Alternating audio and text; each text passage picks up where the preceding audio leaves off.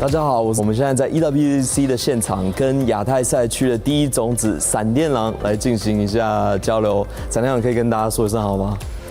大家好。首先，我想问一下你们来到 EWC 现场的这个经历哦，因为大家都说其实你们是一支黑马队伍，然后没有想到你们有办法2度击败 T1 来到这个现场。你们当时自己有这样的预期吗？当然会说黑马可能是因为训练赛，但是我觉得训练赛跟比赛有没有比赛的时候才会真正拿出100%甚至超越100%的实力，所以训练赛的成绩跟比赛一定是会差很多的。那想问一下，就是你们如果要说闪电狼在4v4的强项的话，你们会说是什么？个人实力强吧。哦，个人实力。你们为什么讲到自己在笑？铁子硬找哥，亚太赛区2连这个区域决赛总冠军，不能自己笑啊，对吧？这个，那想问一下，就是你们的团队在沟通上面的话有什么特色吗？可以跟我们讲一下，就可能4个人在沟通场景的一些位置吗？要拼，都是很拼，都是很拼。就我们其实也不会特别说谁是主扣，就每个人会积极的把自己的状况跟适合的阵容，以及我们可能会针对对手的情况，一直积极的沟通，然后找出这一把我们4个人最适合的位置来去取胜。那这也是一个新的赛季嘛，想大概聊一下你们可能对 S15这个赛季有什么样的看法？挺不错啊，那些机制挺新鲜的，就是像机制也很酷。对，强化就可以创造出蛮多的阵容的变化，就是我们可以选手和自己独特创造出，这个阵容适合搭配什么果实、什么装备、什么摆位，对，所以就比起以往的赛季有很多创新的打法。那 YYDM， 因为我知道你都是玩一些比较古灵精怪的阵容，你可以或许透露一下有什么样比较特别的东西吗？在 S15，让我们大家去效法一下。这个比赛上见了。不能透露太多。OK， 那其实比赛另外还有4-5支非常强劲的队伍嘛，你们自己是觉得可能谁会是你们最大的一个敌人？我觉得差不多吧，大家来到这里实力应该都差不多。我觉得有2队吧，第一队是我们第一把对手 Twister Mind， 其实有偷看过他们其实团练，他们的训练赛其实真的沟通跟个人实力都非常强。然后再一队就是 T1， 就是希望我们能够再次在决赛中击败他们。那居然都已经讲到其他劲旅嘛，你们自己对这次 EWC 的预期大概是走到哪里才算成功？冠军，only 冠军。Only 冠军哦，YYDM这么强。那还有一个比较有趣的问题啊，就是因为这次其实你们个人成绩最好的是你们的教练启哥这样子。那到时候如果拿奖金的话，有跟他讲好要怎么分吗？其实我不知道我也不知道。你们要赶快想一想，那时候台北安杀星就是这样没的，所以你们可能要自己做一下决定。大分给他，分个大的，分个大的给他。我想个别问一下好了，你们会有最想要交手的选手吗？最想交手应该是迅哥吧，平常都看他直播，现在终于可以跟他在这个比赛交手。你看迅哥的直播看那么多，你学到的最大的收获是什么？就是不要学。什么？这段OK，到时候看他们愿不愿意讲。那铁子硬找你呢？你最想遇到的选手？可能Vitality吧，平常都很常看他们直播，就交手一下这样。你自己的游戏风格，你会认为最接近 Vitality 哪位选手吗？比较喜欢水出口那种风格上，就偏营运上去玩，然后灵活用各种棋子最大自己的经济，然后上9上10这样。这个我有注意过，其实你的直播有一句话跟赛出口很像 ，I'm back。这个也很多人会说吧。OK。天晴你呢？你最想交手的选手跟原因是？想交手没有来。那我换一个问法，现场有来的选手，你最想交手的是谁？一个其实是刚刚硬早说过的谁出口，然后因为他的风格真的是就非常大胆，然后其实真的是有时候很大心脏。对，然后再来是比如像 T1 的冰腾，其实他是一个非常非常稳健，但是其实又没有那么攻势，所以常常会看到他打得很稳，但是其实上限又非常非常高的一个风格这样子。确实是个非常大家都说4v4可能最强的一个选手，冰腾这样子。那接下来想问一下，因为这是闪电狼第一次加入到TFT 这个项目嘛，那闪电狼的粉丝也是很多，然后他们也是在这个赛区就是比赛了很多年。你们有什么话会想要对闪电狼的粉丝说吗？可能跟他们讲一下为什么要关注这个 TFT 的 EWC 赛事。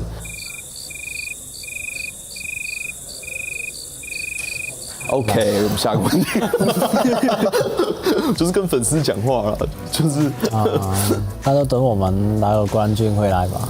OK， 再一个世界冠军。我可以问一下，你们就团队沟通的情况下的话，是谁讲话最多？现在大家都会讲，现在其实就可能差不多，会有注意到什么都直接说出来。如果队伍上是一定需要有一个人去拼击，才有办法赢下这个比赛。你们会最希望是哪一个选手？拼击，硬找哥，我有吗？哎呦，这两位已经说硬找，可以说一下原因吗？找个2次冠军啊，肯定得靠他。有道理，我觉得讲得很有道理。就可能我看可以把连败打上来都很稳，都稳一点，就直接什么4连败直接拼上来那种，那种风格。就如果一定要拼击那种，可能他会好一点。那我就是先稳个前4，那我前4里面再害物才能吃这样。你们4个好手聚在一起，那有因为练习4v4而发现彼此可能之前不知道的事情吗？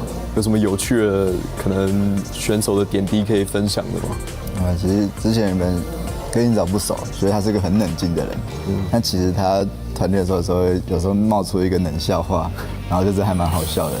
其实他私下是很幽默的。昨天有一个很好笑的笑话，不过是哈特讲的。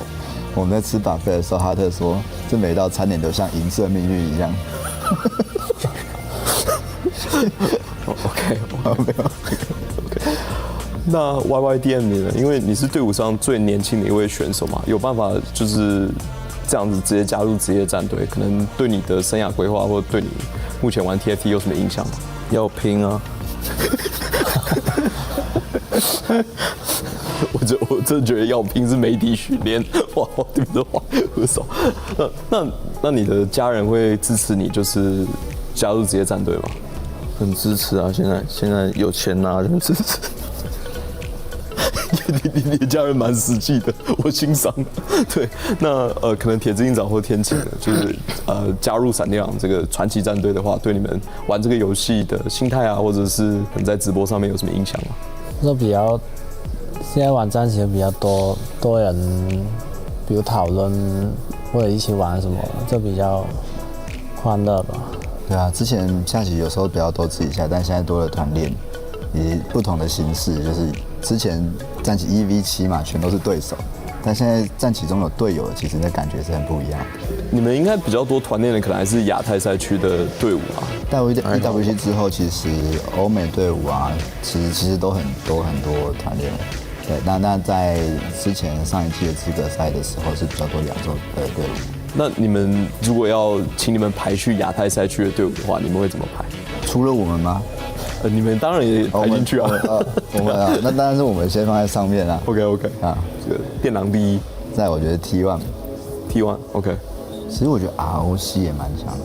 ROC 团练据说也是非常强劲的。对，他们团练的表现其实蛮好的，而且每一把训练赛都发现他们怎么好像又有新招式这样子。我们有稍微聊一下4v4的风格嘛，就是其实我们想问一下，就是说你们当时来到 EWC 的道路上是，可以跟我们讲一下那个心路历程吗？你们是怎么样一天击败2次 T1 的？那时候就尽力打吧。其实我们第一次对他们的时候，因为我们都是全胜嘛，但第一把的时候其实我们落后蛮多的。那第二把的时候，我们就想说，难道他们真的这么强吗？但我们还是用力的。第二把打回来之后呢，第3把赢下来。那在第二个波其实就没有那么害怕了，所以就发现说，其实打起来是旗手相当的，那我们也是顺利的把他们击败这样子。你们如果遇到逆境的时候，会有哪一个人跳出来，可能讲一些安慰团队的话吗？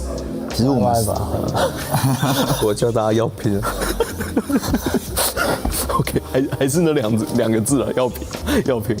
那启哥呢？启哥作为一个教练，会跟你们讲什么吗？他会在我们团练的时候给出很多意见，打的时候有时候也会给意见。那打完当然就是会复盘一下整体我们怎么打，这样该怎么打。那最后可能问一下，就是你们还有什么话可能会想要对什么特别的人说吗？就是有这次机会难得来到 EWC， 然后为赛区争光。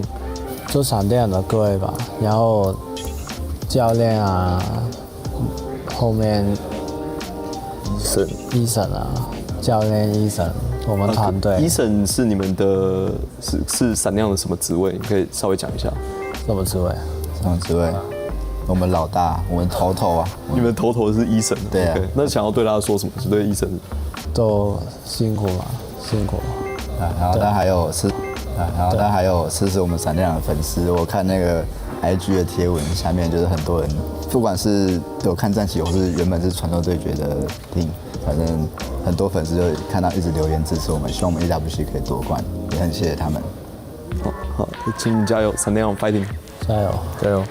That's it from us with the Flash Wolves. Thank you guys so much and have a good time on the stadium.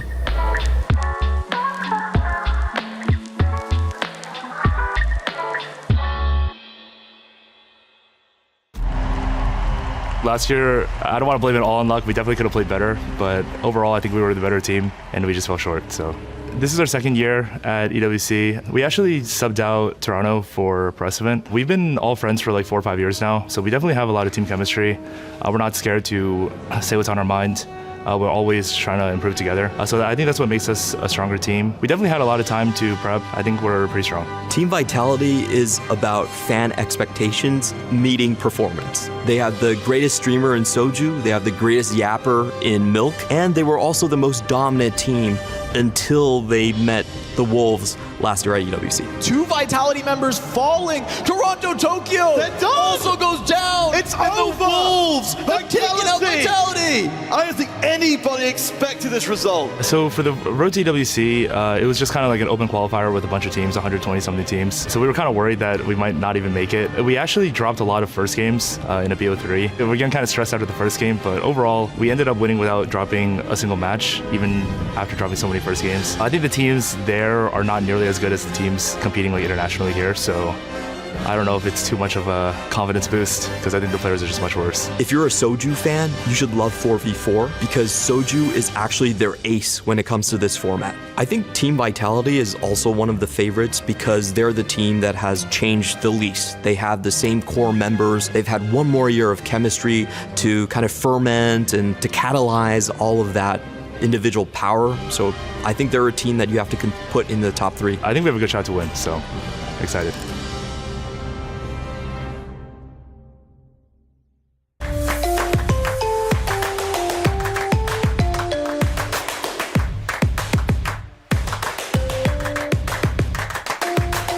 Level up your gaming experience with over 8 billion playlists, only on Spotify, the official audio streaming partner for the 2025 Esports World Cup.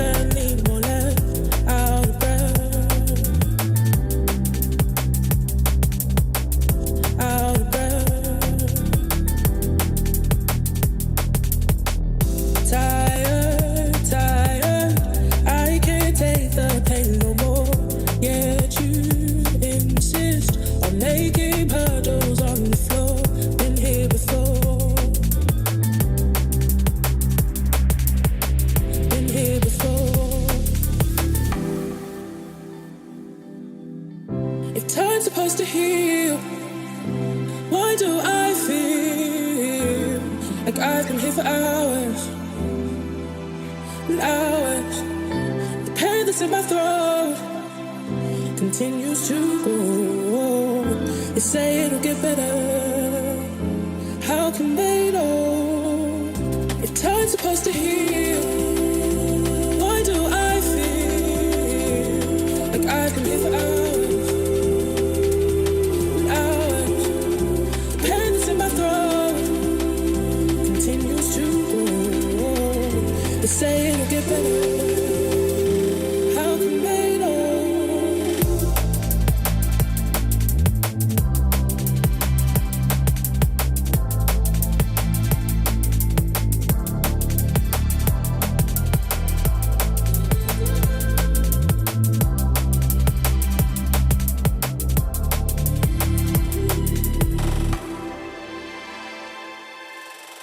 Mercy, mercy, none from my head down to my toes. Immobilized, as if my brain completely froze. Colder I go, colder I go. So still, calm like the waters at the sea. Silence as if to say my mind's actually at peace to some degree. To some degree. If time's supposed to heal, why do I feel like I've been here for hours and hours? The pain that's in my throat continues to grow. They say it'll get better. How can they know? Water, dry like the cinders in the flame. Bubble, heating. Now it's time to evaporate. Now I think. Now I think. The pain that's in my throat continues to grow. They say it'll get better. How can they know? If I'm rock bottom, I've hit a new low.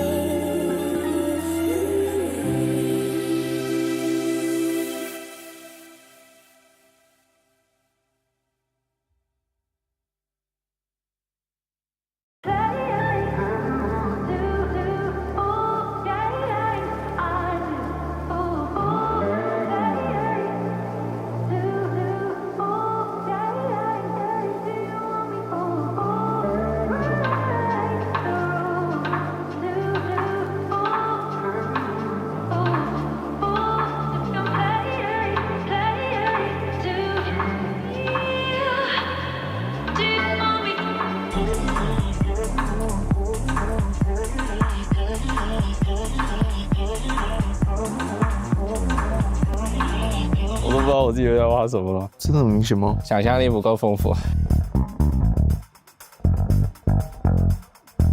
大家好，我是哈露露，这位是 K 宝宝，这位是 YDN， 我们是来自 Fresh Wolf。今天我玩的是你画我猜，一位玩家画，然后由后面的玩家来猜说他画的是什么英雄。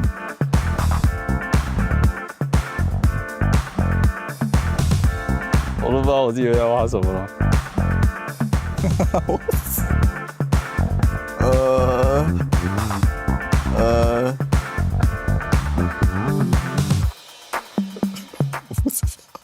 计费卡，可以透露一下计费？你要看一下它的特色，我要把它的特色画出来。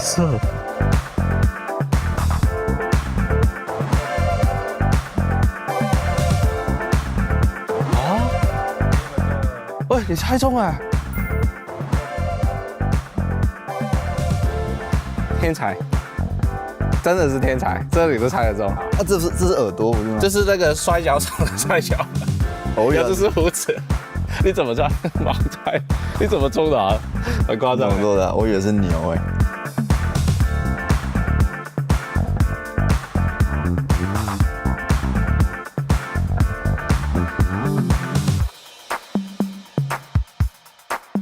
OK。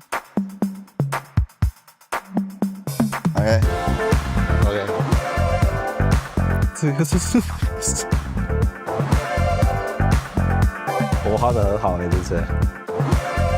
你不会真的猜不出来？我看你猜得出来，这个你猜不出来。不行的。不是，你看这么明显，这么明显都猜不出来吗？歪歪，真的很明显吗？很明显啊！你不会想不出来谁？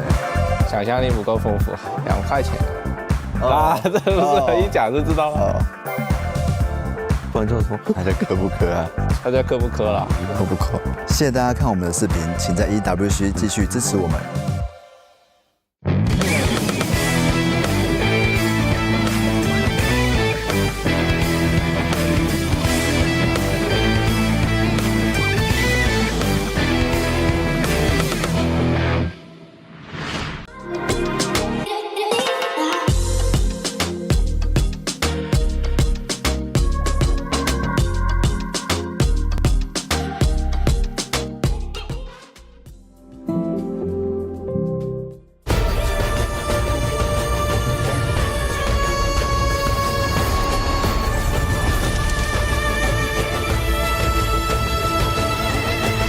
This land is calling.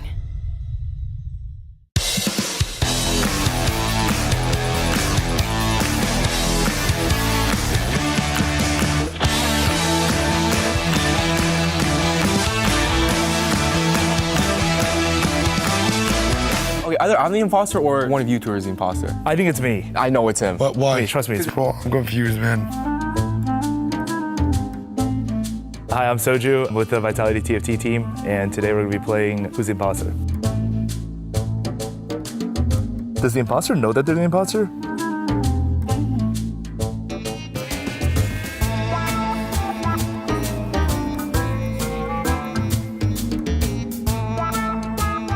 Nine lives, soul leveling, aura farming. Okay, I'm pretty sure Soju's the imposter. Okay, I'm starting to think Setsu's the imposter. Wait. Why? I'm starting to think Setsu's the imposter. Like, is yours supposed to be bad or good?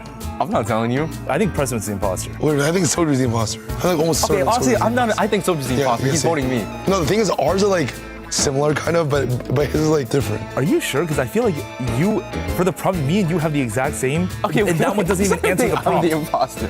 Wait, so Yes. Like, wait, what? Are you? Wait, are we? really? Wait, his doesn't answer the prompt? Okay, either I'm the imposter or one of you two is the imposter. I'm like pretty sure it's him. Okay, Because it sounds like he doesn't even know the. Wait, no, but if he's saying that one of us are the imposter, or he's saying he might be the imposter, doesn't he have his own? No, but it also might be one of you two. Bro, I'm confused, man. No, like whatever. I'm just gonna vote Soju.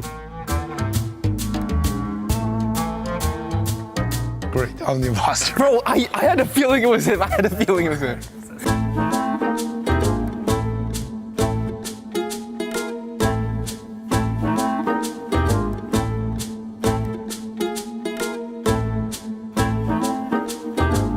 Okay, I'm pretty sure it's me. I'm pretty sure it's him. Then why? I think it's me. I know it's him. But why? Wait, trust me. Because it's either him or me. Because he does not have the same prompt as me. I feel like you guys don't have the same problem as me, though. There's no way. Okay, it might be me then. Okay, wait. I mean, I know for a Wait, fact how much it's are we not. allowed to say? Like, why'd you put gameplay? I mean, I'm not allowed to say it. No, that's what I promise it's him. I know that would be your answer, and I know this is my answer. Okay, it's me. I'm pretty sure it's me. 'Cause I don't think you would put Fine, gameplay. fine. Oh. Oh, okay. Bro, Setsuko always loved these gold This farming unit units. is straight garbage.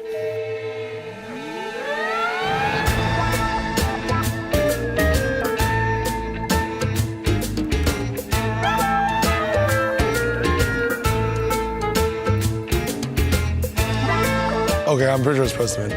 I think it's Setsuko. No, Wait, actually, no, the thing is, it's been me and you already, so might as well I don't be know me. that that's how it works.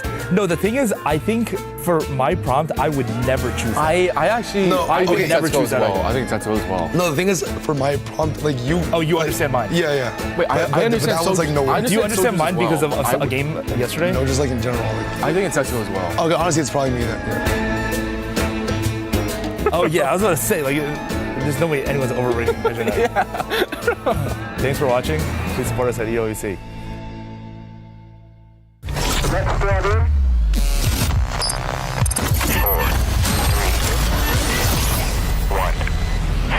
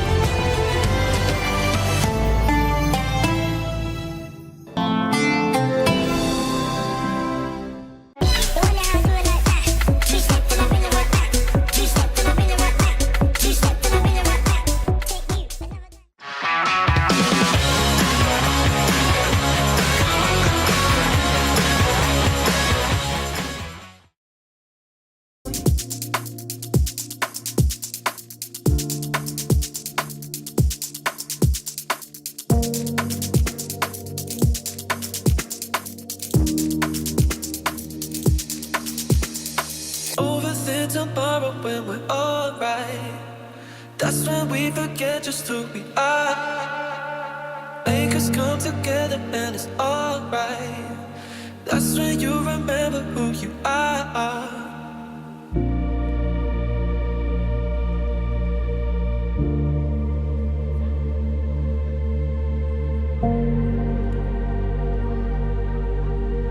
That's when you remember who you are. Who you are.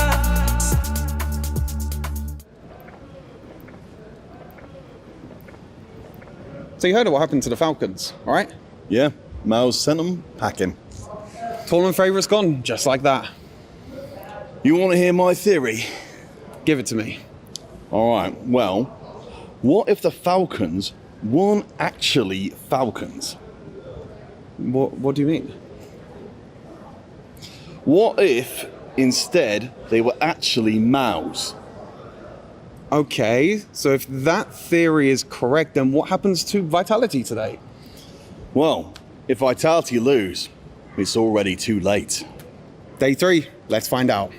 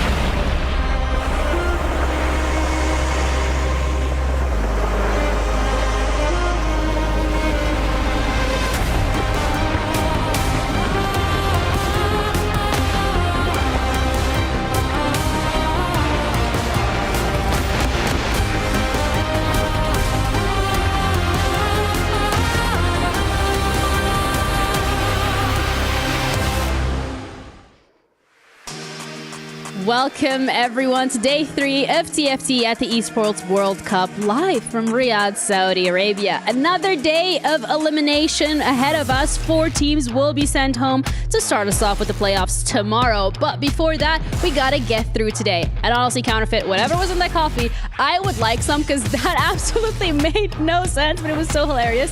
Hi everyone, I am your host, Ginny, and this time around I have 2 analysts and 1 very special guest joining me. We got Hoopsan, we got Stuart, and Danny from Vitality. Welcome. Thanks for having me. Absolute pleasure. You two synced on the outfits, and you purposely left me out. I can tell. It was on purpose. I know, You I know. Yeah. It's Creamy Wednesday, Ginny. You should have known. I missed the memo. Like, I guess it's on me. You know what? Funny enough, I was like this morning, do I go for the red? Do I go for the cream? Oh, the red is like a little bit more, you know. We still got 2 more days. Okay, so 2 more days of leaving me out. Thank you. I appreciate that. But speaking of leaving someone out, Falcons, Liquid, they're gone. Was that something that you expected, Danny, so early on in the tournament? For Falcons, absolutely not. Liquid, we can probably argue because they came in as a lower seed from Americas, but Falcons was definitely one of the favorites in our books because they also smashed us in scrims. So huge surprise and huge implications for the club championship as well. Yeah, absolutely. And I think for you guys on Vitality as well, could you maybe give us a little bit of a rundown how it has been getting to this stage? Because you're also in the lower bracket today. It's a little scary. Yeah, it was an interesting ride because obviously with the new set, you have to figure out the meta as soon as possible. And we had the boys over in Paris for bootcamp, and they spent probably 24/7 figuring everything out. And you go through certain cycles of understanding the meta into not understanding the meta anymore, understanding the meta, not understanding the meta. So we came here and we kept losing scrims, which left them in a bit of a weird state. But once we went on stage and also the scrims today and yesterday will definitely still change the picture. And I think, today is do or die against T1. Oh, yes, absolutely. And T1 is their opponent here, Stuart. And that's another team that when we were coming into the tournament, we're like, yeah, they could be favorites. They could like at least make it to the quarterfinals, right? Wrong, because they could be going home today. I mean, we thought both of these teams coming into this, that Group A would be the one where Team Vitality and T1 are the ones that finish in the top 2. You know, they go into the playoffs, but now we're in a situation where it's a decider match for 2 of these teams. Both these teams finished in the top 4 last year as well, so I think it's such a huge matchup coming into the third. Yeah, for sure. And the thing as well that's really needs to be taken into consideration here is the fact that if you do lose, your key is going to get crushed, which means you don't have the chance to put it in the totem. And for those of you who are wondering what exactly the totem means, we have a little explainer for you. Beneath our feet are the physical manifestation of dreams crushed, keys shattered as challengers failed.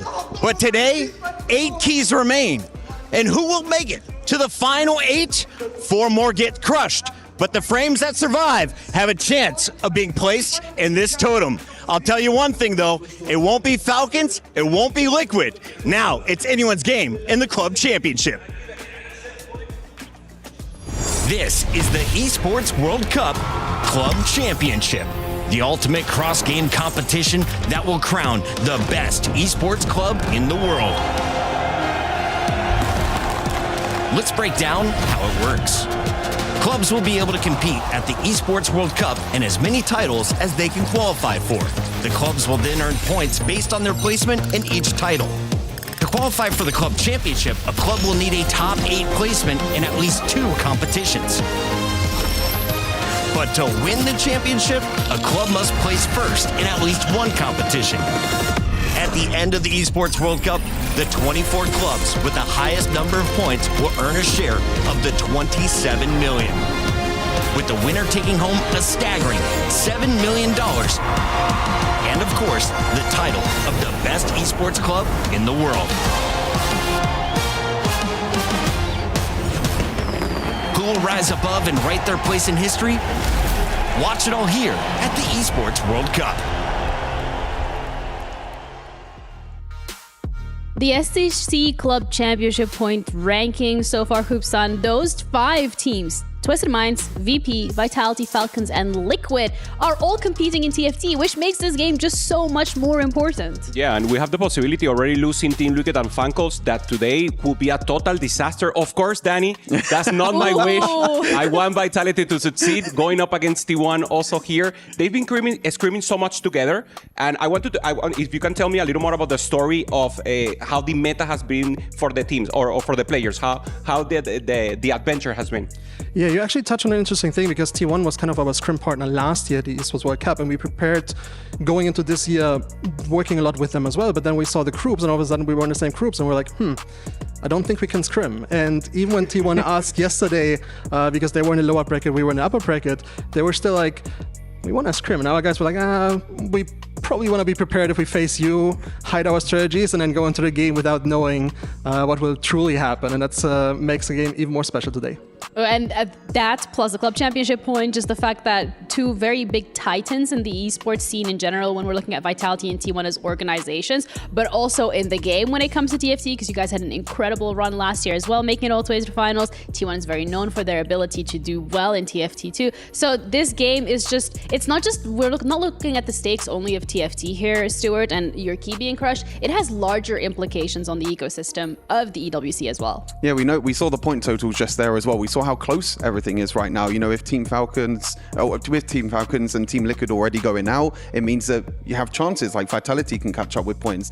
Twisted Minds as well can also catch up with points. So I think there's an opportunity. Home. Yeah. Oh well, you'll be the one that curses them, not me. I'm not cursing anyone. I'm just like putting all the hypothetical scenarios out there. VP could go home too. Can you guys imagine if VP and Twisted Minds go home? You guys at that point are being chilling because you're like the only one team left in the top 5. Let's not jinx it, but, okay, but it's an I told you, you're the curse. This is it. But it's an interesting point because we have the least of the teams remaining in the EWC. So if we have dreams or if we have the hope of finishing high, then we'd better score with the remaining teams that we have. And we only have 4 teams remaining, whereas the Falcons have like 6. Virtus.pro still has 7 in the running. I think Twisted Minds the same. So yeah, we have the pressure on us for sure. No pressure on the players though, right? They don't need to know this. Nothing about that. But for those of you at home as well that are watching this and that want to know a little bit more about the ecosystem that we have here at EWC, when it comes to the trophy, when it comes to the keys, you really need to watch this video. No competition is as ruthless as the Esports World Cup. Its trophy system is no exception. The Club Championship Trophy, awarded to the one club that rose above the rest and reigned supreme across all EWC games.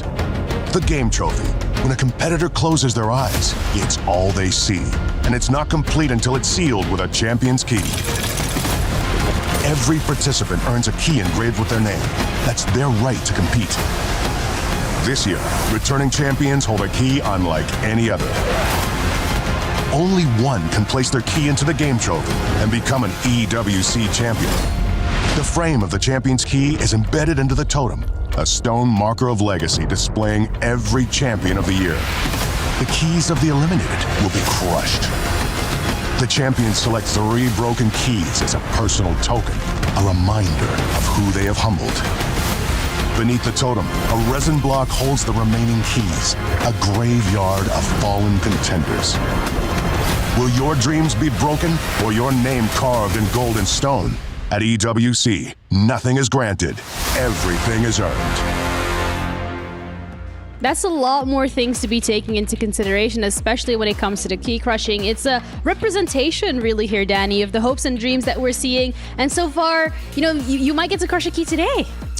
That's the benefit of going to the lower bracket, because if you're coming from the upper bracket, you don't even get the chance. So makes it a bit sweeter to be where we are, because the guys have the chance to actually crush the key of T1, which will make it even more special today, for sure. I think it's interesting, like one of the most interesting concepts definitely in esports. I think being able to crush your opponent's keys, then if you win it all, you can also pick 3 keys right at the end as well, and you have that bit of history behind you, and you'll be able to kind of remember it for the rest of your life, really. It's also very interesting. Last year, people were a little afraid of crushing everyone's key, and now it's like, yeah, in your face. So totally awesome, Danny. Yeah, and there's one small gimmick that I love so much, but people don't really talk about, the actual plate, the trophy, where it says nothing is granted, everything is earned. This year has the language in the winner of last year language, basically. So you will see it in TFT in Chinese, because obviously of Wolves winning last year. I think these little gimmicks make just Esports World Cup so special. Oh my gosh, I noticed that there was different languages on the trophies, and I was like, why is there different languages? Why is it French in Siege? But of course it was BDS, Swiss organization. Thank you, Danny. This is why you're on this is why you're here with us. There's also the prize pool as well for TFT, which is of course a huge chunk that is going to these players, that is going to the organization as well. How do you say that fits in the TFT ecosystem? I think it's one of the biggest that we have seen, in Teamfight Tactics. I think we see that for the players as well, they're focusing so much on this tournament. You talk about team vitality, we've seen in interviews as well. This is the most important for them throughout the whole year. They're focusing so hard on this. Players like Soju, Milk, Setsuko, they stopped streaming. These are supposed to be influencers. They completely stopped streaming, and now they're in a situation where they're just fully focused on the EWC, and only first place is what they want. How has it been as well from Vitality side of things, balancing having a team filled with content creators, big names in the scene, and then also, have some of the expectations of them doing really well, and considering that they made the finals last year as well, and showing everybody what Vitality is made of? Yeah, I really appreciate working with them. Not only are they popular streamers in the world of TFT, right, but they are super down to earth, and really appreciate being part of Vitality as well. We went through up and downs. Last year was really tricky with the qualification format, where we had to change Prest event, leave him behind, get Toronto, Tokyo in. This year, luckily, we can keep the team together as it is. No, I love the boys, and I hope that we have a long, long future together, because that's also what we need in TFT. I think the big thing, like you mentioned, with last year being qualified points, there wasn't that much practice in the end. I think this time with the open qualifier and the closed qualifier, of course, Vitality winning every single series. Do you think that's actually helped the team as well, like more togetherness? Of course, they've been friends for so long, but I think that practice definitely helps out. It's interesting, because I would even say this year we see the true 4v4 format. Last year it felt like some teams didn't even figure out how to play 4v4, and they just went with the individual strengths. But this year it's much more competitive, because the teams here actually know how to play it. And that's why, yeah, practice on the one hand is obviously good, but you're now facing much bigger opposition as well. Yeah, practice also makes perfect, and so far we've seen how the teamwork rather than the individual selfish play has really made teams be able to push some of these games all the way through to that finish line. Danny, thank you so much for your insight and for joining us here on the pre-show. It has been a delight. We truly do appreciate it. For those of you at home who weren't watching yesterday, or you didn't have the double monitor set up for some reason, we have the Kyria top place to give you a little bit of a reminder of what it was like and a taste of what we can expect today. All right, so Stuart, I'm gonna start off with you when it comes to some of the matches that we've seen here. This is Mouse against Falcons, which had such an unexpected turn of events. Yeah, I mean, this was one of the biggest upsets of the day yesterday with MOUZ coming into this. We were expecting that it would be a close series. Of course, the players itself were saying that MOUZ are one of the best teams, you know, coming into this as well. But Falcons now, I think the big thing with them, of course, with the Club Championship, this is such a big loss for them overall. Yeah, huge bet for Falcons, changing the whole roster, trying to get the best of the Chinese server here and present, and it just wasn't enough. Good teamwork here for the German team, fully playing amazing, doing well, and in the end taking the win in a very fashionable way. Yeah, VP also had their work cut out for them, and unfortunately for them, they drop into that lower bracket after losing to Aegis, and they're now gonna have to go up against MOUZ. Yeah, I think again I think again this group was really, really close. We talk about Group A being the group of death. I think Group B is just as close as well. You know, with Aegis coming through as the first team now, qualifying already to playoffs. MOUZ already making one upset already against Team Falcons. They have another task today with Virtus.pro in that second series of the day to see if they can actually go above and beyond and have 2 EMEA representatives in the same playoffs. Oh, I bet you're so excited about that. Oh yeah, you know about that. You know that. Yes, I do. But it's actually crazy, you know, Hoopson, when we're looking at how everything's been going, it really is the world of upsets here at TFT. For those of you at home as well, if you want to be part of the discourse and the conversation, make sure to join us by scanning the QR code. Oh, every time I don't stutter when I say that, I'm like so proud of myself. But yeah, it's right here. You can just scan it. But either way, like the upsets that we've been seeing have been actually quite insane, and I don't think anyone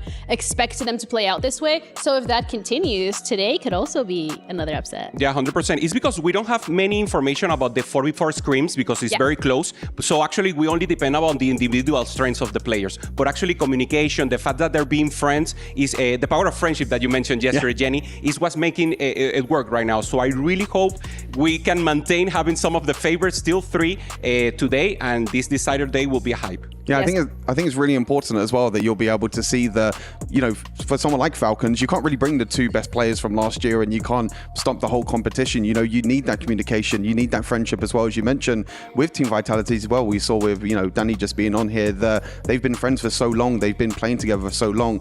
They can take a hit from each other if they want to. You know, if there is a situation where someone might have played bad, they can communicate about that. They will be able to tell each other that, hey, this game wasn't that good, you need to step up. And that's also the difference between teams being able to push these games over the finish line and not. And I think, again, when we're looking at TFT, it's a very individualistic game where it's like usually when you play free-for-all, you are the one who wants all the resources. You're the one who wants the top 1 finish. And that is a very different mindset than when you're approaching it as a 4v4. You have to completely kill that ego. You have to completely kill that mindset and approach it like, okay, I am going to go on an 8th place finish, but that is okay because it is for the greater good. And I think a team that so far from what we've seen here on the A stream that has genuinely perfected that was Flash Wolves, because yesterday whatever game they were playing, they were like, oh, it was Fnatic, and we were thinking, oh, this actually might go to a 3rd game, and then one of the players just sells their board to basically guarantee that they get a top 1 finish. A very selfless act from them, but that's what allowed the game to go over that finish line, and that's also what makes this format so special, because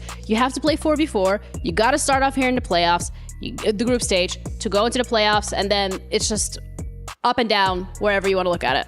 I think that's what makes this format and everything so unique as well, being able to have situations like that. We don't really see it in a normal TFT environment, you know, being able to sell your whole board, being able to try and make your board weaker, using the magnetic removers to your advantage as well. Some players are not using it in the early stages because they want to keep it later on, because then they have to figure out. There's so much to communicate. I don't think a lot of people realize in between rounds, you have to focus on your own board, make sure your own board is strong enough. You also have to talk with the rest of your team as well. You have to say, I'm against this person, you're against this person. That means we might be against each other.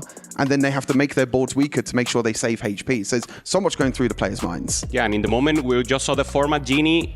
4 teams already advanced for playoffs tomorrow, and we have the decider match today. So of those 16, 4 already advanced at 4 will be decided today. As you said, it's very important communication. It's very important just to be present. The X factor, because the meta is already committed. But as you say, less ego and have the confidence to get the hero player to play something different, to play a hero augment, to play something that actually maybe is not within the meta, maybe it doesn't have the highest average placement, but in a well position, it can make you win the game. Yeah, and that also is just really necessary because at the end of the day, it is a 50-50 chance whether or not you're going to be heading into those quarterfinals.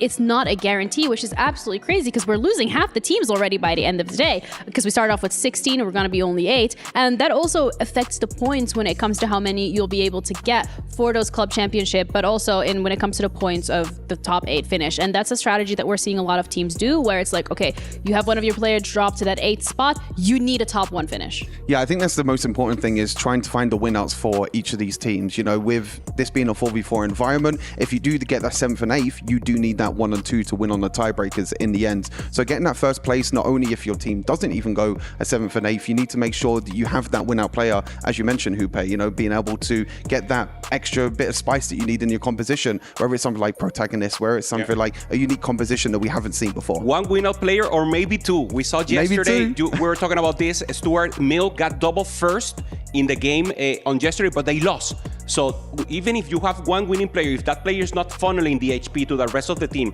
and helping them take the win, you could take the loss, even winning the game. Yeah, and that kind of like feeds really nicely into the roles that we're seeing here at the TFT tournament when it comes to this 4v4 format, where you have the ace, you have the brawler, you have the strategist, and we also have the yapper. Maybe that should have been a separate role.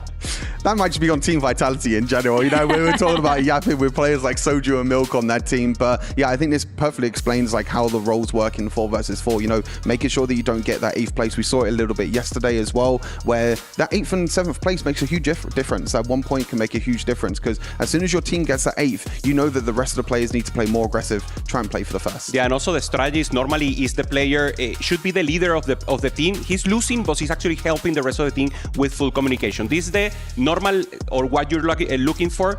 Avoid 8th place and get the first, and then there is only one scenario where you could lose the game, and that is dropping 3 of your team members in the bottom 5. So this is just to have an idea of how 4v4 is made. Of course, it's very simple. Don't go 8th, try to get one person to go first, and then it should play out itself. Three players in the bottom 4 as well. As soon as you get 3 players in the bottom 4, the game is over there as well. I think they're the 2 most important things. If you have 3 players today that are in the bottom 4, you automatically lose, because you can't get enough points with that 1 remaining player in the top 4. Yeah, and we've seen that as well yesterday, where some of the teams, they have like 3 of those players in the bottom 4, and you could just see on the player's face like, oh no, this is just happening right now. And then you continue playing the game, but I feel like that's also a little bit extra time that you can then give yourself and your team to kind of like regather, go back to the drawing board. How do you want to do it ahead of the break that comes up? But I also need to really look at the bracket specifically and how some of these played out, because for those of you who aren't fully aware as to how we got here, this is the road that Team Vitality took into this lower bracket. They started off pretty strong after a 2-1 against Al Qadsiya. Yesterday they lost to Weibo 2-0, and now they are in the lower bracket against T1, and only one of them is going to advance to the playoffs.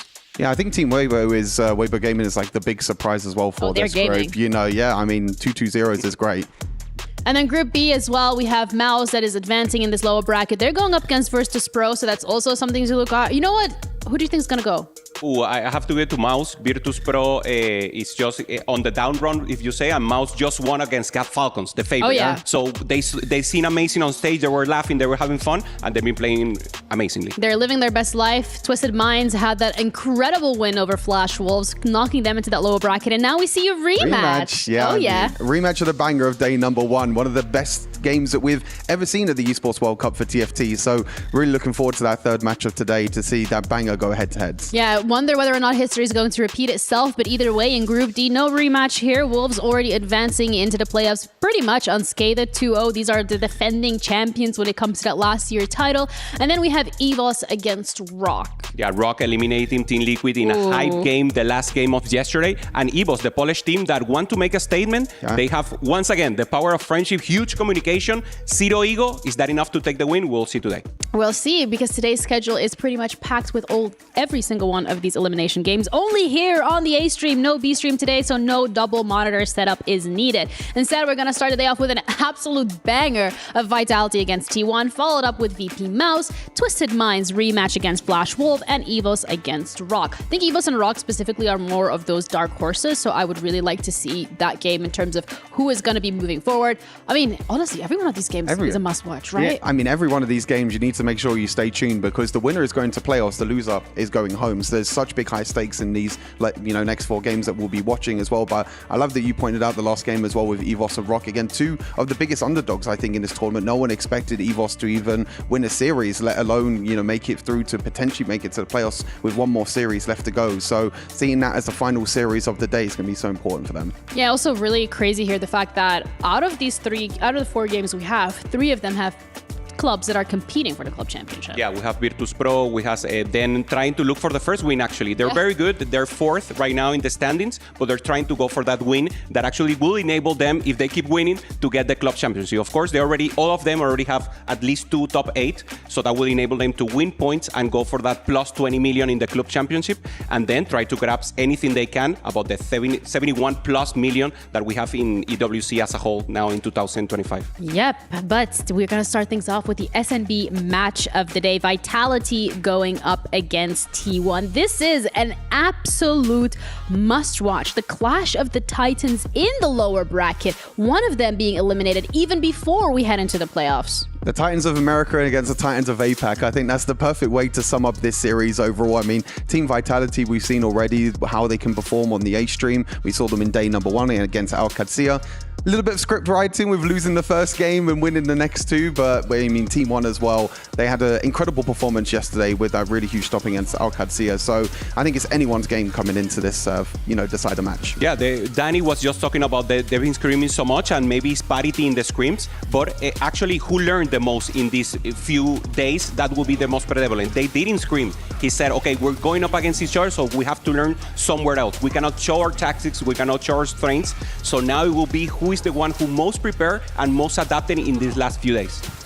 Yeah, I think with T1 as well, especially, I think coming in with the substitute as well, with Crazy Moving coming in, there were a lot of question marks about this roster. Of course, made it to the finals and lost to Wolves in the finals of EWC 2024. But I think coming into this, Crazy Moving has actually been one of the stars of this roster. Coming from Na'Vi, moving into T1 as well, I think it's been really important for them to actually step up and actually make a name for themselves as well. And we heard from Danny for Team Vitality, they wanted press event last year. They couldn't, unfortunately, because of qualifier points. Now they have the full roster this year, so now it's them as well that they're going to have full strength coming into this one. Yeah, as well for T1, it's a very different story because T1 is all smiles and laughter because they won yesterday. They got to crush a key. They're on that high. They got that confidence. They know they're able to do it. Whereas we're looking at the side of Vitality, and this is a team that actually lost. They have a very different approach to and just mental mindset coming into this game because for them it's like, ooh, we just dropped and we lost the game. Whereas T1's like, yes, we got this. Momentum. I mean, T1 was showing expression on stage. Vitality was showing their face on social. So you said, he tweeted,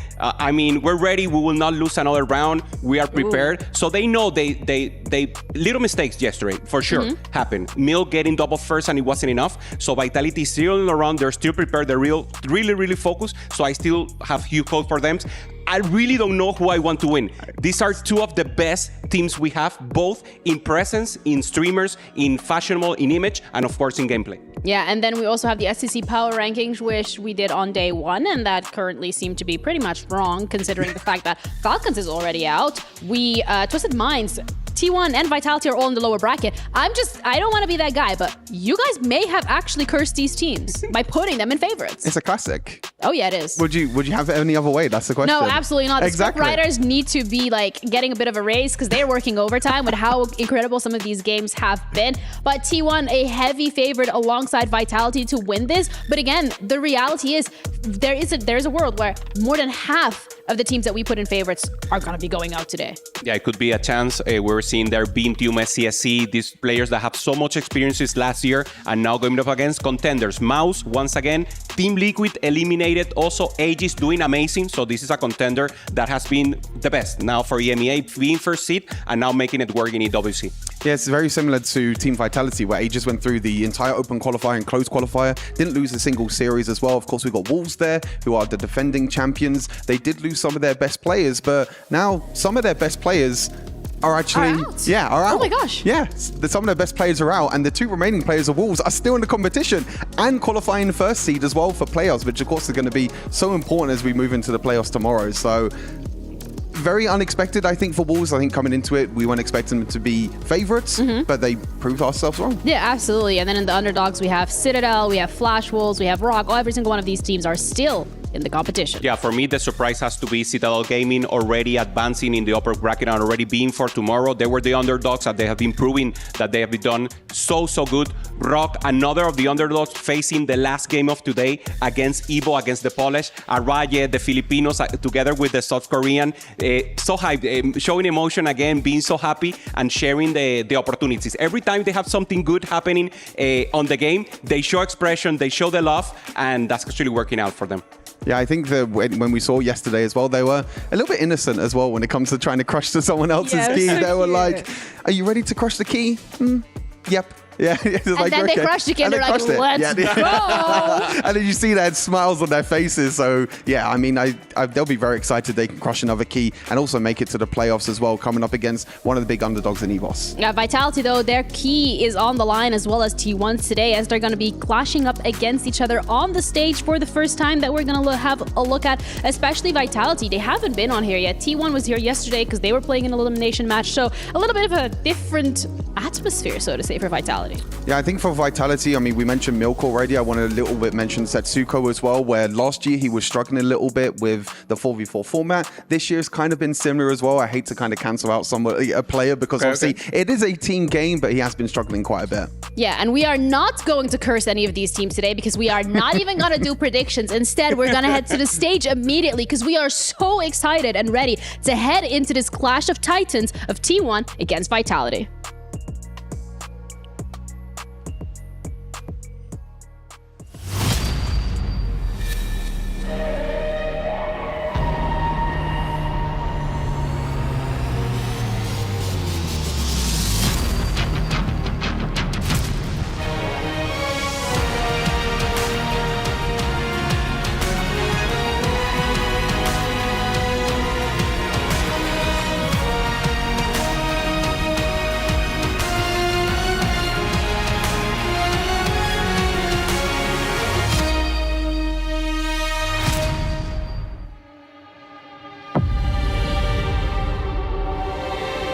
Opening day on the grand stage for TFT was tumultuous, to say the least. Giants were cut down to size, and debutantes dazzled their opponents. Falcons flew too close to the sun, and their wings were turned to ash. Al-Qadsiya couldn't handle the pressure, and they crumbled along with their keys. Team Liquid's run ran dry in TFT at the EWC, and Fnatic unfortunately fumbled and flopped and could not defy the odds. 4 have qualified, 4 have been eliminated, and the roller coaster of emotions continues today. It does indeed, and if you are squeamish when it comes to heartbreak, then good luck. Buckle up, because we've got 2 TFT Titans about to step onto this stage, and by the end of this series, one of them will face the chop. Let's bring them out, starting with Team Vitality.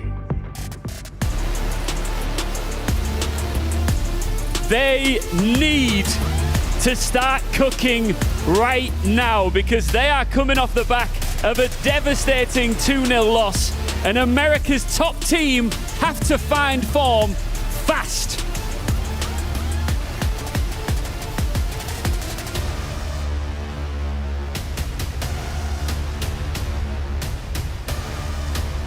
And their opponents, a titan in the esports industry, a titan in TFT, it's T1! Ice in their veins, eyes on the crown, and a familiar foe faces them on the stage here in the SNB Esports Arena. Gentlemen, no room for error here. Lose and you go home. Win and you live to fight another day. The stage is set. Only one will make it through. Casters, let's get it on.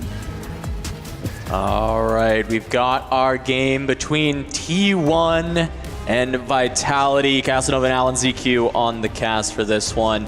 A battle of the Titans, as they've said. Both of these teams made it in the top 4. T1 taking it all the way to the finals, but both falling to the Wolves last year, and now one of them will not even crack into the top 8. Alan, what's got to be going through the minds of these players as they may not be able to reach the same heights of last year? Yes, I'm gonna be honest with you. I'm so pumped for this match. We managed not to see that matchup last year. This is the first time those teams are clashing together, and this is definitely a match worthy of the grand final. The fact they are facing each other already in the loser bracket, and one of them will be going out, is heartbreaking. But man, I'm so happy that I'm here with you, and yeah, we're gonna witness some 2, if not 3 great TFT games. It's so exciting, and it has to have us wondering how scary is Weibo to be the team that sends both of them to the lower bracket, and now they have to fight for their tournament lives. And you know, we saw both of those matches and they were relatively close. It doesn't feel like either of these teams was not able to put up a fight. They're still looking very strong, and I expect that they will be similarly matched when we get into this. I would be surprised to see anything less than 3 games. Yeah, absolutely. Weibo has been the Grim Reaper of the tournament so far, just taking out 2 favorites of the tournament. And maybe they have just a proper strategy that goes into both of them. Maybe Screams showed something, and hey, we've seen like Milk winning out twice, not just being enough. Was there not enough sucking HP? Maybe. Was there like other players not having enough of the greedy spots, and they just played, too many players had tempo and had too little value, which was the case yesterday in the one of the last matches. So I'm curious if they're gonna adapt for the final day. Or not. We don't know yet if who is this final day for, but yeah, one of those teams will go out. Yeah, absolutely. And I think one of the big things looking at these 2 teams is they're some of the least changed rosters coming from last year, and with the success that they had, you would expect them to be able to repeat, right? Just Bobe for Crazy moving on the side of T1 and Toronto Tokyo for Prestivant. We heard Danny on the analyst desk talking about how they wanted Prestivant last year, and of course, you know, Toronto Tokyo being no slouch, they made it to the top 4 with him on the roster, but now they have the full group of friends that have been playing TFT together for so long. And I feel like, you know, I've said it earlier, anything but first kind of felt like a disappointment for this Vitality team. And so back against the wall, going up against T1, this is going to be a struggle. Yeah, Vitality individuals, if you take each of them separately, you could feel with their ego the room, except Prestivant perhaps. But when they're combined together, if they can compress it and just make it all about the team, not individuals, they can, I believe, fly through. Meanwhile, on the other side, T1, I believe those are mostly, if not all of them, all humble players, and they can work through together. Yeah, we'll have to see which team is able to come out on top. From the strategy that we saw out of both of them, it really felt like the team play has been good on both sides, but clearly, as you mentioned, Milk going 1-1 against Weibo. He's been the ace this time around, time and time again, and Milk, or Soju said in an interview earlier that anytime Milk has the spot to win, it feels like he will take it, he will capitalize. It will be a 1 or a 2 when Milk has it, and he's proven that throughout this tournament. While on the other side, we've seen a couple pop-offs from a few different players. It's been Crazy moving, coming into the roster, actually been one of the big stars that we've seen on T1. SCSC as well, having a couple pop-off performances. And in fact, the star of last year, Bintum, was the one struggling initially, but in the series against Alcatia, he definitely turned things around. And I'm wondering if, you know, foot on the gas, he's going to be able to push on this next game. Absolutely. So what we've seen so far, especially those last 2 days, the main strat was having 1 win-out player and the rest playing, two at least playing for tempo, and 1 perhaps lost streaker if it's required, hopefully 0 if it's possible. But what was the story? That 3 players not playing greedy was a problem, where even if you have a win-out player, it's just not enough. You fall short because 3 other players, even though they had a good opener, they cannot just stabilize stage 4, stage 5, and they will go bottom. Even though Milk, like last games against Weibo, he was able to pull through.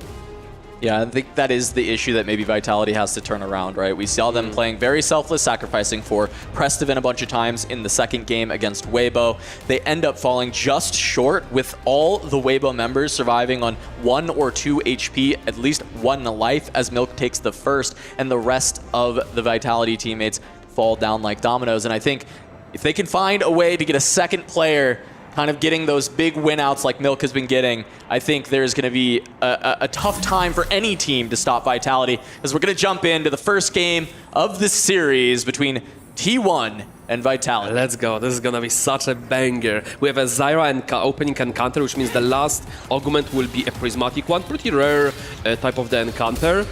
And players will be able to play around such things as Invested++, which allows you to go fast 9 and cap those boards with Battle Academia or Sorks being a main top 8 fast comp, or just opt for some GP or Cassante board with the Bronze for Life Plus. Yeah, of course. And that's been the story of this tournament so far, has been Gangplank, and saying how many copies we'll see per game. I know you've been an advocate of, hey, maybe we should be seeing more than the 2 per game we're generally seeing. But on top of that, I think some of the other compositions that have been really shining, I mean, especially Sorks, I think has been able to pick up a lot more wins than maybe people were expecting.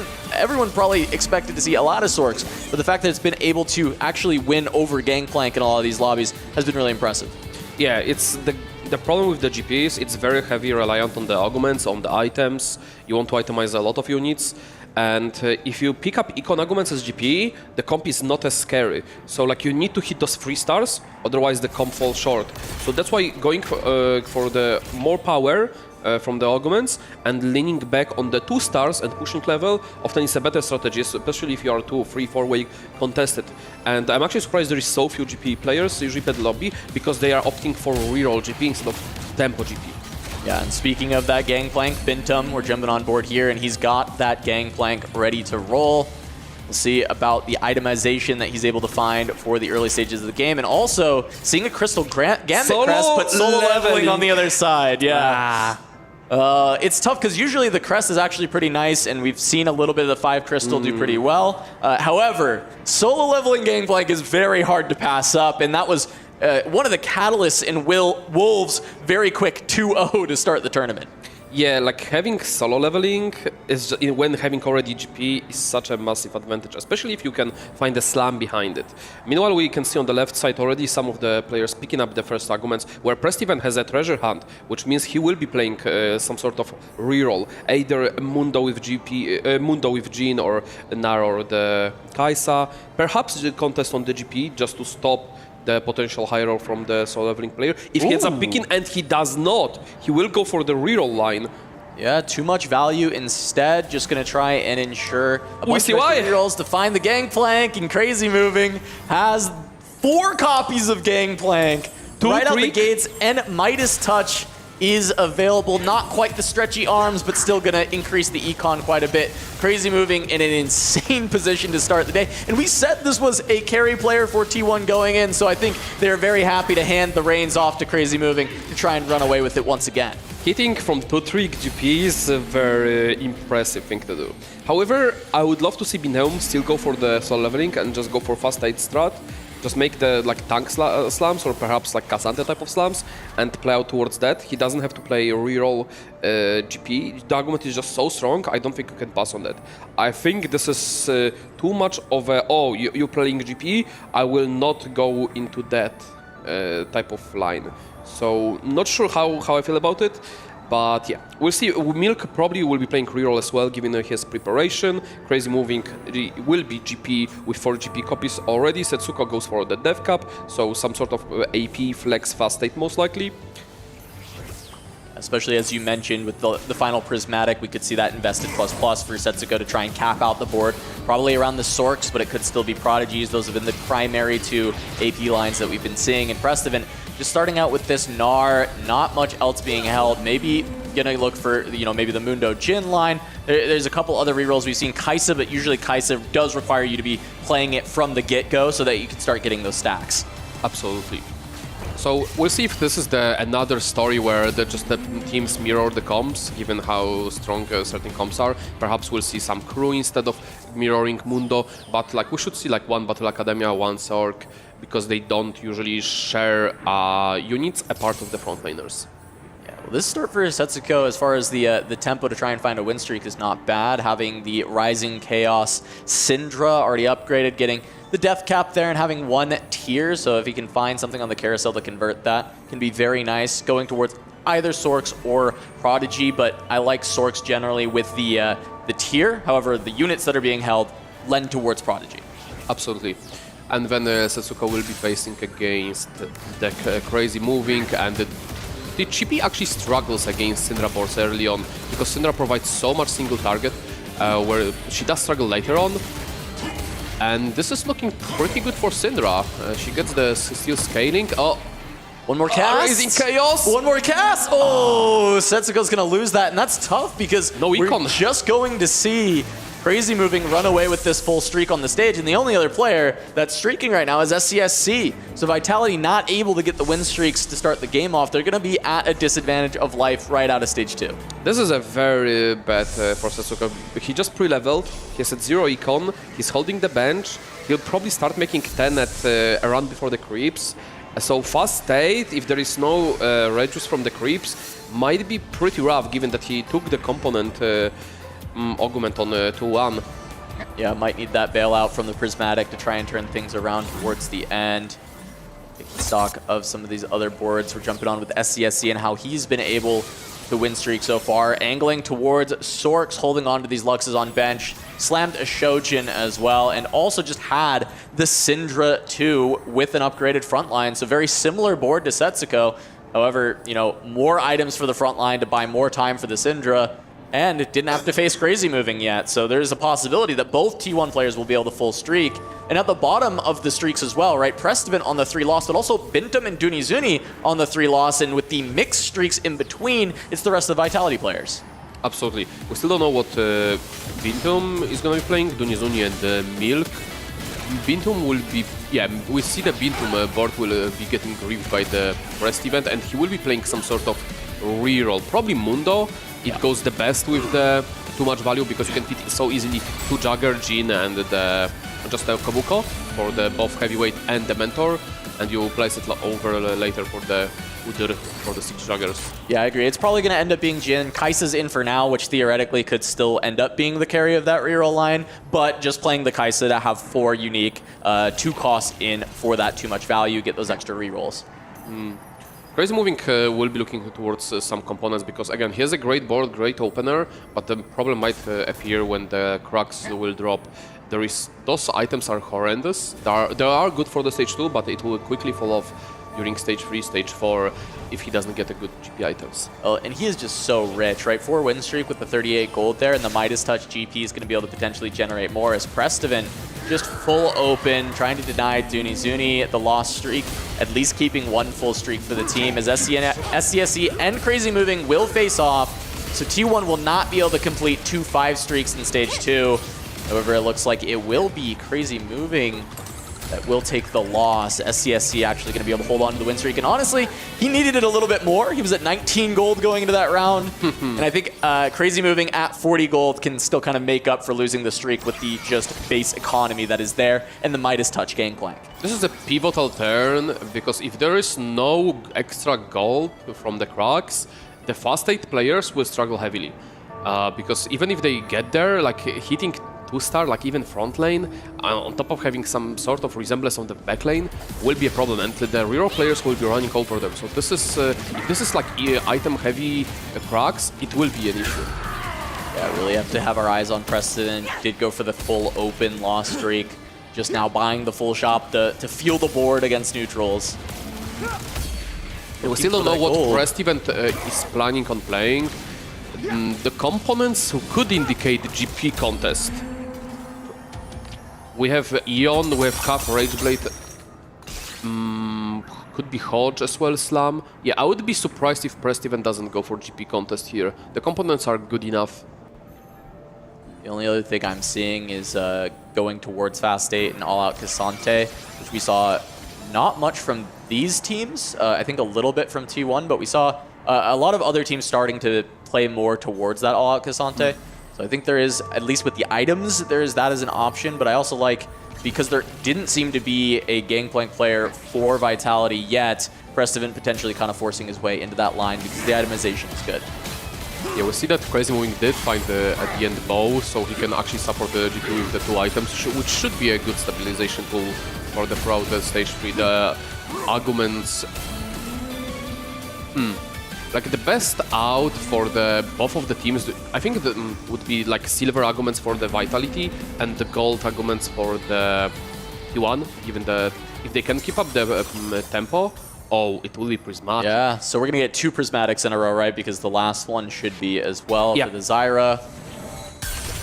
And President picks up the Masterwork upgrade. And looking at the board so far and the bench, it looks like GP angle at the end. Holding Yasuo, holding Mentor units, holding GP, Jarvan. Yeah, it will be the contest. Rolling to up to 20 to get the Treasure Heart proc. Yep. Yep, exactly as you said. Finds 1 copy of Gangplank, will be able to get a Radiant item on it, but not hitting straight away. And Crazy moving, just holding on to the gold, not starting to roll down yet at all. Prestivant rolling very deep. Ooh, that's a Yasuo 2 from the first Treasure Hunt proc. That's pretty big. And he has still 1 more treasure to proc. The problem is there is very little econ coming through the creeps. So he's struggling to get another 10 rolls in. And what is that? Yeah, Bintum still ends up with 5 Gangplanks on his board and bench. He has a Leona 2 on 6.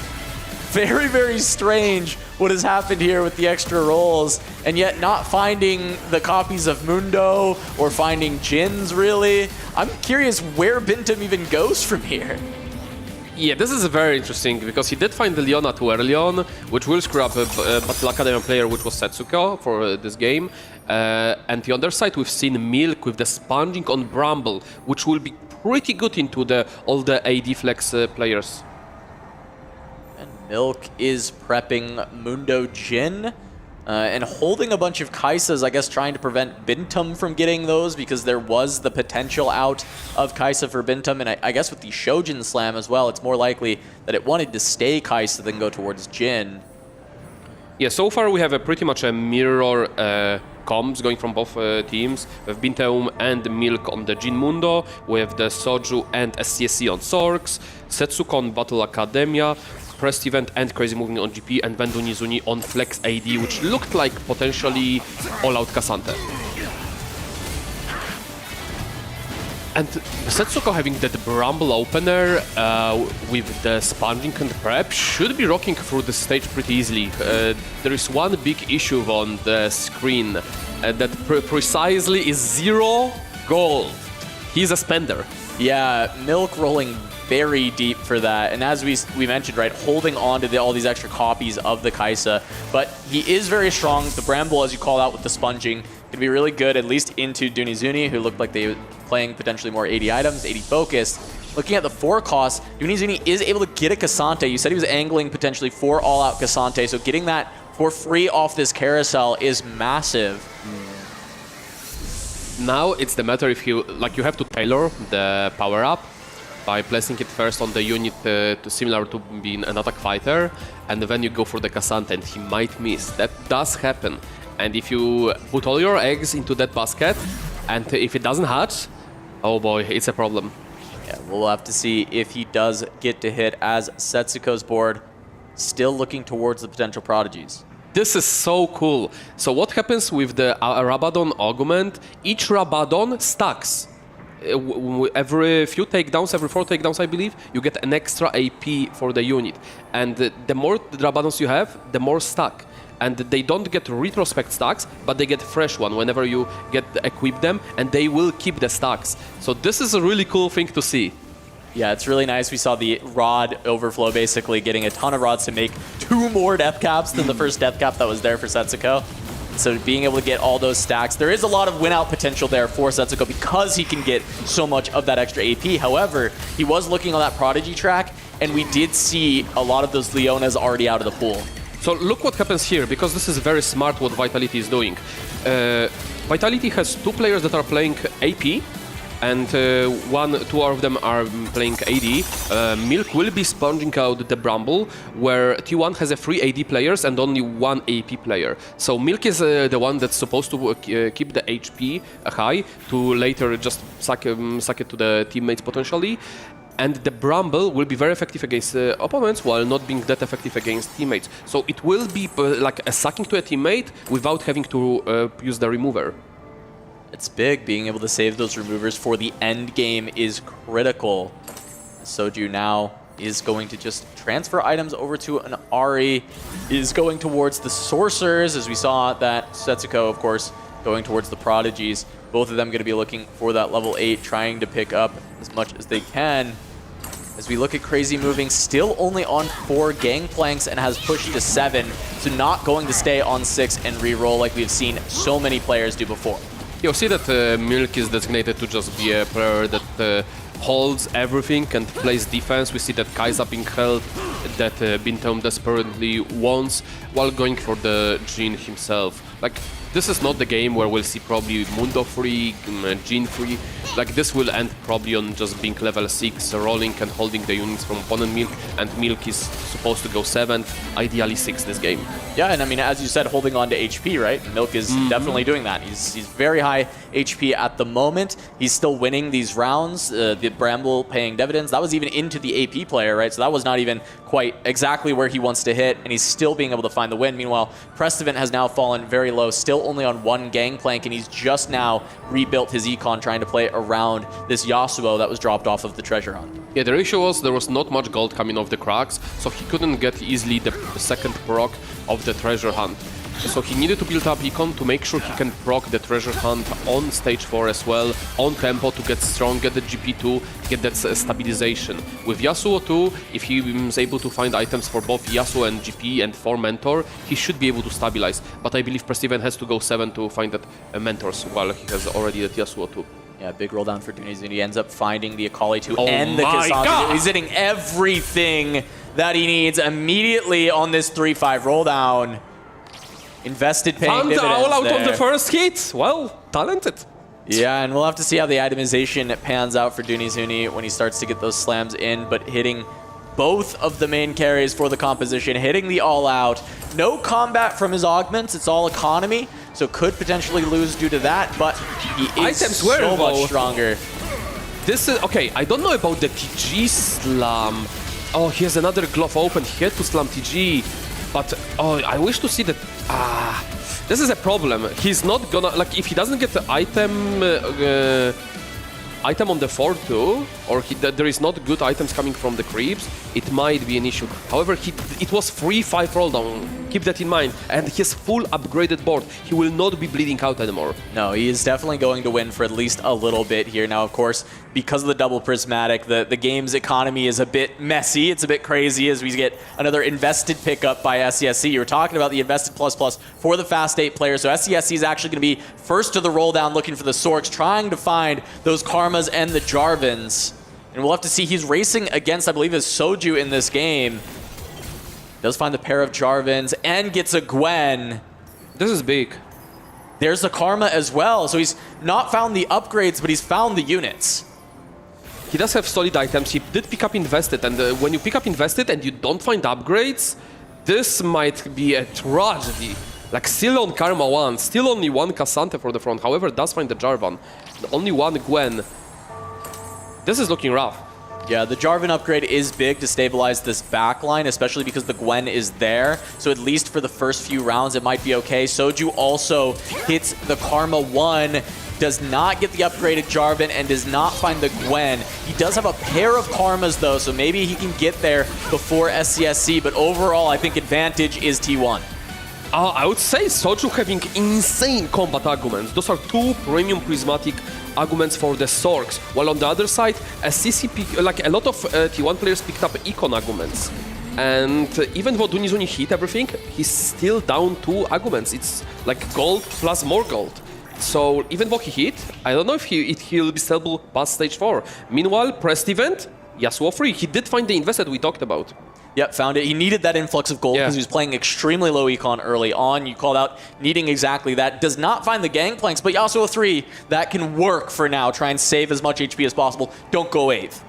Yeah, not sure on the positioning on the Yasuo here. He's like, he likes to be more in the middle. He sends out, but he does jump, and you want to for him to jump on the back lane. Is this a wrapping attempt at the back here? Yep, going up against he does have the unstoppable. Look at this from Milk. The sponging has now also included the AP protection, right? The Anima Visage. This time it's actually very nice that it does proc on the Anima Visage instead of the Brambles because you're going up against your teammate on the AD comp. Yeah, Prestivent is your win-out player, but while also having like very strong, like I think like both Prestivent and Soju have a very greedy arguments, and once they hit, they should be both being able to top 4 this game quite easily. And just taking stock of the HP in this game, Milk and Soju at the top of the tables, but overall, it is very tight when it comes to the HP, with just Prestivent Dunizuni at the bottom, but both of them have found major upgrades to their boards. Yeah, we haven't seen the Setsuka board for a while. We need to see how he managed to hit this Battle Academia unit, because we've seen already the Leona too early on the Bintheum side. And Battle Academia, part of Leona and like, or Poppy, Cassante, could struggle, and also Cassante were out, Leona were out, so the only real option left over was like Poppy. And Setsuko has found one copy of Leona, has the pair for his Yumis, but that is just a 6th copy of Malzahar and no gold left. This is a really rough spot to be at. He's skipping the Malzahars, he says he doesn't have econ. Consideration to move items to Yumi are not there yet, due to the Raising Chaos Syndra is just such a powerful tool. Yep. Seraphine does remover the Malzahar. Okay, I'm actually surprised we are not taking out Cassante 1 for the Seraphine. I think this is a mistake. We'll see. I mean, he has locked the shop, of course, because he is going to be able to pick that up. We'll see if he ends up making that swap for the next fight, but goes up against Dunizuni, who does have the all-out Cassante upgrade, the Akali upgrade. Setsuko does look like our most likely to free-fall player. I'm curious of Crazy moving spot because he's also dropping very low very quickly.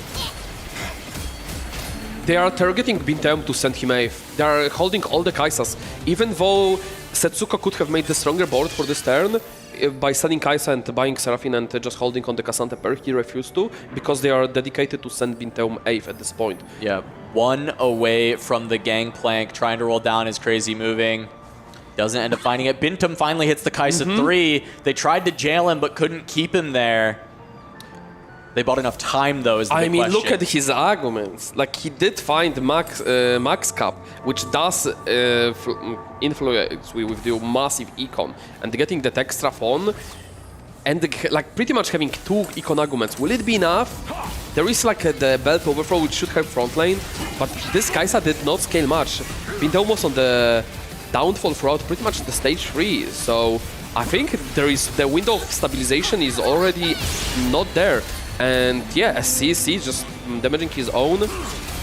Yeah, SCSC having upgraded Gwen as well as the Karma and the Jarvan. So SCSC has hit everything that he needs to potentially even win out this game. So Bintum may just have to be a sacrifice at this point for T1.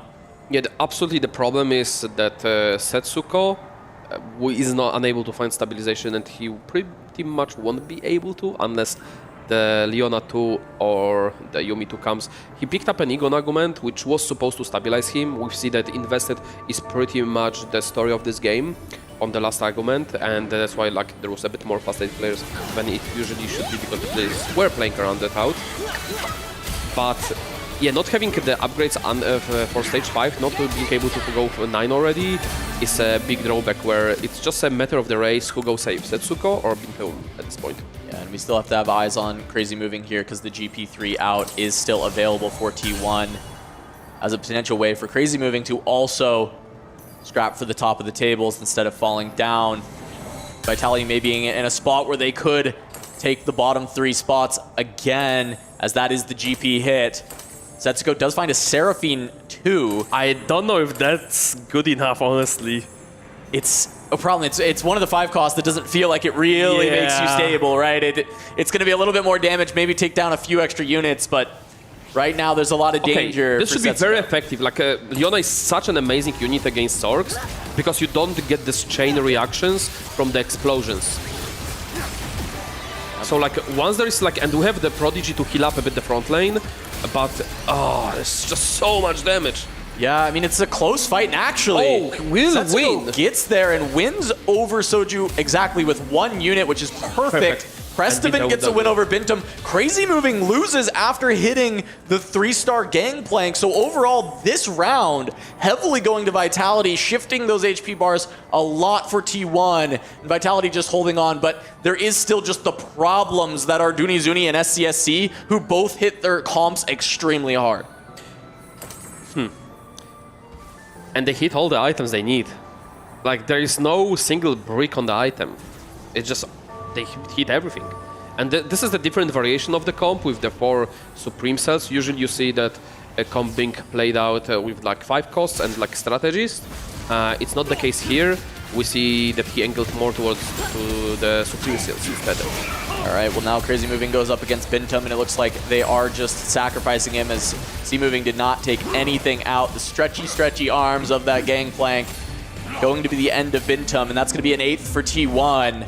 Vitality able to hold on and jail Bintum long enough. This is very important not to suck for Bintum here, because there is like Vitality HP are not low enough where someone can outplace him, and they will need to suck twice for Bintum, not only once. So it's important to know when to suck for a teammate and when not to. And we've seen this was the biggest mistake I think from the team so far. They were sucking when they shouldn't be doing that, which was costing some series some of the teams. Yeah, heads up for T1 just to let him go. If he lives, basically, right? You know, he's hit what he can, and if Bintum can find some round wins, that's fine, but now there's just a roll down from Milk.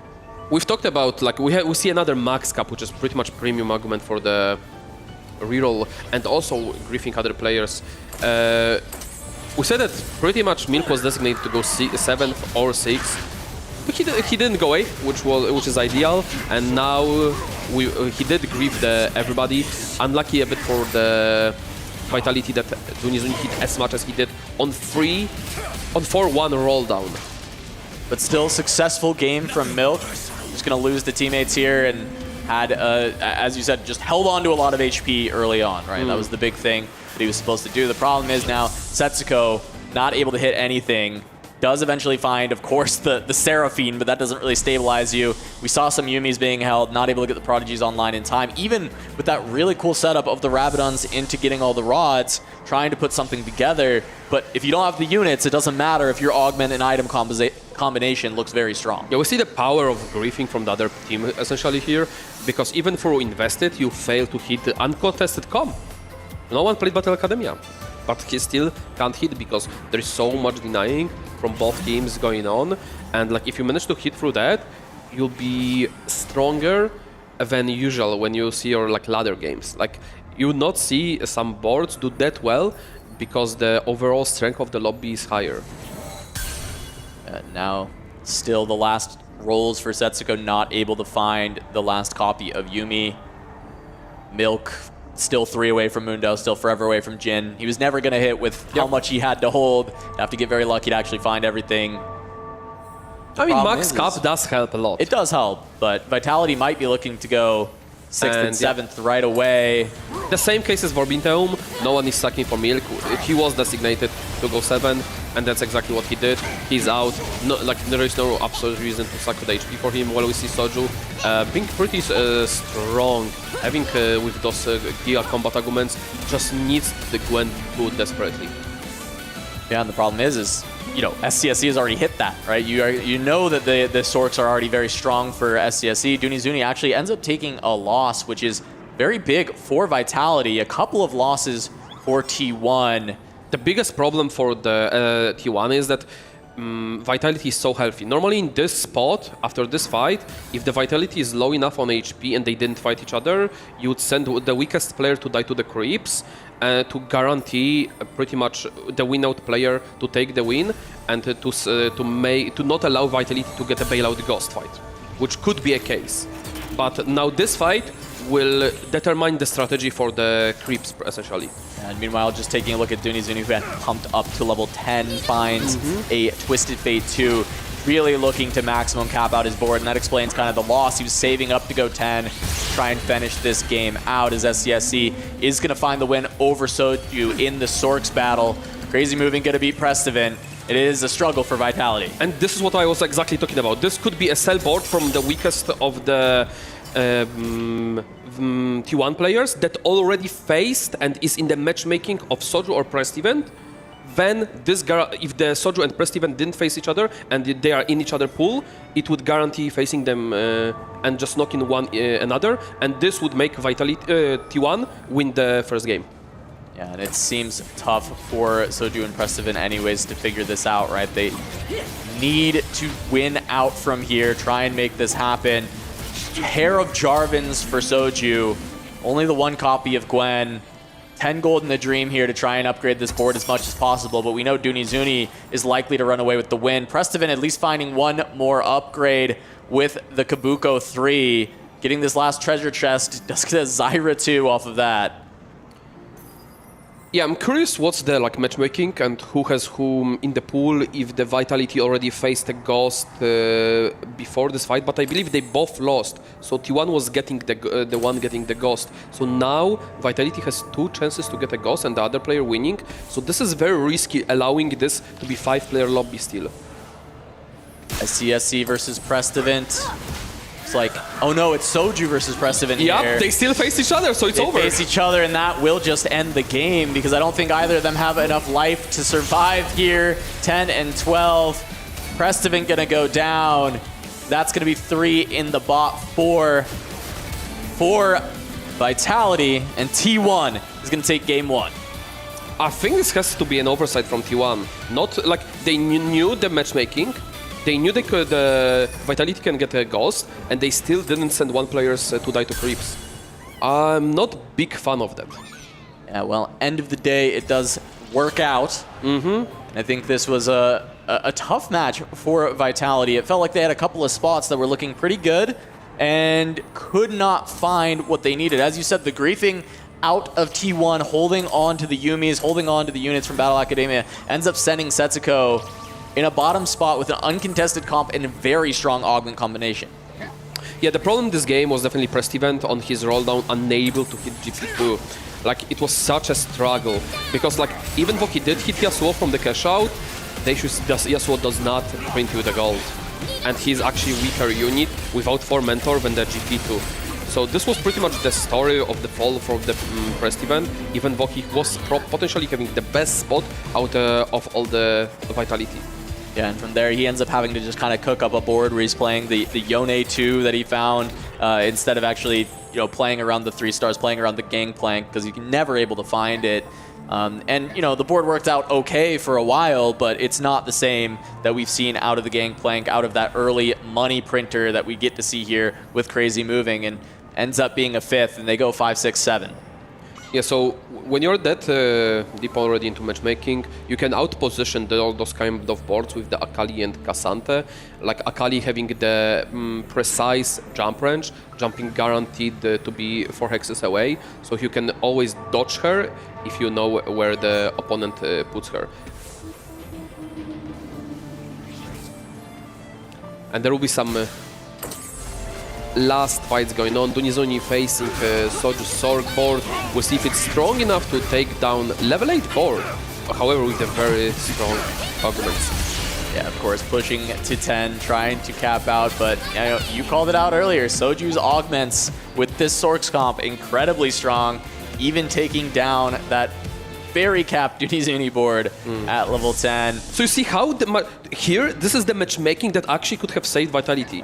Because they didn't guarantee the matchmaking between them. If they got Ghost, one of them, they are actually win out the lobby. This is such a close series. It doesn't look like so at the end, but this was a matchmaking div after the creeps. I agree. I mean, it's looked like this in a lot of Vitality losses, right? They basically have all the HP incredibly low, and then they drop at the very last second, and it's just a matter of inches to actually get there. And yeah, I mean, as you said, right, Prestiven gets a Ghost, he lives, they take out 1 or 2 more players, and Soju wins out the lobby. I mean, that's it, right? That's a game for Vitality instead. But it's just not the case. T1 does end up getting lucky with Soju facing Prestiven, taking him out, because Soju has the strongest board. Yeah, acute usage of the remover here, guaranteed the Gwen getting the value of the sponging. So remover before the fight, put items back when the fight starts. Really, when you have those spare removers, it's important to utilize it with the sponging. The downside of the argument is, like, you need to sometimes suck it for the teams, so you don't have that. But at the end, Crazy Moving will take down the Soju's board. This is a matter of the positioning. You can out position here, but like it didn't matter for the Soju. They already lost his team, so he didn't sweat the positioning at the end. Of course, and Gangplank's still strong enough to take it down with proper positioning at the end, and T1 is going to pick up that first game, and this is still kind of what we expected out of this series, it to be very close, back and forth. These games coming down to the wire, matter of inches at the very end. T1 able to squeak this one out. Yeah, we've seen how much econ teams were picking up from those arguments just to make sure they hit, and they still didn't. Wonder if they avoided picking up the econ arguments and went for more power, like I'm looking at Setsuko here, if it would turn differently. Because he would still not hit, but it could stabilize him for like run longer, 2 rounds longer, just leave damage 31 and perhaps leave a bit. Oh yeah, I mean, exactly. Farther. One fight going any different could change everything. So we're going to send it over to the analyst desk to break down this first matchup before we get the rest of the series of T1 versus Vitality. What a way to start off the clash of the titans of Vitality T1. A close game, and yet T1 comes out on top, proving that they are just that much little better. Yeah, I think it came down to little things in the end. I mean, Team Vitality, bit of a team kill. Was it a big difference right at the end? You know, we heard the casters say like the matchmaking right at the end with Soju unfortunately taking out his teammate. It did happen yesterday as well against Twisted Minds, so it doesn't seem like the luck is on their side at the moment, but I think Vitality, again, Crazy Moving with that first place, the new player for T1, shining bright. Yeah, he won the GP battle again, good early with too much value, getting the GP in place and playing well, because actually he was able to roll in intervals, didn't try to risk at all on leveling, and Preston was the one contesting him. He couldn't find the GP3, so he just went up level and tried to fight the Johnny. So a vintage mecha comp, if you will, the one that we were playing in previous patch, is just not good enough. The GP is just too strong, and it wasn't enough for Vitality. Yeah, and as our casters already alluded on, it's been a battle of the small little incremental inches that we're seeing that really differentiated T1 from Vitality. But also when it comes to Vitality, was there anything they could have done differently to avoid that team kill? No, I think it's a very difficult spot to be in. I think it just comes down to T1 having 3 people left alive. Obviously, Vitality had 2 people. I think the big thing in this was 2 of the players going in the bottom 4 at the start as well. We talk about Milk, how he's the win-out player for Vitality. He's got so many first places already in this tournament. I believe 3 or 4 overall he's had in this tournament already. He's the player that you need to be the star man. But unfortunately, in this game, he wasn't the star man. We had a point where he had Jin 1 on his board and he wanted to play Jin, but he had 6 Kaisers. Yeah, exactly. He was helping the team. The 6 Kaisers hold was important because they sent Bintium 8th, so that's the first win condition for them. T1 lost the first battle getting 8th, but then it wasn't enough because all that economy went into a Kaisa, and then Milk couldn't pop off, and in the end, 3 in the bottom, you just lose. Yeah, that's unfortunately how things do play out to be, and a top 1 finish then for T1 does come through instead, and it just makes this series a lot more exciting, because if a few little small things could have gone differently, we would have been talking about a different team, which moving forward, I am very excited about. Also, a tempo play here for Crazy Moving, slamming their Sterax, not a good item normally, but play it tempo, play it immensely, and then getting a first in the end. For me, impressive play once again, the hero for T1. Yeah, 2Trick as well, helping him out, helping him get that GP2 in the early game is definitely going to help out. I mean, in terms of economy as well, we saw players taking invested plus as well in this game. Setsuko and SCSC both taking it to try and hit their roll down. SCSC didn't hit initially, but did hit eventually. Setsuko unfortunately missing, but in the end, even with all them Kaisers being held as well, we saw as well Bintum hitting a Leona 2 at level 6, which was a little bit crazy. The new Bastion Kaiser comp. Yeah, exactly. So I think it was a difficult spot for him because, of course, you want to take the Leonas because you're denying away from Setsuko as well, who's playing the Prodigy. But at the same time, Leona is not the same as a Dr. Mundo. Yeah, Leona has a sword and a shield, but Mundo has a briefcase. I think a briefcase beats the sword and the shield from Leona as well. In what world? But yes, in you're the right. TFT world, in the TFT world, it does. Yeah, put him in a difficult spot. On the other hand, Soju doing good, playing swords, winning the battle against SCSC there with the Karma. So good, impressive performance for him. For once again, the team as a whole couldn't perform. They tried to hold up. They did what they did to penalize T1, but they didn't have a win condition in the end. And now we're seeing a little of the variation. There it is. The game plan taking good management there, and Crazy Moving just winning round and round. Yeah, Another win for Crazy Moving as well, as I mentioned. You know, the star player of the substitute. This was the big question mark coming in for T1 as well. And I think it's an incredible story for him because he was here at EWC 2024, but he was on Na'Vi, and Na'Vi didn't have a very good performance overall. But now coming into a bigger roster, bigger names as well with T1, you think of players like, you know, Bintum not having the greatest of tournaments so far, but it's Crazy Moving, the new player coming in, being the shining light for them. Yeah, and that was something that we highlighted yesterday as well for T1 when it came to these individual players stepping up. I think I would also talk a bit about Vitality here, because one thing that we've touched upon is that we are consistently seeing Milk as a top 1 player. Maybe that's something that they should change. Yeah, I mean, in this case was Soyu. I feel he last year was initially the one. We were talking about this, Alan, also. Normally, Setsuko is the one to pop off the free. You leave him free, he's the X factor, and then he gets a top 2 or a top 1. He hasn't been performing well in this EWC, and maybe that's the time for me. It's time for Setsuko to step it up. Yeah, I think Setsuko needs to step up really huge in this next game. I think that he's only had one top 4 finish in this entire tournament so far. Milk and Soju have been the players to step up as well. President's been that player that's been pretty stable. You know, he's been back and forth. Brawler. Some top 4s, some bot 4s as well, but overall he's been performing pretty decently. But I think there's a few players that need to step up for Vitality. Yeah, Vitality here is on the chopping block now because they have already lost that first game, whereas T1 is sitting pretty comfortably in the lead with that 1-0. Both of these teams still have to play at least one more game before we decide whether or not one of them will be sent home and their keys crushed, and the winner advances into the playoffs. Find out after the break with the second matchup of T1 against Vitality.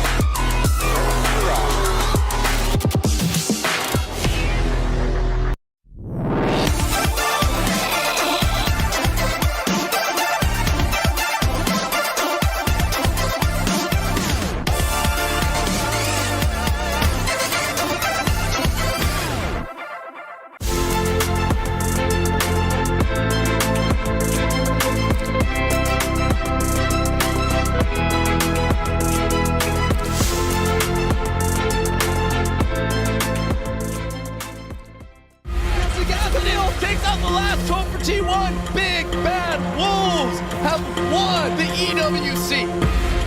저희가 지난 EWC에서 울브스한테 결승전에서 아쉽게 패했었는데 사실 그 당시에 준비가 잘 돼 있던 상태라고 생각을 했고 울브스가 그 당시에 정보가 많이 없던 팀이긴 해서 복병 예상 외에 이제 복병으로 치고 올라와서 당한 느낌이 있었지만 이번에는 이제 더 파악이 된 만큼 우승까지 해보도록 하겠습니다. 지난 크레이지 무빙 선수를 영입하게 된 크레이지 무빙 선수가 워낙 TFT에 대한 경험이 많은 선수고 EWC도 경험을 했던 선수라서 대회장에 갔을 때 저희 팀을 리드해 줄 수 있는 역할. 사실 제가 프로게이머 생활을 한 15년 정도 해왔는데 처음 시작할 때부터 꿈의 팀이 T1이었는데 들어오게 돼서 너무 좋고 그리고 우승을 노릴 수 있는 팀이라서 더 좋은 것 같습니다.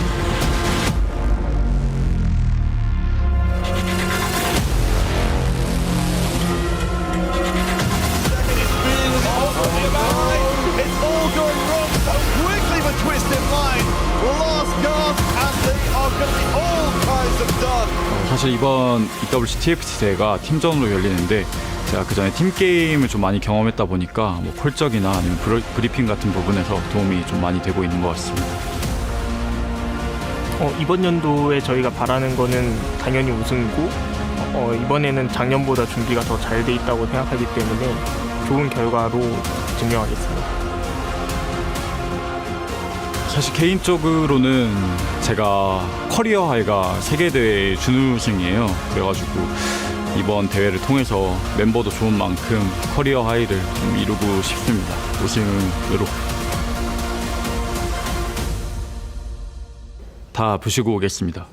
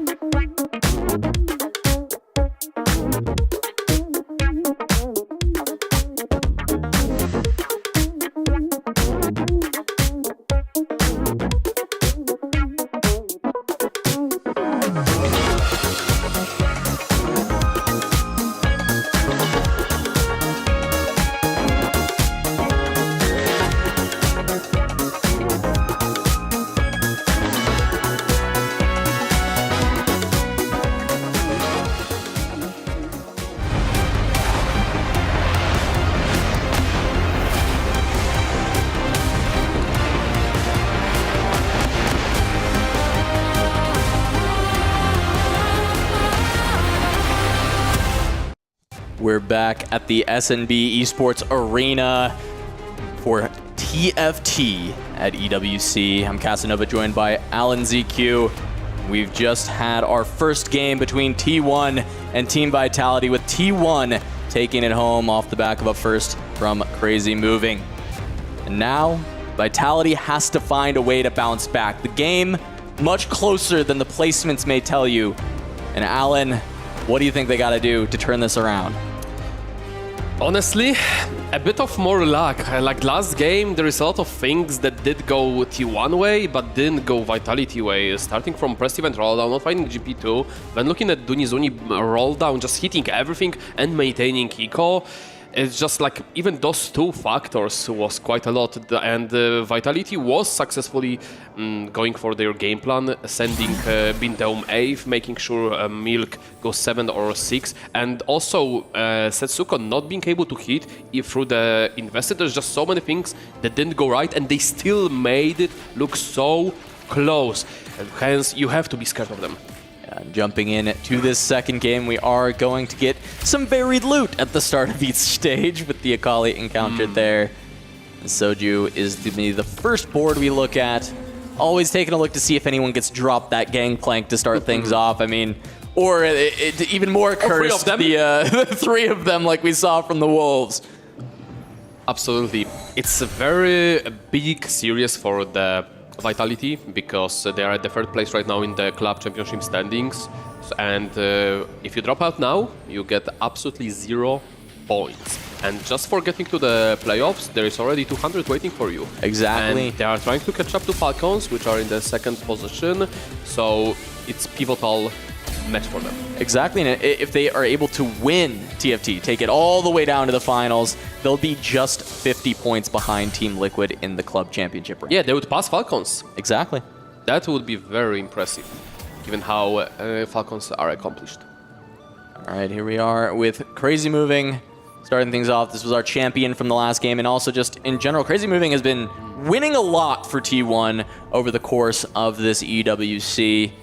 It's definitely been a great pickup for the team, a great addition. Crazy Moving has not had them skip a beat from losing Bobe from last year. And we're going to jump on board now with Soju, who does have the gangplank this time around for his team. And we'll see what else he can pick up. A Kabuko to join. And we've got our first augment selection, Alan. Hustler is pretty interesting for 4 versus 4, because you are playing greedy, but we'll see Collector perhaps being picked up to go for the GP when the Midas touch is less appealing after picking up that. Yeah, especially if you could go something like Stretchy Arms Collector to kick things off and just make so much extra gold while playing it. You see that grabbed from Soju. On the other side here, that looks like a Wandering Trainer for Dunizuni. Oh, he does like to throw a wrench. I'm really curious what's that gonna be, but meanwhile, Soju does have the mech, has the early Kabuko, so it'll be pretty handy. While, what is that worthy? Is that a worth the wait Kale that we've got here with 6 copies? Already for SCSC, so this is just gonna be 3-star Kale right out the gates. We've seen Kale fail a lot in this tournament. I think this is a spot where Kale looks broken, and I'm curious if that's gonna be the case. Ginsu as well, immediately available to slam.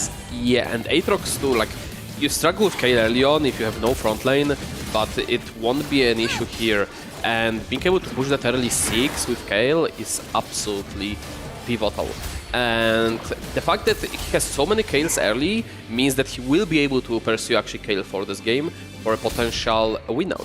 Yeah, I mean, you don't even really have to roll. You can just start pushing levels because you're just going to get these Kales for free. I mean, yes, you could roll a bit to try and get even ahead of the curve, but we'll just hit one more naturally. I mean, realistically, at this point, I don't see a reason to roll for the Kales. You're just going to be able to hit it for free, push 9 as fast as possible. I believe that Setsuko has the fight stronger kind of argument, that he knows who will be fighting. So it's very good for the matchmaking later on.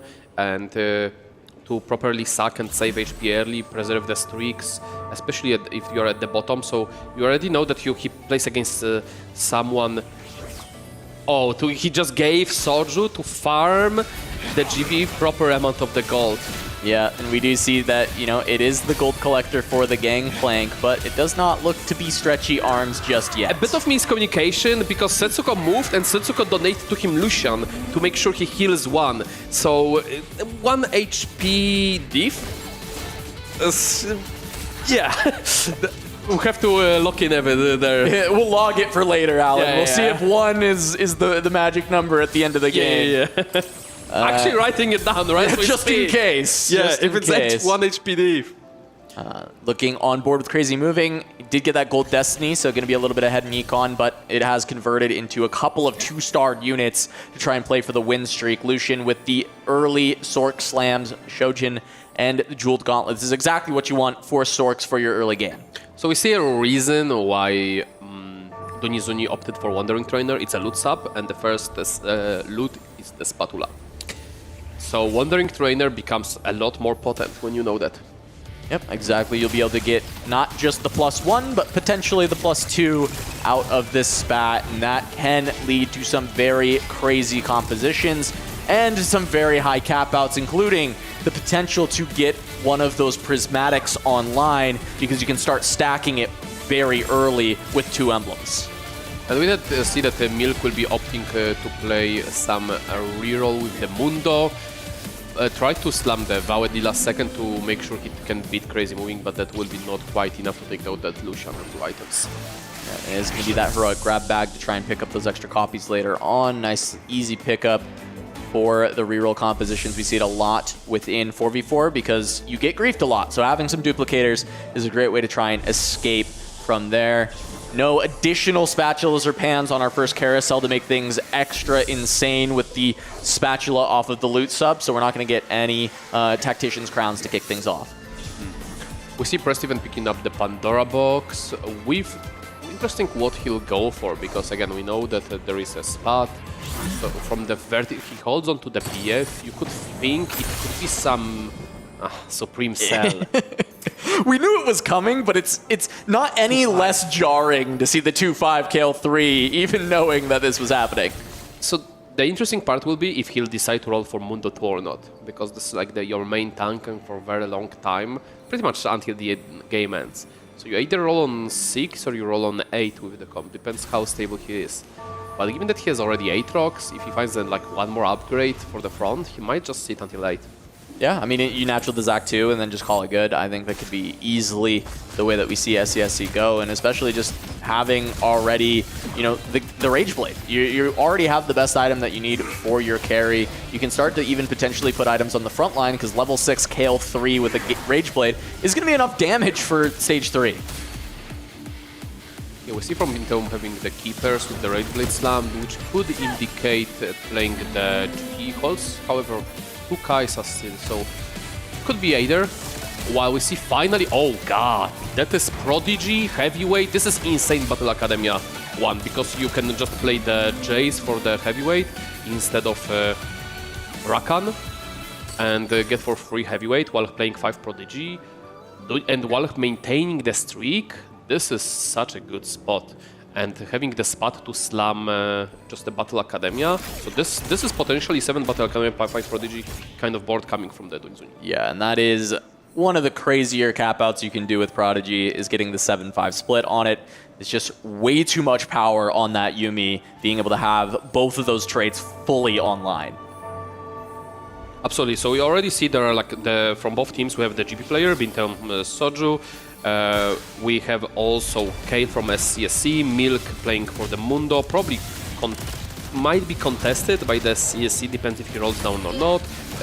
Crazy Moving is going for the Sorks. We still have to yet see what Prestivent and Setsuko goes towards. We see both of them were, I believe, loss streaking. Yeah, Setsuko finally ends up getting a win. Not exactly. I think what against want. Setsuko, because the Setsuko lost the streak. Yeah, that's probably Prestiven does get the full loss streak. Donizuni on the 5 streak, Crazy Moving, lost the first round, but then 4 streaks from there. So once again, kind of favor of T1 out of stage 2. Soju and Milk both not able to streak, but at least held on to a good amount of HP. Yeah, so a part of the Soju spot, I think it's looking pretty grim so far. Donizuni has crazy spot while maintaining the streak. Milk did find the natural gene, which is very helpful, and that spot will probably try to convert to some Luchador or the Wraith perhaps, maybe Juggernaut, depends how is his reforged situation. Does have the small Nico to help out the Surreal. No, that he actually used it for Mundo, I believe that's what he got from the Heroic Grabback leftover. And then Setsuko goes for like something looking like Sork, I believe. Yeah, looks to be Sork. Seeing the items on the bench as well, does have the ability to slam the Shojin and should be able to go for a JG to join it. Oh, that's a very interesting slam. He goes for the Soul Fighter. Given that the argument will help him, he can actually cash out potentially. I think they're in such a bad spot, he has to make a Hail Mary play. I think they know that. They look at the T1 spot, and I like it.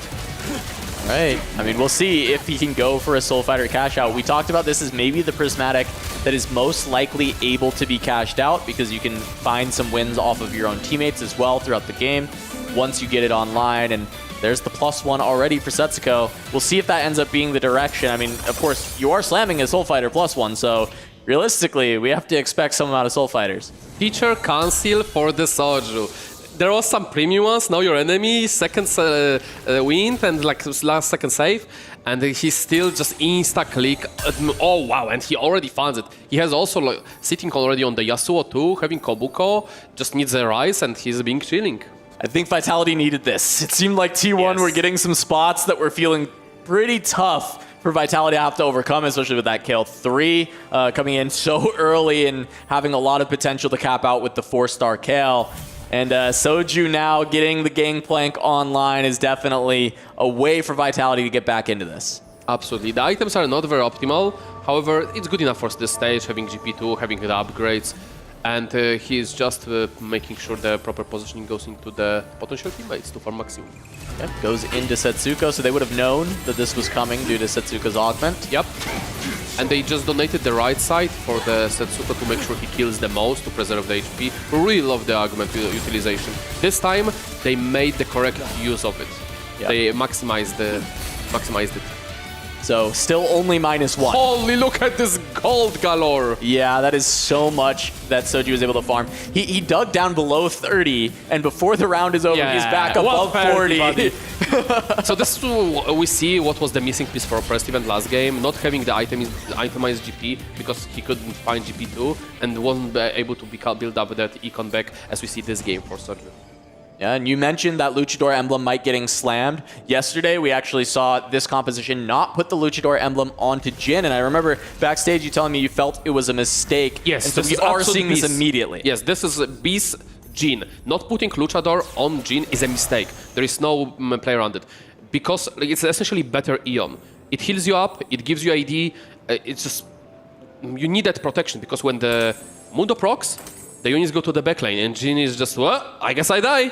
And the Luchador emblem is a good play around it.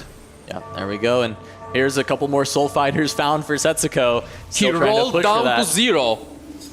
Rolled to 0, trying to maybe find some wins now that he's going to be fighting against T1 members at the top of the table since he already fought Soju. It's potential that is looking for that. I'm curious if Setsuko's going to actually start winning some of these fights, though. As Dooney's still on the 7 streak. Soju gonna try and break it, and I think this GP might be strong enough to do so. I mean, is there some tech with looks maybe reroll? I don't know.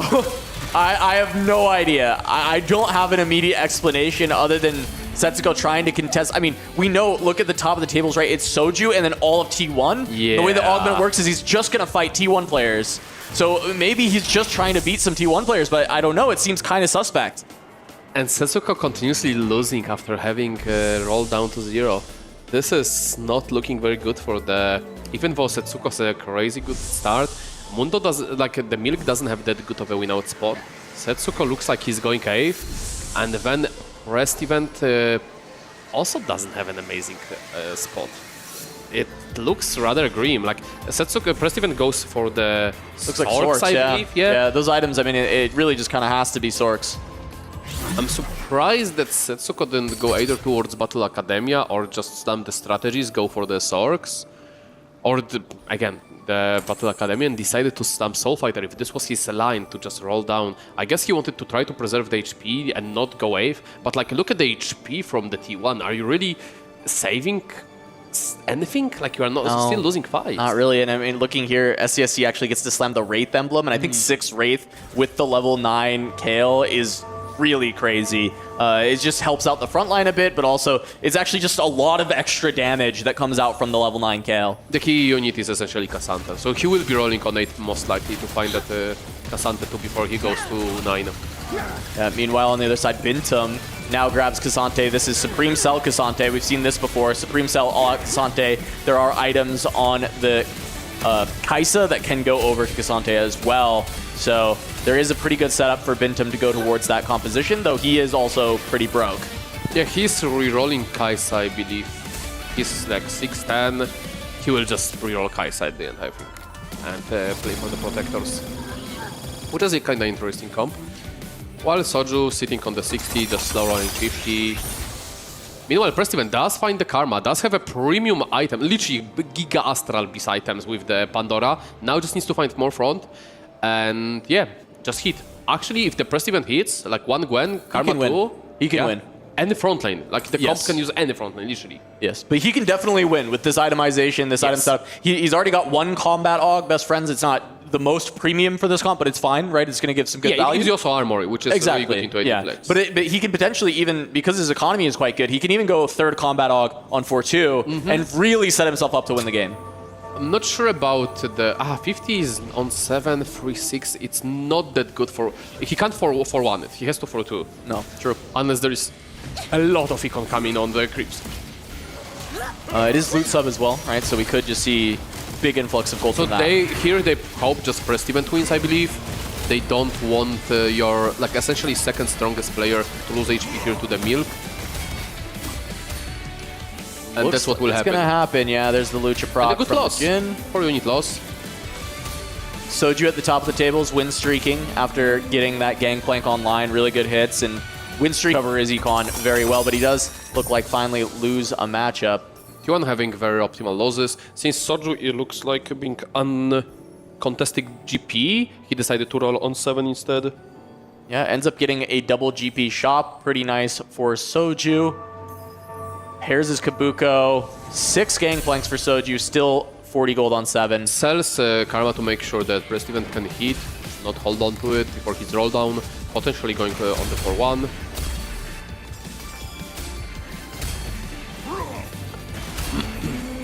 Milk, 5 copies of Mundo as well. Milk actually might be able to hit his composition this time. He actually has econ. A fish. Fish for the loot sub, so no help for anybody. Digging deep on the Soju side, holding the Cassantes. There's another Gangplank. Another Kabuko solves the Cassante. While grabbing some Karmas. I wonder if Prestiven hit already, or isn't rolling yet. I think he doesn't roll yet. I think he's 4-2. Like, he's at 50 gold still, so he's holding them until the Prestiven rolls. Meanwhile, Crazy Moving sent it to 0 and was on the Sork's track, so that makes sense for Soju to pick up these Karmas. Likely can look to sell next round when Prestiven goes for his roll down. TP takes a bit of a beating at the early, but procs Eon, and Yasuo finds his way to the backline, straight to the Jin. Even though Lucha are procs, it's just not enough to stay alive, and will be finding another victim against their own teammate. Yeah, and I mean, Milk at this point, his job against at least Soju and Prestiven is to get beat up. He's really not... Not really, because he, like, if it was the case, he would roll to 0, trying to hit and stabilize. I think Milk, they are thinking that Milk can stabilize after he hits, so he's slow rolling. If he was designated to go bottom and just try to go 7th or 6th, he would roll to 0 already. He wouldn't be slow rolling. All right, Prestiven rolling down, does hit the Jarvan immediately. Big. Does not have a pair of Karmas yet, but has the singular copy. Question is if Soju sold on time, or if he was still holding on those Karmas. But I believe they wouldn't do such a mistake. This is rough. Also holding Kabuko here, so Soju can't... This is a bit shaky. You do not hold here Kabuko. Also, like, Milk holding Kabuko? Why are they denying the Soju? Yeah, not sure. I think there was... Was there Kabuko on the No, other not really. side? It's just Bintum, the other side maybe? is the Bintum was was potentially looking. Kaisa, Kale, Sork, and the Battle Academia. There was no real hunger for Kabuko from the Q1. Well, Milk does end up hitting the Jin 3, 6 copies of Mundo, and is holding a lot of those Kaisas away from Bintum. And we see that SCSC is attempting to go 9, picked up the 5 cost from the argument, and will be able to find be winning, Varus. go to rolling match, I believe. Oh, is that? Oh, he got the Varus. Found the Varus, so he's going for 6 Wraith, going towards level 9. I mean, as I was saying, this comp is very scary when you can get level 9 6 Wraith with the 3-star. 5 cost he needs for the comp. He didn't whiff. Yeah. Donizoni is a prodigy today. Full hit. He's immune. He's 9. It's SCSC. Has gone 9. Wow. This is potent. He just misses Cassante, but like having early Braum when you are winning, like this is a lot of HP. And what's the power up that we've got on this Kale? Does he have the 4-star on 5-2? Not certain, but like Heroes could be the best. Yeah, we don't know. We don't have the. I don't see the double strike. It's not proccing. Yeah, it doesn't look like any double strikes here. And I don't think it's ramping up as well, so it's probably something between here, like the final form or maybe the Heroes Arc. And that's a Mundo free for the Milk. Yeah, he's hit everything. Okay, you were saying they didn't feel like they wanted to sacrifice Milk. He still felt like he could hit and stabilize, and he's done so. He's found both of his upgrades. Like, they can't have Pressed Event and Milk at this low HP. You cannot sack the player when he's that low. He had to go for the stabilization. And then Pressed Event still at the Karma 1 with the Tesla coil.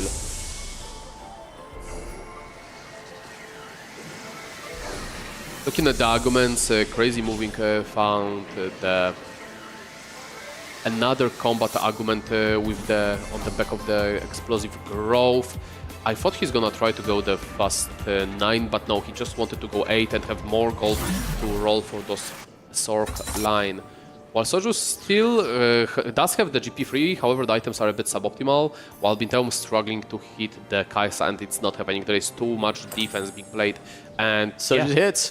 It's a complete repeat of last game with Bintum's spot, going for the Kaisa, getting jailed by all of Vitality, and Bintum may just free fall to that 8th place. Soju being able to find the Gangplank is massive, so he does have both the Gangplank and the Yasuo fully upgraded. I don't like he's putting items before, unless it's all T1 in the matchmaking, but he's the win-out player.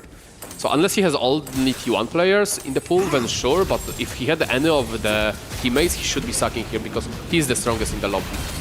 With the pretty much triple combat. He's already at stage 4. And we see the Gangplank, he even has the stretchy arms ready to go. A little bit of frontline remaining, might actually end up losing to this Kale. One more shot. And wait, she survived. Wow, she survived, healed through. Soju actually loses that round. He actually looked like he had a little bit of a face of disbelief there. Yeah, I mean, it had to be non-crit. Like with so much crit, like there was like 80% crit. With the scaling from the augment. Oh, the Pressed Event does find the Gwen. Yeah, still no Karma 2 at 0 gold here, but at least has the good items on the Karma and can transfer these items from Lux over to Gwen. Never finding a use for this Pan, however. Oh, he's waiting for the Sork, I believe. That's why he was holding it on the look so it can pop at any time without using Remover. Oh, it's just a matter like now the teammates will be sacking for him, or will they just cut him loose? Oh, they are sacking. They are sacking. Milk has taken the items off of Jin. Has to still kill some units though, because you can't just take like a full board loss here. Looks like some items were put onto this Volibear to try and get that done.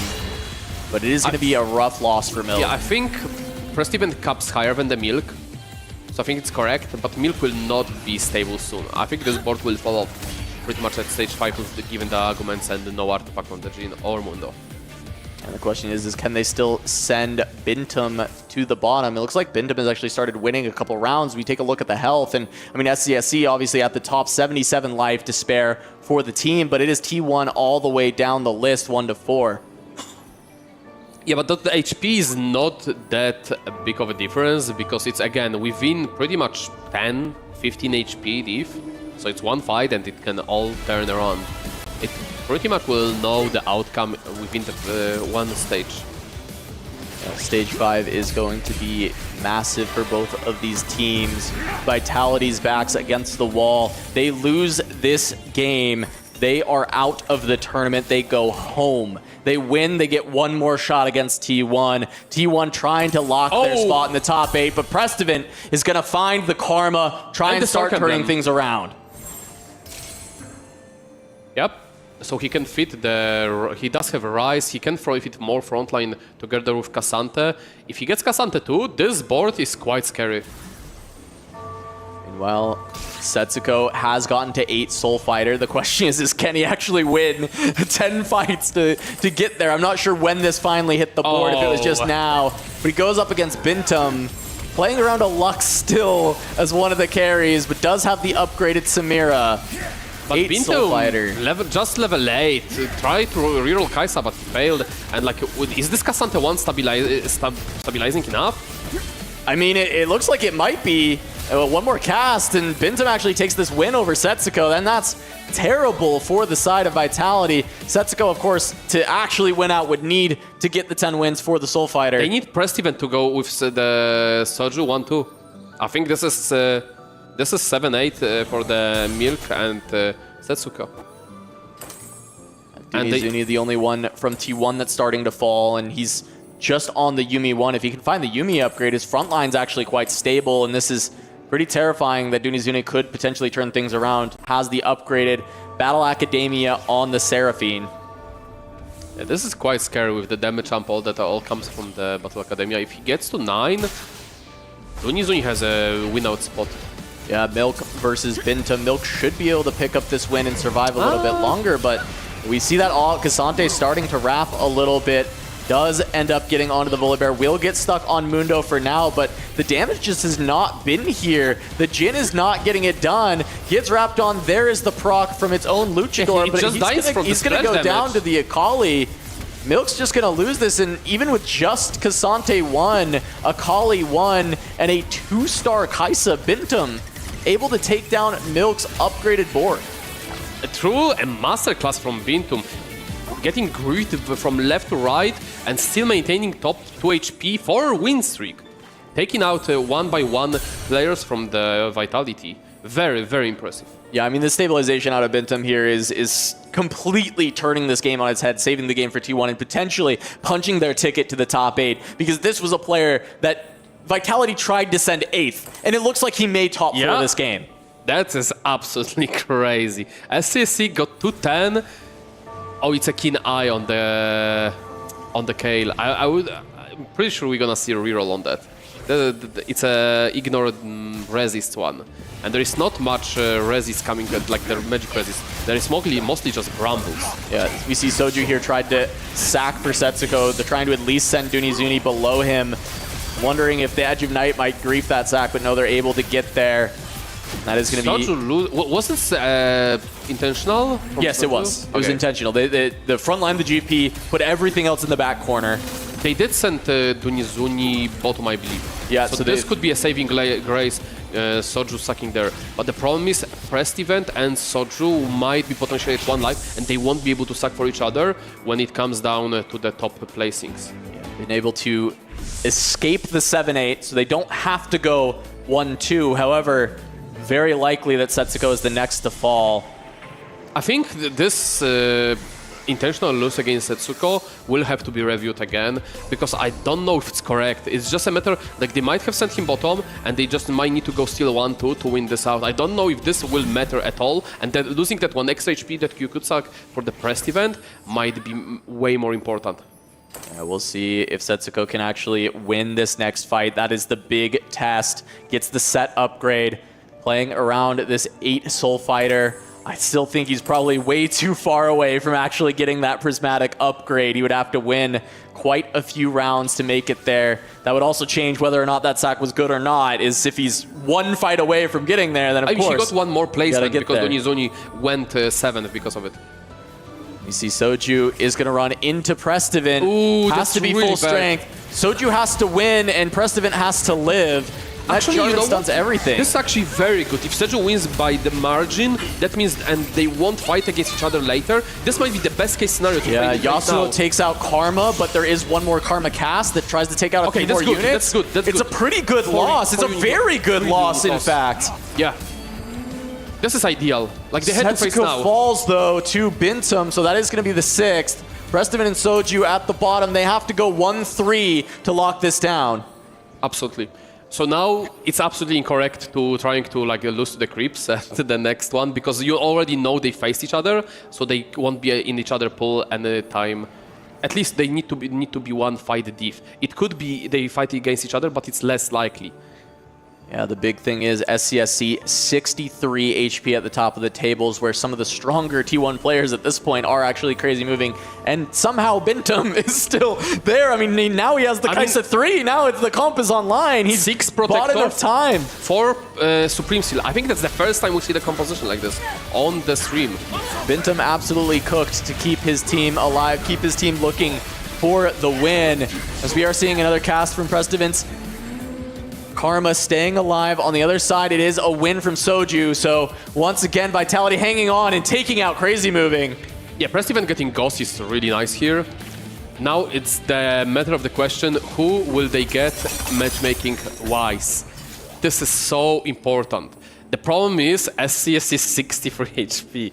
So Soju and Prestivan are doomed to face each other. They have to go one, it's impossible.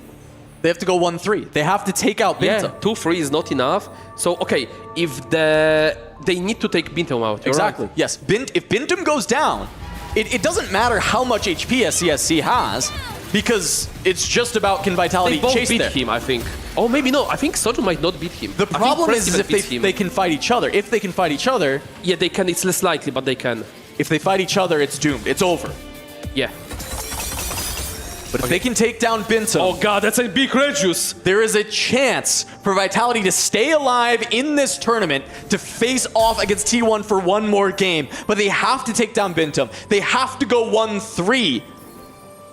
Or else Vitality is done here at the Esports World Cup. We'll see the final positioning from the both Vitality players. Okay, they are scouting other player, so that means they are not playing against each other. Okay. Bintum. Okay, that's matchmaking. Prestivan needed, like, Prestivan has a better matchmaking into... Big stun from Jarvan to start things out. We have to see these casts from Karma. We need the Sork resets to start coming through for the hopes of Vitality to continue. The big shields from the protectors, but Karma is still going, still alive, takes down the Cassante. Bintum goes down, Prestivan is still alive, and Soju is beating SCSC. Now Vitality just has to take the win. It doesn't matter which one survives, they just have to topple SCSC. Now you have to decide which of the players has a better pretty much matchup into SCSC, because like Soju could beat Prestivan here because his board is way faster into the Prestivan. However, Prestivan might have better matchup into SCSC because of the natural a lot of HP on the board and just being 6 Wraith, being able to scale up. Is it better into the GP board? Is it better into the Sork? The players might have to determine it, and they choose not to. Okay, they are not fighting against each other, so they don't have to decide just yet. The Soju will have a Ghost, and we'll find out if the Prestivan can beat the SCSC. Yeah, the big saving grace is SCSC not being able to find one of the best in slot power-ups for this kill. Still on the keen eye, getting destroyed by Prestivan the first time around. I think Soju has to open. There is like Bramble on the SCSC side, so it's very ineffective against Sorks. It does help against Soju, and if this wasn't like even a close fight, and I don't think SCSC can outcap the board. There is already Varus too. There is not much units that can go in. I think if Soju just opens and makes sure he doesn't eliminate Prestivan, they are locked in. Yeah, I'm curious if they will make that decision or if they'll just fight it out. And there there's the you go. sound from Soju, opening the door for Prestivan. Putting everything in the hands of the newcomer to the team, replacing Toronto Tokyo in this tournament. Prestivan, all the chips on the table, has to take down SCSC to win this for Vitality, to give them one more chance to stay alive in the tournament. So Prestivan also positions now last second against SCSC in case SCSC gets his Ghost again.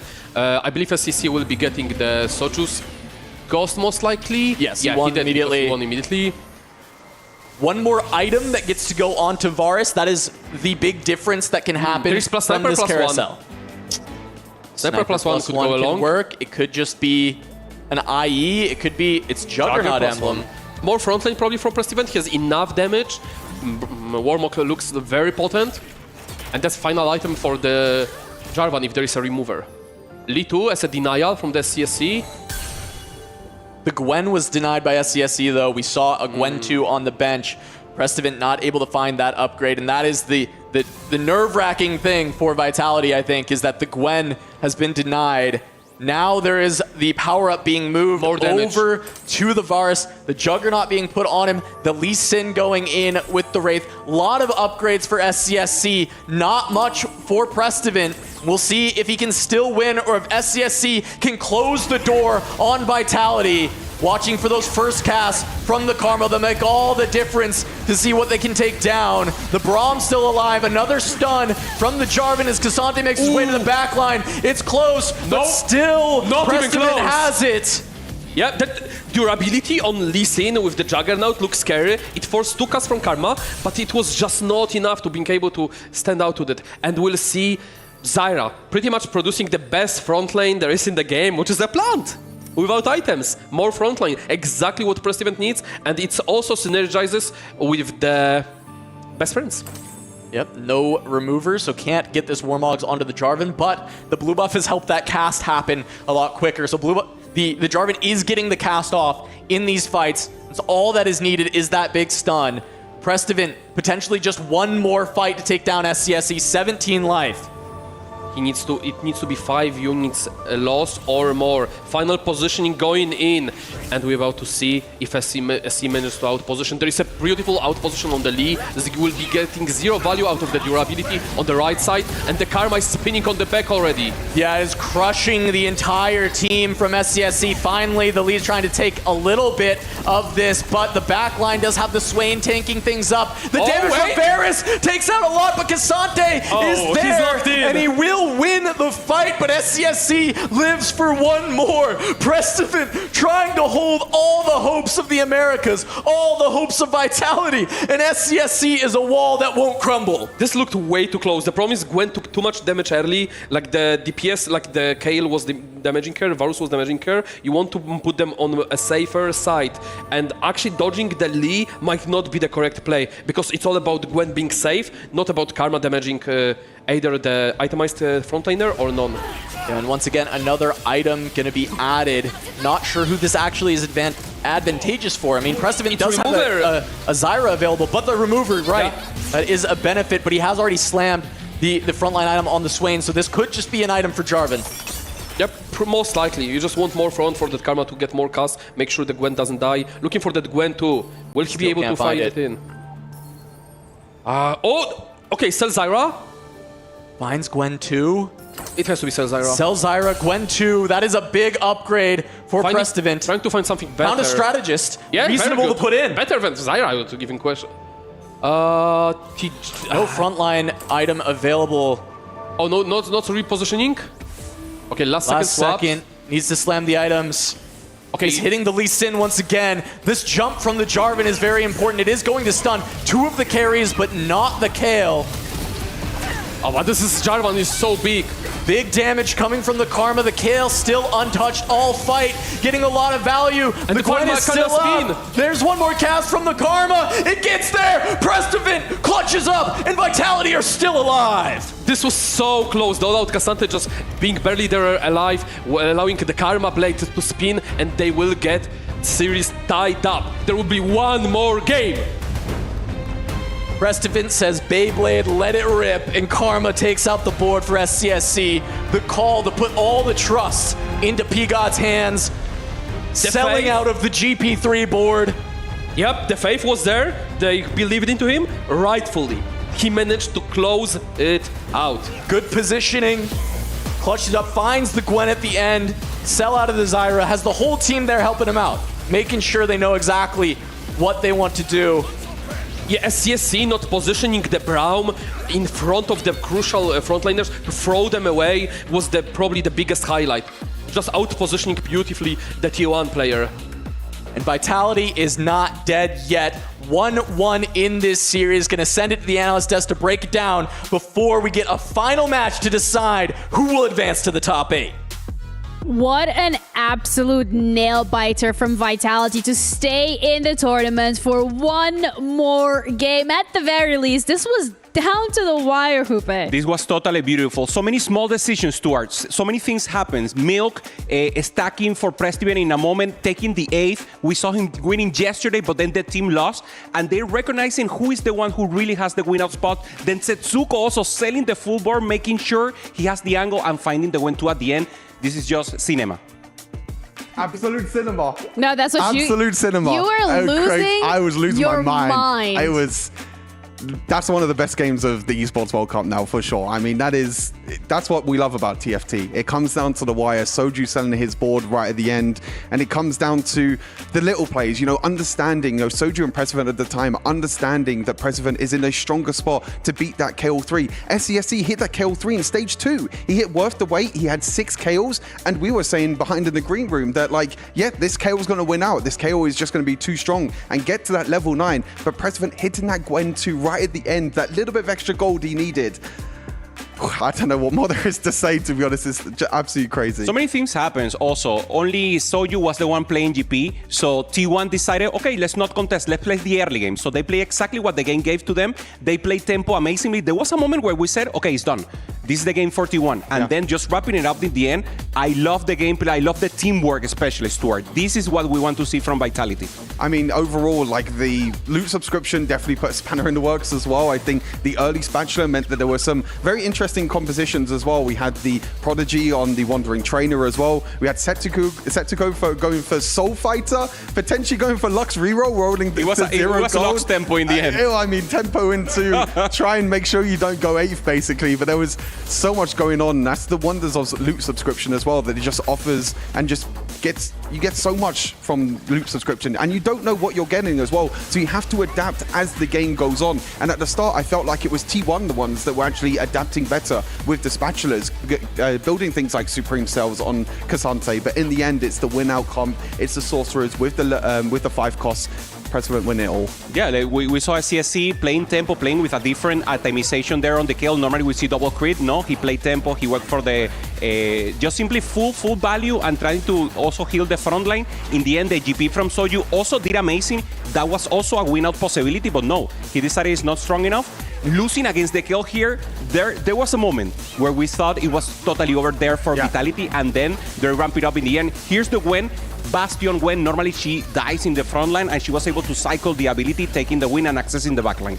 It was just absolutely crazy to see. I think that, like I said, the big thing of this game, I mean, look at this, 1v1 as well between the Cassante and the Varus, and at this point you feel like there is a chance. There's a level difference and everything as well, but yeah, celebrations from Prestiven in the end. I mean, what a performance for him. A player that was supposed to come in last year, wasn't able to come because of the qualifying points of the qualifiers last year, comes in this time and saves Team Vitality. And now it's just one game of Teamfight Tactics celebrating T1 and Team Vitality. Yeah, both of these rosters are now absolutely down to that final lifeline in this match 3 that we're going to be looking at just shortly. But I think it's really important here as well to highlight the mental prowess that we've seen from Vitality, because we were sitting here thinking, oh wow, okay, that's over. Hupsan, you touched upon it as well, where in a lot of positions we were thinking that's it, that's a T1 win. But Vitality didn't give up. They stayed locked in. They found a way somehow to get out of that scenario. We saw it in their faces. Even though when I thought everything was doomed, they were locked in. They were actually still conversating. Milk, who was 8th and lost, he was being the strategist. He was talking to the rest, making sure they knew what was the win down spot for them, and actually managed to make and getting that 1%, 2% play work is just hype. It's amazing. It's beautiful. This is beautiful, TFT. Yeah, this is one of the very few games that we've seen go absolutely down to that very, very, very final last stage where we're like, is this gonna work? Is this not gonna work? Is the positioning okay? Was it a good idea to sell the Zyra? Should you have kept it? Oh my gosh.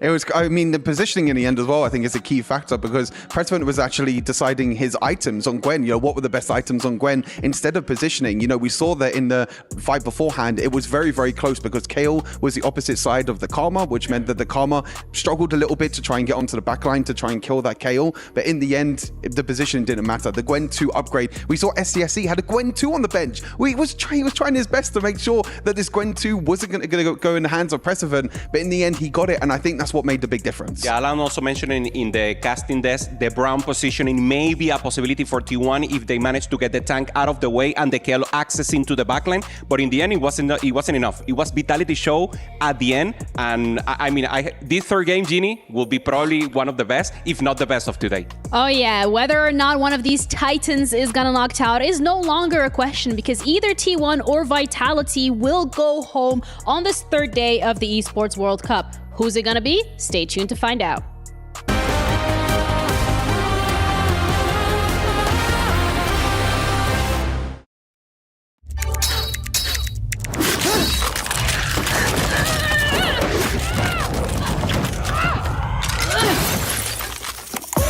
Reach your impossible, Lenovo Legion.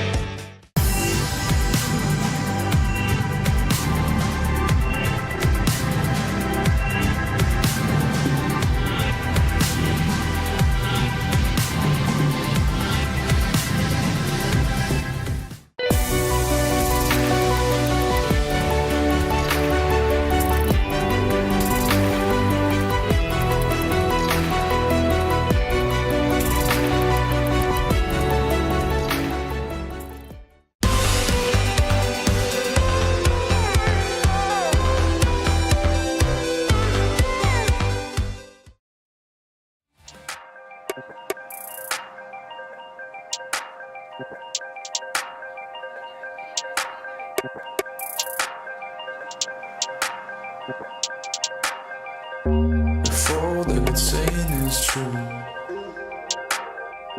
there's a war before your eyes. Tell me, can you see right through? Right through, right through. Down through the wires and the pipelines. We go disconnecting from the city and the skyline.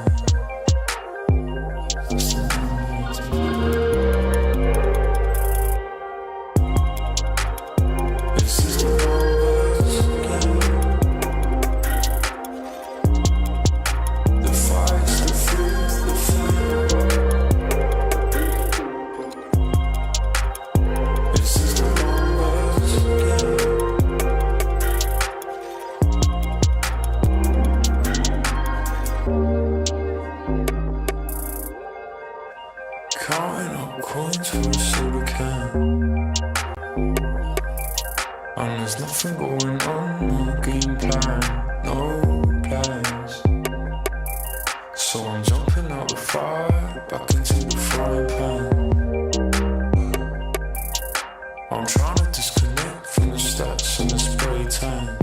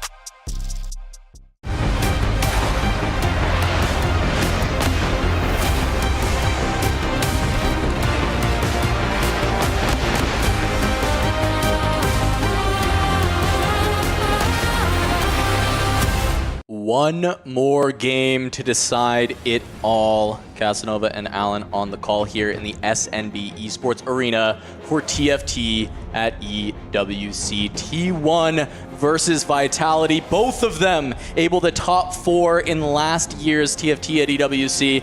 Now fighting for their lives to even make it into the top 8. 1-1 on the series, and we'll see who can get it done. It's crazy to think one of those teams will be out after the next game. The games we've just had, oh boy, and thinking that there's plenty of us ahead throughout the whole day, man, I can't wait. Yeah, we are starting off strong here, Alan, for sure, with T1 versus Vitality. 2 tournament favorites. One of them walking home with 0 club championship points after this. 0 chance to make it any further, and the other gonna lock in that top 8. But even a top 8, I think disappointment for these teams if they can't push it further, as both of these teams coming in as favorites to win the whole thing. T1 making the final last year, Vitality making top 4, both of which falling to the Wolves, and both of which wanting the revenge to try and find a chance, but they won't even get their chance against the Wolves if they can't win here right now. Absolutely. The pressure is on. Both teams, as you mentioned, favorites to win.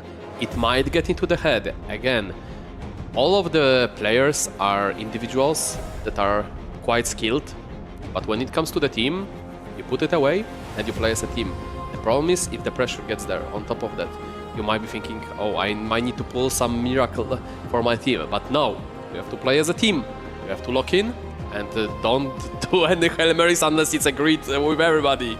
And we saw it in that last game with Vitality. Soju, put the ego aside, sell the board, say, Prestivan, we know you got this. We know your Sork Sport is the one that has to take down the Kale. And he does it.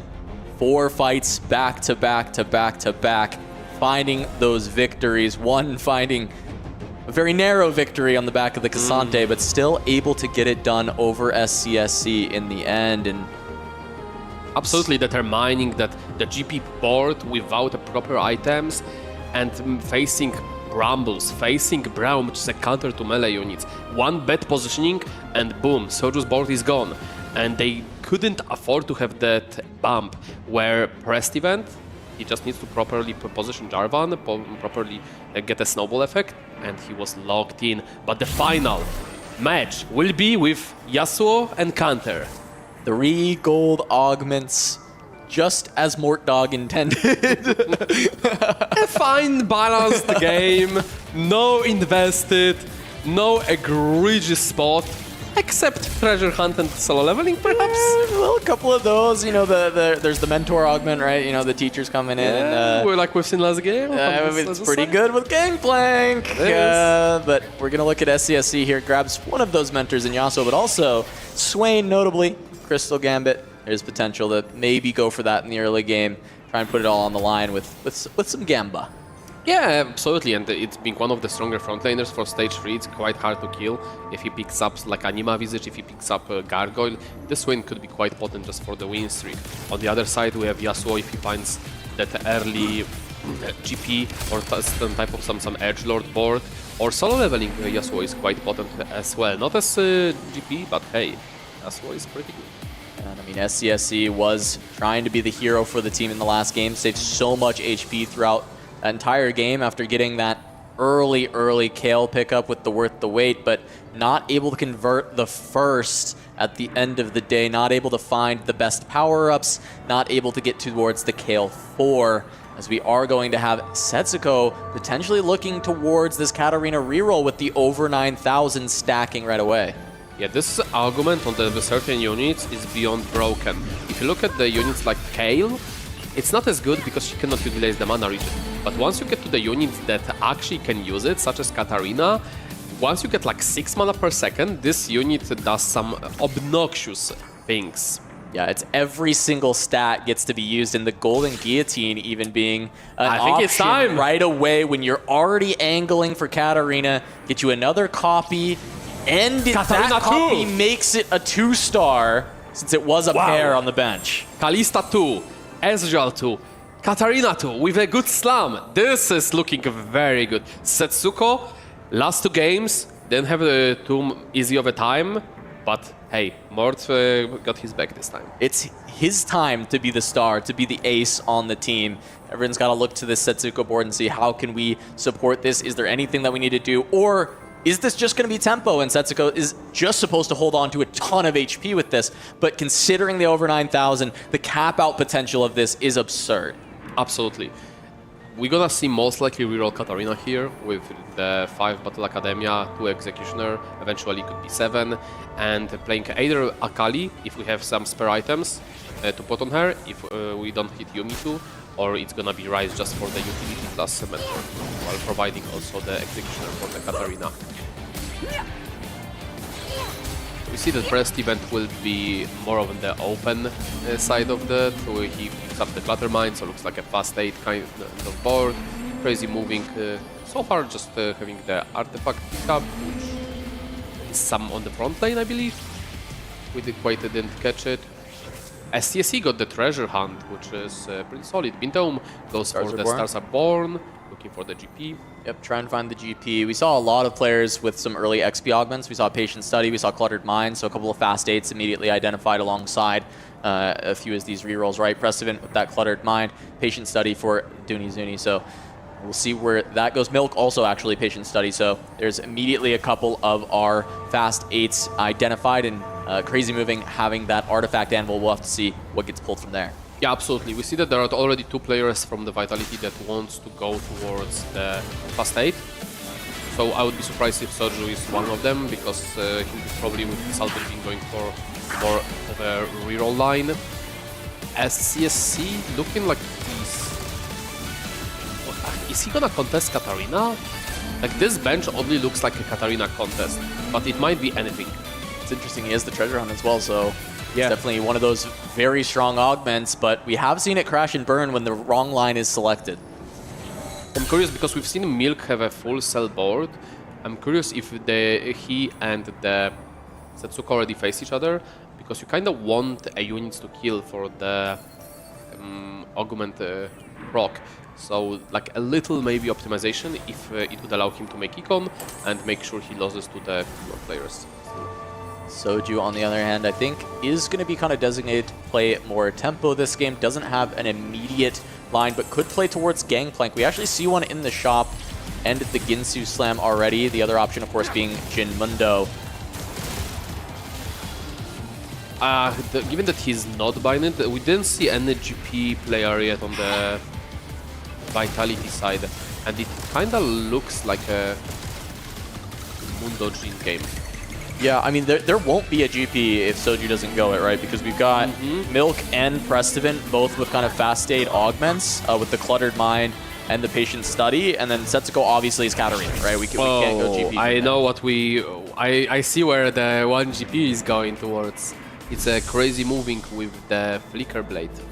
Ah, so that's what's found off that Artifact Anvil. That is the best in slot, and maybe just the best artifact that you can find right now. It opens up, obviously, Gangplank, but also does allow Ashe to be an out if you need it. However, in this game, seems like Gangplank's pretty open. Yeah, Bintum with Stars Are Born pretty much... But those items, not Stars Are Born. Like, you have Rod Tier Belt. You are not going for that line. Maybe he'll go for Contested Katarina, just to stop Setsuko's spot being so crazy good, and we'll see. His slams here from Crazy Moving, though. I mean, of course, the Kraken Slayer, that was already going to go on a GP with the Flicker Blades, but also going for the Gun Blade, so maybe I think it might be Kaisa. Ashe or Kaisa, right? Because, yeah, they want Bintom to play the GP, and like wasting Flicker Blade to just play Kaisa. Yeah, that's what I was thinking about the Ashe too, but it does feel like a reroll, right? It doesn't feel like you think it's tempo into Ashe? I think it could be tempo into Ashe because those items at least are a little bit more conducive to Ashe. I like the Gunblade more on Ashe than I do Kaisa. Yeah, right? Absolutely. She needs a bit more damage. Yeah, I think Ashe makes a lot of sense with those items. Okay. This is very... Yeah, and Bintom is designated... I mean, he already... No, this is probably... He already got the Mundo, so this is not Jin for sure. It might be 0 GP in the lobby. Yeah, because it could be GP still, but the Gunblade Slam is just like not good for GP. Yeah, you would hold on DF to exactly, get right? Like, there's no way it doesn't make sense. So I feel like that has to be Ashe, which is like one of the first Flicker Blades Ashe that we'll actually get to see. We saw one in like a very populated GP lobby, but we haven't seen people go that direction unless forced to. And this is like opting to go Ashe over GP in this spot. Yeah, and this is intentional from Bintang to challenge the Soju on the Mundo line. We see that Soju is already holding on to those Juggernauts, so he's pretty much locked in. Didn't buy the GP that he had when he had a chance to. And we'll see crazy moving fighting against Soju, but with the 3-item Kai'Sa should be pretty much the bane of his, unless... Nah, I don't see this board not beating... The Malphite's pretty tanky, but Soju is lacking some damage, and the Kai'Sa will just ramp up a ton. Unless... Oh, this is actually closer than I thought, and maybe the Jin this actually... Kai'Sa is Z. Gets there. Oh, there's still Luchador proc from both of those. Yeah. Oh, but will be one more yeah. No, okay, there it is. Yeah, the ramp is just the ramp is just a little too much. There was a Kabuko in the shop too for Soju. I was wondering if there's ever a world where you can kind of just like pivot back over to GP when you recognize that no one's really playing it, especially because he's only on. It was one Mundo, one Jin. He doesn't have to fully commit in yet.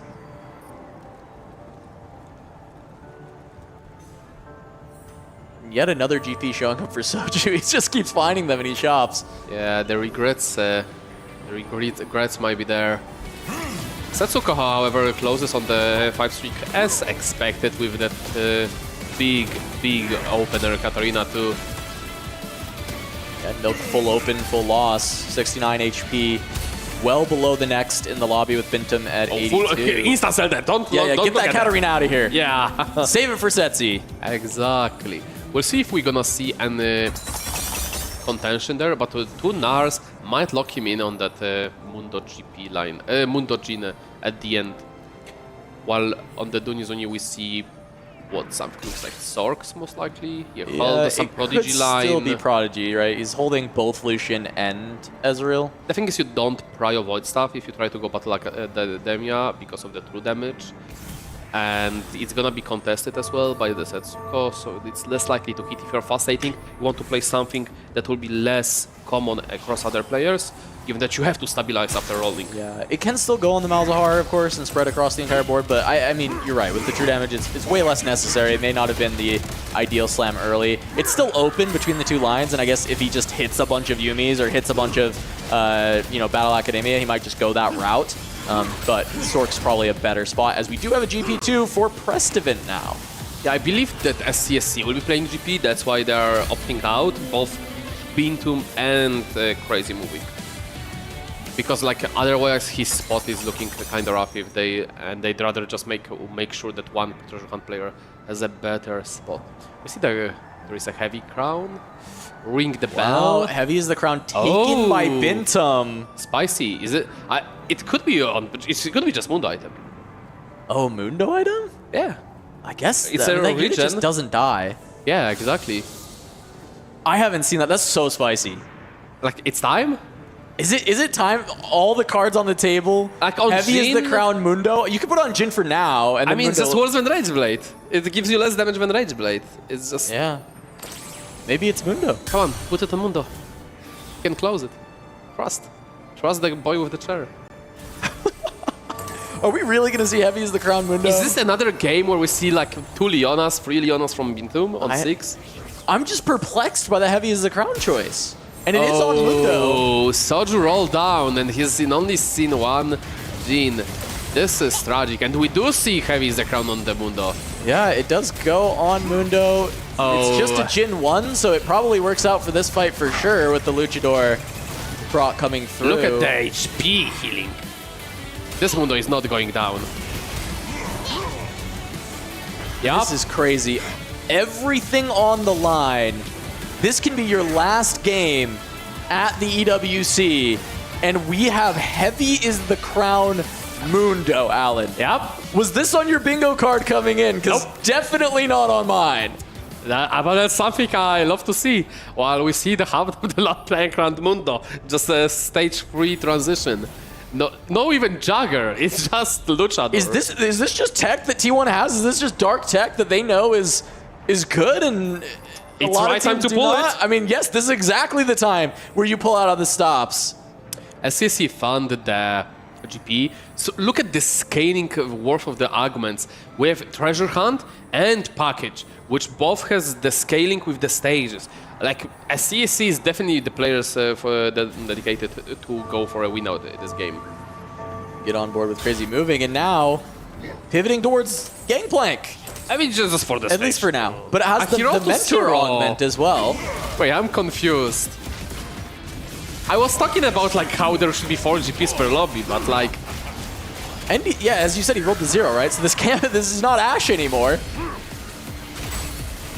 Maybe because of the Intum items are kind of bad for GP, so they're like, okay, you take it. You take it. Could be the augment that he hit as well, right? Yeah, he has to be pivoting. And SCSC what? Like, he has 4 Mentor already. Yeah, he does. I mean, he's got the composition together. I have no idea what they're gonna do. I am so confused on this T1 strategy here. Seems like they're contesting each other. I mean, I think they're just adjusting. I think they're just adjusting their game plan. This is completely fine, but I'm just curious where it will go. Because before the stage 3, it was clear direction. Bintum Mundo, SCSC GP, Crazy Moving, perhaps Ash, and then they readjusted the plan where Crazy Moving goes for GP due to the arguments and itemization, and SCC items being so egregiously bad, he might be moving out of GP towards something else. And I guess he will have a lot of money, a lot of resources with that treasure hunt, but he does still kind of need to reroll because it is the treasure hunt. At least at some point in the game, he has to get those through. I mean, he might be just rolling next stage. That's true. And just use it as a tempo. Go for like the pivot into all-out Cassante maybe. Oh, he does find the red plate. I don't know anymore. Just the two-way GP, I guess. I mean, yeah, we did say, hey, GP might be good enough that you can have multiple players play it, but then it does hurt the win out of the GP player for T1. It just makes it, well, they might not need a win out. 4. They might have just a different player for win out, and they would just want 2 players in top 4 with the GP. Yeah, and Setsuko's getting to hold a full GP2, has 5 Katarinas, 30 gold. Still stacking up with the this over items for the 9,000. Setsuko are now not too hot. He did find the initial strikers played, but no Ion now, no Hodge, and just, yeah, rough for now. Slowly bleeding. Taking stock of the HP. I mean, Milk, I think we have to call out 27 life left, right? Full Rest loss event streak. finds the bronze for life, which might indicate the GP as well. We weren't sure what's the... Yeah, we thought he's gonna go fast 8, but with the bronze for life... Oh, I think it's gonna be all out for Cassante. So we saw that he could go GP. Earlier, he did hit the 2-star and he was playing it with the Cluttered Mind. So it's gonna be Tempo GP. It was never gonna be reroll. I think it's Tempo GP into all out Cassante. I could see that. I could definitely agree with that. The Zac Aatrox variation that could go into Sorix variation later on with the Gwen. But what is going on with Milk at this point? Because he had the fast 8 slot. 9 lost 27 HP, so not even attempting to hold on to any life. Looking, I mean, he could look for a full win out, right? Just like full hit everything, you know, go to 1 life, 2 lives, and just win from there. But I guess it's going to be 4-1 from Milk, full roll down and see what he can hit. Bintum holding these Katarinas away from Setsuko. I think a big story of this game, of this series, is going to be Milk right here on 4-1. I mean, I think if it's Sorg, it might be an issue, because killing this Mundo might be impossible, while Yuumi would be really good into that. Yuumi would deal perfectly with this Mundo. And it's 1 copy away from Mundo 3. Bintum will just start going on a tear, winning forever if he can get that Mundo 3 for this stage 4. Nothing's going to be able to remove this Crown of Demacia Mundo. Holding GP, where 2 teammates are playing GP. See, that one I can't explain to you, Alan, because as we kind of established, I think Prestivan is just playing Tempo GP. Maybe it's just double already had that grief. 2-star. Okay, hear me out. It's double grief from T1 for the Prestivan. They're just griefing Prestivan from. But I don't even think he's going to reroll it. I mean, I guess we'll have to see. He still is level 6, right? He didn't go 7 on stage 3. So yeah, with cluttering. He is rerolling it. Donizuin goes 8. Rolls for the Sorks. Finds Karma 2 in 1 shot. Karma 2. Milk also going Sorks. Finds the pair. There's a Yuumi, but it looks like it's the full commit to Sorks. Hold up. Is this Creep's supremacy? Hold up. Nah, there is Mundo with Sunfire. Surely he got it right. Yeah, the Karma still is evading. It does hit Karma 2. Okay, that's big. So Milk has found the upgrade, but the front line is suffering. We'll see if he can find anything with the rest of this gold. There's Cassante, just needs Cassante 2. The Swain got upgraded as well. That's big. Cassante 2, maybe there's one Jarvan. If he gets Cassante 2, this is really strong. Come on, Cassante 2. For the boy. Oh, he had a there was duplicator. Nico. Well, he had a duplicator. Yup. So Karma 2, Cassante 2. Milk should be stable, but he's stabilizing on 16 life. So there is no margin for error for Milk here in positioning. There's no margin in error for the team. Milk has to now look towards level 9 and finding those Gwens. Needs to get the steal, the shred. Missing the void stuff is pretty big. Faces pressed even, who didn't remove. Ooh, this could go really bad. The Cassante is very far away from this gangplank. He is going to start to wrap. But where the GP will go? Yeah, the GP does go back to the Cassante. One more cast. Oh, okay, that does get there. That's a massive win. They really needed Milk to find that win, as he is getting very stable. And we'll see the next augment selection as well. It will be gold because we are on the Yasuo encounter. Yeah, so at the end, Prestivent was the one to reroll with Clattering. That's a very unusual play.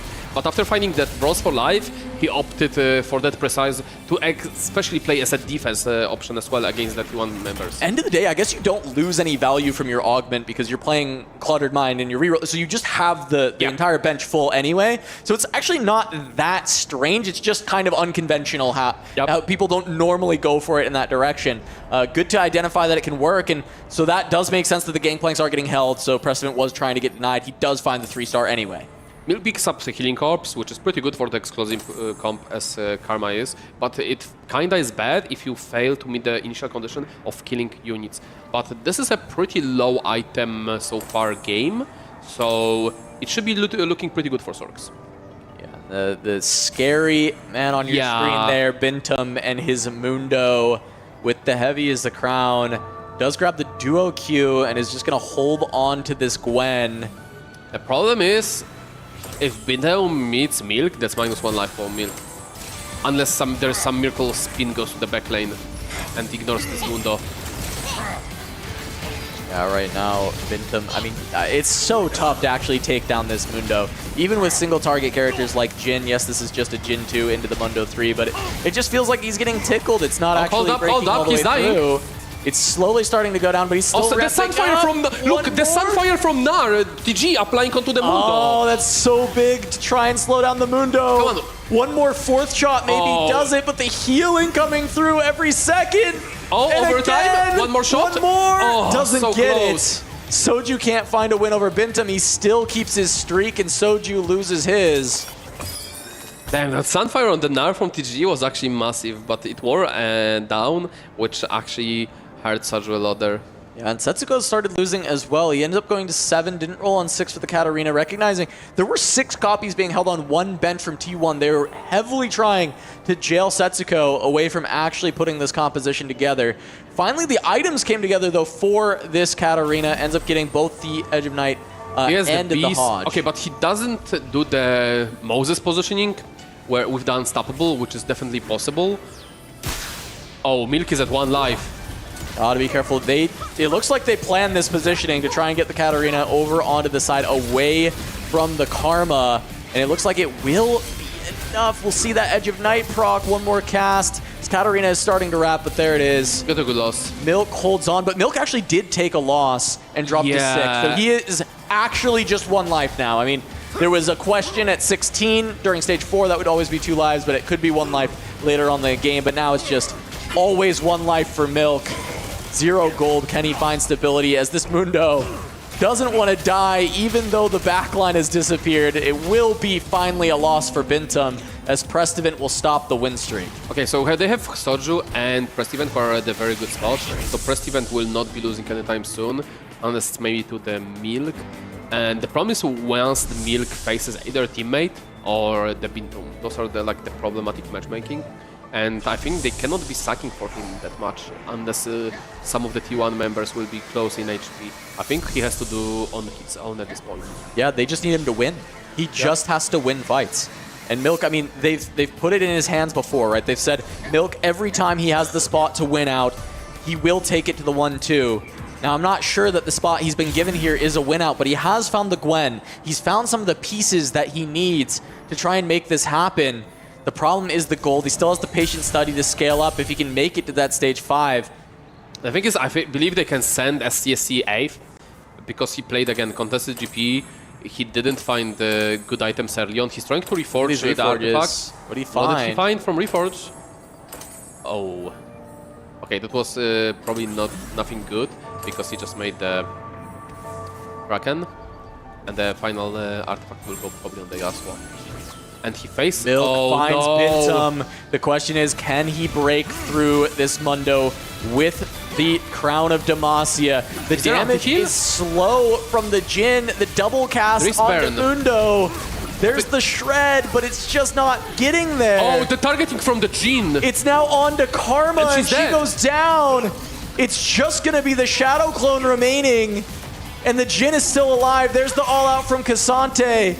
That might be curtains for Milk, and it's up to the rest of the team to finish this out. Milk goes down, and now it's his job as the strategist to help his team find the win. Brilliant positioning from the Bintum, just making sure that everything else goes to the other side than Jhin, so the spin doesn't go accidentally to the Jhin. And when the Mundo proc the Luchador, it pulled back Karma towards the Jhin, and since Karma was targeting still Mundo, Jhin was able to take her down. So if it looked like positioning diff from the Bintum. We look here at the HP totals. Once again, T1 having a lead. Vitality are going to have to scrap their way back, but they have a couple good spots. Prestivan and Soju in particular. Setsuko not able to find the Katarina on the level 8 roll down. Does find the Recon 3, try and stabilize the front line, and has been stacking this over 9,000 the entire game. Not sure if I'm a big fan of not rerolling this Katarina, even though it has been held on. It's such a big factor when you hit the Katarina 3 in this comp. I mean, level 8 is pretty big spike as well, 7 Battle Academia, and stacking the over 9,000. But they decided, okay, we don't need a win-out player, we just need HP. And HP comes with levels, when you can put up additional units and scale up a bit further that Katarina. And we'll see if it's gonna pay off, given that Milk went 8th this game. And they were putting hopes into Milk, which failed. They have to find their way to scrap back. Loss here means you are out of the Esports World Cup. Everything on the line. This Vitality roster loves 4v4. They put their streams on hold to work together to try and become the best team possible. Anything but a first was going to feel like failures, and they may not be able to even cross into the top 8 with T1 as such a big opponent to try and break through. Both of these teams with such high expectations, one of them is going to have to fall far short of them. Yeah, it's going on the absolutely back of Bintum, going for that heavy the crown Mundo tech, which was able to take down Soju's streak, which was able to eliminate Milk at the end. Big tech going through there. Yuumi upgrade found for Setsuko, so not having the prodigies, but 7 Battle Academia with a secondary carry coming through of the Yuumi. Has the Akali upgraded as well, so the 4 costs are available for Setsuko. It's just this Katarina that's not upgraded yet. The main reason why Setsuko might have decided to go fast a part of the units being held is they climb the ladder to just scale it further, go for the Yuumi secondary carry, and like those extra stats provided from the climb the ladder might be something slightly better than trying to hit the Katarina free. Meanwhile, we're watching SCC did hit the rapid fire from the Reforge, which is pretty massive. That's very good. It scales as well with that stretchy arms, just so you can play the GP as a backline carry early on. Found the upgrade with the Yasuo 3, but Crazy Moving also playing around this Gangplank, and neither of them are going to be able to hit the 3-star, at least not in a timely fashion, especially with Prestivan holding on to his 3-star on the board. So what's stronger, Yasuo or Rakan 3? It looks like Rakan. It looks like Rakan is just a bit better, yeah. I think the Inox Spark being a big difference there to have the extra damage actually make it happen, but that's a big win, as now the Vitality players are being able to stabilize the HP gap between them and T1 as Dunizuni does hit a Braum 2 as he goes straight to level 9, really starting to ramp up this 6 Sorcerer comp. At 20 life, Vitality really needs to send Dunizuni to 7th place because Soju is in a free fall. Yeah, Soju needs to find stabilization. He pivoted out of the Jhin to play TF, plays Random Ash, which would love to be something else. Soju was just there to save HP, to play the tempo. Go with the Mundo, fast 8, play 6 Jagger, whatever he finds, and then dump big tier. And as you mentioned, it's gonna be a free fall. Yeah, and especially with the upgrades that Dunizuni found, this is one of the big matchups that you really needed to win. The But the Braum upgrade is so huge. Now the TF cards are actually making it to the Karma, though. Can it be enough to take her down? It's not. Soju's going to take yet another loss, and it was to Dunizuni, who is exactly who they need to be losing rounds right now. Yeah, this loss is absolutely massive. It might be the turnaround here for the T1. If they send Soju 7th, it will be close to impossible to pull back unless Setsuko hits the Katarina free. Yeah, because Setsuko absolutely does not have a win-out spot, and Soju is now on the chopping block. 1 life left. No upgrades found. This might be it. Not with a boom, but with a whimper. Vitality losing milk and now not having enough in the tank to push through. Soju has to avoid this 7th, but the rolls found nothing. A bit of misclickings on spreading the gloves there. Decides to put TG on the Aatrox over the Crown, which is interesting. Facing off against Crazy Moving, the Flicker Blades, Gangplank 2, just showing the power of that unit. And yeah, there's this Mundo 2 that's going to try and hold on, but the damage from the Twisted Fate is just not enough. That's going to be Soju going 7th, and now somehow, some way, Prestivan and Setsuko have to go 1-2 in this game, and it's gonna take a miracle. I mean, the 9,000 still scaling. There is Yumi too, that will get more items from the both Carousel and the Creep Run. Prestivan is on the, I believe, win streak. Yeah, never mind, he just took he a has loss. the Gangplank 3. So finally, the prophecy came through. 3 GPs in the lobby. Yeah, and it is paying dividends for T1 as they're looking to march their way towards another top 8, try and find their way back to the finals where they were stopped last year. Yeah, being able to save up all the HP by playing double GP, winning runs, even in stage 5, is absolutely massive for the T1. Even though none of them hit the GP3, but it was a player for the Vitality, they are still stable. That is absolutely crazy. And Binteum finally falling off with that Mundo, but he did his job. Prestivan cannot afford to lose another round. They need the ability to have Setsuko sack for him later. They have to be able to take everything out so they can go 1-2. Crazy Moving, having 64 HP, might make this nigh impossible for Vitality with that last loss that came through for Prestivan. Popping out the Crown, just making sure if he faces teammate, it doesn't quite, he doesn't die from one shot here. And I believe he has to put it back. Oh, he wants to he's just sacking. His spot. Yeah, he put it on the Gnar to intentionally die to the Crazy Moving, to not take any more HPs from him. What they're doing is very smart because he could beat him probably, but Crazy Moving has so much HP that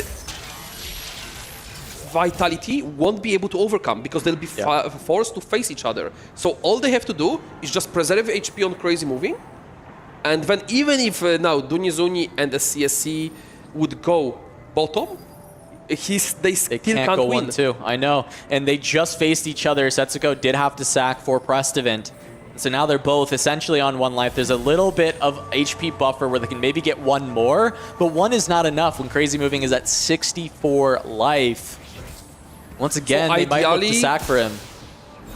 If the Dunizuni could sack for the Crazy Moving, would be the best case scenario. But like Dunizuni doesn't have the HP himself. Well, maybe he actually should sack. Either way, T1 just has winning so this, much life remaining. Flicker Blade's Gangplank just at 2-star is plenty to get the work done. A close loss between these two teammates, so not taking too much damage. And T1 may have just played the life gain well enough, the team play well enough to topple Vitality.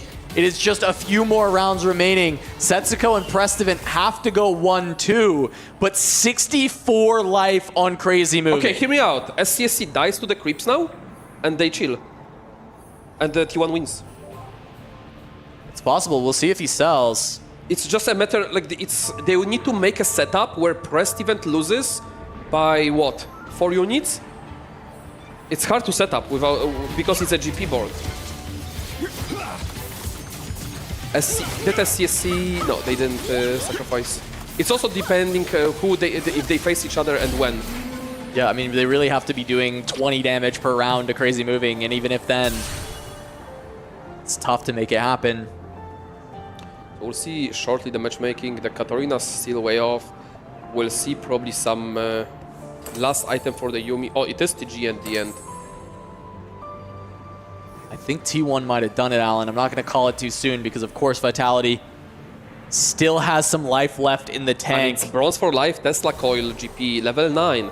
It is not too weak of a board.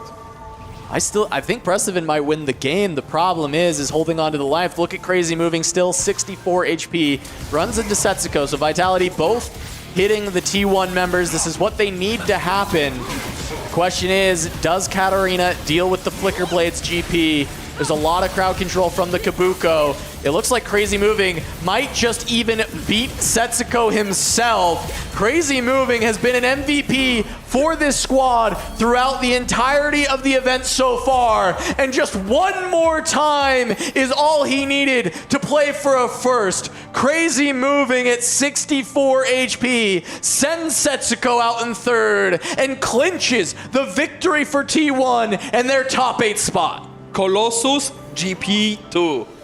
You have got the tech here, baby. What, Flicker Blade. The smiles, the shaking from Crazy Moving, knowing that he did everything he could to make sure his team can move on, and he's done it. As you said, the Flicker Blades GP, the pivoting, the maneuvering from T1 as a team to decide on this game plan. We were questioning what these decisions were. It felt like they were contesting each other somewhat for no reason when they had these other options. But in the end, the plan comes together. Crazy Moving holds on to an insane amount of HP. And while he may not be able to beat Prestivan at the end, and we're gonna have 6 more rounds of combat, he's done enough to win for T1. So, Kaz, are you telling me the real answer all the way along was more GP? GP? Yes. GP and even more GP? I think so, Alan. I think that's been the answer to the puzzle of this tournament, is pick GP, which stands for good placements, and you've got it there for T1. 3 players. Was it 3 players in top 4 GP? Yeah, I think so. Yeah, SCSC playing GP, Prestival playing GP, Crazy Moving playing GP. And that's going to send the final bastion of the top 3 in Club Championship ranking out of this tournament. No movement at the top of the tables when it comes to that. 0 points for Vitality. The hope of the Americas out, and that now rests solely on Citadel. Big W for the Korean fans, big L for the America fans.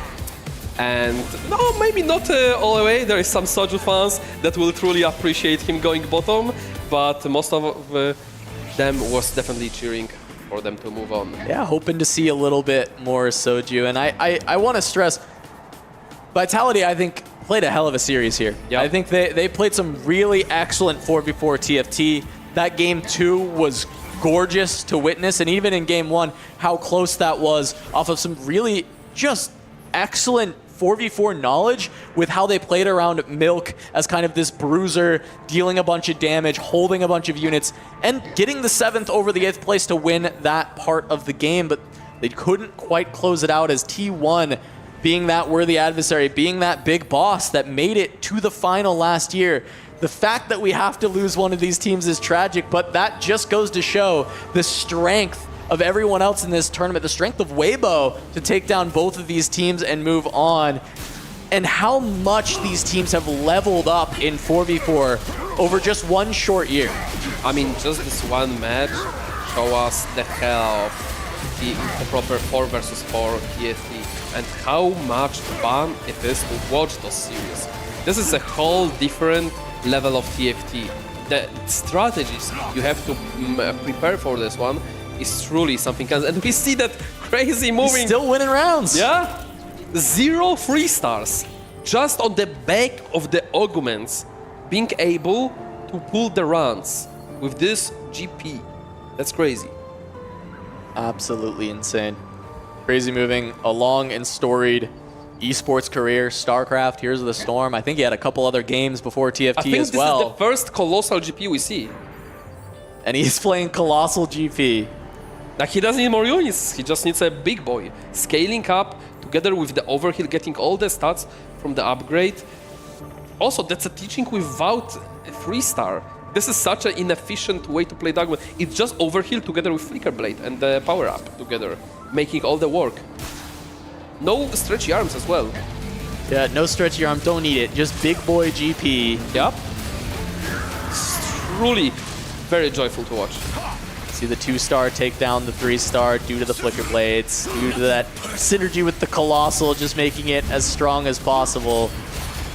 And he will, at the end, pick it up? Oh no, there's the CC, one more shot, doesn't get it. You see, Crazy Moving, he's won the series, but he wants this first place. Absolutely. He's got so many in the tournament. He's having an absolute just MVP performance of anyone across all of the teams. Crazy Moving has been definitely the biggest pickup for any team coming into this. T1 getting Crazy Moving from Na'Vi, and he's just been insane.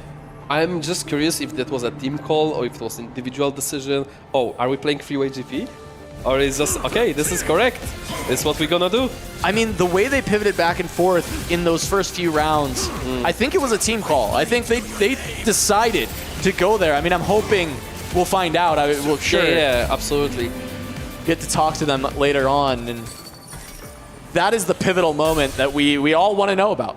Is when did you decide, or how did you decide this game plan for Game 3?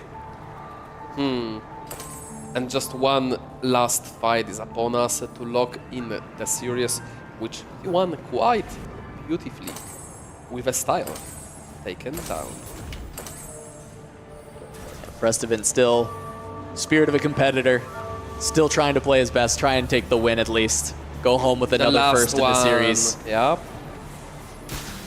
At least you could say he got the double dub. Yeah, 2 wins. It would be the second series Vitality lost with 2 wins, which is unfortunate for this roster. They've done a great job of finding those first places, but oh, this lead is just okay. This is Stage way too 7, much. not a close fight. Prestovin gets there with the positioning this time, but T1 gets the win over Vitality and will advance to that top 8.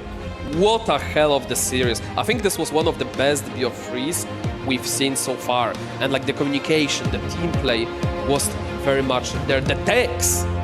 We finally have a series to kind of rival that Flash Wolves Twisted Minds series that we'll get to see again later, actually. This is just first series. This is the first. I'm after that one, Alan. I'm got like, tired after are we done for the? No, we're not actually. 3 more matchups, 3 more dreams crushed, 3 more dreams realized going to the top 8, and T1's gonna get the chance to crush that key. We can see the side of relief that these believe that we actually made it, that we are in the playoffs. It's time to claim the championship that we couldn't last year. So much left on the table versus Wolves. So much wanted. Second never feels like enough. Sometimes it's more bitter than an even lower placement because you came so close. T1 tasted that greatness, but this time they've got Crazy Moving so in cool. their corner. I love the pop-off. He's so energetic every single time. And he's been in this position where he gets the first time and time again. And so we are going to get a chance to talk to T1, going to send it to the stage to find out what just happened in this series. Crazy moves being made here in the SNB Arena. T1 takedown. Team Vitality in a sensational series, 2-1. And I'm joined by Crazy Moving and Maddox to translate.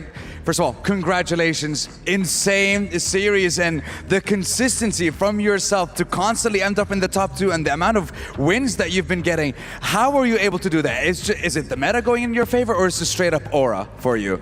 일단 크레이지 무비 선수 승리 축하드리고요. 첫 번째 일단 질문으로는 크레이지 무비 선수가 정말 높은 순위 방어율을 보이고 있어요. 정말 높은 순위를 계속해서 기록하고 있는데 그 비결이 무엇인지 궁금합니다. 일단 첫 번째 비결은 저희 팀의 최고의 코치진이 있고 마이 파라다이스와 또리라는 최고의 코치가 있고 빈틈 선수에게 배운 게 굉장히 많기 때문에 사실 저희 팀 멤버 생각하면 다른 팀 멤버가 전혀 두렵지 않아가지고 편하게 게임할 수 있는 게 그게 가장 큰 것 같아요. Yeah, first of all, we have great coaches. And second of all, we have a great roster, especially Bentham, who teach me a lot. So yeah, we're not afraid of anyone. Now, I mean, you say you're not afraid of anyone, so you wouldn't mind facing anyone going into the competition since you're now in the quarterfinals, maybe even the world champions in Wolves Esports. You ready to take anyone on? 이제 또 8강에 진출하게 되셨는데 아무 상대도 두렵지 않다라고 또 말씀을 주셨잖아요. 그렇기 때문에 그러면은 저번 결승 상대인 울브즈를 상대로도 좀 충분히 복수할 수 있다는 그런 마음가짐이신가요? 네, 굉장히 갚아줄 게 많은 친구들이기 때문에 네, 탈락의 맛을 한번 맛보여주고 싶습니다. Yeah, I think we have a lot of depth against them, so yeah, it's time to settle. All right, well, there's still one more thing left to settle before we head off to the next series. You get to crush Vitality's key. Are you ready? 이제 남은 것은 단 하나. 이제 바이탈리티의 키를 부수는 것뿐인데 준비되셨나요? Absolutely, yeah. Well, ladies and gentlemen, this is only the first best of 3 series of the 4 that we have for the 3rd day of competition here at the Teamfight Tactics Tournament at the Esports World Cup. We're gonna go crush some keys, so we'll see you guys in the studio. Thank you, Sansar. What an incredible interview from Crazy Moving. I mean, incredible performance as well. This guy is so animated. He is so locked in. He's got these top 1 finishes continuously. He's very consistent. And if I dare say, maybe the backbone here for T1 to be able to advance. Yeah, 100%. And it's beautiful that he's recognizing Bintium as the one that is being the veteran for the team and helping it out so much. And he's feeling joy. He's feeling not only the joy about winning, the joy about taking out also the key from T1 and crushing it. So this is beautiful to see. This game, Stuart, was all over the place in the start, but actually better strategy defined for T1. Yeah, we saw in the end the heavy is the crown, which is an augment that we don't really see too much, in general, just in 4v4 and also just in normal teamfight tactics. But using it this game, T1 actually used it really well. Bintum using it on that Mundo early on and actually using it on his backline at the end to give Crazy Moving the win. And I love this story as well. And I love that Crazy Moving mentioned Bintum as well, because we've been mentioning how Bintum hasn't really had the best tournament, but he's the one that's been coaching, that's been helping Crazy Moving shine in this tournament as well. And it's crazy that it comes down to this last game as well. And Bintum is the one that actually sacrifices himself for the player that he's been teaching this whole time, Crazy Moving, and he's been the shining light for T1. Yeah, same for Dunisuni, also sacrificing himself, taking the 5th, knowing that Crazy Moving is the one that would go for the first. And the story for Vitality was the bottom. Holding hands, Milk, and Soyu not finding Milk with the swords, and Soyu trying to go for a fast 9, but stayed at level 8, trying to play around the Ashe, plus this legendary comp with the Twisted Fae and the Journal in the front.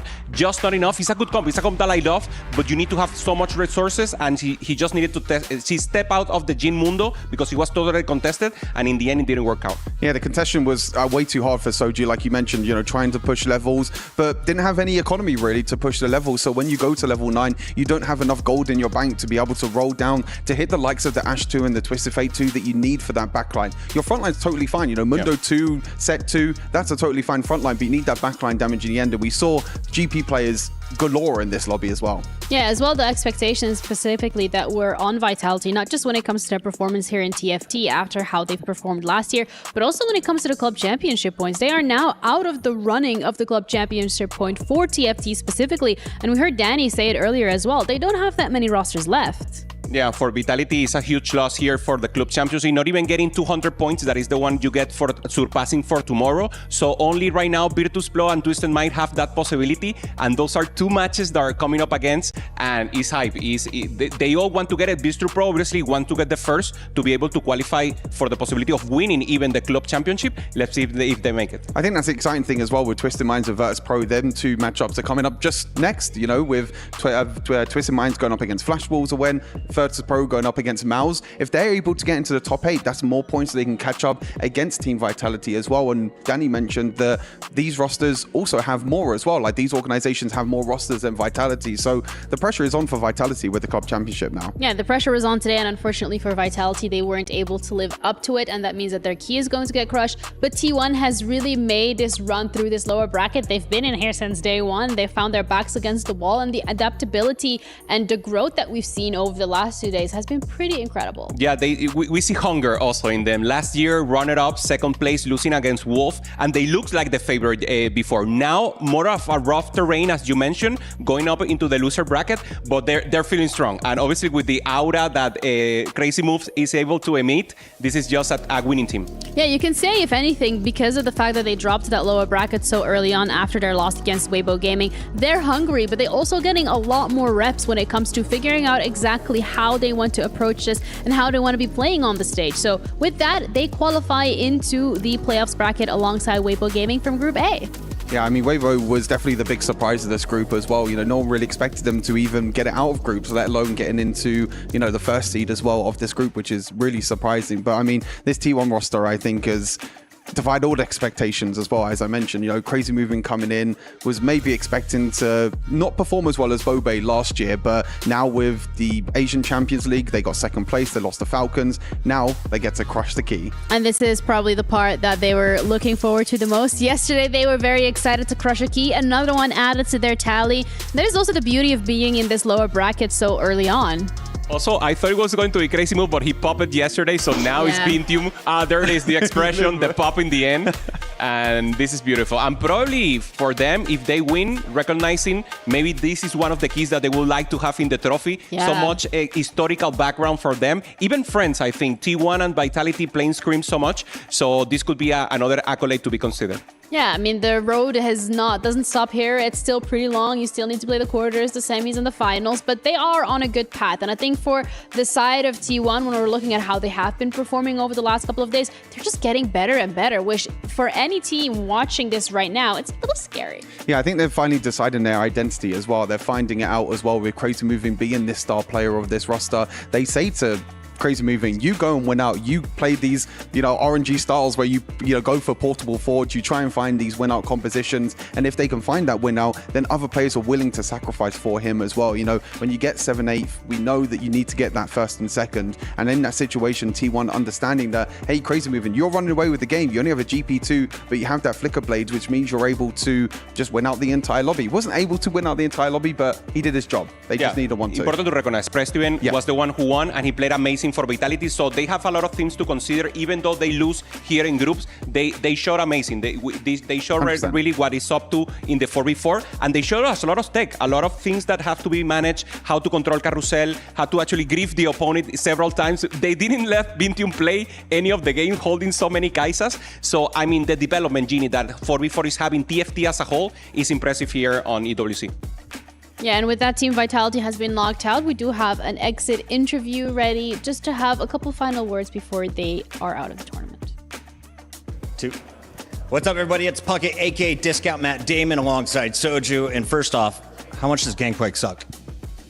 Not as bad as Cinder last year, so. Not that bad. All right, so let's talk about the game 3. Unfortunately, T1 got the better of you in the final fight. What did it come down to? Was it just better team tactics on their side or some bad luck on yours? Overall, I think we played okay this tournament. There's definitely times that we could have played better, but I think for game 3, I think it's really hard to stop Navori Gameplank. I think Navori Gameplank makes it so you can basically just double contest GP or even triple contest GP. So it's like kind of just on the Sorks to swing the placements. Can you tell me a little bit about the second game, though? Because according to the chat, it's an instant classic, the best game we've seen so far at EWC. You guys were down huge. SCSC had a massive health pool, and we all figured T1 was walking away. How did you guys pull it back and force the game 3? I mean, we kind of just knew we were going to play for 1-3. We stopped stacking the moment they locked in the 7th. I kind of knew I was going to go 3rd, and then one of us had to play for win out. And I think Source just have a way better matchup in Decale. So it looks close, but I mean, the fights were really close. We were worried, but it wasn't just doomed. I think game 3 kind of felt like we already lost. So it's a tough way to go out, but we now have T1 moving into the top 8. Where do you think they'll land? Last year, they went all the way to the finals. I'm actually surprised that the Falcons also lost in groups. I think between T1 and Wolves are the 2 strongest teams that are left. So there you go. Soju, thank you so much for taking the time. I know it's never fun doing one of these after a loss. T1 moves on, but we'll see Vitality next year. Cheers, bud. Thank you, Soju and Puckett. Some wise words as well from Soju. And some of the interviews that we had with him as well, actually, earlier in the tournament, where he was like, there is not too much expectations from our fans to perform well. We don't really feel anything under pressure, and we've taken a lot of time to prepare for the 4v4 tournament. Of course, it is really sad to be going out so early, but again, I really want to say that when we are looking at Vitality, the improvements we've seen just over the last couple of days, they should also be very proud of themselves. No, 100%. I think the players on this roster speak for themselves. You know, they are players that are highly rated over in Americas, you know, not just as creators and everything, but as players as well. They're still highly rated. I think they'll go home very disappointed. I think they will be, but I think they should still be proud with how well they were able to develop as a team in a 4 versus 4. And I'm sure this won't be the last time we see them. No, but this is also not the last game of TFT that we're going to be looking at today, because we have VP going up against Mouse. Once again, both of these rosters in this lower bracket, Hoopsan, and that is a scary position to be in. Yeah, it's amazing. Virtus.pro playing obviously also for the club championship, being in that top 5 spot and looking for the win. And Mouse, they've been doing so well. They're now maybe one of the best in the or representing EMEA region together with the Aegis. And we have Lusher there in the screen.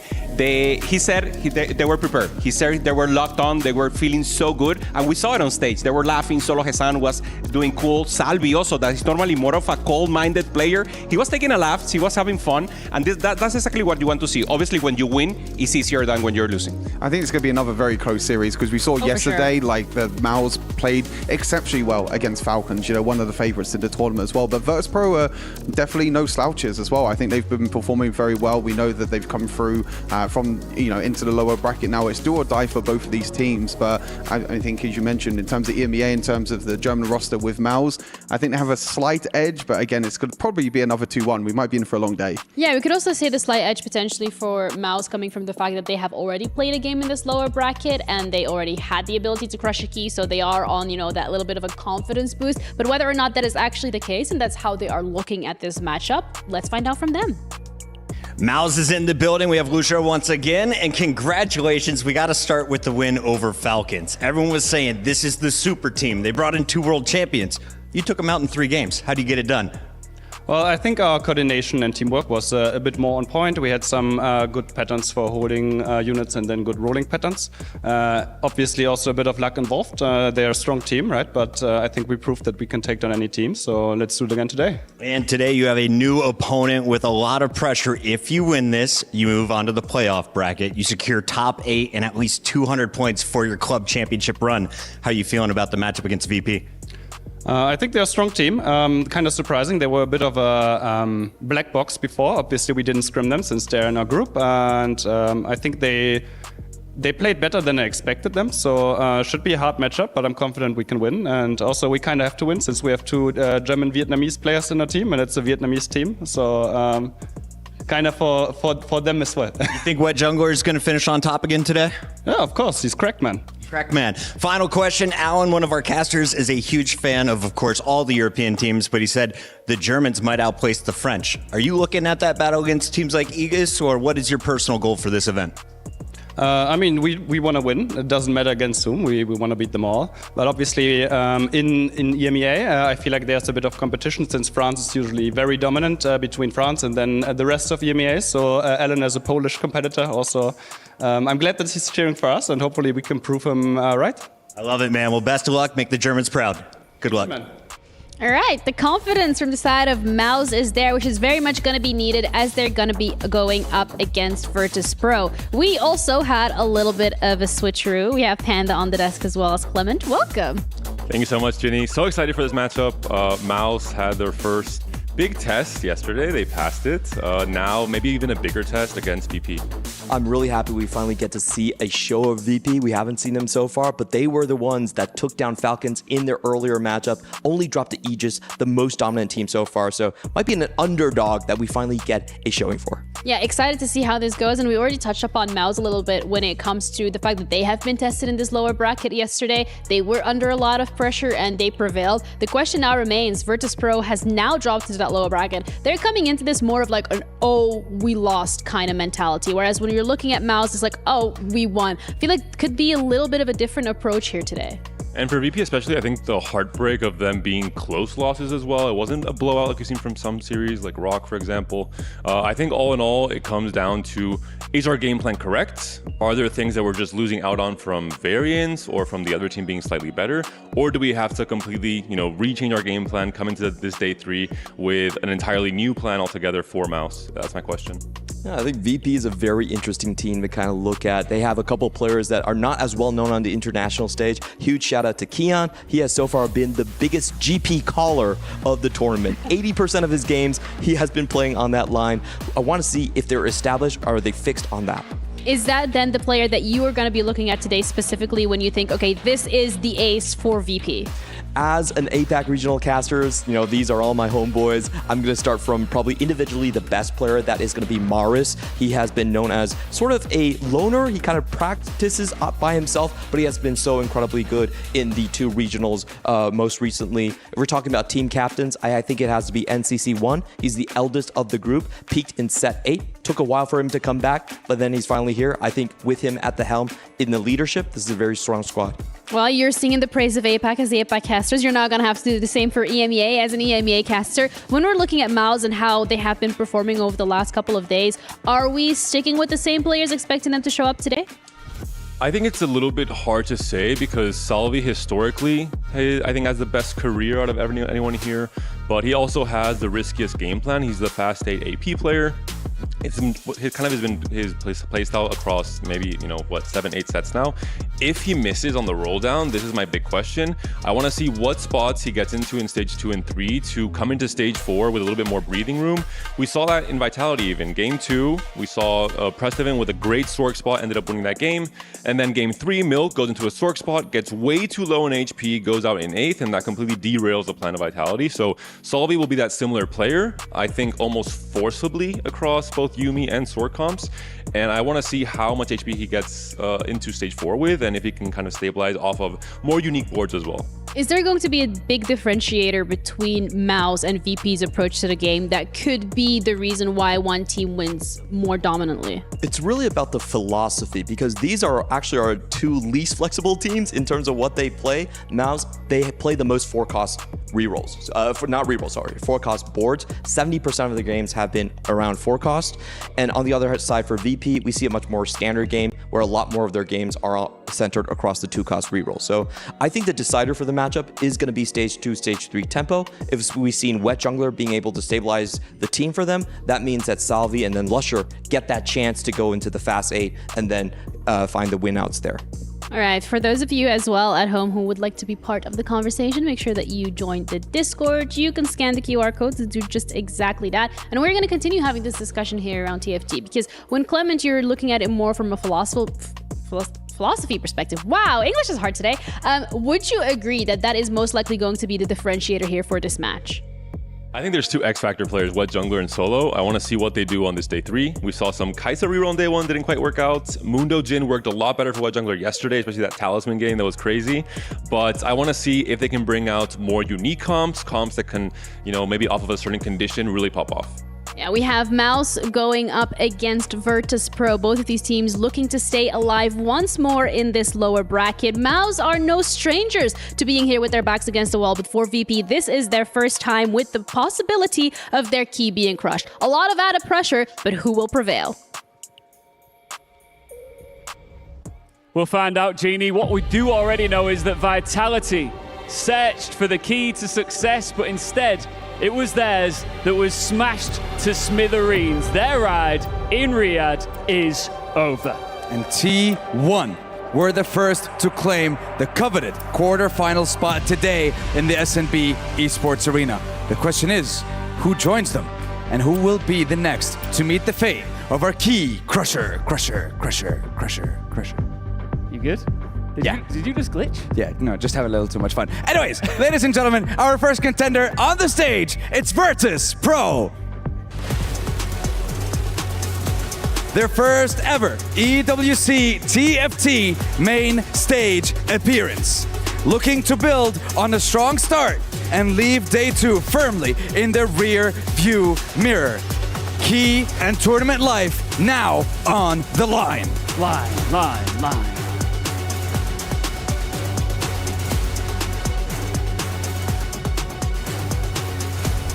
their opponents. Please welcome Mouse. They sent the club champions Falcons flying out of the competition yesterday, with eyes now set on the quarterfinals and a boost in earnings. Mouse truly are chasing the cheese. It's do or die, win or bin. Live in our EWC Theatre of Dreams, who will face the curtain next? Let's go. Thank you, thank you, thank you. My name is Canopy, alongside the sensational Stuart, to bring you our second series of the day. I mean, of course, people are still shook up after that first series. Everyone backstage was gathered around the TV just to see how it all played out. Hopefully this series is able to follow on to that one well. I think that's going to be a theme for today. I think all of these matchups are super close. We talk about this one as well with Mouse versus Virtus.pro. I think both these teams are very evenly matched, and it's going to come down to the gameplay itself, and hopefully their TFT is better than Ian's puns. Oh boy, they were pretty memorable, let's put it that way. But yeah, here in Group B, of course, these teams have got basically the same record as each other. Mouse and Virtus.pro, they both placed against Aegis, they both placed against Falcons. They've actually had the same results as well. Virtus.pro, they also beat the Falcons in their first game. But in terms of performance, at least here at the EWC, I would actually give Virtus.pro the slight edge, because the win against Falcons was slightly better, the loss against Aegis was also slightly better. So just based on this small sample size, Virtus.pro are slightly ahead. Yeah, I think Virtus.pro is going to feel very hard done by yesterday's result against Aegis. They actually lost on tiebreakers. They had the same points, but lost because of that first place against Aegis in day number 2. So they're still going to come into this with a bunch of confidence. But so is Mouse as well. I think Mouse are definitely going to come into this as like, hey, we beat one of the favorites of the tournaments.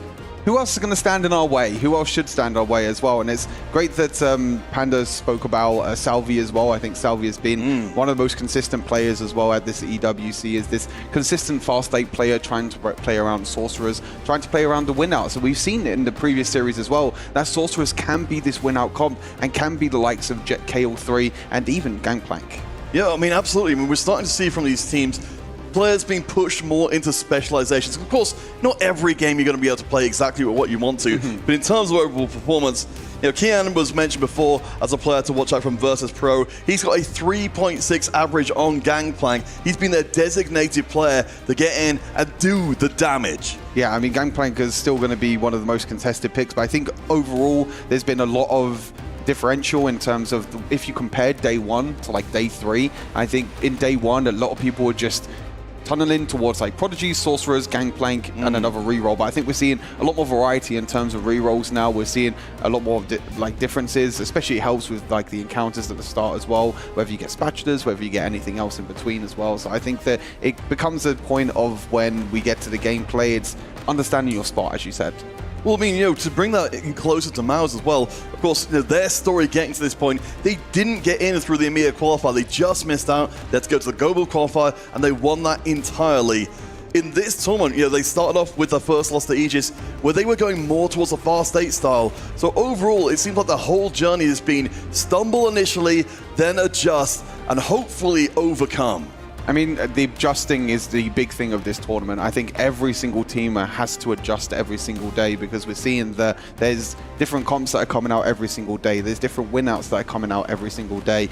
This is still very early on in the set, so players are still figuring out things as well. As we get Gwens, we're going to get the ultimate showdown of all Prismatics to start things off in this series. Of course, we've seen Prismatics being such a big factor in some of these games. 9 lives yesterday, for I believe it was T1 yesterday, with the 9 lives, but making that big difference. But there was plenty of prismatic augments that can give these players more power.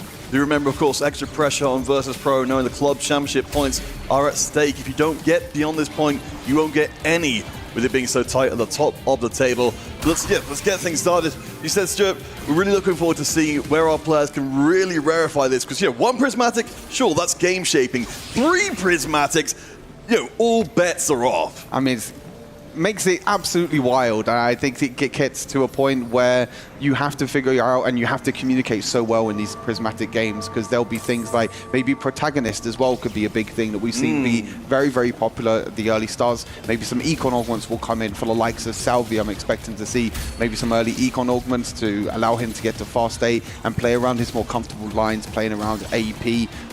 But also you can get things like artifacts. You can get, there's so much possibilities with these games as well, as we're going to get our first augment shortly. No sign of Gangplank just yet. I was going to say, that's a reflex at this point to be like, has somebody got a Gangplank in here? Surely somebody's got a Gangplank. I feel like that's what we're all looking for all the time. I think we've just become trained to do it. Of course, we had to receive news, of course, on the next patch, which will not be part of EWC. Gangplank has been brought to heel, but wow, there we go. Maris gets it, and also a Viego as well. And a Kabuka, I mean, this start is pretty gnarly.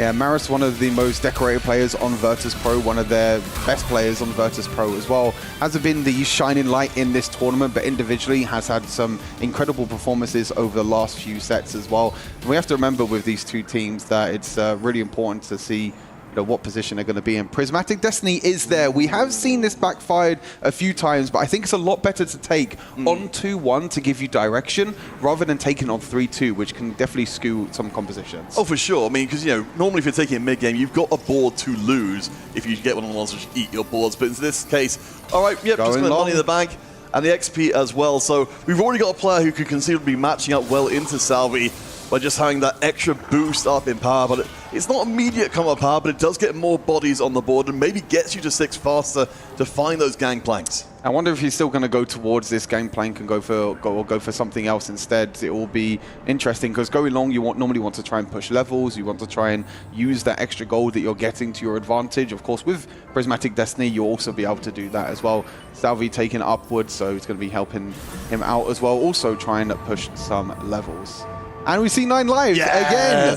Solo Kazang with the 9 lives. I mean, we saw this before. I think the entire green room was looking at the 9 lives and being like, this seems very risky. And it was up until the last life when you get the maximum reward from this augment. It looked very shaky before, but in this case, Solo Kazang actually coming out of the gates pretty strong. Doesn't actually want to give up lives early and get those early rewards.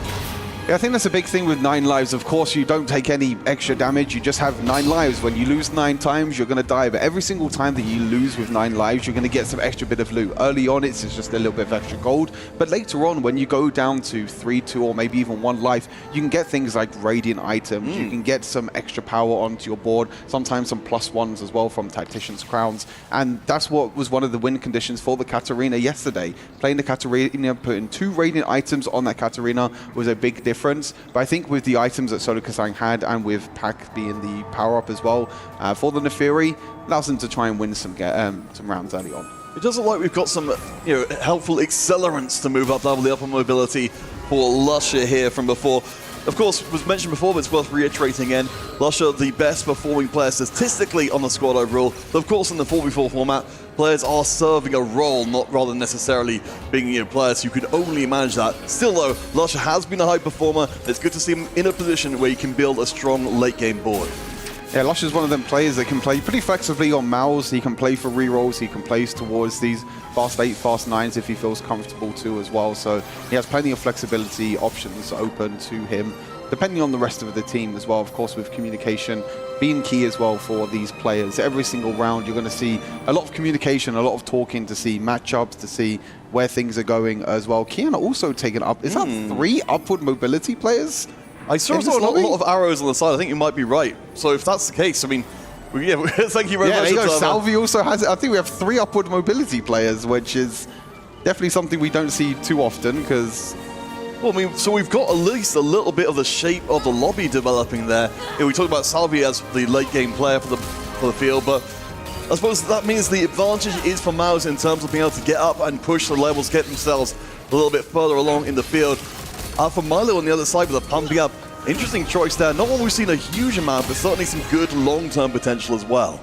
For Salvi, you expect him to take, of course, upward mobility to try and push levels, to try and make sure he can get to level 8, and he has some extra reroll, some extra health to help him out as well. But as we mentioned with the other upward mobility players, it's going to be very interesting, because Lusher took the Prismatic Destiny. Of course, you can get any random augment that you get, and he also gets Prismatic Upward Mobility, sorry. So same with Kian as well. So there's plenty of players that are actually pushing levels. Of course, Maris with the going long as well. So we'll have to see what other direction these other players go into. As we see Solo Kasang with an early Gangplank, has the Rage Blade, has the Edge of Night as well. So it's going to be a great item holder and can still help him push levels if he wants to with the 9 lives, or try and go for that Gangplank 3.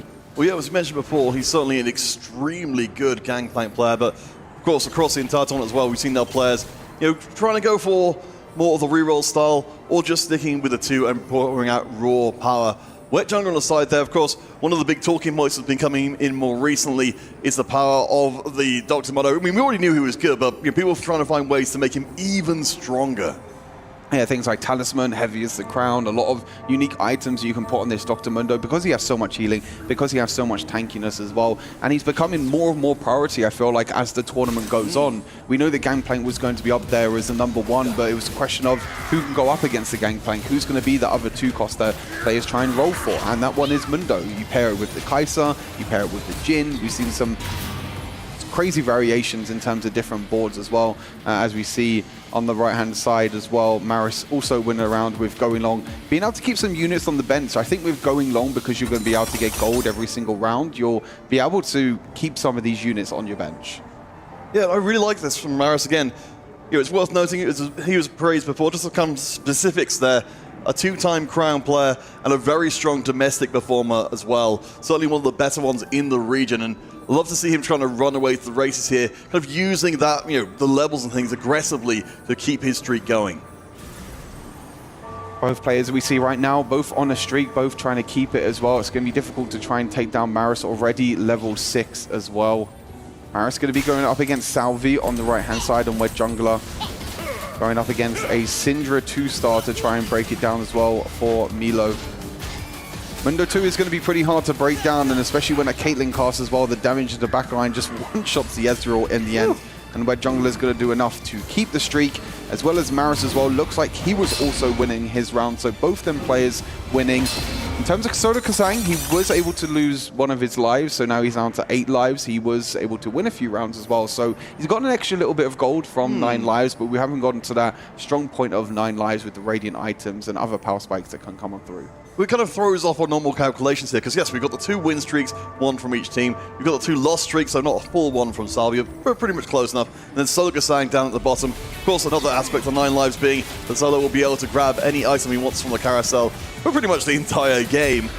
Maybe that's justifying a little bit more why we're seeing him play more aggressively. Yeah, exactly that. I mean, he doesn't need to save HP or anything like that. He doesn't need to do anything, but sometimes you do like to loss streak a little bit early on with 9 lives, maybe lose 3 or 4 rounds, and then after you lose the 3 or 4 rounds, then you'll be able to get more power, and then that power can help you come online with getting some extra gold, some extra power from items as well. Looks like everyone got a gold orb drop, so it'll be interesting to see what items and maybe some extra spiciness can come on through here.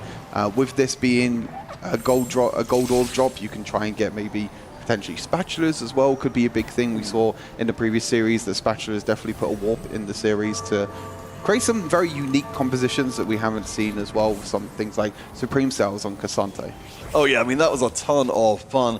Should have taken a moment to note, of course, Maris's itemization for the Gangplank. Not what we'd normally see being thrown in there, but definitely has a very strong eye towards those AP lines later on. I think doing a service to the squad overall by taking the GPs out of the pool. And we can see, even with this itemization, the Gangplank is still being effective. I mean, at any point you could put any items on Gangplank, they'll still benefit. With the spell crit coming on through, you have the anti-heal, you have the shred as well. Again, with Going Long, he doesn't get any interest, so he can just use his gold early on to try and push as many levels and keep the win streak going, which is exactly what Maris was able to do. Wed Jungler, though, also still on the win streak. So both Wed Jungler and Maris are 2 players that are keeping on this win streak for now. Yeah, we're really interested to see how they clash against each other. See Solo Kasang managing to get the Gangplank 2 up and running, so a little bit more power creeping into the balls. We can see multiple upgrades coming across the field. Yeah, I think this is definitely going to be one of the big questions hanging over the board. I love this side-by-side view as well, because you can see both these two players going for Gangplank, and both of them picking Radiant Refractor as well. So being able to upgrade one of Gangplank's best items, you can normally, it's either Rage Blade or Kraken. Most players prioritize the Kraken because you can get more AD over time, but you can also go for the Rage Blade, as you can see here with Solo, upgrading his Kraken into the Radiant version, which is going to give this Gangplank more power. Love this side-by-side view though. NCC1 going with 30 gold. Solo has a little bit less gold, but definitely stabilizes his board a little bit more with that Kraken coming in, and has the Midas touch as well. Oh yeah, I mean, it's been talked about game after game as well. You know, even when Solo has spent down to the bone here with 1 gold left in the tank, Gangplank, as you can already see, is going to start farming that gold back up again with just how strong he is. He already has 2 rises on his bench as well. I'm surprised he didn't actually play the full mentor this round, but maybe prioritizing, you know, upgrades instead of going for the full mentor. Maybe he doesn't have one of the other units. I couldn't remember what else was on his bench, but finding 2 rise at level 6 is pretty decent to start things off. Can help the mentor, it can help him push levels, because now he's stabilized on Gangplank 2. He has the Radiant version of the Kraken, means that he can stabilize, push to level 7, and play the full mentor. Sure. Yeah, finding that many rises is definitely surprising. But we'll keep on digging things in, because Maris is currently still leading the field, the only player to keep his win streak as we head towards the midpoint of Stage 3. This board very strong indeed. Of course, the XP poured in, the itemization being forced here, and we've even got buried treasures to make this board even stronger than it was already. I think Maris's job this game is just to try and save up as much HP as possible. He's not really going for the win out here, but since he's already on 100 HP, he's on that 7 win streak as well. He's keeping hold of as much HP as he can. He's making sure that he doesn't go last. He's maybe not going to cap out his board too much to try and push to like maybe level 8 or even level 9, because he just has a GP2, he's stabilizing, but because he's 1 or 2 levels higher, makes it pretty difficult. I do like what we're seeing here on Milo's side of things, though, because we talked about the pumping up as a long-term prospect here. Also going to have the crit in. You know, the itemization of the backline really, really good. So Milo has been quietly working his way through while maintaining a decent amount of HP. I think this board's got some great late-game potential.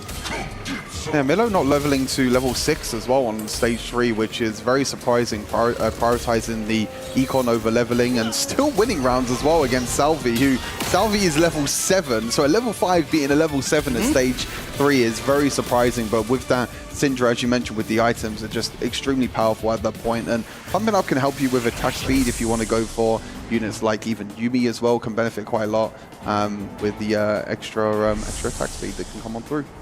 Just taking a quick look at our boards along the bottom as we get our players to pick up a few bits and pieces. Something that does jump out to me, Stuart, is of course we noted the Wet Jungler running at the, the Mundo and Jin reroll has picked up Prismatic Ticket to accelerate that further.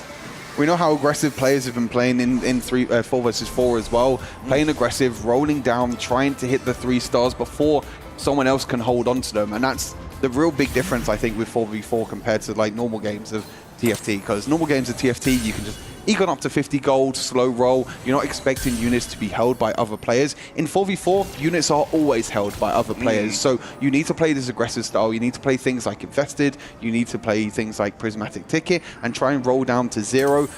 Mostly you're seeing all the time that players are always going down to 0, saying that NCC1 getting that Gangplank 3 doesn't have the Kraken, but instead has the Radiant Guard Breaker, which is going to provide a little bit of extra damage. Not the same stacking damage that you can get from Radiant Kraken, but in the end is going to still help him out a lot.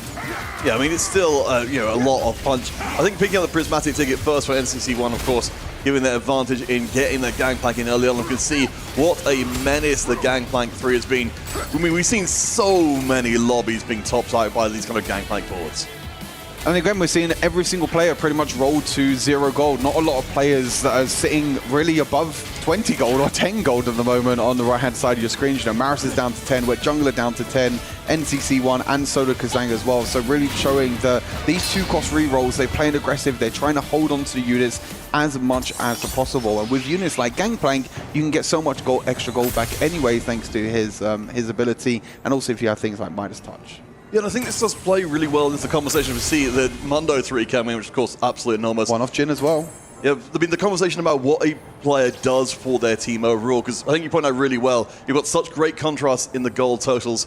But if you can spend that gold early and give your team a strong point in the early game, it really feels like it serves the team overall. I mean, we saw certainly in the previous series, the teams are thinking so much about what it takes to actually win the game. They're not about doing anything for themselves here. They're doing what the team needs. Yeah, sacrificing themselves for the team. We've seen it more and more as the 4v4 tournament has go on. Players selling their board, players sacrificing, removing items as well is so key in a 4v4 environment because of the way the point system works. Getting the first place is important, but making sure you don't go 8th and 7th is also very important as well. And for players like Maris starting to lose rounds now on this going long, but meanwhile, for Wed Jungler has the 3 items on this Dr. Mundo 3, is one off Jin 3, and now you're going to be seeing all these players just roll all the way down to 0 gold every single turn until they hit their 3 stars. One player that is going to struggle though is Soda Kazang, who was also on that GP line, was hoping that he can get some more money from 9 lives to try and roll for that GP 3 star. Unfortunately though, NCC picking up that prismatic ticket allowed him to get that Gangplank 3 star instead.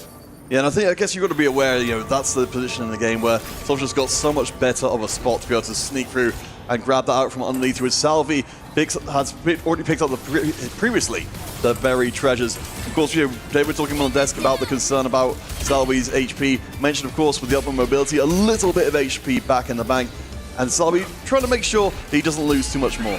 And you're seeing both the upward mobility players for Mouse. One has to take Sorcerer, one has to take Prodigy. Great side-by-side view here as well. Really shows that you have 2 upward mobility players. One had the decision to with Salvi, the other didn't with Prismatic Destiny. But still being able to try and utilize this to your advantage, playing the likes of upward mobility to get the extra free rerolls. And a lot of players are rolling down a lot early on. And Gwen 2-star already for Salvi on your left-hand side. That is a huge upgrade here for Salvi. Gwen 2 before even Karma 2 as well is absolutely crazy. There's been a phrase that's been going around, with people just walking through the halls bemoaning it, and that's Gwen 2 on level 8. People say just shaking their heads and walking away from that one.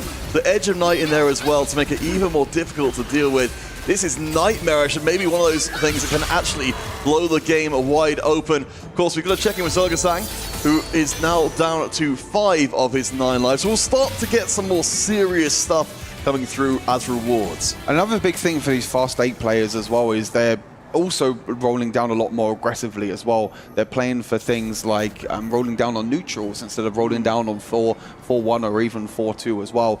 Kian here picking up one of the best augments for this Cassante lineup, which is Bronze for Life. So many of these units have so much synergies with each other as well. We have the Akali 2 being picked up.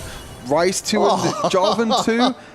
It's nice upgrades, but it's not like Cassante 2. It's not one of your main carriers, but you have the Akali 2 in the end as well. So he might just lock this shop because he does have a Karma pair. He doesn't want to sell that. He can't upgrade both of these units just yet. This board should be okay. He is pretty low on HP though with an 8 loss streak. But I think with the extra damage that comes through with the Bronze for Life, means that he will be able to stick with this extra HP that he has. Thank you very much for production for showing us there are 5 Cassantes left in the pools. We know exactly how difficult it will be. I mean, of course, we still got a full duplicator for Kian waiting, so just need to find the one, especially considering how many other units he's already found in the shop.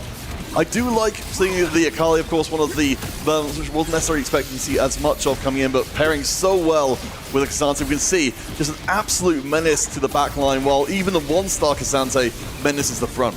Yeah, it's very difficult to position against Akali. Of course, it's just going to be dashing to the furthest units. So you don't really want to corner your units, but at the same time, you don't want to position them in the middle because then you're against Jarvan, you're against Kabuko, you're against Yasuo. There's so much to position. And as expected, he does lock in his shop in the end, does go for that Jarvan 2 and the Ryze 2 upgrade. So it looks like now is on 4 lives. So it doesn't have that many lives, but he took it invested and he also hit GP3. Nice. So we have 2 GP3 players in this lobby. Solo Kazang probably in a better spot as well because he also has Kabuko 3. Both the GP3 players also have stretchy arms, I believe, as well. So there's a lot of power on this board for Solo Kazang, and he does have the better of the Radiant items. One had Guardbreaker, Solo Kazang has Kraken. So I feel like Solo Kazang is in a better spot, but it becomes very dicey as well because only one of these players can win. We're expecting the GP player to potentially win out in this lobby with how much extra resources he's able to get. The Radiant Refractor also helping out as well. But look at the extra AD and the attack speed that's stacking up here with both Kraken and Rageblade. And this is such a great illustration, of course, of the role changes as of this set. So, you know, you can put the Gangplank, you know, Edge of Night, sure, but you can put the Gangplank right in the center, middle of the board, access all areas with that extended range, and just be an absolute menace to deal with. So, you look across our players, you know, of course, we've got all the Owens in place. We've got no more super spicy units coming through on the carousel, but Stuart, what's your kind of overall feel of the field here in Game 1 of Series 2? I feel like overall, most of the players have actually hit the units that they've wanted to hit. You know, Lusher with Yuumi 2, Kian with the Akali 2, and also still only has Cassante 1, but has hit the rest of the board. Most of the players that went to level 8 has actually hit their board, and most of the re-rollers have also hit their board as well. One unique composition, though, for Milo is this Star Guardian board, which we don't really get to see too much.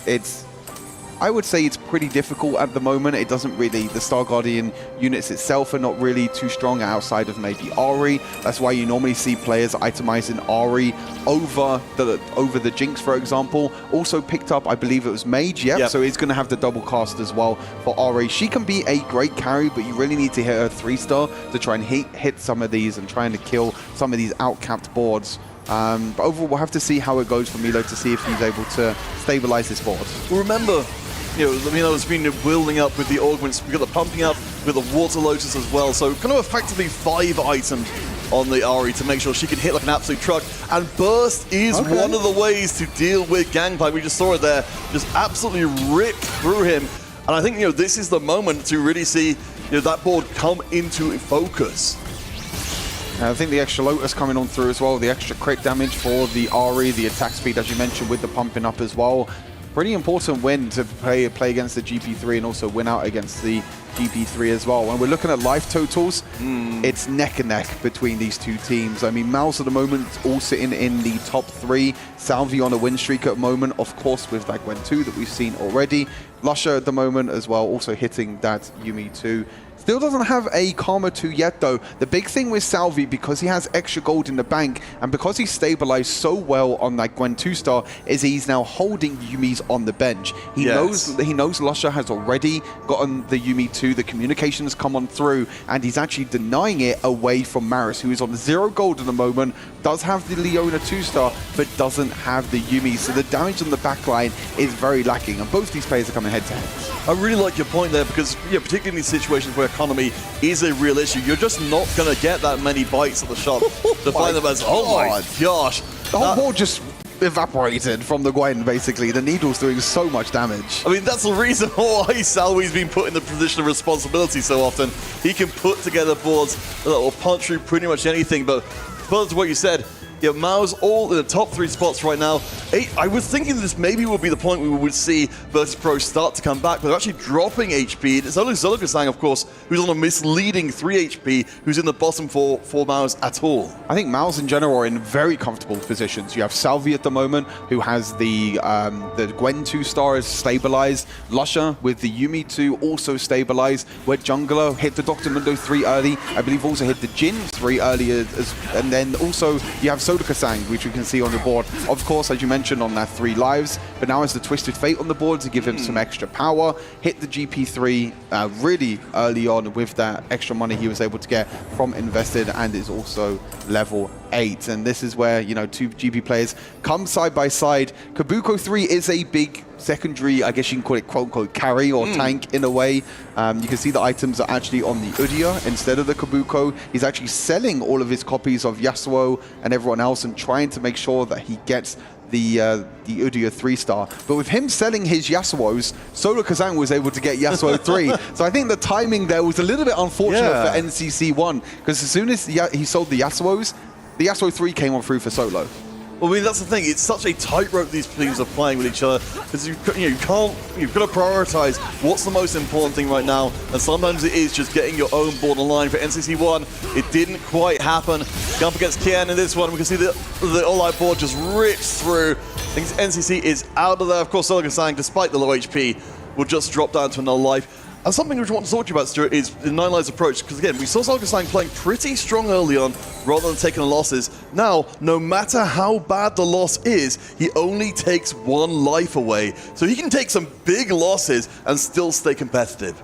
And he's going to get more gold and more power every single time. So it means that he's going to be in a position where he can just make his board even stronger than what it already is. Of course, we mentioned NCC1 going out in 8th place. Maris is now on a 6-loss streak. So he's in a very difficult spot. Again, hasn't hit that Yuumi 2 because Salvi is holding the Yuumis on the other side. Luckily for Maris, he is up against the Ghost. It is the Star Guardian Ghost. So hopefully we'll give him enough damage and hopefully won't be too bad and he doesn't lose this one. It might be pretty close actually, even against the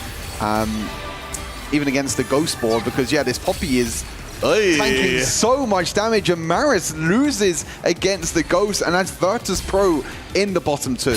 I mean, this is pretty bad. The next question I was going to bring up to you is it's starting to look like, you know, if we're going to see Virtus.pro win this game, they need to get into the top 2. I mean, right now, we saw Kian was doing well, did just lose the win streak at the last round, so things are looking pretty dire for them. Yeah, this might just turn into a pretty dominant win for Mouse in the end. I think the HP difference is way too big. You know, eventually, Mouse, the Virtus.pro players are going to go head-to-head. We've just seen as well from Wet Jungler that he has a Twisted Fate 2-star on his board because he's Seraphine 2-star on another board as well. Again, players holding on to the Cassantes this time. Lusha has sold away and Salvi sold away holding the Yuumis because of course that player Salvi's playing the Cassante. Yeah.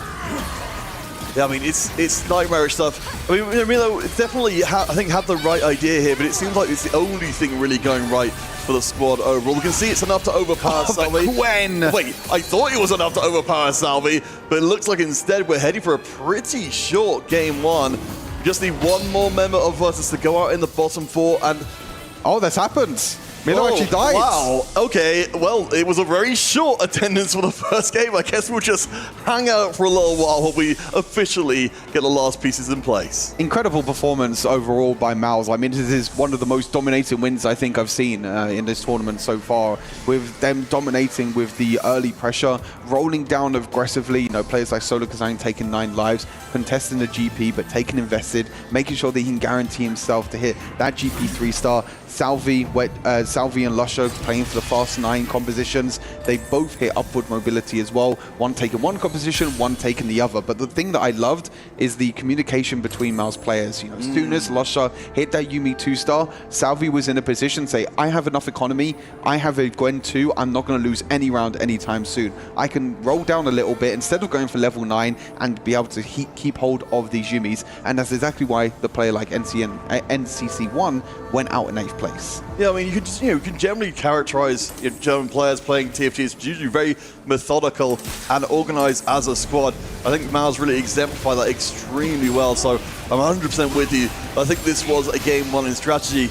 I do think that, given the setup here with upper mobilities, it did play very well into Mouse's strengths. We talked about how they started the tournament, pushing more towards 8 and getting punished for it by some of those reroll compositions. In this case, it feels like they really bypassed that danger zone.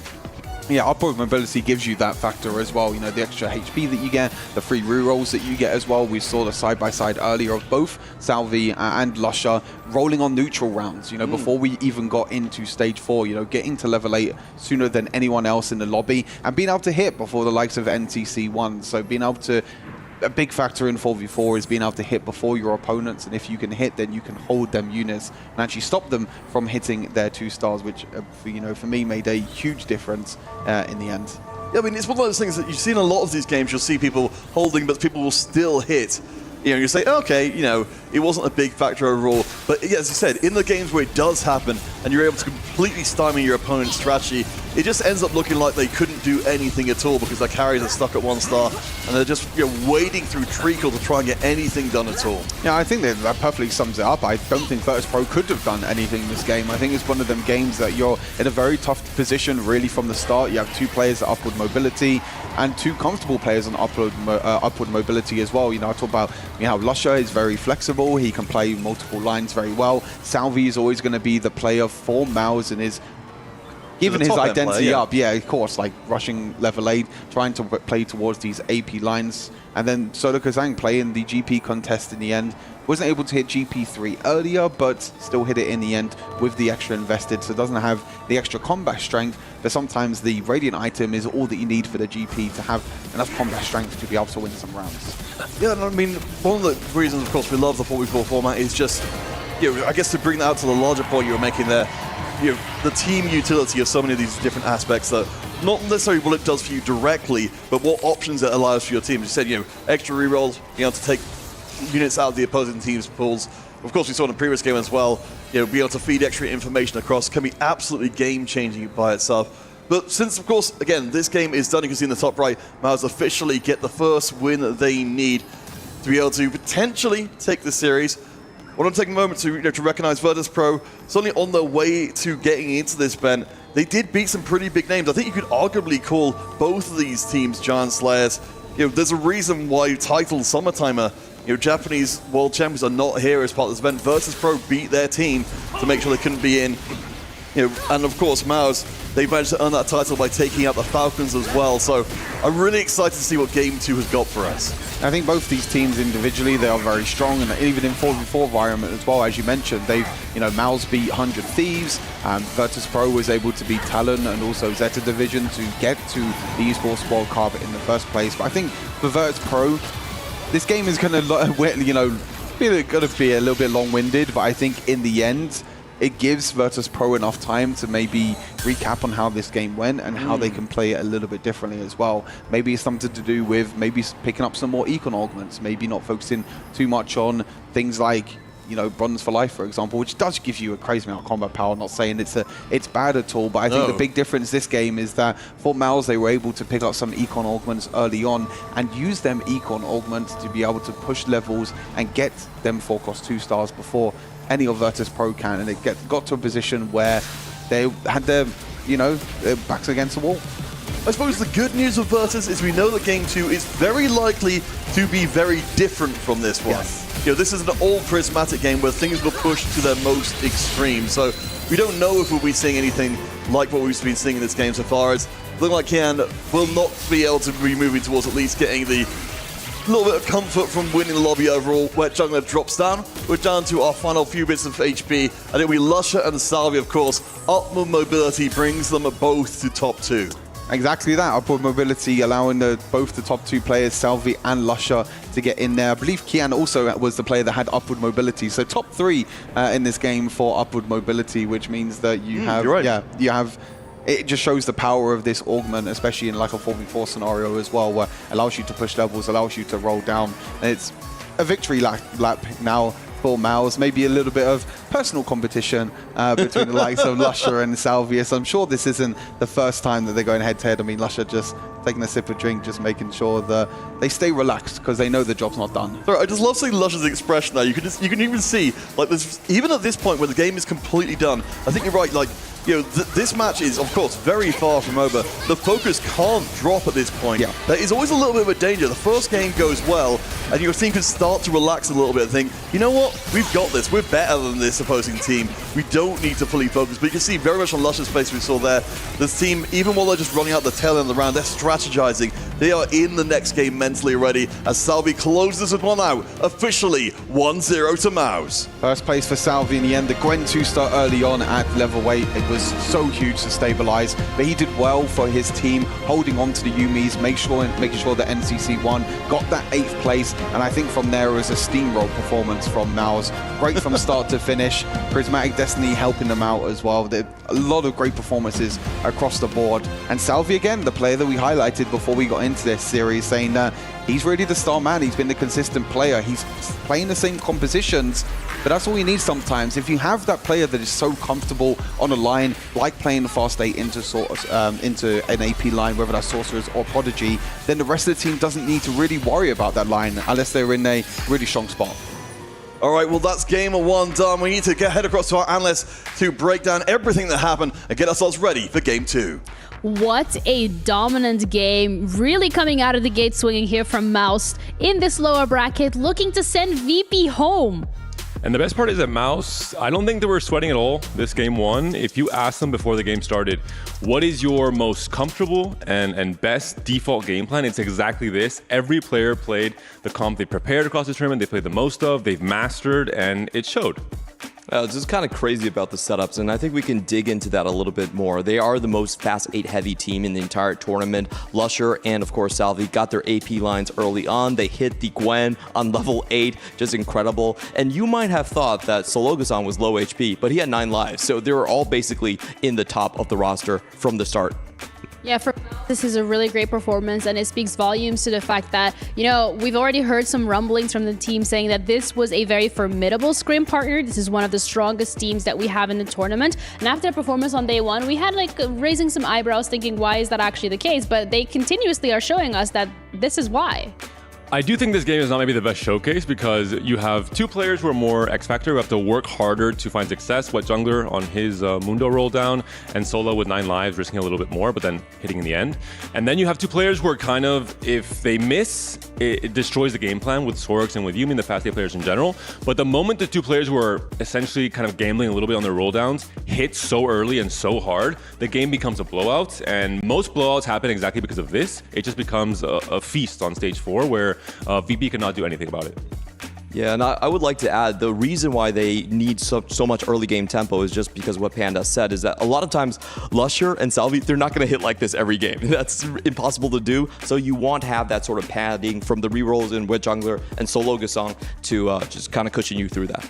Salvi, however, has been very consistent factor for the side of Mouse, and that's also the player that we highlighted coming into this, Clement, where we're saying, yeah, this guy has a great career, he's very much known, he's done a lot of things individually. So the question was whether or not that was going to go well with the rest of the team, because it is a little bit more of a different approach when you're looking at the 4v4 rather than a free-for-all. And I feel like the fact that he can remain consistent in every single game that we've seen so far speaks volumes to his leadership skills as well. The real test, I think, for this squad is can they do the same thing if they're forced to play into different roles? So far in this tournament, they've kind of stuck in their own lanes completely, and it hasn't bothered them. But what happens if Solo has to be the fast 8 AP? Can they still run the same strategy? That's going to be the test. I think it maybe comes down to them seeing flexibility being less important than mastery, where if they have such an edge on specific comps and they know all the in and outs of when to roll, what units to hold, they're not your key units on your comp, it matters more than being more flexible on your roll down, being more flexible on your augment selection. And I think it showed in this game. One thing to mention also is the comparison between the GP players, with Solo playing from 9 lives, in theory having a much higher cap, where NCC1 hit very early thanks to Patriotic Ticket and the 2 duplicators he got on the Krugs. But in the end, his cap was much lower. He started bleeding out once he started facing all the fast 8 players who did end up hitting, and he went 8th in the end. So we'll see the bounce back in the game plan from a VP in this game too. Yeah, I would like actually to touch upon that, so I'm happy that you bring that up when it comes to VP and their game plan moving forward, because this was such a blowout game. The things that didn't obviously go their way. So moving forward, what are we expecting from VP?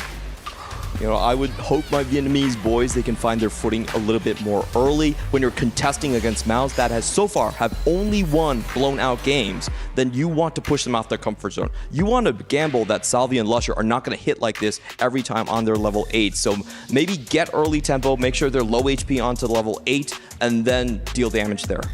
And ideally, I would say if Salvi and Lusher are playing for the same game plan, if you pressure them enough in stage 3 and they're entering stage 4 on 2 lives and they miss, they feel so much more pressure. Salvi, he entered with around, I think, 40 HP, but Lusher was very healthy. Even if he missed, he had some rounds to bounce back and to get lives from his teammates and still find success. So we saw it a bit from Fnatic yesterday, where they had this like triple AD flex stage 3 where they were just tempoing so hard. I think maybe VP has to take a page out of their book, especially to counter the game plan from Mouse. Didn't necessarily work for Fnatic, so you would hope that just for stage 3. You know, so you would hope that it would work for VP today, because again, this is their backs against the wall, and they are one game away from elimination, which brings implications to their standings on TFT, but also to the club championship point. So there is a little bit of pressure on this roster, if I do say so myself. Whereas on the Mouse side of things, there is no pressure when it comes to club championship points, considering how the rest of the organization, the games that they have been competing in. So that combined with the fact that they had the key yesterday, do we just want to see them replicate what they've done now, or could that also be their biggest weakness? If it's working, don't change it. Talking about pressure though, I have to look at someone like NCC1 and Lusher. The 8th place here, he's the only player who hasn't made it to attack round, for example. I want to see if he can bounce back mentally and maybe lead his team to success in this game too. Well, that is game 2 that needs to be coming up next. But first, we're going to have a break to see whether or not VP will have some skin left in this game. They are in for the club championship points. They are in for the TFT placement, in for playoffs as well. We'll be ashamed to see them go out early without a fight. But whether or not they'll be able to put that up against a team like Mouse, we'll find out shortly.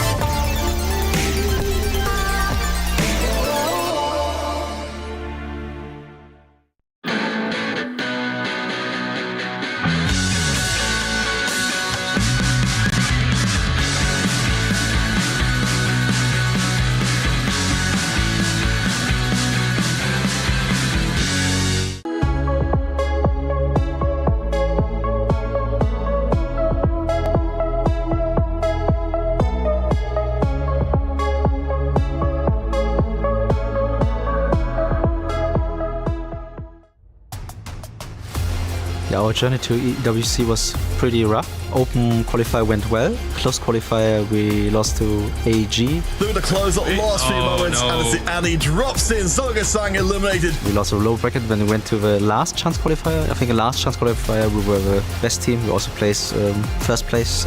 Wow, this is a really tough situation. Before that we took 1 week full prep. We played much differently than compared to the close qualifier. In the last chance qualifier we finally figured out our preferred playstyle, and I think we executed it pretty well. The Timbers comes out. Oh no, Obi actually gets there. A critical win for Mouse. Mouse are heavyweights coming in from the EMEA scene. Mouse are the most decorated EMEA team. They have 2 players in the Pro Tour. They have multiple TAC Crown players as well. And I think they should carry the highest expectations for the region. I think Mouse is likely going to be a quarterfinalist team. And if they move up a little bit, I wouldn't be too surprised, but they would need to prove themselves. This is what we thought was going to happen. We're playing for Mouse, and Mouse has been really great. They treated us they fulfilled every wish we had so far, and they're supporting us a lot. And we're very proud to represent Mouse as the only German team here at EWC for 4v4. We feel very grateful to get this chance, and we will try our best to make Mouse and the German viewers and players proud.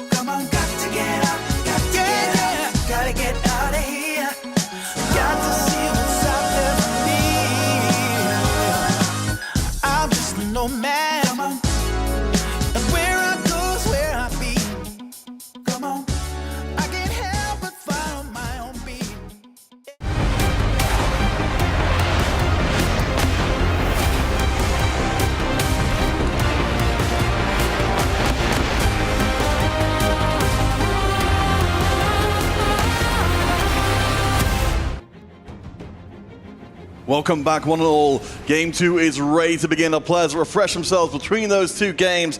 And honestly, Stuart, coming into the second game, of course, Mal's going to be absolutely thrilled with how that first one went.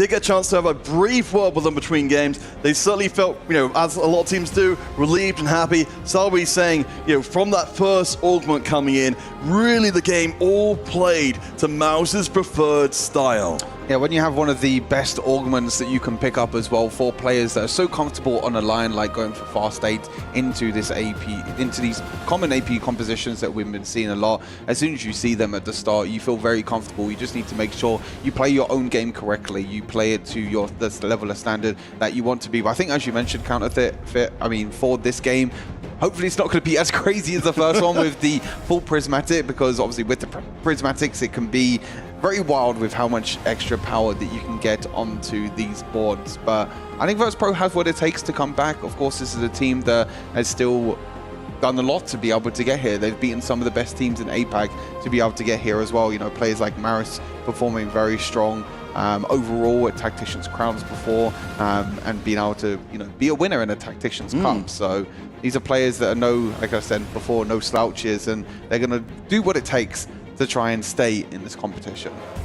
Yeah, I think the big thing it felt like from the previous game, there were so many resources flying around, particularly, of course, thanks to the augments coming in. It just gave the entire team of Mouse so many strategic options. And we could really see clearly from the play, their strategic playbook is huge. And they were basically able to access everything they wanted. I think the biggest thing that stands out to me, what you pointed out in game number 1, was the denial. They were able to just deny wholesale across the board and reduce the overall power level of Virtus.pro dramatically for most of the game. Yeah, I think Analyst has covered it quite well. I think the way the Virtus.pro are going to win this next game or win this series is try and put Mouse out of their comfort zone. Try and maybe play more aggressively early on. Try and put players like Lusher and Salvi on the back foot. Make them lose a lot of HP early on, which they didn't really in this game. They were able to comfortably stay healthy enough thanks to upward mobility, giving you more HP, but also have some extra free roll downs as well. So I think coming into that, if Virtus.pro play more aggressively, they tried to with the GP. They were the first team that hit the GP, but as for the rest of the board, they were just losing way too much HP. Speaking of HP, of course, the extra wrinkle in the whole thing, Zolgasan taking 9 lives, means he's at least going to last 9 rounds in the entire game. That entire setup there kind of gives you that resilience as a player because, of course, as you take those lives lost, you're getting more resources in, so it's becoming harder to take the future lives off of you. So you've given yourself a slot in the game where pretty much you're unkillable. You'll either be ahead on lives or you'll be ahead on resources. High risk, high reward is the name of the game for Solo. The player that has been one of the best, one of the most consistent, I should say, players in EMEA, did incredibly well over the last few sets and also been to a few Tacticians Crowns, made the top 10 in the previous Tactician Crown for Cyber City. Yeah, that was hugely meaningful for Zolgasan. He was a player who was notorious for being an incredible ladder player, but struggling to translate that into tournament performance. Wet Jungler was a similar player who got there ahead of him, of course, got his 2nd place at the Crown. And got his attention. But Solo is definitely coming into the spotlight. But let's shift that spotlight across to Virtus.pro because there were things to like about that previous game as well. Even if they didn't get the win, we did see some good boards. Kian, of course, that all-out board, even if it was mostly denied for a while, was still set up to be really scary.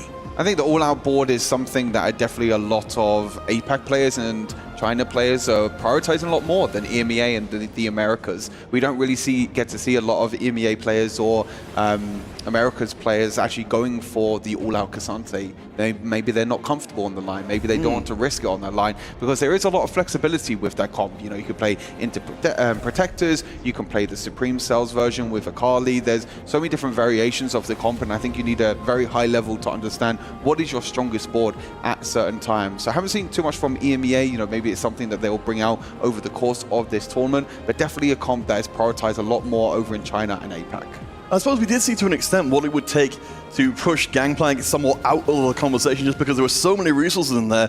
Players were able to locate themselves in the AP lines, step above that projected power level, even the Gangplank 3s, and have them be, a relatively small factor in how the game played out.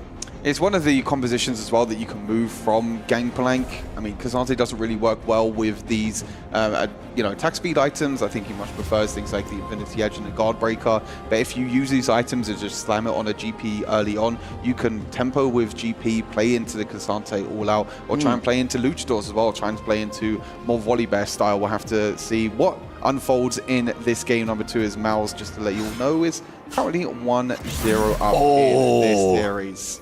And Stuart, it couldn't be more perfect. We go from Prismatic all the way through to Golden Gala. This is exactly what Virtus.pro wanted. This is the most standard game of TFT you could conceivably have, and the biggest distance from game one. Most standard, the most normal, but we know that no game of TFT is normal. There's some shenanigans that happens in any game of Teamfight Tactics. You know, we might be seeing some craziness that the walls pull out, like maybe a GP2 from out of nowhere into solo leveling. I'm ready for or something. You know, it's not unprecedented in this tournament. You're right. I don't think there ever is a normal game of TFT. I don't think normal is in the dictionary of Teamfight Tactics as a game. I think it's very difficult to add it on through because every game just brings so much possibilities and so much drama as well, especially in a 4 versus 4 environment. So let's start to kind of compare this kind of situation. What we expect from this situation compared to game one. For anyone who wasn't there for it, of course, Prismatic across the board. Maos were able to kind of bypass the early game effectively and roar into the late game later on. In this case, they shouldn't have anywhere near as much power coming in from the augments. So they're going to have to play the early game a little bit more honestly. I think there are definitely still some very powerful gold augments that you can definitely come on through here. You know, things like Portable Forge we'll have to keep an eye on to see what artifacts are going to come on through. Keepers can also be very good. Solo leveling, as I mentioned as well. These are some of the best. Treasure hunt as well. Oh, yeah. There are some very, very powerful gold augments that players are going to have to look at and try and adjust as well. The big thing that I'm curious about if a player like Salvi gets Treasure Hunt as an option, if Salvi has that option, will he go for that line? Something that he's uncomfortable on with reroll, or will he just stick to going for that fast level 8? All right, Wet Jungler, of course, from the players. We're looking to go for big things, decides to replicate out some extra items as well. So, you know, if we're kind of talking about the idea for Miles, that they're going to try and get through this early game. Maybe not the same sort of brute force way they did before. It seems like at least for Wet Jungler, as we see here, he's going to try and get the items on the board and just play strong for now. And we couldn't see exactly what it was there. Oh, there we go. We do have Treasure Hunt. Not too sure what the player is. It might be NCC1. Can't really see the rest of the board, unfortunately. But Treasure Hunt is a really, really strong option. That could be a possibility. Also 2-trick as well, which is really good to stabilize, but no, will be that Treasure Hunt option. Lusher going for Worth the Wait. We have Stars Are Born for Kian. Solo Kazang going for the Lesser Champion Duplicators. So plenty across the board. And Maris is a person that did take Portable Forge, so we'd have to take that into account as well to see if what Maris picked up as the artifact of choice. All right, so we'll see what the flavor ends up developing here. Might get to see it here. Collector. Okay, so Maris here. Maris going to be able to find another way to pour some gold into the pocket, especially combined with the Infinity Edge from very, very early on for that Sivir to go through. I do hope we maybe have the chance to see more reroll being played here. You know, certainly Kaiser, a solid option to make sure you keep on rerolling for a while. Yeah, Kaiser's one of them units that you kind of really need to get early on to get the stacking of her ability. Interesting that he did keep some of the Sevirs and also the Malphites as well, so Maris could be looking towards going for the crew potentially. We didn't really see a lot of one-cost rerolls last time because it was full Prismatic and it's a lot riskier to go for the one-cost rerolls in a Prismatic lobby. Worth the wait Gnar, it looks like, for Lusher, which is actually very strong. If you can get, you know, a really good power-up, which Shadow Clone can be very useful. You get a few items as well. Unfortunately, it doesn't have the Rage Blade, does have a Reforger, but a belt and a BF Sword is going to help the Dr. Mundo be tanky, so that's very important. Meanwhile, on the other side, Stars Are Born for Kian might be contesting this line though. Use that Stars Are Born, I believe, already to try and get the Vi2, so get a little bit early power, maybe the early aggression that I was talking about. Normally with Stars Are Born, you want to wait until you get the likes of the Dr. Mundo to maybe 2-star, but using it on that Vi instead, and then using the other Stars Are Born, the one-cost one, on that Gnar. So we might be seeing a little bit of a contest here from Kian. Yeah, I mean, I think it seems like Virtus.pro very much taking you know, your thought from that from out of that first game to get themselves established in the early going, and I think it's really coming true across the board here. We've got a lot of early power coming in, a few players, you know, playing towards more the late game, but for the most part, we're seeing power, you know, just being brought onto the board here, and now the heroic grab bag from Solo Gasang as well to allow for that extra burst of power soon. And I think it's going to be really important now to see if they can keep the aggression going for Virtus.pro, because they're in really, really good spots. I think Maris is in a good spot. Kian is also in a very good spot as well, hoping that they can dodge each other to keep that win streak going. Focusing is going to be very interesting to see in terms of components. He has a BF Sword, a belt, and a bows, so can still go into things like Edge and Knights and Rage Blade, which we've seen a lot on the Gangplank. Of course, Solo has had a lot of practice on this Gangplank, but he could be potentially going up against a treasure hunt player like NCC1, who already has a Gangplank on his board. Yeah, we know that's going to be very scary going forwards. Of course, the treasure hunt we've seen be a part of a huge amount of very powerful boards overall, but it is a long-term investment here. As you see, Lusha's pile of Nars getting overwhelmed there by Maris. Keeping the win streak going, Kian and Maris up at the top with Wet Jungler. This is very interesting now. So Maris actually selling all of his crew units and instead using it on the Neferi one, has the Neferi 2, sorry, being able to stabilize and try and keep the win streak.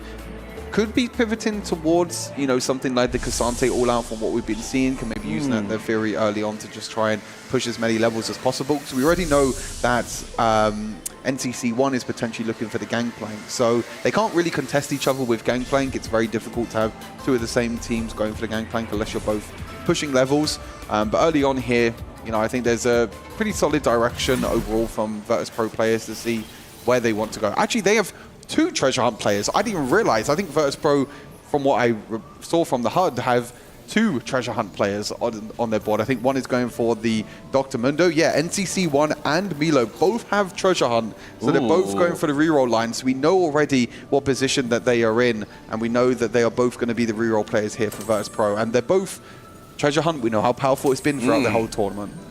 All right, so talk to me in terms of what we're seeing so far. Yeah, of course, we want to see Virtus.pro come into this one pretty aggressive from the off. In terms of like moving in that kind of direction, then, you know, how satisfied are you with Virtus.pro, who have to win this game from the early showing? I think they're playing much more aggressive. I think this is something that I wanted to see from them in game number 2. You know, we're picking things like Collector, which is a very good early stage artifact that you can pick up to help you out with some damage, but also help you out a little bit more in terms of tempo. We see Kian going for the Stars Are Born, but buying the units for Stars Are Born very early on to try and keep the streak. And like I said, this is what they need to do. They need to make sure that players like potentially Lusher and Salvi lose a little bit of HP as they're trying to push levels. One more round to go. So Kian is also Stars Are Born as well. I mean, we could have a possibility where Virtus.pro have 3 reroll players in this lobby. You could just use this Stars Are Born to tempo. It could be another option to use it. But we have 2 players with Treasure Hunt, 1 player with Stars Are Born as well. Yeah, so there are multiple ways in which Virtus.pro can play multiple different reroll compositions. As the Observer just shown, where there was a Katarina 2-star already. So they're all trying to play different lines right now. Well, this does make sense. I mean, if you look back at Mauser's previous games, particularly their games versus Aegis to start the competition, their first game went disastrously because they didn't go for the more rerolling style, and they just got completely overrun. So, you know, I have to imagine there's going to be some attempt from Maus to try and account for that, but it feels like stylistically teams can only adjust so much without really throwing out everything about themselves. I think it becomes very difficult when you have some players that are maybe not comfortable on one line, they're comfortable more on another line, which sometimes can work out to your favor. You know you're going to be in the same position all the time. Lusher, as we can see, hits that Null 3 thanks to the Worth the Wait. Already has the Kraken slammed, is hoping for a Rage Blade to help out. Wonder if he ever swaps out this Shadow Clone. I don't think he does. I think Shadow Clone is one of Nar's best ones. You can, of course, go for the... I'm not even going to attempt the name, the Kahuna Huna. Yeah, that one. Yeah, that's a hell of a name. I don't know who on the TFT dev team came up with that name. I love the name, but sometimes it can be a little bit difficult to get off your tongue. Yes, I mean, I do remember certainly a little earlier in the set before got the Rage Blades. Yeah, before they nerfed it, the Kahuna Huna was absolutely nuts. It's still extremely good on him, but I mean, this has been such an interesting game with Lusher, getting the worth away early on. It feels like they have at least made the adjustment, Maus, that concession to say, okay, we know what Virtus.pro are likely going to try and do for us. We need to have somebody out on the field, or a couple of somebodies out on the field, who can bring the fight to Virtus early. And you can see now that Lusher can now push levels thanks to that Gnar 3. Can maybe even try and look for the Gnar 4 if he wants to as well with Worth the Wait. It's a possibility. Does take quite a long time. We saw, a few days ago we had Zac 4 potential, but it was 1 round away. Maris still on the win streak. It's going to be coming up against the other win streak as well in Wet Jungle. And you see Wet Jungle slamming items, trying his best to keep the streak going. And do remember as well, Maus have the win and loss streak in hand right now. if Wet Jungler wins this round, it means all streaks will belong to Mouse, and that's a lot of extra money in. Neferi's been doing her best to be an absolute menace, but it's looking like the front line is too strong. If Solokasang loses this round, that means that economically, Mouse are way ahead. Yeah, using that replication in the end, so where Jungler again keeping that win streak so importantly is very, very powerful position to be in. See, on the right-hand side, we have things like the class president could be a possibility here. I believe it's the Katarina reroll player where you can, the powered up from the power up. Yes. He's able to get some more spread of damage, and that's going to be the option here. So it also gives you a Katarina, which is also very nice, but it helps you give more damage to the rest of your units, the ones that are next to the Katarina. You can see that the Garen and the Rakan at the moment both had the red flare, so they both get some extra bit of HP, I believe, and some extra AD damage and as AP. well. Yes. Yeah, so it's very much like the Syndicate one from the previous sets, that you've now just got like a kind of a pocket of very powerful individual units. In this case, of course, we've got, again, the roles coming into play. The tanks make sure that Katarina does not get targeted in the early going, and she's able to go off while all those tanks stay alive and do her magic, crushing through the line. But again, Solokasang and Wet Jungler for Mars controlling the win and the loss streaks right now. Hopefully that, that seems like it's going to equalize at least a bit, the double treasure hunt choice from Virtus.pro. There's more goals on the German side of things, but on the Vietnamese side, they've still got the treasure hunts pouring in resources. I think it's very difficult now for Mouse to actually try and outcap some of these boards, because we know how much extra power the treasure hunt can give to these Virtus.pro players, and it's now a situation where Mouse are now going to be, on the back of their mind. They're going to say to themselves, like, how do we outcap this board? How do we get to, level 8 for the likes of Salvi, and how do we win out against treasure hunt? Because you're rerolling all the time when you play treasure hunt. That's why this augment is so strong. You just reroll every single stage. You get to that point where you can just keep rerolling, keep going to the awards, getting the treasure hunt cash outs to get more power. Solokasang, double econ augments for Solokasang, again playing the GP for a second time already today, and has been his most comfortable position to be in. Milo rolling down, getting the treasure hunt, getting that Malzahar 2-star. Did go for crew in the end. I like it. I think early on he didn't really have kind of a direction in the early stages. Went for the treasure hunt, of course, but maybe understanding that, hey, there's a lot of reroll players in this lobby. I can't contest the GP because it's already being contested. I'm just going to have to go for the crew instead. Yeah, I think it's, of course, you mentioned it before, it does fit really well in with the whole cadence of the treasure hunt. You want to be re-rolling all day, every day, and with crew having different units at different costs, it's not an optional thing to be doing that. You're going to be making sure you get the treasure hunt online as soon as it's humanly possible. I have to say, though, that he is already level 5. He only has 5 pairs of Malphites and only 3 of Sevirs. So he is a very behind tempo when it comes to the crew. The big thing with the crew is you need to make sure that you get these 3 stars on as soon as possible. You get 1 3-star, you're able to get XP every single time you roll. You get 2 crews 2-star, you can get a free reroll every single turn. So it's so important to get that. He is very behind tempo, but as we've seen, there's plenty of rerolls across the board. We have Kian going for Jin, NCC1 going for Katarina, and Milo going for the treasure hunt. So 3 players. Well, don't forget Lusher. He's not re-rolling, but he's kind of going for a reroll. He's taking Nars out of the pool. Yeah, I mean, he can just push levels now. He has the Nars 3, he can push levels. He has Mundo 2 as well. He can go, he's in a position now where he can try and push maybe level 8, level 9, and try and play towards the 4 Luchador went out with Volibear. You still have Nar on the back line. But I think there's another, Kian is a Jin player, so I'm curious to see if Lusher actually contests the Jin and tries to also go for Jin 3 and try and stop that Jin win out, or he tries to instead go for something else. As NCC1 is rolling down here at level 6, we only have a few pairs of Katarina. Of course, with the treasure, that's a... Probably would have preferred like 3 Katarinas instead of 3 Jace. That's a little unreasonable. Unfortunate a little bit. As you can see, his positioning is very much catered around the power-up for Katarina, giving you extra bonuses thanks to his augment. But Jace 2 is going to power up his board a little bit. He has 6 Katarinas. We have been seeing that overall Katarina has been pretty underperforming in the 4v4 environment. Players have been saying it's pretty easy to position against, and is also very easy to shut down as well with being able to deny it. Well, we did see there one of the reasons why Katarina is so favored. As a melee unit, she's certainly not going to be as vulnerable through the gangplank, and she can get up in his business very quickly and remove him from the field. So Solgasang, despite a very strong mentor board as well, will be put down for the time being, and NCC can start climbing back up economically. See Milo's board again, 4 loss streak, just has no units at all for this crew spot. Again, if I remember correctly, he didn't have any crew units early on. He just kind of pivoted into this because he realized that there were so many other rerolls contested, and the only one that was really left was the crew. So it took him so long to put him in this position in the first place, and now that he's level 5 already, again, 6 Malphites, 4 Severes, 30 gold. I mean, theoretically, you can get, say the Shen up to 3-star, and you'll start to see the rest of the crew units appear whatever level you were at. I think it's too late, honestly. I mean, you could theoretically reverse into this comp, but you're right, it's not done normally. And I am worried. This is a hugely important game for Virtus.pro.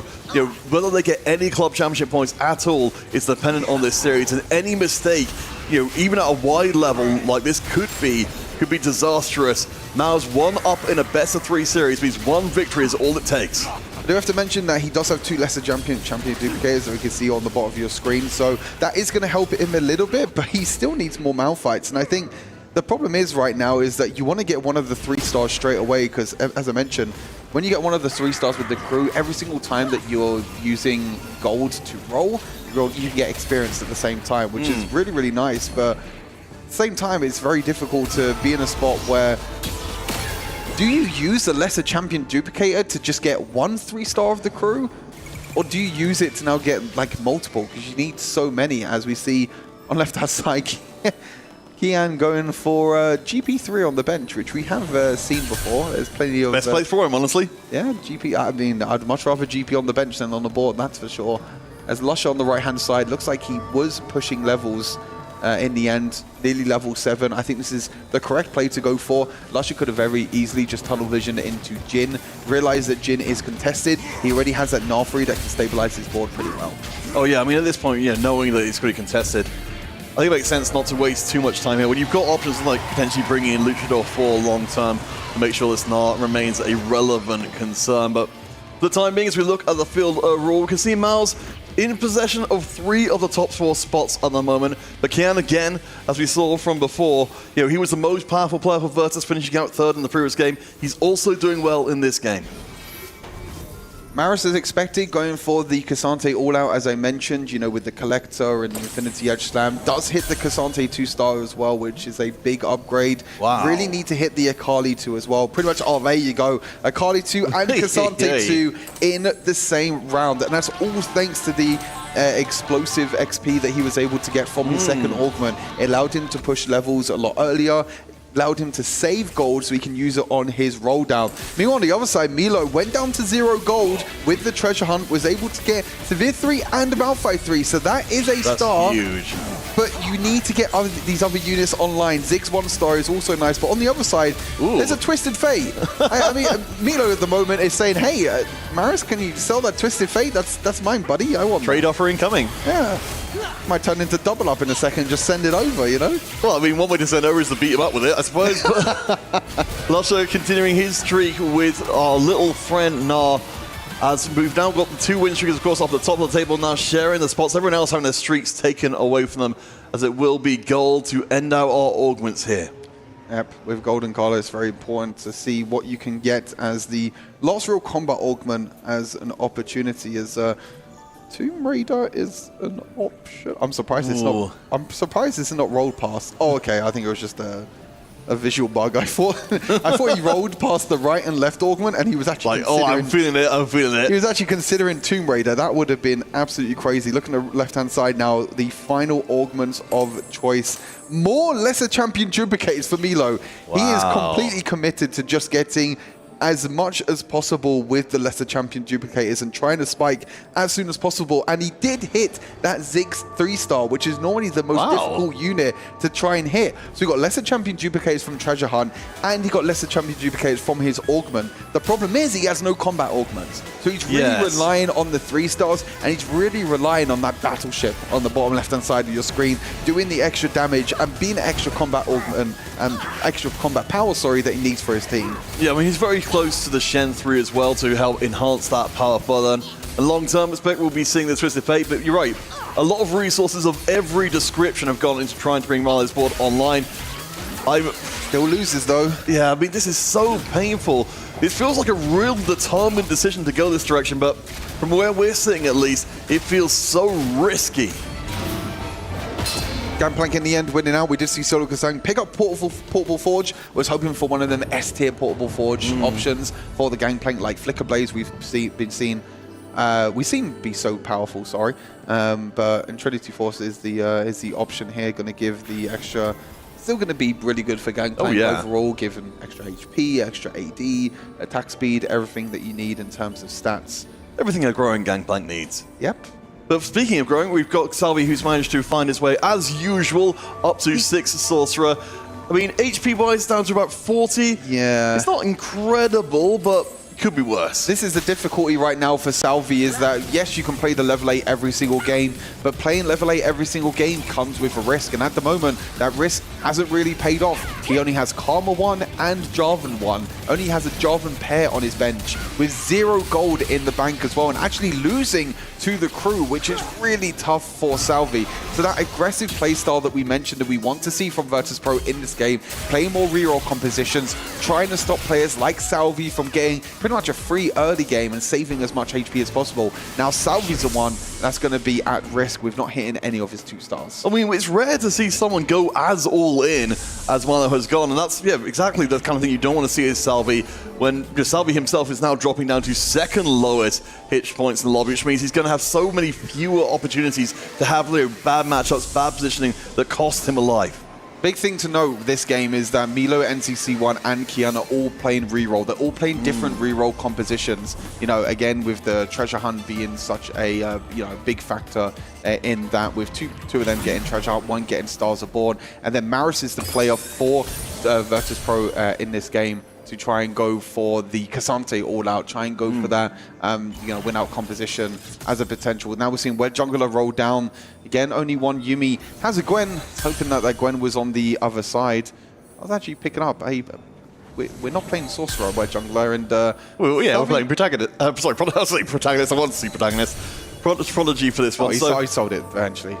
Yeah, I mean, okay. I mean, this looks all right. Wet Jungler's putting everything online. But we're still within the playbook here for Mars. You know, they want to play the Sorcerers, they want to play Prodigy, and they've got those couple of flex slots. Of course, we've seen Lusher bring out Lidnar as like, probably the biggest diversion for what we've been expecting normally.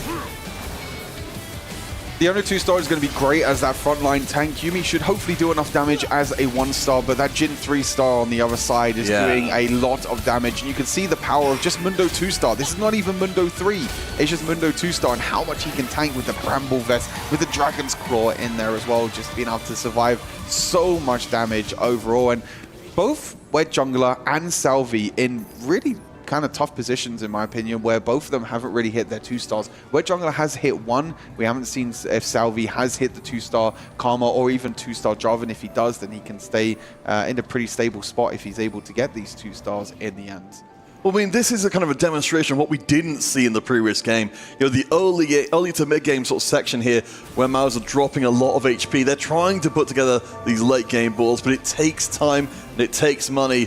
Milo, of course, committed in everything to try and make himself a relevant factor. If Wet Jungler can take him out here, that would be absolutely huge. Wet Jungler hit the 2-star Yuumi as well on the last go, and also has Leona 2. Milo is stuck at level 6. He tried to hit all of these 3 stars. It was a little bit of a late pivot into the crew, and it might be crucial here for Maus. Milo going to take the 8th place in this game, and pretty dramatically as well. And Wet Jungler has stabilized. The big important factor in this game was, can Wet Jungler stabilize? Can Salvi stabilize? Wet Jungler stabilized perfect right now. Solo Kasang has also hit the GP as well, GP 3-star, trying to go for the Kabuko, has stretchy arms, has regenerate, so that's a really strong front line for this GP to keep on rolling. So yeah, we kind of end up in the same situation as we were in the previous game. Admittedly, Mars have got a lot less breathing room to work with, but it feels like a strategic leg of the stool here for Virtus.pro has dropped out.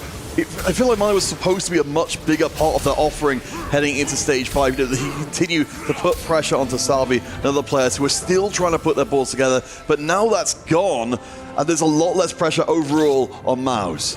Yeah, surprisingly, with all these treasure hunts and Stars Are Born being played, no one contested Solo Kazang on this GP line. And we've seen before that it's been a huge problem for teams. When it's uncontested, the GP can run over games pretty well. We're seeing that Kabuko 3 trying to be hit bit here for Solo Kazang, not pushing levels, trying to get that win out with that GP 3-star. Removes the Infinity Force to try and maybe sacrifice some HP, but at the same time, he's pretty low himself. He does come up against the Ghost, so he probably will just slam the items back in the end. Actually moves the items over. I wonder where the Infinity Force went there, because it didn't actually go back onto the gangplank. That's really interesting to see what Solo Kazang's plan is long term.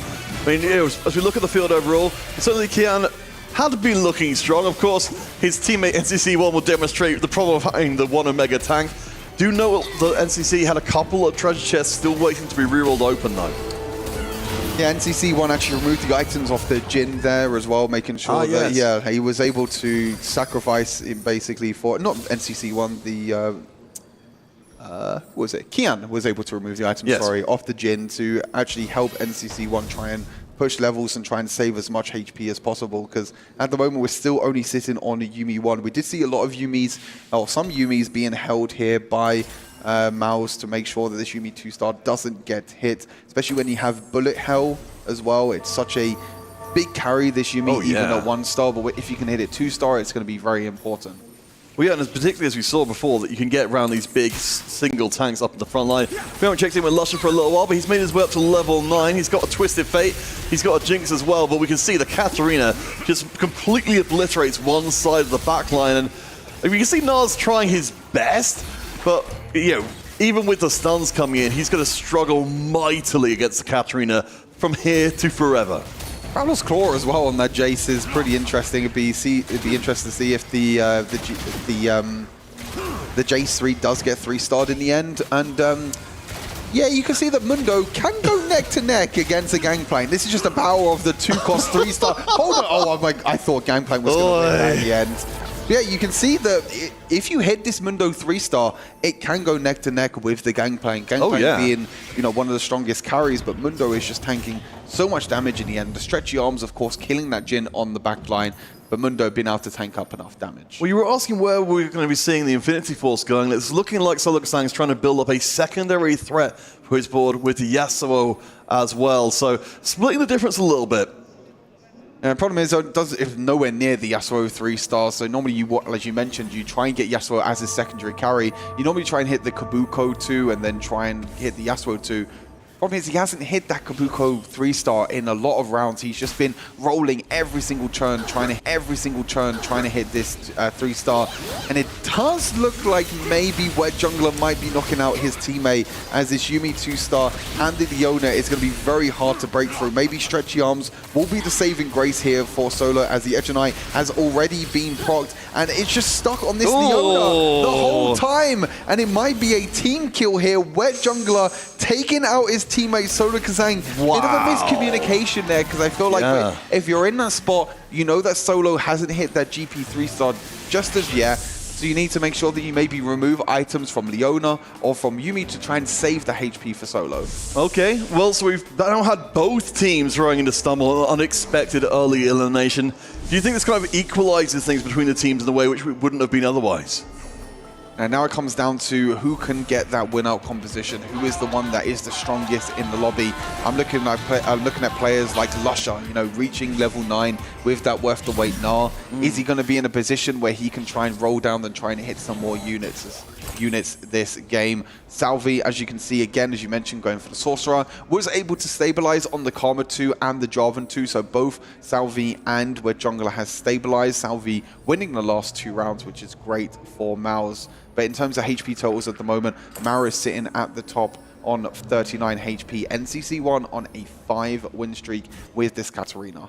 Yeah, Virtus is starting to look a lot better for equalizing this. I think, you know, the early departure of Milo has been very much forgotten, it's still possible to see Maus knocked out with 4 players in the bottom 3. And it looks like the treasure hunt has given NCC1 a radiant hand of justice. Ooh. One of Katarina's best items overall, outside of maybe Stasis Zonya's as a artifact. But Radiant Hand of Justice just gives Katarina so much damage, so much healing, and has actually been scaling. I think we've got to mention, this Katarina's been scaling since the start of the game. Took the over 9,000 power up. So this Katarina's been scaling since the start of the game, and that means that it's just in a really strong spot with the Radiant Hand of Justice, and this can be the win-out position that Virtus.pro needs.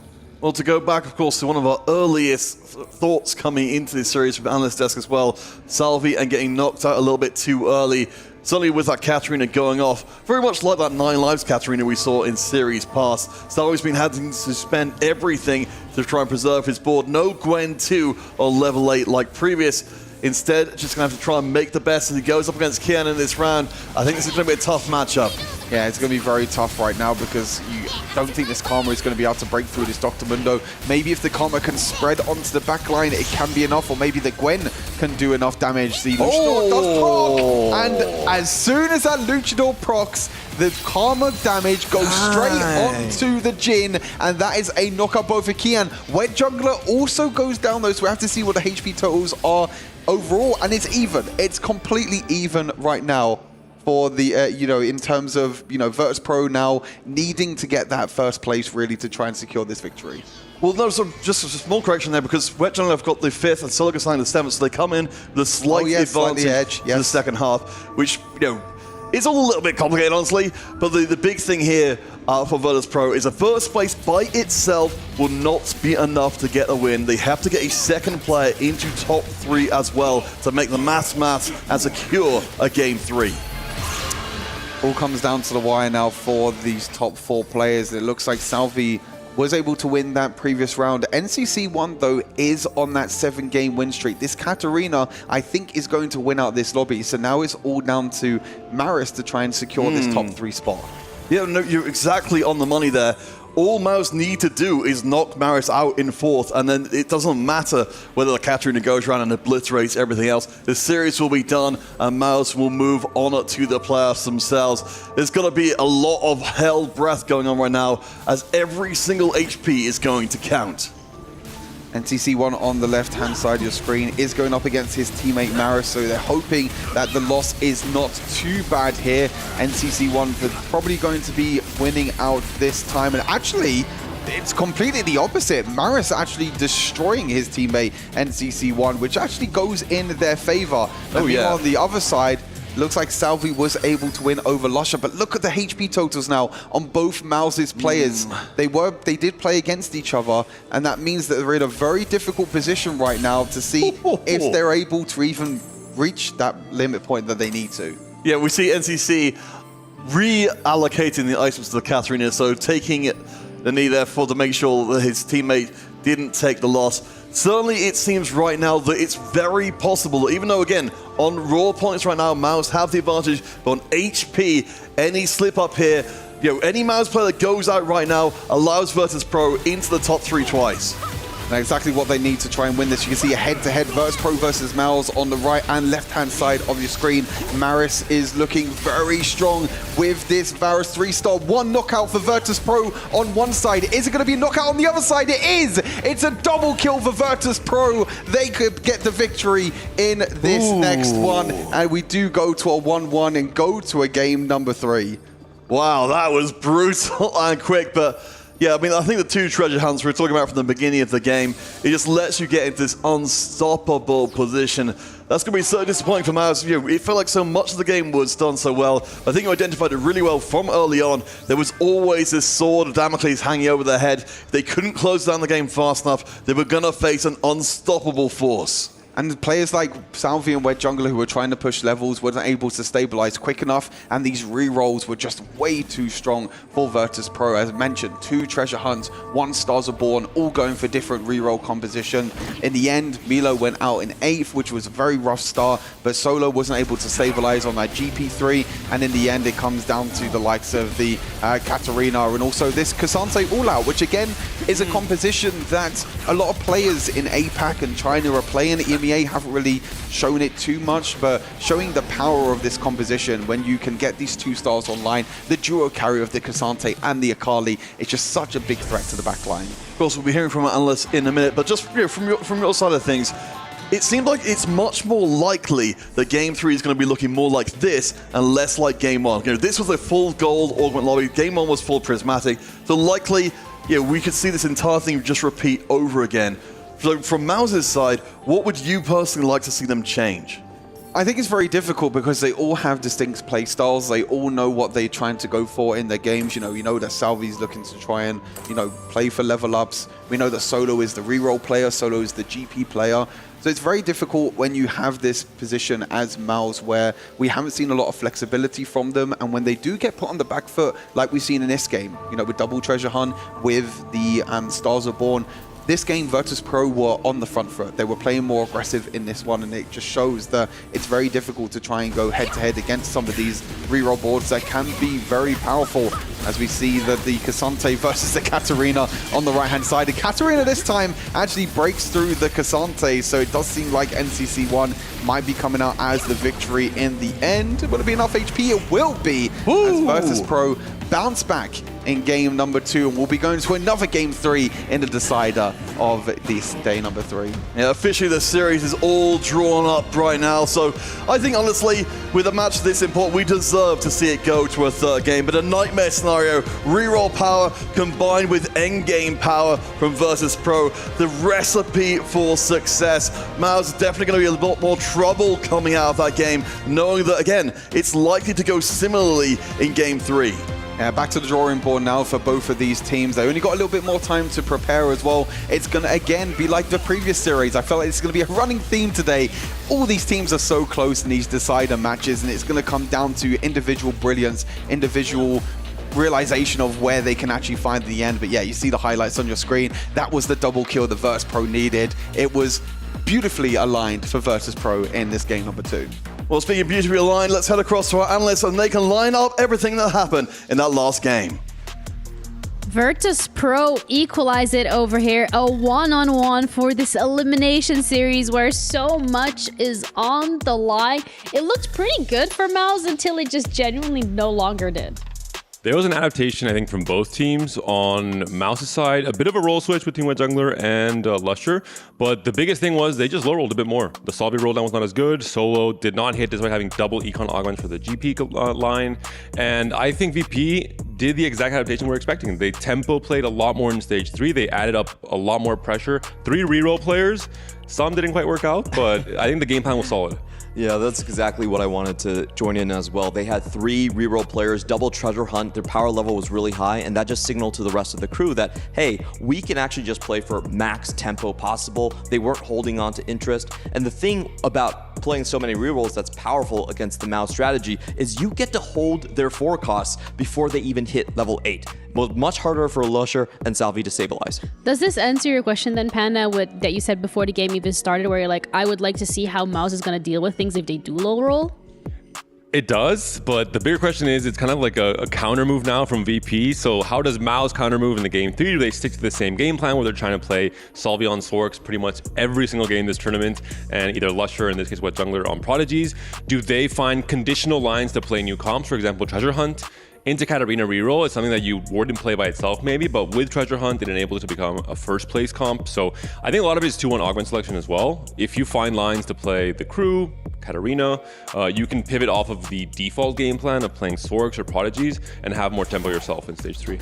And I think Kai'Sa is one of those lines I really want to see. Both of these teams were defeated by Aegis, and Aegis actually played the Kai'Sa really well. Unfortunately for Mao's, they're averaging a 7 AVP on the line. Maybe that could be the critical turnaround. You need another 2-cost reroll, I would say. I think it's more common to have 3 2-cost rerolls from both of these teams going into game 3.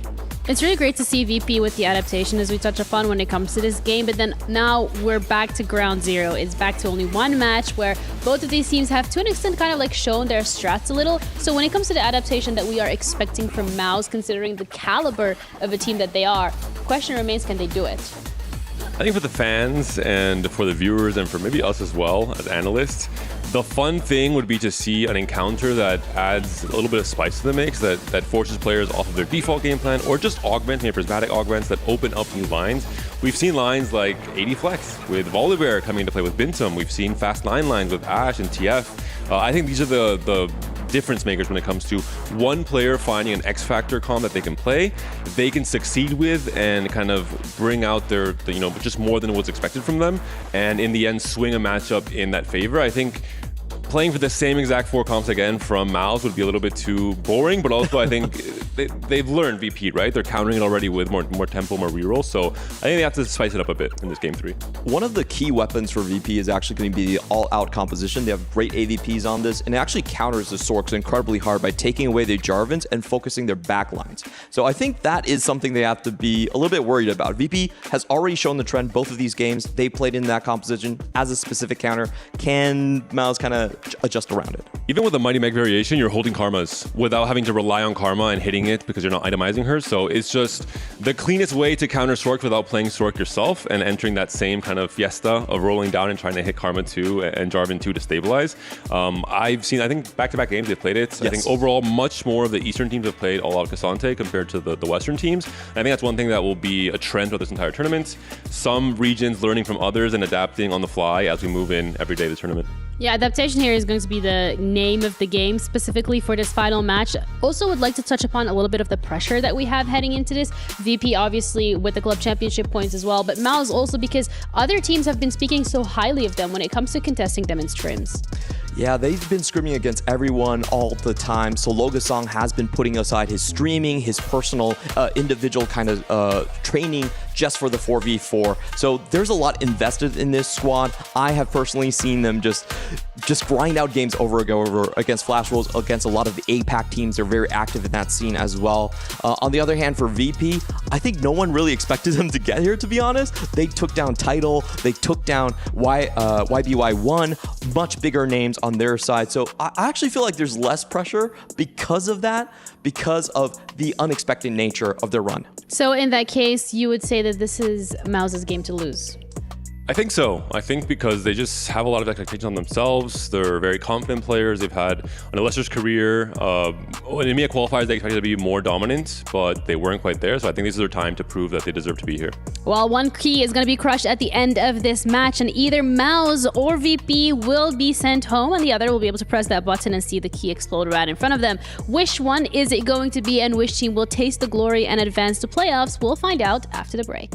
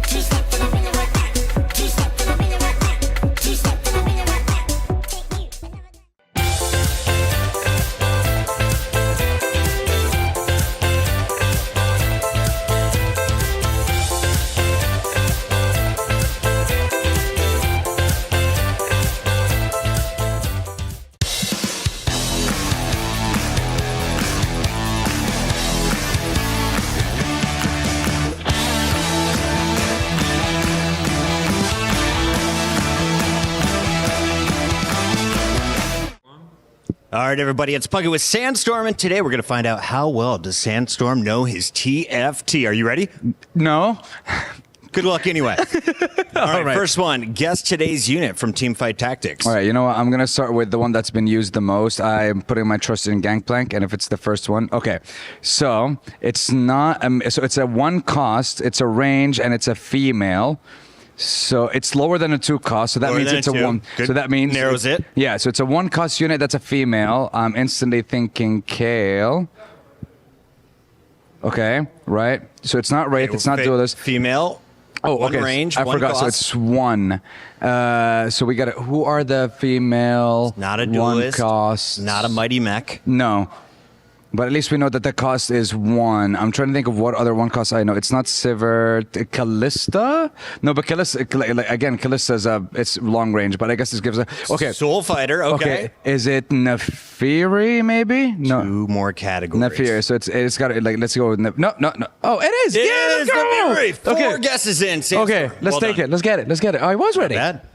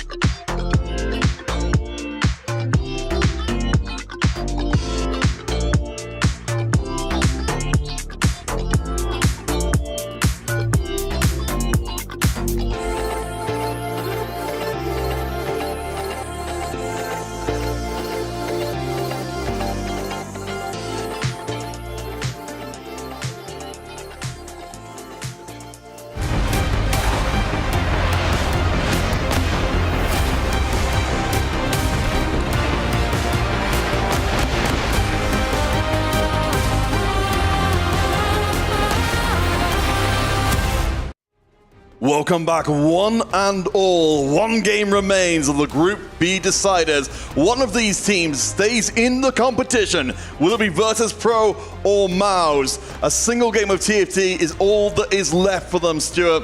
We've seen one game go definitively one way, then the other. It all comes down to this.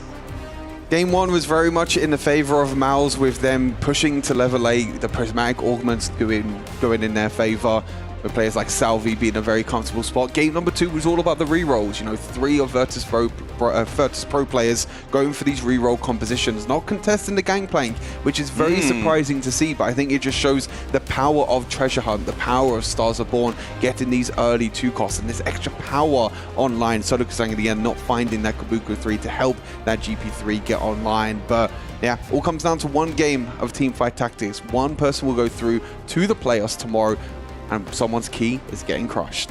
Yeah, you can see again, we talked about the focus on Mouse's faces that's very much present there again. Is that Gwen encounter again? Did I see a Gwen on them screens? Spoilers! Oh, camera, go back. Whoa! Can we go back?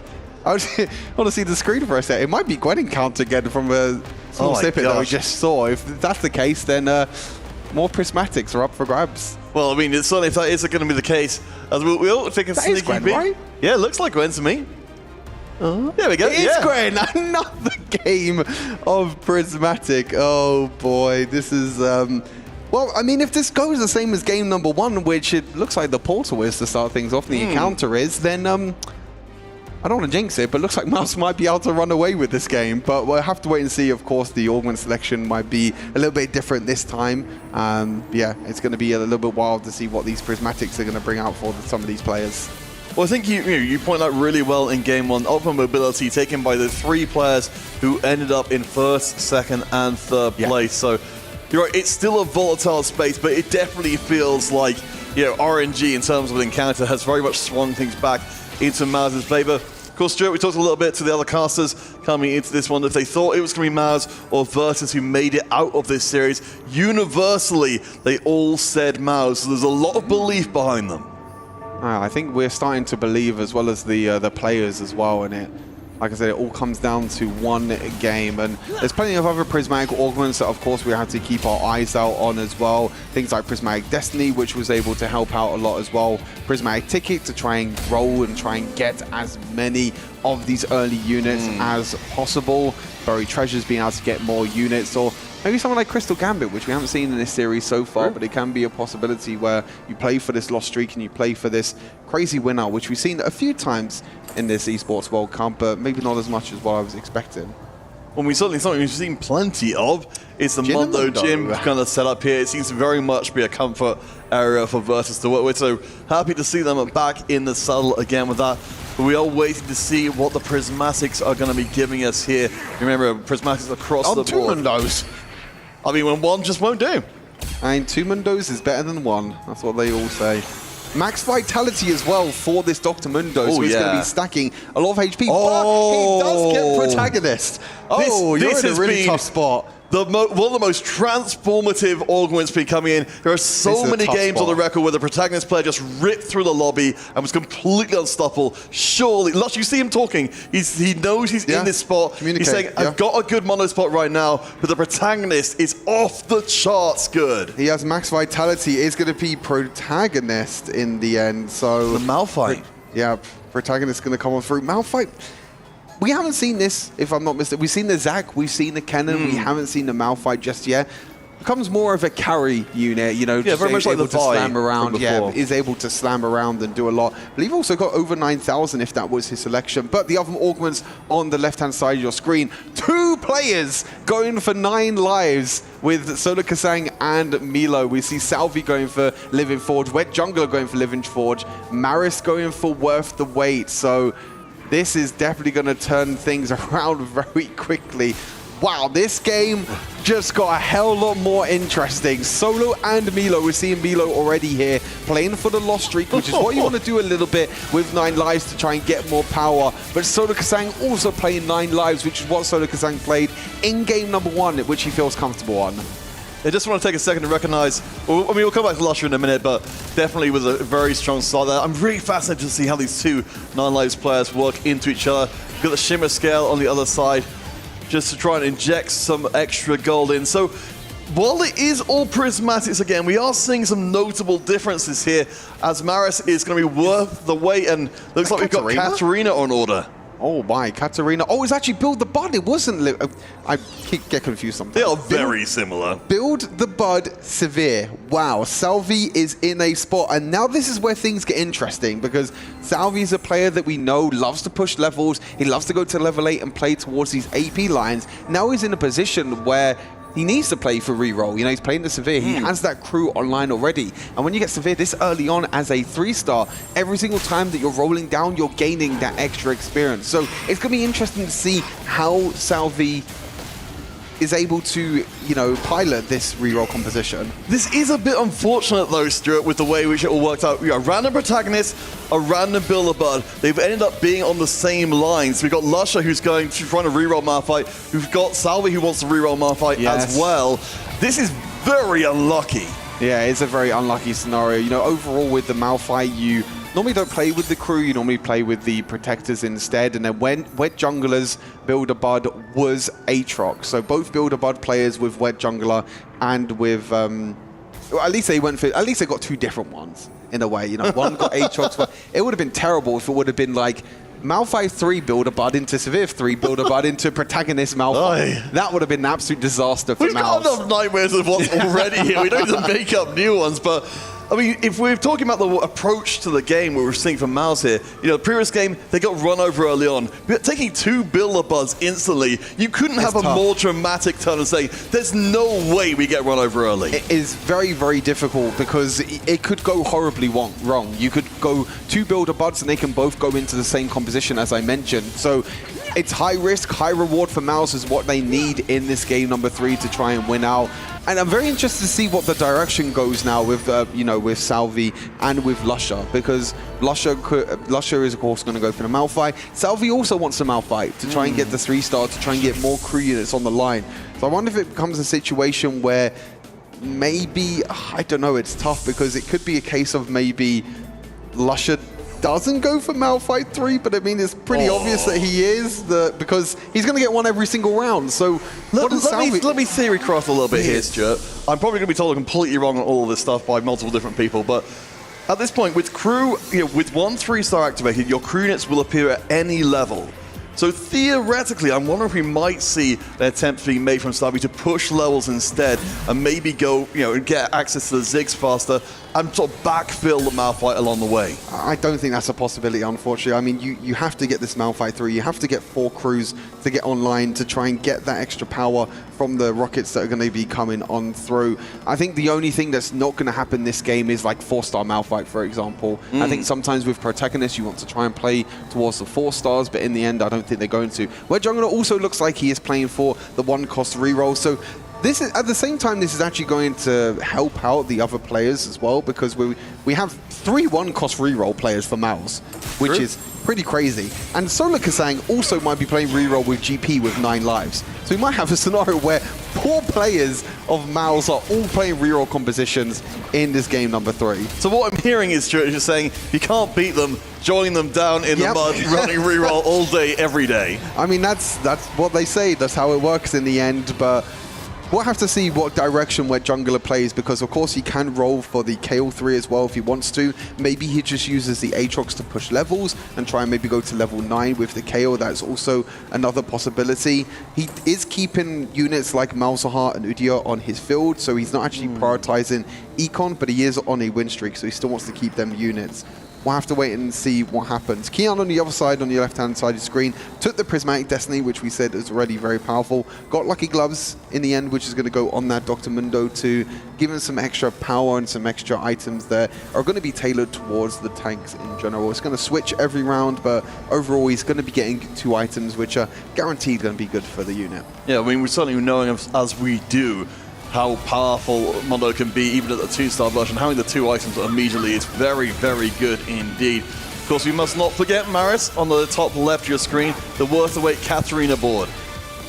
We're seeing now on your right-hand side, Salvi slammed Jeweled Gauntlet on the Severe. I don't think he's going to be playing for the crew this game. I think he's actually just playing this Builder Bud, playing for the Severe and just using it for tempo, using it to try and go to level 8, level 9.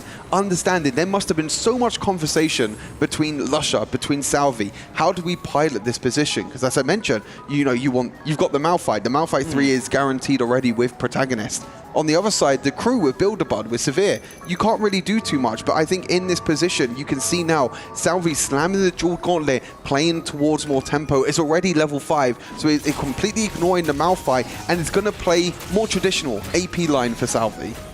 Yeah, okay, I'm absolutely here for him. We can certainly see it on the left-hand side, Lusher, of course, with the Malphites piling up on his bench, is playing a little bit of Prue himself, so we'll see how he ends up approaching it. We do get a little taste of what the Malphite hero is going to be able to do for us in this game. Particularly as well, the Quincy's Rage Blade being one of the more, unusual items, but really powerful on him, because he's going to be dancing through the field, and sometimes he can end up dropping aggro. And with the Bloodthirst as well, he's going to be going through entire squads, be very hard to deal with. Solar Kasang and Milo, of course, though, are 2 9 lives players. They're both down to 5 and 4 lives, respectively. Solar Kasang with the GP. Yeah, as expected, the 9 lives for Solar Kasang, as we saw in game number 1, is also going to be going down towards the GP route. On the other side, we have Milo also going for the GP route. So both 9 live players are going for GPs. We have multiple reroll players on both teams as well. Salvi got Builder Bud Severe, but can't play the crew because Lusher's playing the crew with Protagonist. Everything, the whole door is wide open right now for these 2 teams to see what direction they're going to go in and how they're going to pilot these boards, because this is a very different game of teamfight tactics in a 4v4 environment that we really haven't seen before, where 2 teams are pretty much contesting the same units. Yeah, honestly, from what we've seen so far, both very worthy. As Milo notably is ahead on the losing lives part of the 9 lives equation. It was 1 ahead before Solo Kasang. Now it's going to be 2 ahead. So the extra injection, hopefully we can stick with and see what ends up landing, as of course Prismatics will be dropping every single augment round here. So power will continue as more gold for Milo. Yeah, that's a ton of power in. Gangplank 2 comes in. Things are looking very spicy. Yeah, you can see here that Milo losing a few rounds with the 9 lives takes the invested again, the aggressive playstyle, whereas on the other side, Solo Kasang decides to go for the Radiant Thieves gloves, so not any economy for Solo Kasang. He's only sitting on 3 gold, so the extra economy for Milo is going to benefit him in the long run to try and hit the likes of GP3 and beyond, as Maris, with of course that worth the wait, is going to get the Katarina 3-star very early on in this game. Yeah, I mean, that's extremely nasty.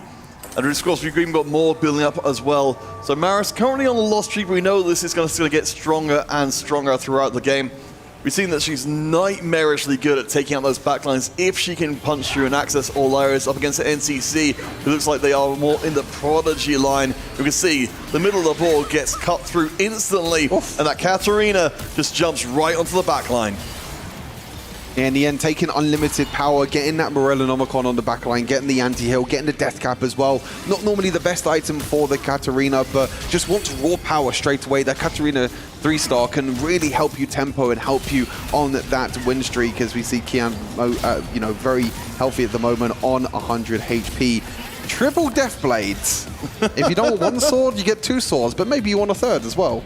I mean, why not? More swords equals better. I'm pretty sure that's how the equation goes. But I think this kind of brings in, again, an aspect of the team play we've been discussing before.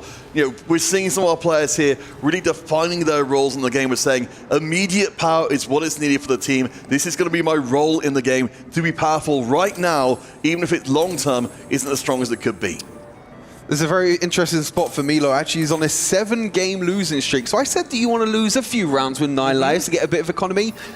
Losing 7 rounds of being on 2 lives is not really a comfortable position to be in. Does have 6 Kabukos on the bench, but is not playing it for now because, unfortunately, he hasn't hit that rise. And, of course, you don't want the 2-for-1 mentor. That can sometimes be a little bit of a problem. A bit of a meme in the community as well. 3-1 mentor, 3-1 of other traits that have been in the past where you only have 1 and 4 as an option. But I think Milo is pretty stable for now. Has a lot of power on this Gangplank with the Edge of Night, with the Rage Blade. Doesn't have the Kraken, but has the I'm getting mildly worried. He might lose. Oh, he's on 1 life. Well, so 9 lives went to 1 life. So we've got the 2 9 lives players again.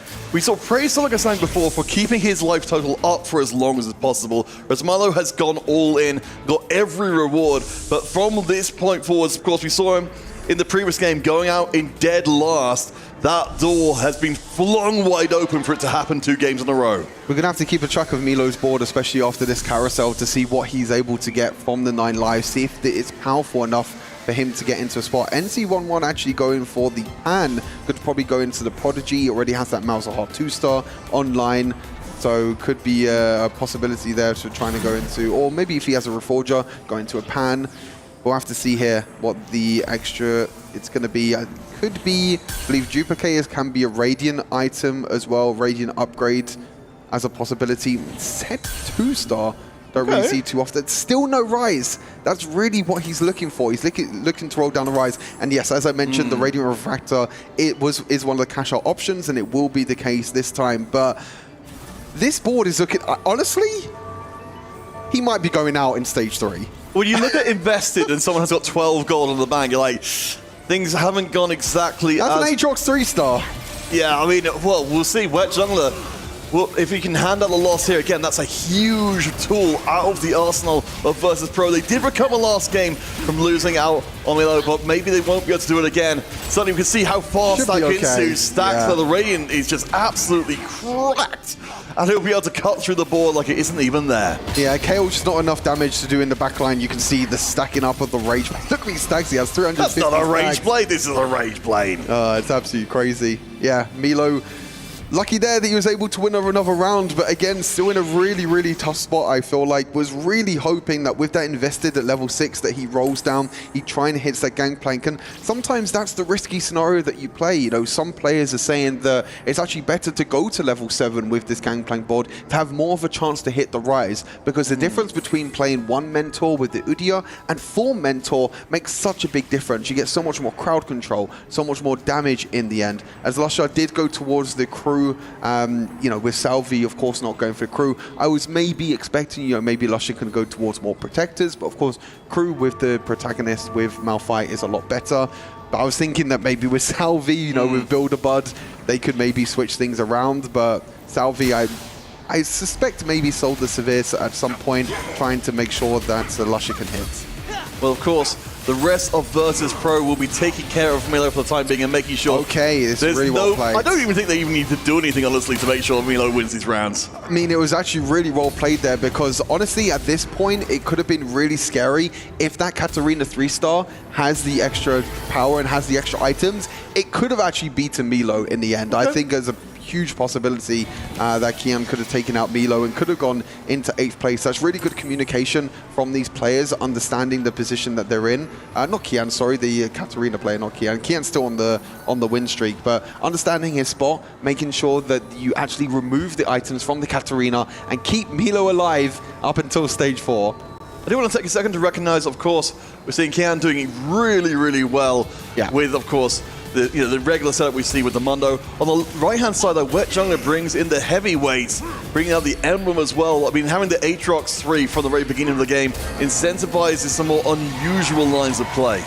And you see Wet Jungler also holding the Gangplanks as well, so it makes it even difficult for Milo to try and hit that Gangplank 3. He's going to be rolling down here at level 6. Is two Dr. Mundos away. Had an opportunity to actually pick up another Gangplank there, decides not to. He feels like 6 is actually enough to keep on his bench and to stop Milo from hitting that GP3. On the other side, also 2 away from Dr. Mundo is Kian. Both of them at 0 gold. This is a common theme that we're seeing now in a 4v4 tournament. Oh, Milo actually hit the GP3. We completely missed that one. But GP3 has been here. We do have the Radiant items and the set to start as well. So maybe, just mainly, Milo has found a spot to stabilize. Yeah, I mean, we've seen it from before. The Gangplank 2 can be vulnerable to being assassinated.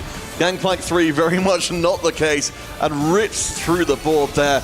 This is incredible stuff for Milo. It feels like a real redemption tour for him. I mean, it was a very tough spot. You know, going down to 1 life on 9 lives, you know that you have the opportunity of getting the Radiant item, which is very powerful. Solo Kasang on the other side does have the stretchy arms, which is the better choice in terms of power-up, where I believe Milo has weight, which is still very good if you can get that stacking early on. But in the end, you know, Milo finding that 3-star is going to be very important. NCC1 getting a little bit of extra power here in terms of items. Does have Bite and Jaw and Fish Bones, which is a very interesting combination of items. We see on your left-hand side the rest of the augments coming on through. I think stands out too much. It was a call to chaos by Maris, I believe that is. And you have Belt Overflow, Salvi going for the Blazing Soul, getting the extra attack speed. But again, as expected, played plenty of Radiant Refractors for Kian and for Wet Jungler to get more power on the board and to get some of these items upgraded into Radiant versions. We're going to take a second to recognize our current leader in the lobby, Lusher, become Isekai towards the tail end of that discussion as well. So that's coming Echo onto his board. Currently, Lusher's the only win-streaking player in the lobby. So protagonists so far living up to the hype. The rest of Maus, they're actually keeping up their HP for the most part relatively high, even if we've been seeing a lot more attention being given towards some of the Virtus players. It's a very difficult situation to be in. You can see that NCC1 does have the disgusting tech of the Fish Bones with the Gwen. Finding that Gwen in the end is going to be a huge upgrade. Blight and Jewel, not normally the best on some of these sorcerer units. You normally use it for the prodigies with Malzahar, but in the end, going on that Ahri is enough. And pivoting towards sorcerers, was maybe thinking of playing prodigy with the Blighting Jewel. Did have it on a Syndra, did have a Malzahar, but in the end, when you find that Gwen, when you find that Fish Bones, it's very scary with something like Sniper's Focus as well. Oh yeah, I mean, she's such a nightmare to deal with. That she's, you know, being on the back line, just being inaccessible until you basically clear the rest of the board means there's just almost no answers. We've seen her be a game ender by herself. But I think the question I want to bring to you, Stuart, is, we've seen, of course, Lush has been doing very well. How does he kind of translate that into the rest of the squad? Because right now he's on 90 HP. Yeah. He doesn't need to be on 90 HP. If anything, that seems like too much. Yeah, I mean, you saw him just at the end of that round actually removing items from the Malphite, understand his position. He knows that he has the possibility of getting that Malphite 4-star. This Malphite is more of a carry because of the protagonist, because of the hero augment. So understanding his position and knowing how strong he is right now, you can see he did come up against Solo Kasang, and it does look like Solo is still going to lose this round. Even with the removal of the item, Solo is still going to lose this round, which is a very tough position. Maybe needed to remove even more items here. Unfortunately, a bit of a misunderstanding there from Lusher. Maybe he was hoping that his removal of the Malphite items would have been enough. All right, so that means Solo Kasang will join the 9 lives party on a single life, respectively. We've seen Milo, of course, with the Gangplank, has been able to rip absolutely through. From Solo Kasang's side of things, needs to try and find a comparable carry that will keep him alive. Again, this could be a big thing that Solo Kasang, again, could get a Radiant item which stabilizes his board. He does have the Kabuko 3, which is great as a front line, but the difference between Gangplank 3 and Gangplank 2 is such a huge difference. We'll have to see what the 9 lives cash out is going to be. Of course, when you go down to 1 HP, you get the biggest cash out for 9 lives, which is going to be so important to try and upgrade his board. And we get into a situation now where both of these two players, as the observers perfectly do a side-by-side of both of these 9 lives players, but they're both on 1 HP, and it's actually an artifact anvil for Solo Kasang. And interesting. I look at these artifacts and I'm thinking they're not too great. I mean, you could put the Mana Zane on the Karma, but we don't have Karma 2-star yet, so it's not really going to help you spike too much. Not really too sure what his option was in the end. Could have gone for maybe Dash Defiance to put on the Yasuo and try and become that secondary carry, but he's so far away from GP3. He leveled and he was able to find that rise that as we were saying, so important.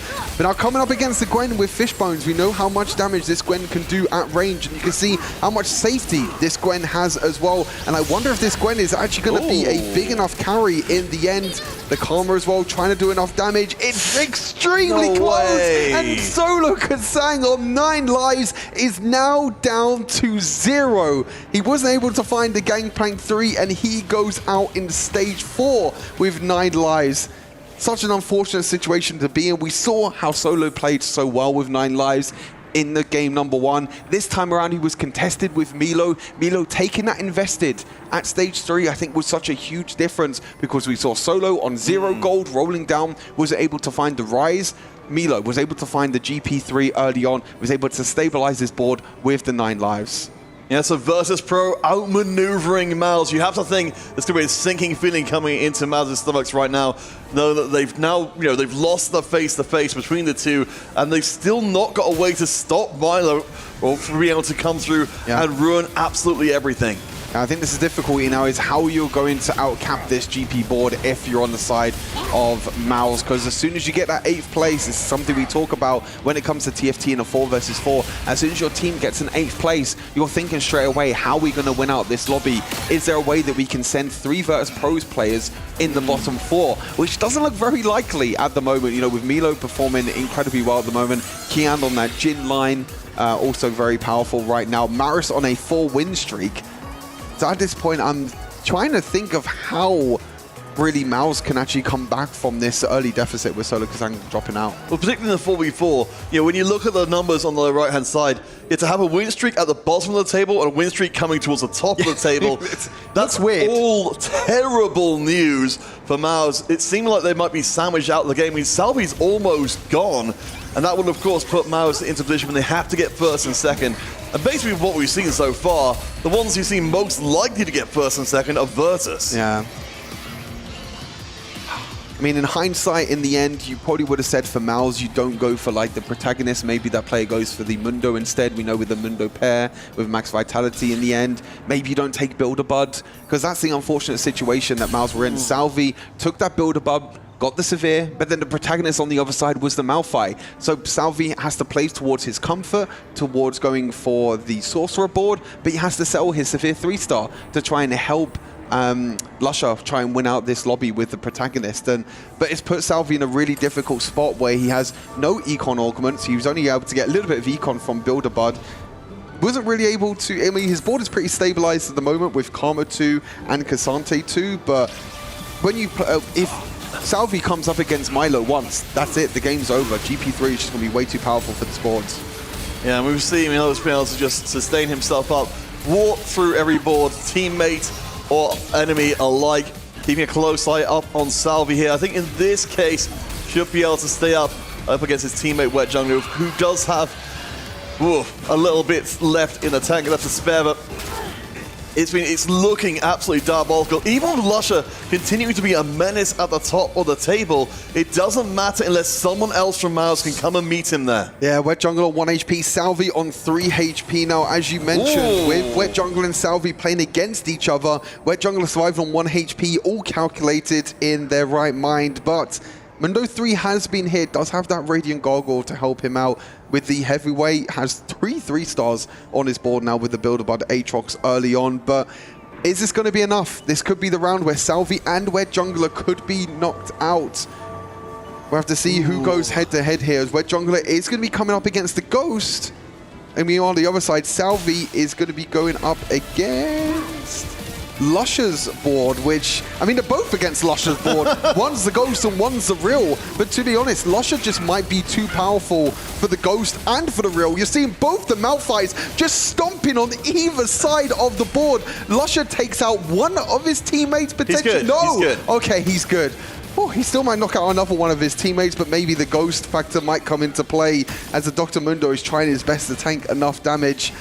It's pretty close, to be fair, but I think, no, the Dr. Mundo should be tanking enough. And that was nearly a double kill for Lusher for his own teammates. I'm not convinced it is going to be good enough. No.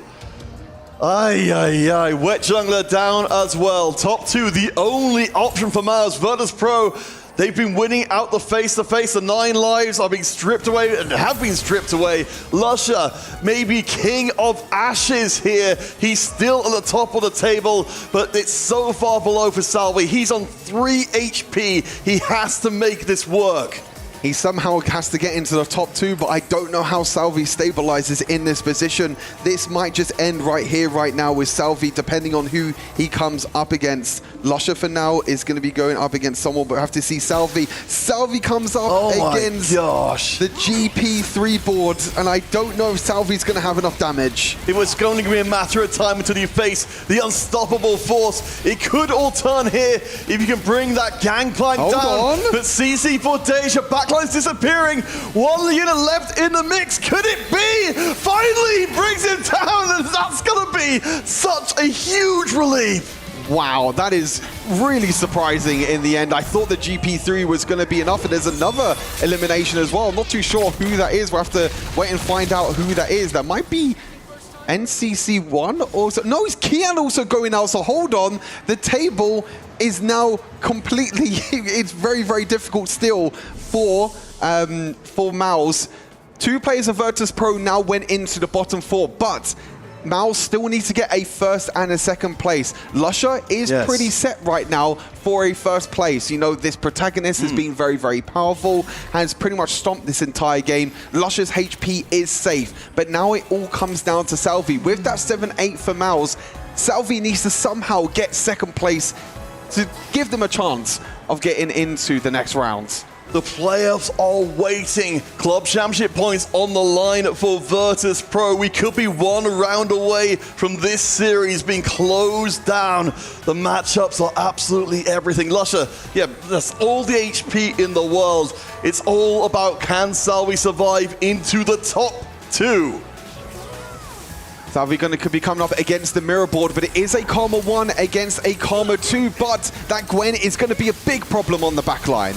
Yeah, she's going to be absolutely uncatchable for such a long time. The Karma is getting cut to pieces, and Salvi's board is gone. His chances of making top 2 were cut to ribbons, and that will be it for Mouse. Virtus.pro, they're celebrating already. They are going to play us, and they will crush the key, the hopes, and the future of Mouse. Incredible game number 3 here for Virtus.pro. The 9 lives in the end, the double 9 lives for Virtus.pro and Mouse, and it all came down to who can cap out their board the most and who can stabilize. And in the end, unfortunately, the protagonist for Lusher wasn't enough. We know with this protagonist, it's so powerful, but players like NCC1, Maris as well, also having an incredible performance in this game. And unfortunately for Mouse, that is going to be over for them, and their hopes and their dreams of the Esports World Cup is coming to an end.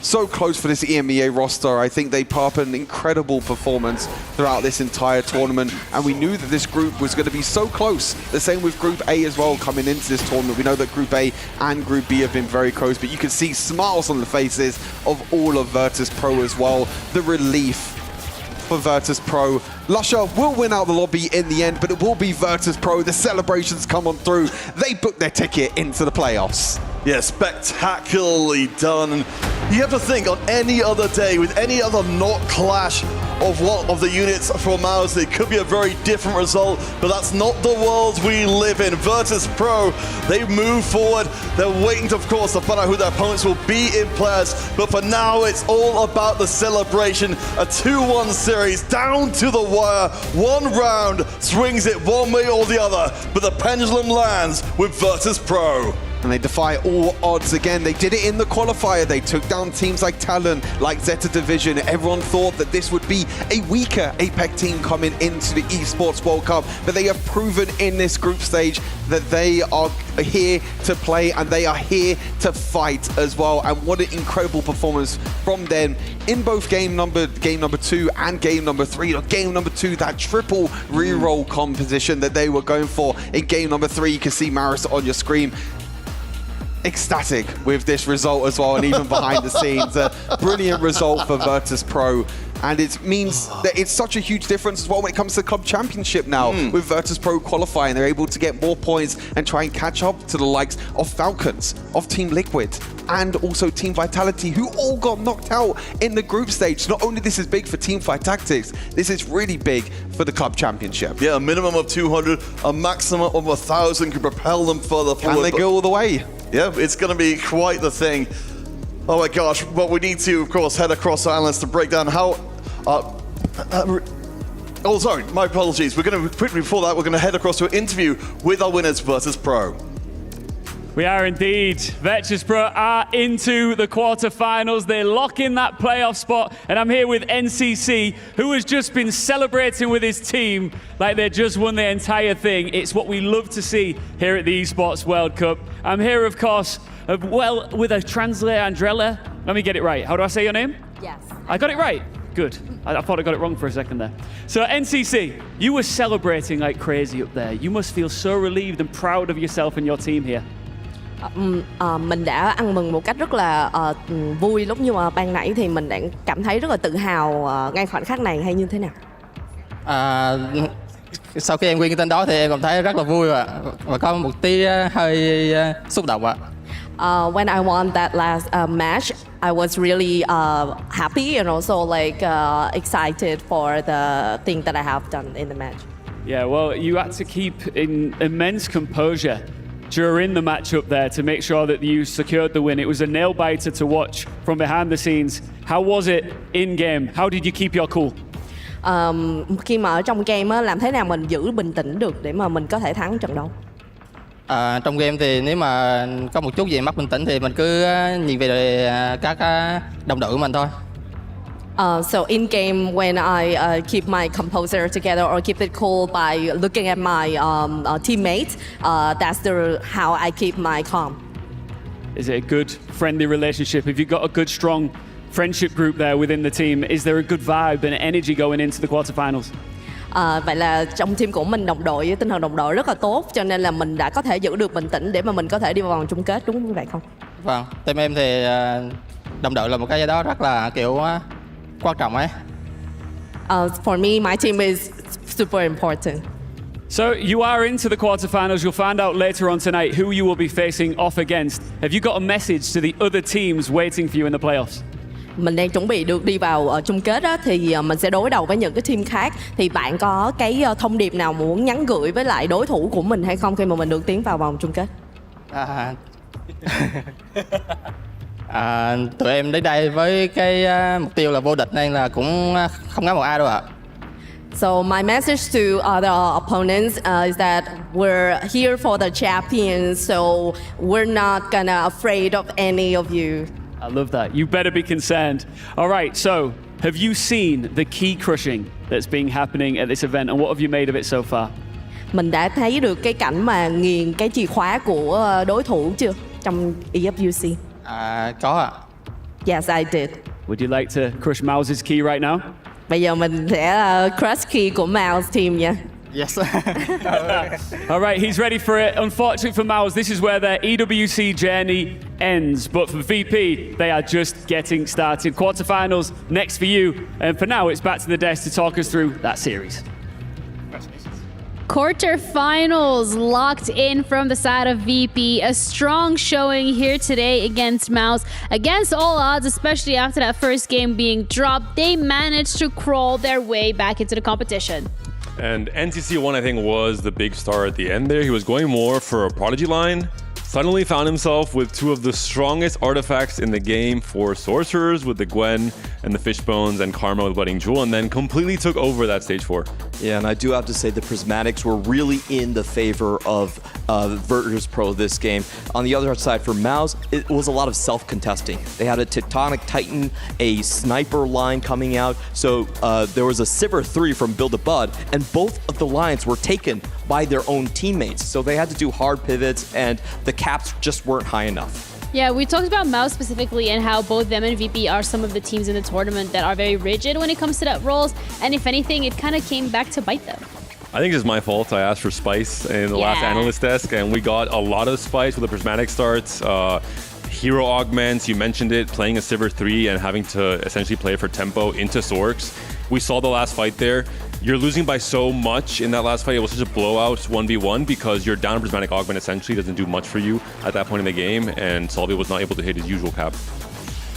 Yeah, for VP though, I think it's very, I know, it is very important for them to go into those group stages, into the playoffs, because now they have those points as well when it comes to the top 8 finish, which for the club championship point is very important. And it further, just the reactions that we had from the players here, Clement, was incredible. The happiness, the joy, just the excitement from winning this matchup. You can tell how much this meant to them. I can't stress enough how hard a journey this has been for them to find an organization and find a club to call home in the EWC. You know, there was a lot of suitors, but then they looked at their individual performances, and a lot of teams kind of backed out. You know, for a while they were actually rocking the EDG, they were talking to DRX, but in the end it was Virtus.pro that believed in them, and what a pickup this was. They went through all of the best APAC seeds. They faltered to Falcons, but then they also slain one of the best teams coming out of the EMEA. They have proven their worth. I think Virtus.pro, you guys made a great decision packing up these boys. An absolute heartbreak for Mouse here at EWC. We just saw the reaction cams as well from Salvi, and there's no other way than to describe it, just the heartbreak. Yeah, it was a long journey, so much hard work. Someone like Solo, for example, going 8th here, the 3rd game of GP, not obviously happy with that results. I think there was also just a disparity in what happened at the end of the game with the 9 lives especially. We had on one side the Radiant Refractor for one of the VP players, and then for Solo he had an artifact. If he hits one of the extremely broken artifacts on GP, potentially he just starts win streaking the rest of the game and wins out, and this is maybe the game that Mouse takes alongside Lusher's dominant position. He hits Death Defiant instead. It just goes on a Yasuo with Asterix, doesn't really do much to win those last few fights, and he immediately dies the turn after that. So I think there was a big disparity in the Prismatic Augments like you mentioned. I think Mouse still had a great journey. They had a tough group, and they had a really, really hard matchup here in this day 3. I think for Virtus.pro, they really keyed in on the key of the matchup here, and it's about early game tempo. We saw 2 of the 2-cost rerolls working out really well for them, especially for the Katarina with Worth the Wait. It's a pretty risky augment to take for the 2-cost, but it did pay out for Mars right there. On the other hand, we did have one of those lucky gloves, Destinies from Keon, win streaking the entire way through. So they had the early lead in HP and also had the better caps going into the late game. Yeah, it also means that when we're looking at the bracket specifically, or Group B, so to say, we have our contenders in terms of who is actually going to be moving forward. Of course, now VP is already advancing to those playoffs, but earlier as well, Unscathed, Aegis, they have been doing really well in this bracket, sending Mouse to that lower bracket, sending Virtus.pro to that one as well.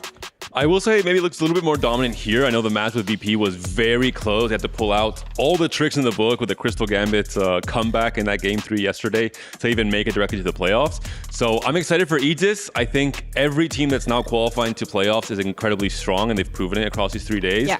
It won't be, any easy quarterfinal matchup, that's for sure. And I want to see what the pairings will be eventually, because I'm curious to see who Aegis plays. I think their playstyle is very unique. They're very creative players with Potable, with Gobo as well. So I want to see more of them tomorrow. There's a lot of dominant teams right here, and Aegis definitely has to be one of them. They're one of the few teams that doesn't run game plank sometimes. They're willing to play a lot of Kai'Sa, so interesting metas. Definitely want to see what they have in store. Yeah, and with that, VP dropping to this lower bracket and getting the win, they also get to crush their first ever key. A little bit of a taste of what's to come for the next couple of days when it comes to playstyle. They can look at this and be like, oh, we can crush a couple more, or that can be your key as well. I love this as kind of a visual way to solidify your confidence, to say like a visual representation of your dominance going forward into the playoffs. I think for a team that maybe was a bit more shaky, having to play this final decider match to make it through the playoff, it's a good thing to say, hey, we just beat Mouse. They're an incredibly strong team from EMEA. They have players who've made it to attack round a million times before as well. And now we have the journey ahead of us, playoff bracket. I just want to point out for all of our APAC boys, they prepared one single line of English for "Do you want the keys to be crushed?" Yes, sir. We got yes, sir from NCC1, and we also got absolutely from Crazy Movie that spoke Korean the entire way. But the final question, absolutely. It's a really fun little mini game as well in part of it, right? Because you've already beaten this team, and then just as you mentioned it, to really solidify that success, to solidify that win, and just see it being crushed in front of you. That's a cool one. And for VP now, if they're looking to move forward, and if they do end up getting that trophy, this is a potential key that they can add to their trophy as well, because Mouse was a very strong contender coming into this, and a lot of teams were saying, yeah, we're scrimming them, they're scary, they're the favorites. Maybe a bit too rigid of a game plan in some ways, maybe not enough reps on different comps. I think in this case, even if you don't play the crew as much, if you're Salvi, not much of a reroller, it was more the Malphite that really threw a wrench in his plans. All in all, maybe the learning here is to try and have a plan B, a plan C, especially if you see your opponents kind of countering your own game plan in some of the matches. I wonder if that's something to do with the study group, because it was Falcons, Vitality, and Mouse that were screaming each other the most, and all three of them are currently dropped out of the tournament. So maybe there is something going on there. Well, we will never find out, because every single one of those teams is also eliminated. But with that as well, Mouse, a little bit of an exit interview to see what their reflections were of being here at EWC. Hey guys, it's Puckett, and I got Salvi on the way out here from Mouse Sports. Very fun matchup watching. We were very excited in the green room, especially during that game too. How did Virtus.pro end up coming back on you guys?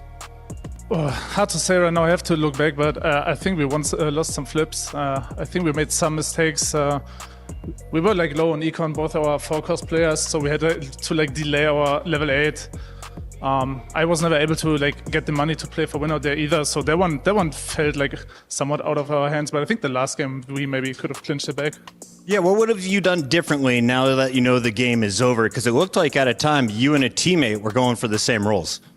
Oh, I mean, we have the idea that protagonist is auto-click, and then I didn't have a spot, so I also needed to build a bot. Maybe in hindsight he needs to click first, but I think it's fine. I don't think that screwed the game. I think my line into Sox was still okay. Lush still had a really, really, really good spot. So yeah, maybe look back, look at the augment choices. Maybe there was a different line we could have taken for sure, yeah. I think the fans will remember you, though, as the team that took out a juggernaut to kick off this tournament. Are you proud of your team, and what are your expectations for next year? Oh, I mean, it was still super fun, playing with the boys. We've played for very long. We took the longest route in the online qualifiers. We played a lot of here. We did a very long boot camp. So it was obviously very fun. Shout out to the boys. Thank you very much. And yeah, for next year, not sure yet. Probably try to make it back, obviously. And yeah, maybe make a deeper run next time. Well, Alan has been talking you guys up since the start of this tournament, and for good reason. You made a fan of me this weekend. Thank you so much. Cheers, man. Cheers. Shout out to the boys and hindsight 2020. I mean, again, it's really nice to hear that even though this is a tournament that ended short, potentially in their expectations, they are still taking away learnings and they're still happy for the fact that they were able to do the boot camp, they were able to play with each other, they were able to change their approach a little bit because, of course, 4v4, very different than free-for-all. I think the matchups were all very close. A lot of it came down to some variants in the prismatic augments, for example, on some of the artifacts, just some of the variants in TFT that's what happens at the end of the day. And they're still composed. Their game plan was pretty solid. They played well. There wasn't any kind of blowouts or embarrassing wins. And they said it. They had a huge route to make it here, even in the first place. They've gone through so much together as a team. I think they've all grown individually as well for the rest of this set, and the TAC crown and the pro circuit as well. I think it'll be really exciting to see them. And I definitely expect to see this exact roster and Mouse as well supporting them in next year's EWC. Yeah, up next we have the third best of 3 of today. Another elimination match when it comes to a rematch between Twisted Minds and Flash Wolves. This game went all the way to the distance last time, Clement, and if history is to repeat itself, if that game was anything as to what we can set our expectations for to today, this is going to be another banger. Oh, this is one of the most hyped matchups coming into it just because of how close we had it. EWC history, this was the only series where all 3 games went to sudden death, decided by the very last fight. So you could not get anything closer if you wanted. This matchup was very close. I was on the edge of my seat every single game watching it. We're casting this next one together, Clemens, so I'm extremely excited to see what is coming up next. So ahead of your casting, I think it was also be really nice to talk about the fact that if you guys maybe have any favorites coming into here, Flash Wolves yesterday had a really solid performance in this lower bracket there. No strangers to being with their backs against the walls, where coming in with, oh, we already crushed a key, we've had a really good experience here in the lower bracket, but Twisted Minds, this is their first time here in the Crocodile Pond. I know Clement is very biased for one of these two teams, so as always, I'm going to be confrontational, and I'm going to root for Twisted Minds. I think they have, on paper, a very, very solid roster. Just the pedigree individually is absolutely insane from CNTFT. I'm going to go with Twisted Minds. They had very different stories getting here. Yesterday, Flash Wolves was able to cruise through their series, while Twisted Minds, I think they might be in a little bit of shell shock. They dropped 0-2 to Citadel Gaming, and the best placement they got was 5th. So they're going back to the drawing board to see if they can gin up a new strategy. Yeah, and with Flash Wolves being very confident after yesterday's game, we're going to see whether or not that is something that they're looking to carry in today with the pre-game interview. What's up, everybody? It's Puckett and Jin, our translator, and we've got Haruru from the Flash Wolves, one of my favorite players, of course. Day 1, you played Twisted Minds, but at the end, they walked away with the victory. What are you going to do differently today? 就第一天你们已经对战了 Twisted Minds 3队，然后呢，但是离胜利咫尺之遥嘛，就想问你，这次重新对战 Twisted Minds， 你们将做出什么样的调整呢？第一天比赛当然比较紧张，那经过昨天比赛，我们以2-0拿下，那他们被2-0，所以我想气势上来说，我们的气势绝对是胜过他们的。Well, it was unfortunately a very close loss the last time, but yesterday we bounced back. We had a 2-0 victory, whereas for Twisted Minds they had a 0-2 loss. So I think in terms of just team morale, I think we are absolutely on top, and I think this might be the X factor that allows us to win today. Haruru, like yourself, I have some gray hairs, and chat was complimenting yours. Do you think this makes us wiser or just better than the competition? 主持人说他跟你一样，也是已经有很多白发了，就想问你，这个白发是因为你们就是智慧更高一点，所以呢，容易长白发，还是因为长得太帅了，要均衡一下？其实白发是因为其实我已经超过35岁，就是年龄越大，当然智慧越多嘛。对。Well, I am over 35 years old now, and the older you get, the wiser you are. So gray hairs are a natural thing. Big brains win championships. They're going to do it. I believe it. Good luck. Okay.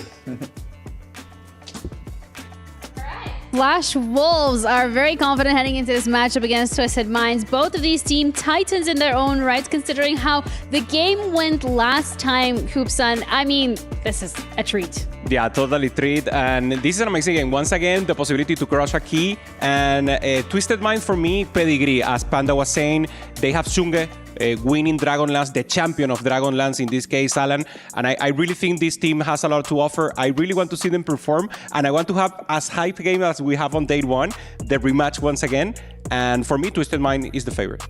Absolutely, Hooper. But after seeing yesterday's performance from Flash Wolves, normally I would be behind Twisted Minds and winning out the whole series, but seeing how well coordinated the Flash Wolves was yesterday on their series, I must be behind them, even though Twisted Minds has way more star players, but I'm kind of worried for their team play.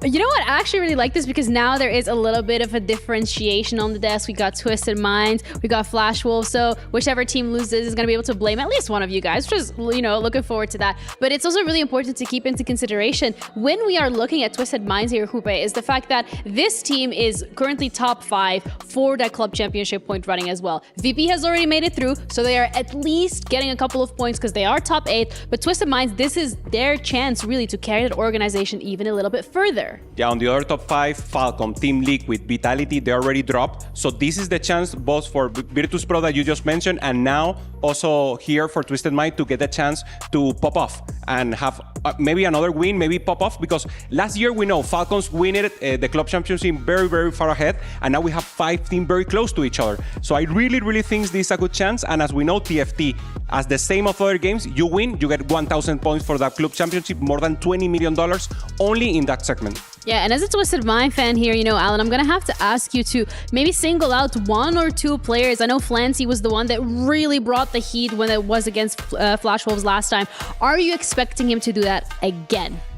Absolutely. Zunch, Flancy are the star players. They perform extremely well under the heat for past sets, not just 1, 2, but I can't even remember how long are they playing. They are here feels like forever. And they will bring the trouble. We've seen on the last series between the Flash Wolves and Twisted Mind, where they had that nickel pretty much of the clutching up factor that might be due to just the player experience, and Flash Wolves perhaps under the pressure, because again, when you play against underdogs, you feel way more confident, but when you're playing into the All-Stars team, obviously you'll feel more pressure on you and you are more inclined to do mistakes. Also, I want to highlight the coach, AQ1H, probably the best one in Cyber City Tactician Crown, the previous one. He went second, but only in points he was first because of checkmate format. So this is a guy that is behind all of these players, and it shows. We see more tempo play, we see them playing amazing every stage of the game, and it's not just going for the Hail Mary, do economy, and go fast 9, go fast 8, try to do something. There's always a plan, and they see themselves very, very comfortable in any spot. You mentioned it yesterday, Flash Group doing amazing. So they're in the open run, but for me, once again, Twisted Mind, my favorite. All right, when it comes to Flash Wolves, we've seen them perform yesterday as well, and they were really, really great, coming through with some incredible team play here. Is that the strength that we are expecting from them, or are there also individual elements that you're looking are going to be stepping up to the plate today? You can clearly tell they sit down at the drawing board and they did their homework. I don't know if we can tell the same about Twisted Minds, because they went 0-2 after the day 1, and where the Flash Wolves actually managed to lock in and get their heads into the game. Yeah, they also have the star player, right? Ironbog, he's just so many accolades 2 times in the World Championship, in the Sex Championship, and he's like the leader for the team, and we see it. Normally they're looking at him. Anytime he loses, everyone is perfect because he's talking to everyone. He's been the strategist. So I really think both teams are great, and I'm really hoping for a serious match here. Yeah, it definitely should be hype, and it should be very serious. And I think as well, we have to touch upon the Flash Wolves here too, in terms of the fact that they are coming in with a lot more momentum, as you touched upon. It would be interesting to talk about the strategy for a moment for both teams. We've seen Flash Wolves going a bit on the greedier side on the yesterday, and it's working perfectly for them against Fnatic. Curious if they're gonna do the same strategy today against Twisted Minds. Twisted Minds plays more of a balanced TFT, as we've seen, based on what they get, where we've seen a bunch of teams going super aggro, some of them going super greedy as Flash Wolves, and we'll see how that strategy turns out against the Twisted Minds. Yeah, it could go either way. As you said, the tempo play, the strong army in the beginning is amazing. You preserve HP, but then if you're not able to manage to give that HP to the rest, it doesn't work for anything. Team Liquid, for example, they lost and they were doing that type of play, but you need to have the win-out player. If you only play tempo, then you just fall down in the end. So I really want to see one GP player, one X Factor, drop in the game for sure, probably Ironbog, and then try to switch the game on their favor. Yeah, but as we've seen, one win-out player is sometimes not enough. You might need to have at least one more player that is able to go top 4, top top 3, because if there is a chance that 2 of the players will go either a7, a6, you still need to score that 1-3 placements. Oof, this is very back and forth in terms of which team is going to be able to take it away. But if you guys want to chime in on the discussion as well, you can scan the QR code and join the Discord and let us know. Quick predictions here. I think we already touched upon, Twisted Minds, Flash Wolves. We have a favorite in each camp. But are we thinking this is going to go all the way to that third match? Jeannie, this is the long day. So we have to have tough matches 2-1. And I think once again, this will be 2-1 Twisted Mind. And we will see Ahao and Shunghae making the best out of them. I'll keep it short. 2-1 Flash Wolves. 2-1 Flash Wolves. You guys heard it here, but Twisted Minds are also in the running for the club championship point, not just the placements here for TFT. Both of these teams have already had one match, which was down to the absolute wire, even in that third matchup. But whether or not we're going to see a rewriting of history with Flash Wolves getting knocked out, that is something that remains to be answered. Keys are on the line, club championship points are on the line, and playoffs too. So let's get into it. We've witnessed the wonders of victory here twice today at the Esports World Cup for TFT. But on the flip side, the pain of defeat hits like no other. As you can see, 2 keys that have been crushed here today, that have become victim to our key crusher, Mouse, who just dropped out, and Team Vitality, one of the favorites to go all the way here, is gone too. It just goes to show that nobody is safe. Thank you, Keymaster. Nobody is safe indeed, Chambers. Nothing is granted. Everything is earned here at the Esports World Cup. Emotions running high, time slipping away, but we keep powering through. Because this next series, ooh baby, it's a certified banger. So you better strap in, because here we go. Okay, baby, let's do this. Let's bring out the next team. Twisted Minds!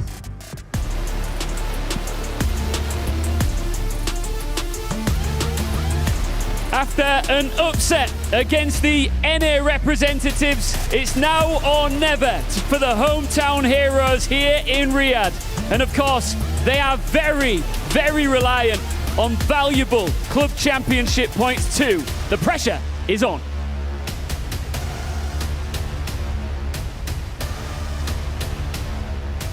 Underdogs, but can they become title contenders? Welcome, Flash Wolves!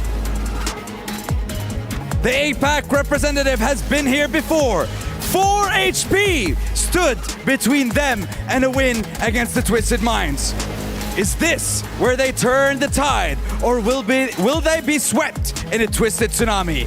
One more key to be crushed. Casters, whose will it be? Thank you so much. We're ready to go for this series number 3 of day number 3. And Petrus Panda joined by Clement for the cast for this spectacular series coming up, Flash Wolves versus Twisted Minds. Great players, great individual pedigree when it comes to international individual TFT attack rounds, especially as was mentioned on the analyst desk. Shunga, a past winner. Ironbog, a past 2-time regional winner in APAC. So much at stake though, as a team, as a group, in a 4v4 format. Yeah, and this matchup is going to be wildly different from the other ones that we've seen today. Just to draw contrast, Mao's was the most structured team. They had the most cemented roles for each. However, when we look at a team like Flash Wolves, they have 2 X-Factor players. You never know what they're going to go on. They're probably too free-flowing to a fault, perhaps, especially going up against Twisted Mind. And meanwhile, Twisted Mind, I also think that they're trying to redefine themselves. They had a shellacking versus Citadel Gaming. They wanted to play a slow, fast 8 game and were ran out the gym by the much higher tempo strategy of Citadel, and we could see them adjusting already in game 2, trying to find a new way to face tougher opponents. And the thing with this format and with this tournament is that there's so little time to put in real meaningful reps on 4v4, especially when it comes to the start of a set. We are, 2 weeks into the start of set 15. There is so much still to learn and to adapt to, whereas usually individual TFT, especially at the end of a set in attack round, it's also established, it's also studied and researched already. There's very little room for adaptation, there's very little room for creativity. It's the complete opposite here today. Yeah, just to go back into the series that these 2 teams fought against each other. I actually felt like Twisted Minds was in control for the majority of the games. What did happen though was we saw K-Ball just keep on pulling Gwen 2s on level 8 with tremendous artifacts, disgusting combinations, and then saving the game for them. He had a 1.5 AVP in that series. It was well deserved, but you just look at that series and you feel like that can't keep happening. And this is part of the format in terms of identifying win conditions, knowing that this artifact with this champion, if the high roll presents itself and I'm prepared for it, that can be decisive to win an entire series and to maybe erase a lot of the hard work, a lot of the strategic game plans that are made by both teams coming into stage 2, stage 3, etc. So we'll see what players are aware of all the, because there's so many different conditions that can be met, not just Gwen and artifacts, there's other champions as well that get completely broken when they have a certain specific combination. That's something that Twisted Minds will have to figure out currently. They're still in the running, but they have the lowest first place rate out of any of the remaining teams. Only went first once in their 5 games in total. So identifying that win-out player, getting those conditions online is going to be critical for them. I think Twisted Minds also has a very strong knowledge of text. They have a great coaching team behind them as well. They have a great understanding already, even if we're early into a set, of all the different broken interactions that they can try and fish for. But I'm really excited to see the tempo. I think when you talked about it the most, it's a big contrast to last series where it seems like everything was much more structured. We are expecting a wild rodeo in this first game. Twisted Fate is going to add 2 component anvils to the mix, allowing reroll players to hit their BIS a little bit easier. 4 cost players as well, when hunting for those perfect karma items, will also have a chance to find them earlier into the game. Yep, we've seen this encounter many times throughout the tournament already. It always serves more into a quick tempo, very, very contested stage 2 and stage 3 so far that we've seen in our games. Now taking a look at the players here, Chen, he is known as the most handsome player out of the TOC, so this is a chance to get your gaze upon his visage. Is that a common opinion or is that a... That's a very common opinion. General he opinion. is married though, so I see. Our fans are weeping. Looking at the rest of the players, though, I mean, we have to single out Shunga, I think, as was mentioned, the Dragonlance champion in the Tactician's Crown. A few sets ago now at this point, almost halfway down the history of TFT when it comes to competition. And Flancy as well, someone that is just historically been one of those players that if you ask anyone that's even slightly a fan of esports in TFT, they know the name Flancy from CN. He's kind of one of those names like Double 61, like Volta, that has been around for so long and has been showcasing such dominant peaks when it comes to individual TFT. The veterancy really is there for Twisted Mind. Going back a little bit for Flancy, the player on our screen right now, he is the revolutionizer in terms of using stats when it comes to the CN region. So he had his best individual showing in Monsters Attack, which was exactly when big data was coming online. He was the first to kind of jump on that ship and prove everyone wrong. CN used to be the dynasty. They thought stats was because they don't have stats of their own CN region. They didn't really believe in stats. Flancy was the first adopter, and he's proven again and again through his individual performance that was indeed the correct route for the region. And then America's, they definitely use a lot of stats in their reign of terror, but no more augment stats in TFT. Players have to rely a bit more on intuition, which I think a lot of top players do enjoy more because of how creative they can get and how good their understanding is in terms of critical thinking and really piecing together all the pieces of the puzzle when it comes to the start of a set and quickly identifying the most broken combos, the strongest ways to play certain lines, the best ways to lean into a line where you're playing from high tempo. We're talking about intuitive players. K-Ball and Ironbark are definitely both in that category. We definitely use stat work. They usually leave it to the coaches to kind of figure them out, but the way they like to play is they're completely flexed until level 8. And I've always thought that was actually a bit of a weakness when it comes to 4v4. It's harder to optimize your items early on. It's harder for your teammates to know how to play around you. Looking at Rising Chaos for Flancy, 2 Cinders as well. This is one of the strongest ways to play into the Prodigy line, sometimes even into just the Sork line, depending on what your augments are, where your line is going, where your teammate spots are as well. But as a 1-cost item carrier in Stage 2, this is one of the premium combinations to be made aware of. If you have a good front line, you can just keep on stacking damage. It's 6% extra damage. After every cast, you get additional orbs. It procs really good with things like Blighting Jewel as well. So you will see a lot of players going into this start and then playing towards the AP Fast 8s. No Vi being held there. It goes to show the cash out trade not really as enticing in 4v4 or maybe in the set as a whole, considering in the past, if you had one Crystal Gambit unit, you'd almost always buy a second in your shop to try and play for it. And we're going to have Ironbog already starting with the Caretakers. YYDM is the team's designated reroller. So 2 very high tempo options straight off the bat. And as we were talking about, this is additional component encounter. So it's much easier to get those 3 cost carries online and just punch through everyone. Beggars Can Be Choosers was a consideration for Flancy for a little while. Of course, when we're talking about understanding the really strong augments, having so many more roles to fish for, that perfect augment to fit your game plan is valuable, especially for players as skilled as this. But we are looking at YYDM with a Gangplank 2 on stage 2. Not game-winning, but an incredibly dominant star that's going to apply a lot of pressure onto every other player in this lobby. So he hit 2 Gangplanks, and I think he used Team Builder immediately to get in that 2-star. You know, definitely worthwhile to sink a little bit into that augment straight off the bat, and he's going to go for the full win streak. This also allows him to pivot to the all-out composition as well, so he's still staying rather flexible here. And actually, he still has 2 duplicators. That might be a delay, sorry. So I'm pretty sure he used at least 1. One interesting consideration is one of the saving graces of this Twisted Fate encounter where you get 2 component anvils is the fact that if you're in a spot like this one where you can play for tempo Gangplank and farm infinite gold by having a 2-star Gangplank in stage 2, the one downside is you don't have priority on Carousel to pick up your bows for a Rage Blade, for a Kraken's Fury. In this case, he didn't prio looking for bows from his component anvils, which means he might have a problem. For now, i.e. Striker's Flail will be very strong, of course, but if he does win streak, if he wins every fight in stage 2, I assume Twisted Minds will completely lock him out of finding any bows from carousels, and he might not end up on that best in slot, stretchy arms Gangplank build with so many bows. Yeah, that's going to be a really interesting thing to see. You could play around that as a team. Maybe some of them can try to deny items on the carousel if you have loose streakers. Or the other thing that I kind of think is a possibility is just for him to simply play into all out. He has the perfect items for it starting off. Looking across the board here, Chen is most likely going into the crew build, already has all of those units on board, and I had a glimpse of a very interesting augment being selected here. Ahao going into the Unstable Evolution. Ooh, we haven't really seen this one work out so far in the tournament. An Unstable Evolution, correct me if I'm wrong, gives you different stats every time you start up a unit, and it gives you kind of, if you're starting up a lot of units, obviously that's going to be a lot of insane power coming to your stats, but you can't really tailor or pick exactly what you're going to be getting. So you do have to pick carries that can make use of many different types of stats, not just, you know, AP or AD or attack speed.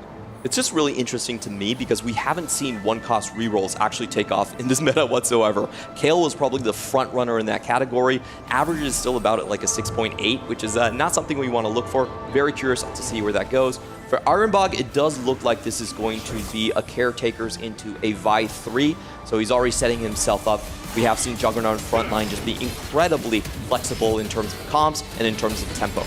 We haven't seen much Kai'Sa reroll today. Maybe this is the game to play for it. Obviously, you have to have an early Kai'Sa and hopefully have some items stacked onto her so she can scale. If she doesn't scale appropriately in stage 2 and 3, you can kind of tell how far she will be scaling in stage 4. You can give up on her, go from the more traditional Mundo with the Jhin and the Gnar. There is also this line where it's possible to get Knuckle Dusters on 3-2. That would be kind of broken if it does happen. I know you've been a huge fan of that augment. I have been rewarded on ladder on my own climb with the Knuckle Dusters Vi. It just feels very strong from a snowball position. It kind of works similarly to GP, but instead of just getting gold, you're able to get additional loot, and that just continues snowballing your game more and more. You can play into kind of an Ashe duelist back then as well, so I think it's a very interesting line. We'll see if that'll be a possibility for Ironbog in this game number 1. And we're finally getting a look at all the boards across the table right here. Shunga already starting off with the Gwinsus here, so he's most likely going to be the player contesting on the GP line against YYDM here. A very strong start for YYDM, still 100 HP. Finds the Udyr as well for actually 3 traits to put on his board. The best find he could possibly get. Really, really insane setup here. Has the Lux online as well, has the Lucian, so some extra damage off of the Sork on Lucian as a secondary damage leader just in case. We saw a good for something for Kebabao, so playing more of the Econ, fast 8 line into Sorks or into Prodigies.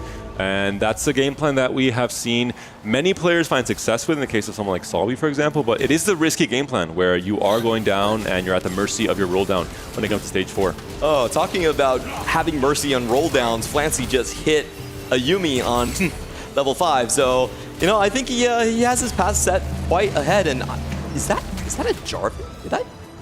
He has some pretty sick units right now.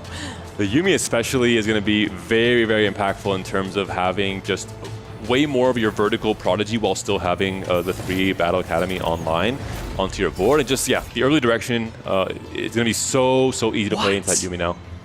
We thought Flancy's board was ridiculous. A Karma as well. Oh my goodness. He's getting this full set, the Jarvan and Karma in the same composition. This is the value of Silver Spoon. You're reaching your 2% chance to find a 4 cost a little bit earlier in the game. And he's playing the Mundo 2, which I believe is correct for if he wants a full win streak. Jarvan is more of an off tank. So when you are looking at very low DPS and just one sturdy tank to rule them all, Mundo is usually the answer when it comes to stage 2. We'll see if he can hang up against this crit build on GP. The stun comes through. Gangplank is getting kind of low. The Senna damage is coming in, or the Kalista damage rather, but I think Gangplank is definitely going to clean up here. So much gold being farmed as well. Yeah, I think even though Haruru did lose the win streak, Flash Wolves can't be too sad about that one. They farmed the extra gold, and I was looking at the shop items, and I don't know how, but we still have 2 unused duplicators from YYPN. So he just hit a natural Gangplank, it must have been. Yeah. He must have had 2. He picked the team builder with the idea of, oh, perfect, I'm going to have a great tempo option here, and he hit the next 3rd natural Gangplank in that same 2 one-shop. Wow. So maybe that changes the way he picks his augments, because the big value of team builder in that situation would have been to immediately get the Gangplank 2, but he got it anyway. And now he has kind of 2 dead duplicators on bench for all of stage 2 and 3, but he has a Gangplank 2, so I think that kind of lets him wipe away his tears. Yeah, that's actually pretty crazy of a start, and I wonder how Shunga is going to play around that, because we did see him have the components for the Guinsus. He's the most likely player to have to contest. We know in this meta, you can't allow the GPs to play solo. That's just too big of a risk for a win-out player emerging on the opponent team. So how do you play when you're so far behind in copies? That's going to be a very interesting solve for Twisted Minds. The Syndra 2 has been found for Kebaba. I think he's definitely gearing up to play into Yuumi. Of course, with one Yuumi already being out of the pool, a little bit sad, but we have Haruru already with an early Karma, which I think gives him the direction and the prio on playing Sorks. Absolutely. He probably does have to avoid his teammate and also avoid what Flancy has hit already. Achen here, we're wondering if he's going to go for his roll down. If you want to play the crew, this is when you would want to do it. And he's keeping himself rather flexible. He's willing to go to level 5 on high experience. Is there any consideration for Gangplank? I mean, don't you just buy the second one and then see what your next natural shop is, just in case you have 2 more Gangplanks and you just full pivot? You must, have no? to, right? You must. Yeah. I totally agree with that call. Achen, come on, sell something on your board. You can sell a Kaisa, or maybe he's keeping Kaisa as that plan B option, but no, he gives up on the Gangplank, does not want to keep himself open to that potential high roll, or just a potential augment that really leads into it. What if he gets Teacher's Council, for example? Well, that's possible. I also think it's probably indicates that Shunga is going to be the designated GP player on the other side of the team, so he's not trying to give himself Silver Destiny. Any Rebanov fans out there? We have had some big low rolls. Have players learned from these teachings? It's going to be keepers for Shunga, and Shunga is not on GP. He is going to be rolling for either Kaisa, it looks like, or for Jin. He has prep, so I think the front line is clear. Going to be playing for Mundo, but his backline still keeping a few options open, just in case he hits some high roll shops. And that does mean that Ahao A might be the one that has to play the GP. I would be very, very surprised if Twisted Mind just decides to not play GP.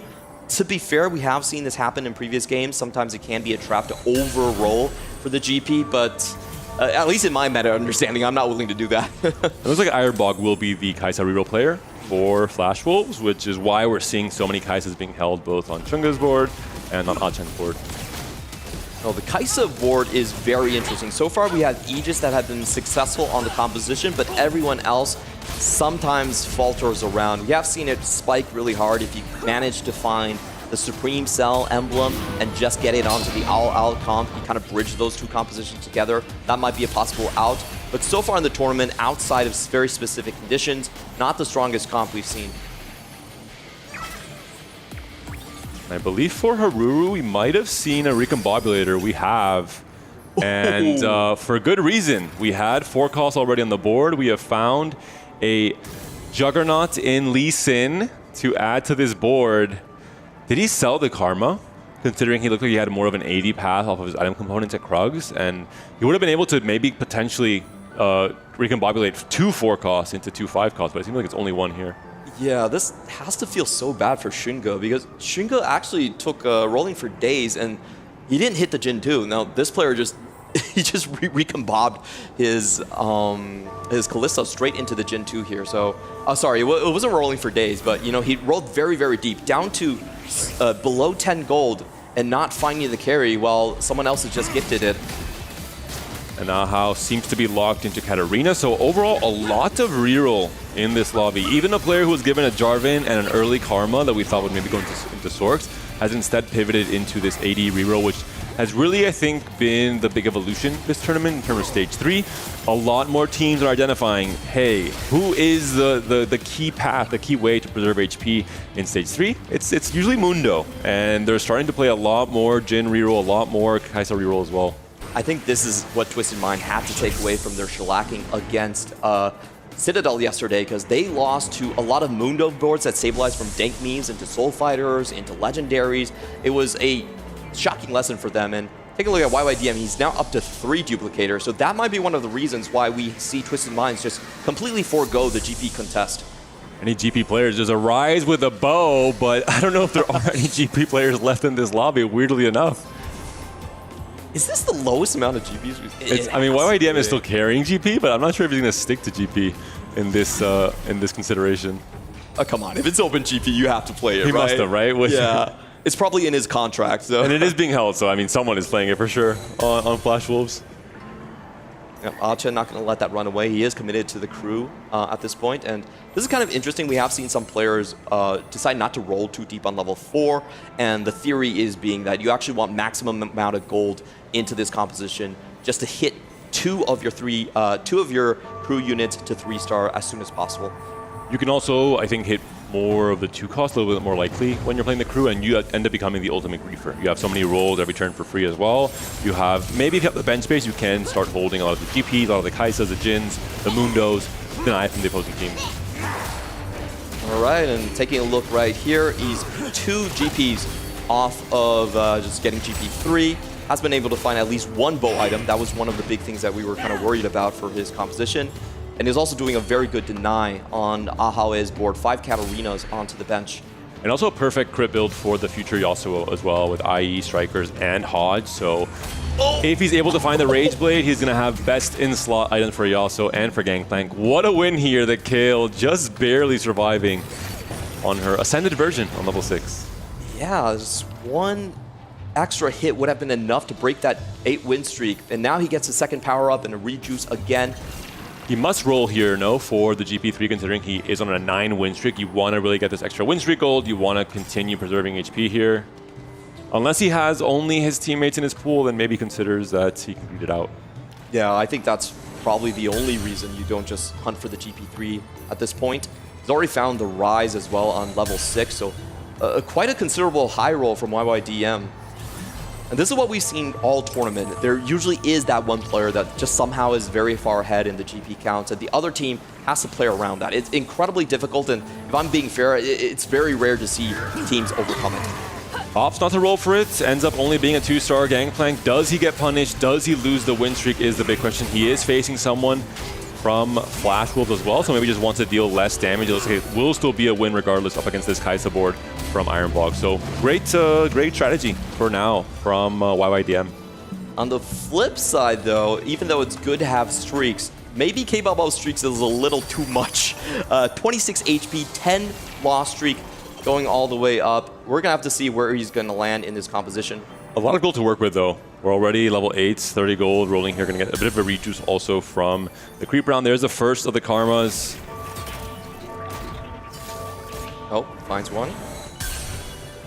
Okay, so this is probably why we saw Haruru being willing to recombobulate his Jarvan and Karma It's very rare to find players that are willing to move off of the perfect Sork spot, but K-Ball, they want to save that spot for him. They know a full loss streaker. The best comp to go into we've seen so far in this tournament has been that Sorks. We'll see the last bit of the roll down for Kebaba. We'll see if he hits the Karma. 2 is going to be the big stabilization point alongside maybe some extra frontline for Flancy. Also rolling on 8 for the same exact board. Not a single copy of Karma has been found yet. 2. Just as Kebaba upgrades his own Karma to 2 stars. So a big disparity in HP between these players, yes, but also in current board strength with Kebaba finding his key upgrade. Oh, and these are those pivoted moments. The front line is very weak though for Kebaba. I'm a bit scared because you can have all the damage you want, that if you don't have just a little bit of time to buy for the Karma to burst the enemy board, you could be in trouble. Yeah, I wish he really would send that Rise into the front line. Usually what happens in the composition, he does have strategists from Jarvan as well, so just get that extra 300 shielding onto the map. This Karma walk-up is a bit dangerous potentially if the Jhin is able to kill this Jarvan and then target onto the Karma, but it looks like Mundo will be dying here before the Jhin can fully clear the Karma, and it will be a necessary stabilization for K-Bao. Ends the 10-loss streak. And Achen is continuing to free fall here, already on a 2-loss streak, down to 29 HP. Oh, invested. This could be Prismatics. There's a lot of things that could save these players. We're thinking about things like max cap, like invested coming in. I saw the Call to Chaos, and I'm thinking about only one thing, Clemens. Sniper's Focus cash outs. That is the save. You get a 10% chance to hit triple snipers, and if you do get that, find a Gwen, you're pretty much locked. Or Yasuo. We saw it pop off. I think it was exactly YYDM that was sporting it to great results yesterday. True, I honestly think that interaction's a little bit too easy. You always remember, it's only a 10% chance, even if you take the Call to Chaos, but you remember every time it happens to you. There's a Gangplank 3 from YYDM. Is this going to be a Mr. 100 game? I think no, because in 4v4, if you have so much HP, you want to use it as a resource. You want to sack for your teammates especially. But what a dominant start to this series, really, with YYDM and his 100 HP right now. We're going to get the answer to what Flancy picks up here. It is going to be a Sork +1 emblem. I usually am not a huge fan of the emblems this late, but it is very good on Jarvan. He has a great AP ratio. Still not going to stabilize him. There's GP clearing out the board. And we're seeing some pretty big disparities in the HP brackets. Looking at the augments on that left-hand side, we're seeing a few Radiant Refractors, especially Bronze for Life for Haruru as well. This was the save I was talking about. 2 max caps coming in for Twisted Minds. They were already bleeding a lot of HP despite playing 2-cost reroll compositions, and I was like, what would be the save for 4-2 Prismatics? And they did find the answer to it. So let's see if they can hit those Katarina 3s despite how hard they've been denied. Oh, does have 3 crew in. 3 crew is usually the most important breakpoint because it is when you do get the orbital ship online. One off the Rakan here as well. Yumi pair, Leona 2 already as well, on level 6. So, I mean, all that gold has come into good use. We don't have quite best in slot items just yet on the Katarina, but it should be strong enough to get a lot of wins across this next stage. We're seeing a Volibear setup here from Haruru on the opposing side. 59 HP. This looks like he's going to be in a brawler position. You don't really expect this composition to carry through into a first place, but you already have win-out players. K-Ball, YYDM, very strong win-out, so he's just playing to preserve and maybe get a top 4. Great save for Ahawe, though. I was looking at the deny on YYDM. High AS HP, 12 win streak. If you have a lobby leader holding all of those Katarinas, you usually cannot get them back. Yep. Spatula on the stage for Carousel. A few key 5-costs as well. Seraphine for the Prodigy players and Braum here as well, just to fit in, especially if you're in a position to go 9 and you have that slot open in the Sork board. Yeah, a bit of a miss for Achen. He really wanted to get that Twisted Fate. That would have been a best find in the 5-cost territory. Doesn't get one here. And meanwhile, looking at K-Ball, he already has a Radiant item for 4-2, so despite that 10-loss streak early on, he is in a very strong position to carry through as a win-out. Flancy does seem to have almost fully stabilized. Very strong front line with the Sork Jarvan with this fully itemized Swain. No Gwen high rolls, that's the big question still. And obviously missing that Karma upgrade as well. Yeah, he does have a lot of HP. There's the Gwen. They have a gold Regis from selling the Ahri. If you want to sell the Ahri here, I think you have to, right? At this point in time. No, there item, is Ahri 2, yeah, I'd sell it. There is more burst damage if you're trying to take down a main tank and have the chain from Karma come through, especially with Gwen has no items, right? That's the big thing. All the items are in Swain for now, secondary sets. But overall, I think Gwen is Gwen, so. Okay, taking a look at YYDM here, he might be losing his Mr. 100 streak. Fun fact, he's actually the only player in TAC rounds to have won a game at 100 HP. He did so at set 12 with the hero augments. It was not that fun, to be honest, because it was an artifact into Lilia. Yeah, pretty crazy. And he's going to sack for his teammates, I believe. It would be tragic if he removed and still won. I think he won. There is some delay on the HUD, but that's the 13 win streak for now for YYDM. Shunga also being taken down by his own teammate, by Ahao. Oh, okay, never mind. It was a delay. You're right. It was a loss there. 86 HP now still, though. So much HP preservation having been done for his team off of the early GP. K-Bao as well, the player we always talk about. If K-Bao is able to stabilize and then take over, he can then become a very important part of the team as well. Ziggs 3 has been found for A10, where when he needed it most, right? He's currently sitting at 8 HP on his last line, potentially. He also got the 1% Twisted Fate in the previous shop, so that's a pretty big find. A great roll down for him. This might be the journey for the comeback, but it has to happen now at 8 HP. Shunga did not weaken his board, it looked like. Full items on Mundo and on Jin. They're fully prepped. Not Mundo 3 just yet. Is this crew board strong enough to beat this? I think it should be, with the additional true damage coming in with Twisted Fate. 4-6 Twisted Fate, and relatively The Radiant early. Crown Guard.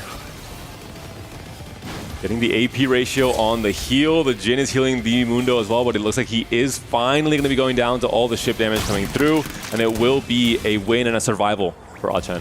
Yeah, I think this is what Twisted Mind really wanted. If I'm looking at Shingo's spot, he probably has the worst spot currently in the lobby. He's very far away from Jin 3, and you can kind of tell that he's just sacking for the team at this point.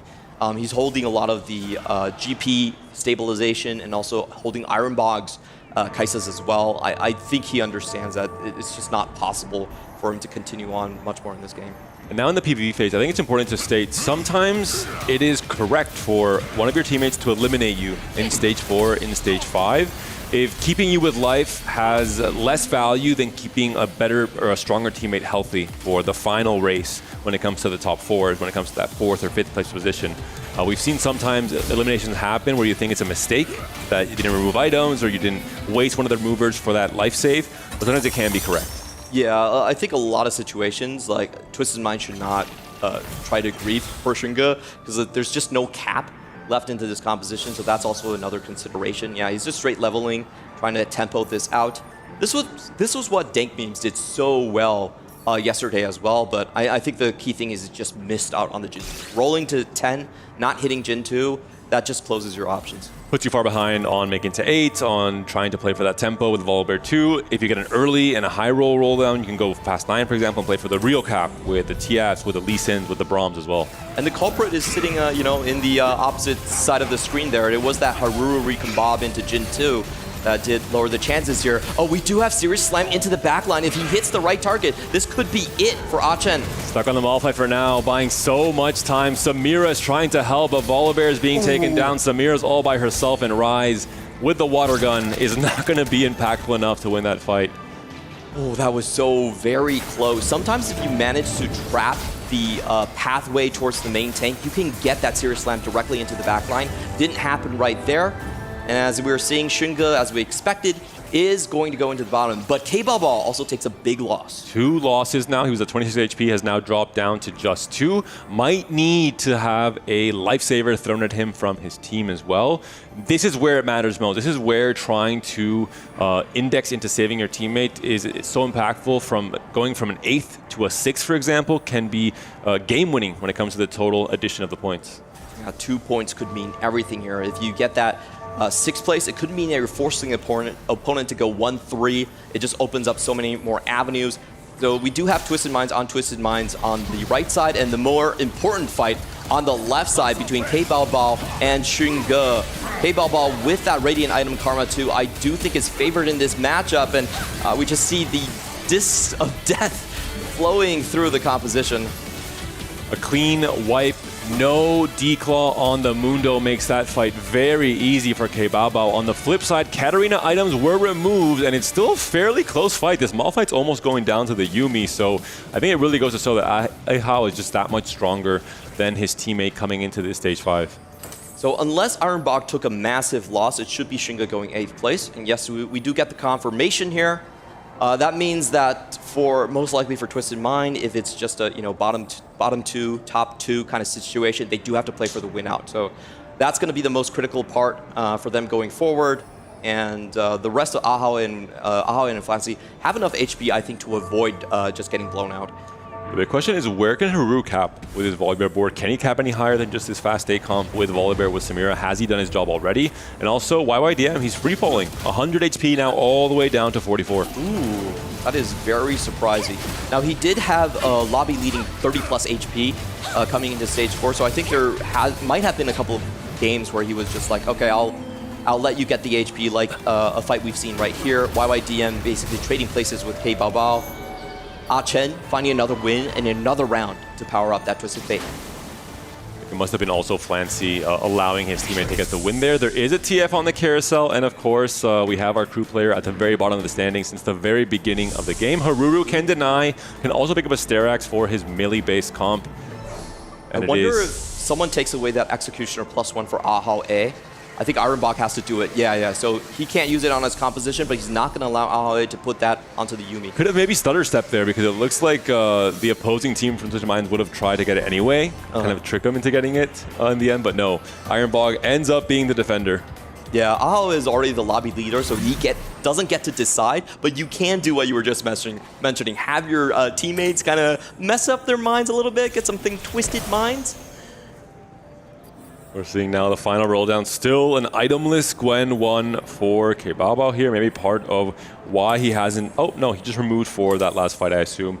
It will be the Void Staff, the blue buff, and just a singular bow for now. Does have anti-heal on the Swain with the Sunfire Cape. And I think the big thing for Flash Wolves is who can take out Chen. Taking out Chen in bot 4 removes a win-out player on the opponent's side. And I haven't seen a board that can really do it right now. None of these boards have that type of a cap to go through the Malphite. Oh, but he's running into a teammate right now. Oh, it's Ironbog, sorry. It's Ironbog versus Chen. There's going to be a team kill on the left side. Hopefully not very big damage, but it will be a lot of units left alive there for Chen. We're seeing the crew units trying to win this one. Kaisa has one more cast in her. Does she win the fight? No, just barely loses to the last Silver cast.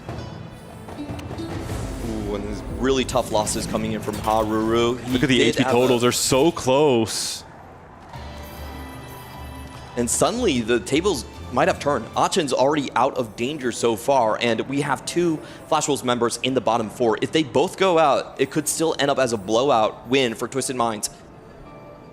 Baba without the Gwen too. He is level 9. He does have a Braum online already. He does have the chance to just find a few more shops, get the gold from the next PvE round, and then really hit that stride and potentially play for first place. But this matchup now is so important where he does not have those upgrades just yet, and he is facing off against Flancy. The Sork mirror on the left side. Really good jump by the Jarvan straight off the bat here. I think that was Mana Rush, so he gets the 1.5 second off the bat and is able to take out the backline plus Gwen earlier. But Swain 2, oh, no damage left.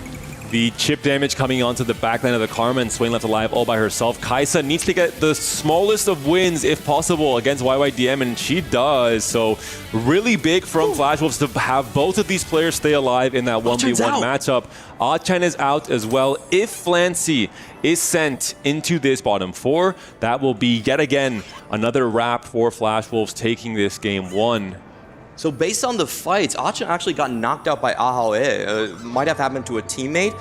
It's very hard to prevent just because Katarina can go into your backline. That's one of the worst matchups for the crew, but very unfortunate for Twisted Mind. That had to be a team kill. In the best case scenario, Twisted Minds will need a 1 in 3 to win this match. If Flancy doesn't go out, of course, in this next round, that would just end it on the spot. Yep, Flancy needs to make it to 3rd place at the very least right here. Jarvan 2 already being found. And I believe it was Mana Rush plus Efficient as the power-ups coming in for K-Bao. And that is a best in slot power-ups. Very rare to find Mana Rush on Jarvan, only offered on 2 units in this set, on Zyra and on Jarvan. And incredibly strong. You start with full mana, so you immediately get a cast. You have a much higher chance of getting the second cast as well, with everyone being stunned for those first few seconds. Yeah, what an amazing find. I wonder if he did tailor for that. Now he's going to run into his teammate, so this will be a team kill on the side of Flash Wolves. Meanwhile, we'll see if Flancy can stay alive here. Ironbog does hit the Kai'Sa 3. Ironbog has to be the hero for Flash Wolves here. If he takes down Flancy, that is a game 1 win for Flash Wolves. Kai'Sa has one more cast in her, as does the last unit, but it's going to be Ironbog taking the win against Flancy there. An elimination here as well, which is the bigger loss. And it is going to be Flancy going into the bottom 4. That is the blowout win coming in for Flash Wolves. Not really a blowout, it was extremely close until the very end, but just going by the definitions, that execution emblem actually made the difference right there. The extra damage for Akali was enough. And it comes down to just one-upping your mirror match, and that's both of the Sorg players stabilizing Flancy and Kebaba with different HP totals coming into stage 4, but in the end, Kebaba just barely able to outplace Flancy in that Sorg 1v1, end up in the top 4, and secure the win for Flash Wolves. With 4 of their players in this top 4, YYDM was that tempo leader in the early game, 13 win streak to preserve so much total team HP as a whole, and Kebaba was that comeback player coming back from 26 HP into that top 4. Really well played by Flash Wolves. We're talking about just how teams kind of adapt to the GP3 in a team leader situation. And what I think was really cool about this game was not only YYDM lending so much HP to the rest of the team, but also Haruru giving up his spot for K-Balbal. K-Balbal full loss streak, there's limited compositions that can stabilize you. He had the Jarvan and the Karma, and he said, no, I'm going to recombop into something else. And Haru having to play essentially the content game, the streamer game of recombobbing and of trying to flex around the 5-cost you're given, of thinking he's playing into Juggernaut, then looking into playing into Volibear, into Samira, and just trying to make it work, playing kind of the X-Factor line. But I think the big star of the show has to be Ironbog. Kai'Sa reroll, a comp we don't see played every game, a comp we don't see performing to such a high level in the top 2 here in Game 1. Yeah, and he didn't get Knuckle Dusters necessarily, but that was still a very scary Vi rushing across the map. We saw it was going, just from point to point, killing carries. He, of course, got it naturally with the Caretaker, so he had a very stable front line, and the Akali positioning at the end, that was what sealed the deal. If it was just front to back, I truly believe that Flancy would have taken that fight. But no, the extra Executioner emblem he denied, going up into it, doing a ton of work, just getting that damage threshold to secure the win. Surely the Vi cannot 1v1 a Katarina and a Rakan 3. That would be absolute insanity. Maybe this is the new line to play on ladder, but it will be a loss there. Ahau, the dominant player in this game. Not enough, though, for his team. He was just 2 alone in this top 4. A strong initial showing from Flash Wolves in this series. And I feel like Flash Wolves has just grown so much in the past 2 days. They were really in control in this game, in the driver's seat, mainly because of the GP. I'm not gonna sugarcoat it. That definitely was a thing. But think about how high roll Twisted Minds had to get to this spot. They had to have 2 max caps to get their 3 stars. Without that max cap, I think Ahau dies almost instantly. The other thing was Achen actually getting the 1% Twisted Fate into the Ziggs 3 and still not being able to stabilize, actually getting team killed right there. Very unfortunate. Chen really clutch as well, though. In all of stage 4, he was able to survive on just that 1 HP. A lot of great communication between the teams to weaken themselves, to remove items off Katarina, to allow him to continue scaling the crew and continue getting more reward from TF to try and maybe become that win-out player, as I said. But we'll hear more of an in-depth breakdown from our analyst desk now. Take it away, guys. We will indeed. Welcome to the Analyst Desk. Flash Wolves here, starting things off very strong against Twisted Minds. Coupe, we said this was going to be a very close game. We were going to expect a lot of different things from both of these teams, and they're so far living up to the expectation. Yeah, 100%. It was all decided in 1 round, actually. 6-1, 4 players with only 1 digit of HP.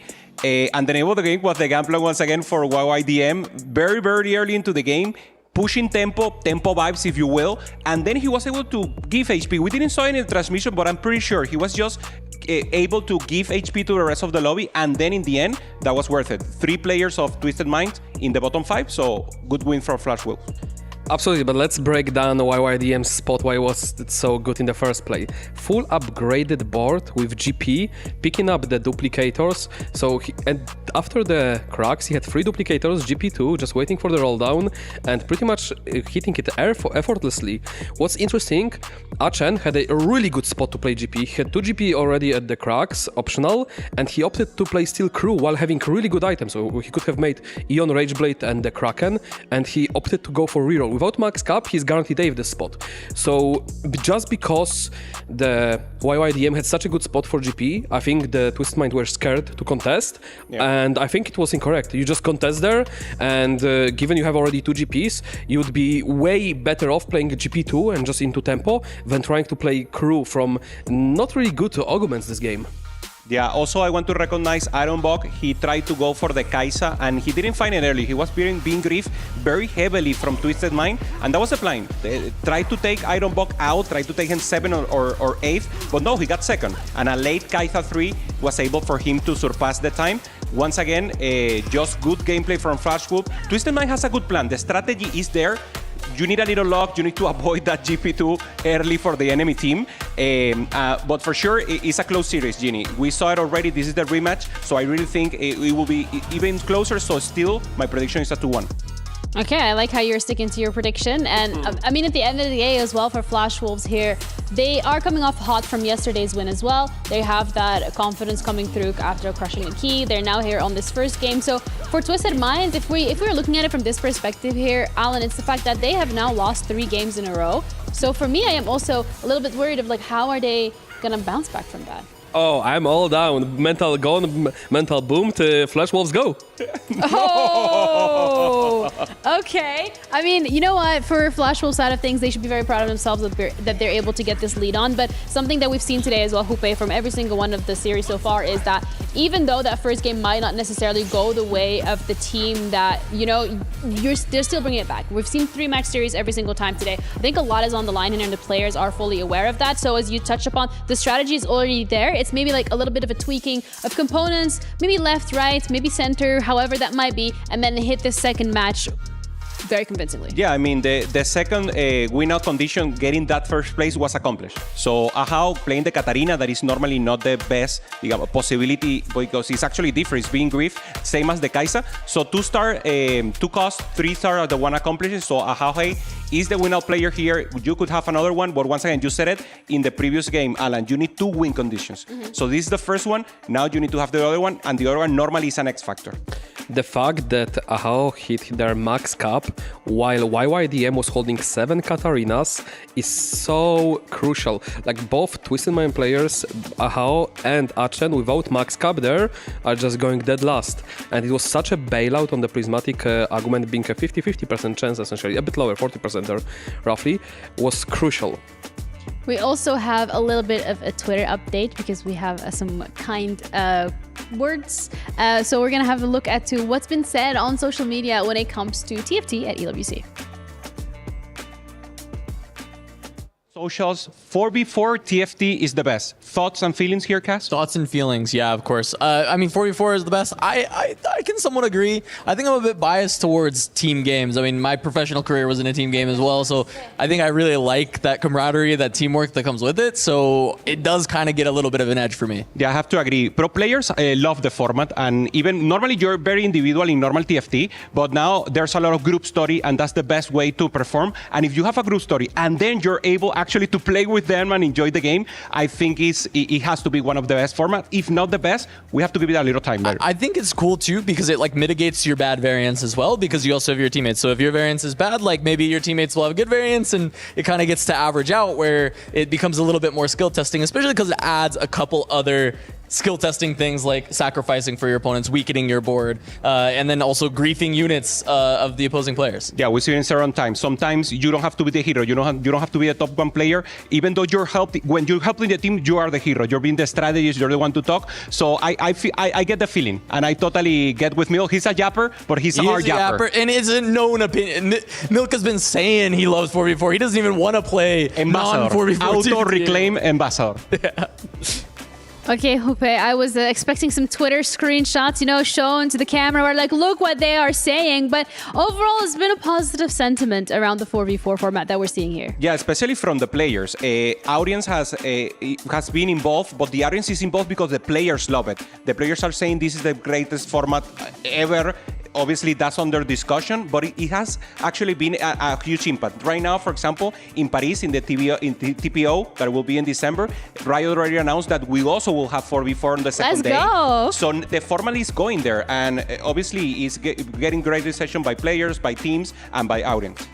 Yeah, absolutely. Having the players enjoy it, casters enjoy it, viewers enjoy it, why not push the format further? Everyone loves it. There is a way more depth into it, and just seeing like also clubs jump in and support the scene is pretty cool to see. Yeah, and with that, we are heading into another match of TFT of the 4v4 format with Twisted Minds going up against Flash Wolves. But first, a little break, and then we'll be back.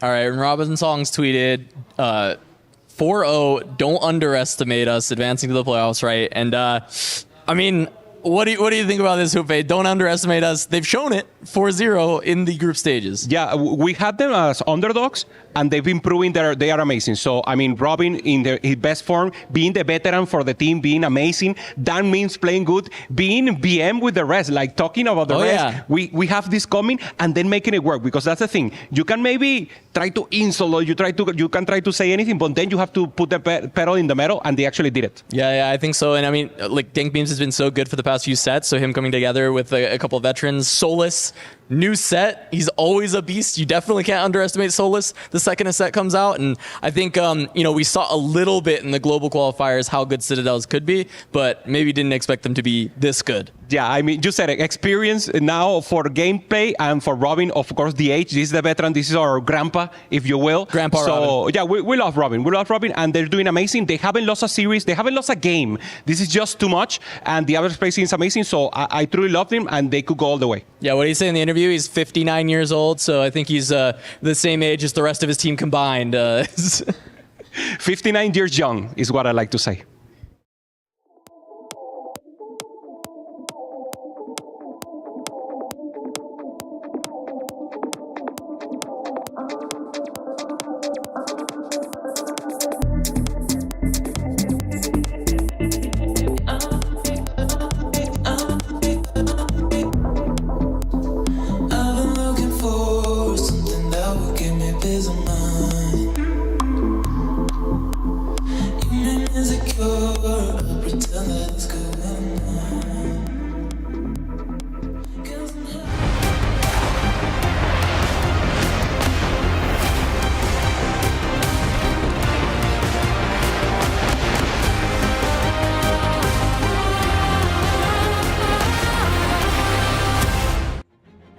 Hello everyone, welcome back to the SNB Arena. Game 2 starting soon between Twisted Minds and Flash Wolves. Flash Wolves 1-0 up, a blowout win, although it was kind of close, but 3 players from Twisted Minds, from the CN team, went into that bottom 4. A heartbreak final fight there between the Swork players that ended up with a K-Bao win and the 4th place. Nerves and jitters we're seeing there. A lot of pressure on both of these rosters to perform in this game 2.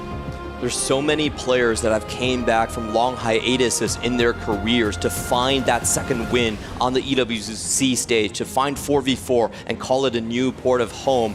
We had Shunga, who's honestly, after he won the championship in TOC, he was kind of like, you know, I didn't find the same drive. He found it with 4v4. He's coming back with his teammates. Same thing with K Bao, who has been one of our best players from the ancient days of the Southeast Asia region, finally being able to get a competitive experience here.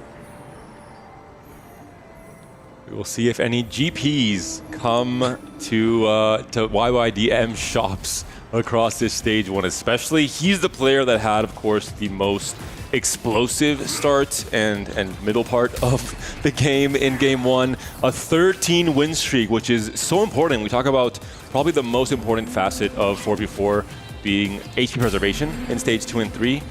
If you preserve HP or if you lose too much of it, it's what sets you up for your finale and your game plans in stage 4 and 5.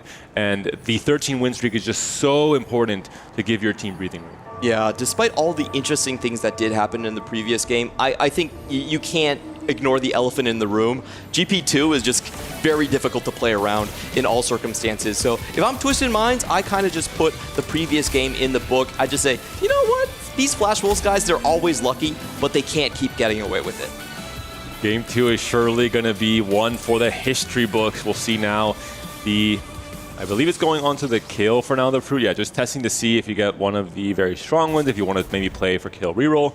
Doesn't hit a strong one, doesn't hit any kills in the shop. Going to sell the kill instead. Maybe do the same thing now on the Syndras. If you find a Syndra 2 with Rising Chaos, can be incredibly strong for an AP start. We saw the Swain as well early. Yeah, a lot of people do like tailoring for the Syndra. You drop your fruit on the Ezreal, throw it away, and then you put it on the Syndra for Rising Chaos and Heart of Gold.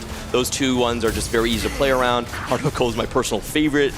You can just straight level, and it's kind of for free if you're in that line. Clancy is going to find himself some additional interest just to start off. Does look like perhaps 2 components. And we are going into a triple gold encounter, so there will not be too many crazy variants coming, at least from the augments. Pyromaniac can be a strong option here with a red buff, just using so many different comps to great effect. Protector Crest, an interesting option. I know it's pretty strong on Leona, but definitely only if you get it, I think, kind of for free, not from a 2-1 augment pickup in terms of direction. Stars Are Born, though, a very different story. This is a strong setup for rerolls, as is the treasure hunt that we see picked up there by Shunga. Incredibly strong lines to play for. Yeah, you almost automatically consider that a win-out position. Ooh, and Clancy with the Deathblade augment, Deadlier Blades I think it's called, yeah, where you get the extra AD off of takedowns. Very strong for just AD reroll lines, I imagine. Kai'Sa, for example, double scaling with both her kit and the augment. I think we're being set up for a very fast tempo game right here. There's a lot of rerolls. Stars Are Born also coming in from Flash Wolves' side. So a lot of additional power. And we're going to take a look what Flancy is angling for. We have not seen anyone play the Xayah so far, so I do have to assume it will be going into the Jhin line. But you can still keep the stacks just playing with this carry. That's right. Important to know for our viewers at home, these stacks are on the Deathblade itself. Only on that exact copy of the Deathblade you have. If you get a different Deathblade, you have to restack it, get kills again. If you somehow disassemble this Deathblade with Salvage Bin, the stacks are gone. So definitely do not do that, please. Yes, that's an important thing to remember. Same thing with power-ups. Actually, all of the stacking power-ups do transfer between champions, but you would have to be very, very lucky to re-roll them. Strong frontline setup for Haru here with a good amount of DPS from the Ahri. Single target, early game, there's not many units on the board, so she definitely does a very good job. It's where the late game where she kind of falls off when there's 8, 9 units to chew through. Her one-hit wonders with her ability not quite as impactful. Yeah, this is a really nice board for early gold generation and tempo as well. Haru just trying to decide between the Mentor, additional tankiness, or does he want the Sork? Does look like he's going to end up just putting the Kabuko onto his board. Do think that's probably a better option given that he has 2 items onto the front line of Rel. And it is going to be Flash Wolves on Flash Wolves action. One of them will lose that 100 streak. K Baba potentially going to be the GP player in this game. I know he had 1 game of GP across the last 2 days, and he had a win, actually. So maybe has some positive reinforcement on going down this line. He is only sitting on a red buff, which does give you attack speed, Maybe not exactly best in slot for GP though. I just want to point out, this is money laundering between Flash Wolves players. So far, it's 6 gold generated in this one fight by executions and also just by the Mogul's Mail. So this is a cool thing about 4v4. You can actually try to set up these scenarios where the fights just go on very long.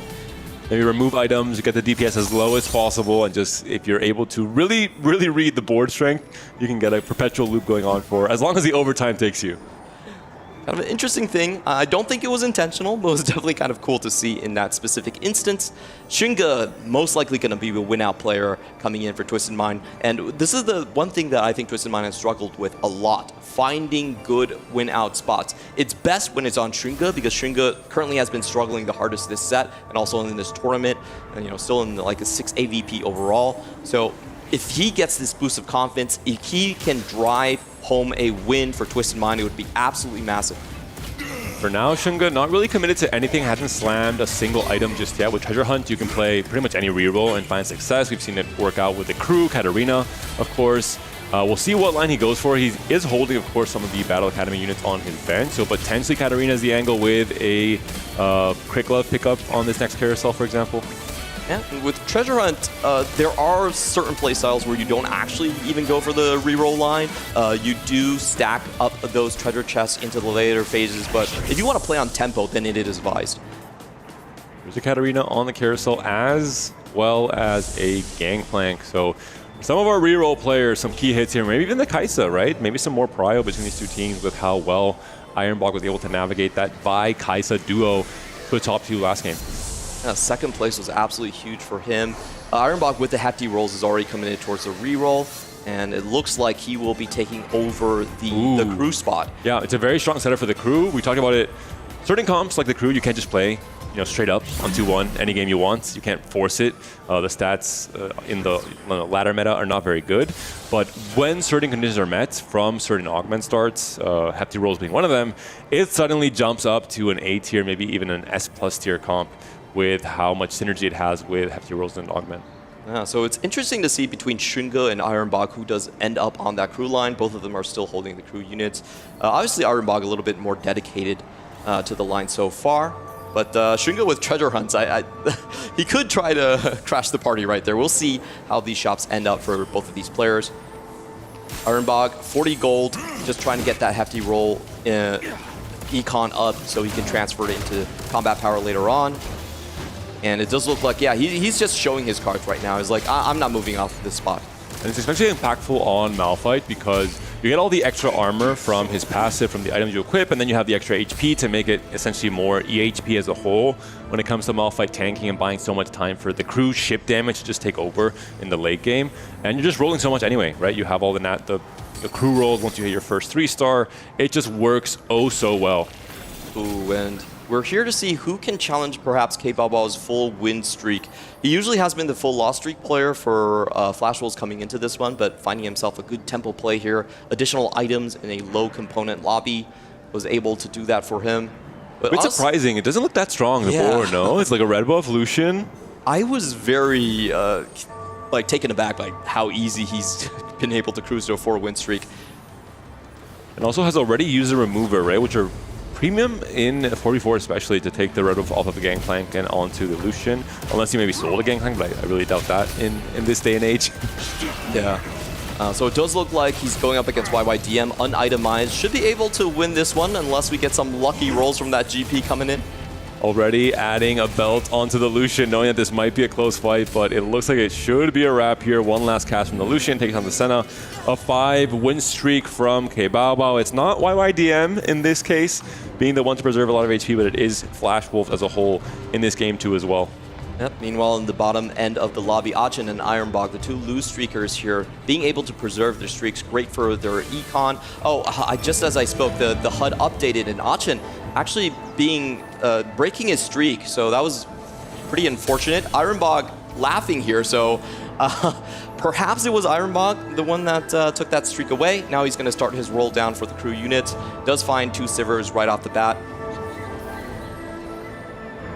6 Malphites as well, so we've seen some crew spots where they have 1 Sivir and they have a couple Malphites. This is looking much, much better after just a small roll on level 4, potentially being able to go back up to above 50 gold we're seeing here. Just seeing to find if he can hit Gwinsu's Rage Blade, perhaps the best item for this composition. You can use it on so many different carries here. Streaking situation, I would say this stage 2 definitely more a bit in Flash Wolf's favor, but there are a lot of players where we don't know where they're actually landing with the compositions. And Ironbog, does he have a predisposition in individual TFT to, is he known as a reroll player? I know he's a very good fast 8 creative player. Did he ever have kind of a predilection for reroll as well? The only reroll he really enjoyed was actually the Nitro Flex reroll, and I'm not sure how rerolly that actually is. That's reroll plus, basically, with some extra flexibility. So he's not known for a reroller, to be honest, and he's known for fielding all of his forecasts. Yeah, basically Bintum, similar playstyle. Yeah. Well, he's a reroll player in this series. Had a great top 2 with Kaisavai. Last game is now going to be the crew player trying to potentially turn this win streak around, or this lose streak around somewhere in the stage 3 and scale alongside the hefty rolls. We'll see what the next augment coming up is going to be on 3-2, because it could be so impactful to fill in some of these game plans that are already very structured. They're not flexible. They're pretty much locked in from 2-1 onwards. Yep, we are seeing some of the dedication come out. Shringa is going to land up on the GP spot with Treasure Hunt. He is going to be the win-out player, designated, already all eyes locked in on him. So that's good news, at least there's some direction there. Also, good finds on Ironbog, and he was able to hit the Gwinsus like we were talking about, probably the most critical item. Here comes the big roll down. Portable Forge was an option for Flancy with the Mundo Jin reroll, which I'm surprised he didn't go for. Maybe too much of a gamble. Instead, goes for the magic roll, finds units that are not quite able to fit his comp. The Caitlyn does actually with the snipers. Maybe a little bit of a damage boost alongside that Jin 1 for now. Surprised he didn't go for Portable Forge. No, there are some very strong hits from Mundo especially. Yeah. Maybe too much of a gamble, really. With Both those of the options. players from Twisted Mind actually avoided a Portable Forge, which I thought was slightly surprising. We're having big roll downs here. No GP2, sorry, GP2 found on Shringa. You guys probably know what I'm using for my browser. The other hand, Flancy does manage to find the Jin in the final roll here. So a little bit of a under roll, I would say, coming from Shringa. You definitely expect to hit 1. But he does have the keepers for that, so I still expect him to be able to streak out on stage 3.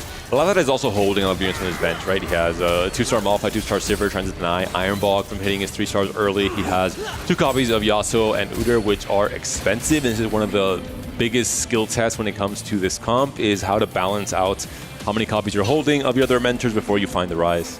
Oh, and Ahoe also very well established right here, coming in with the Yuumi.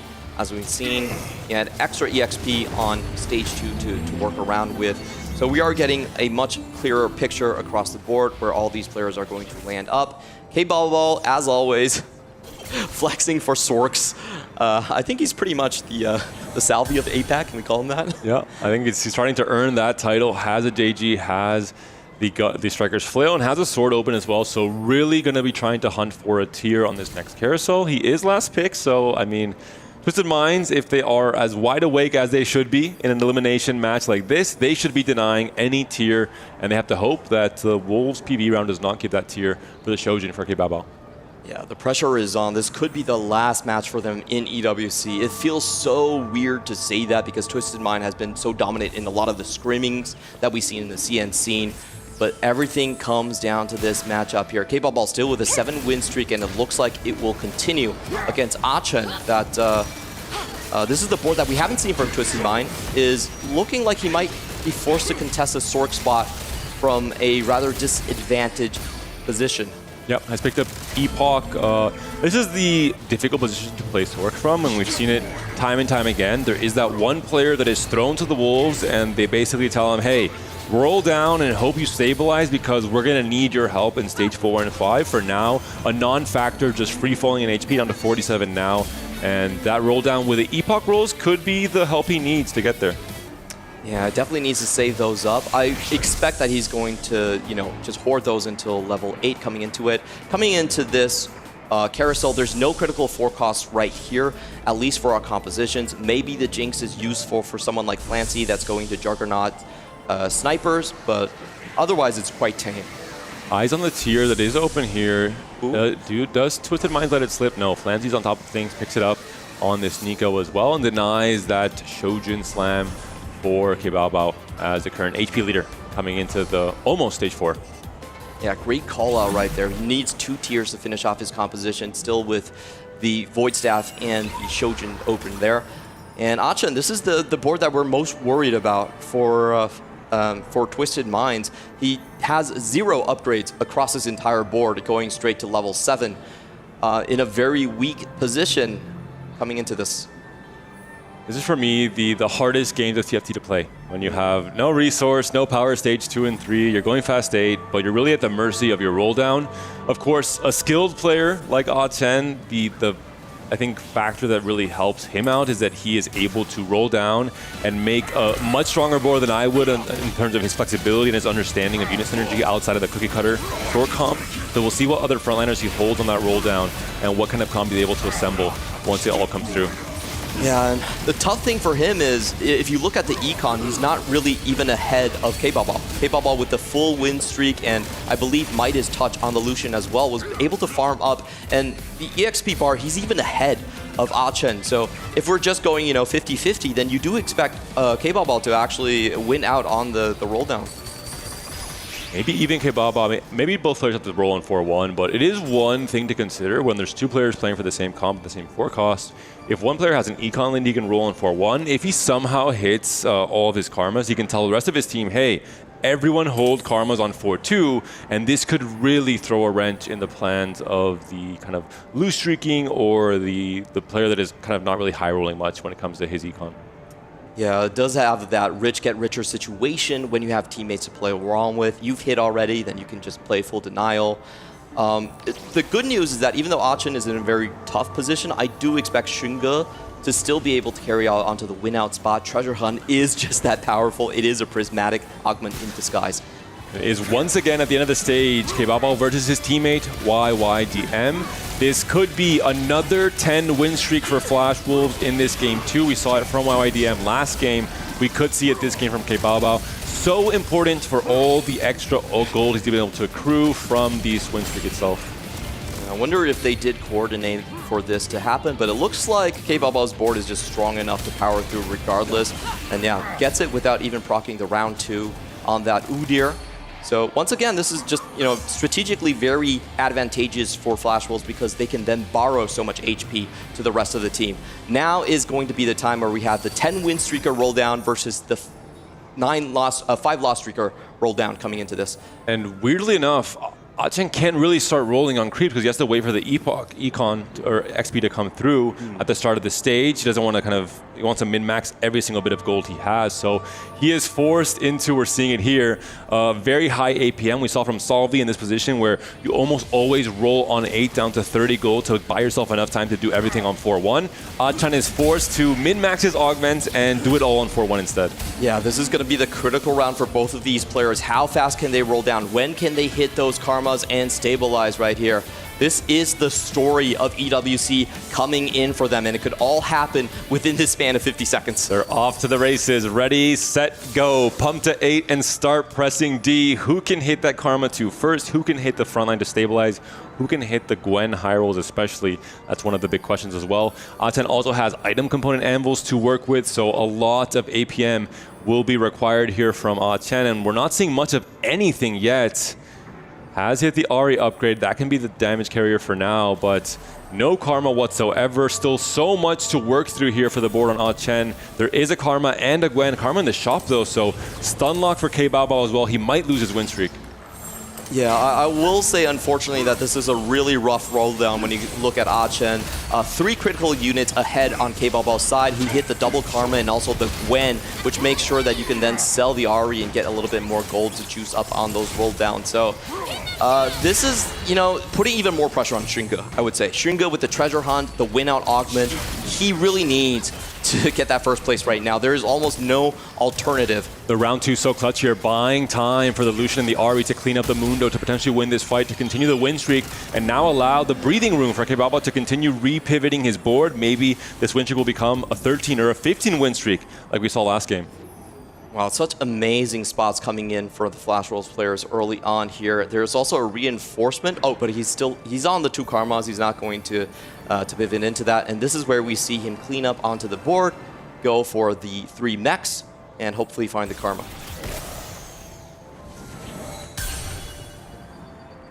Wow, big finds here for his front line. Just missing that Karma. Can't tell the Aries, but it's the Karma anyway for the Thick Sorcerer. Has 6 more gold to work with.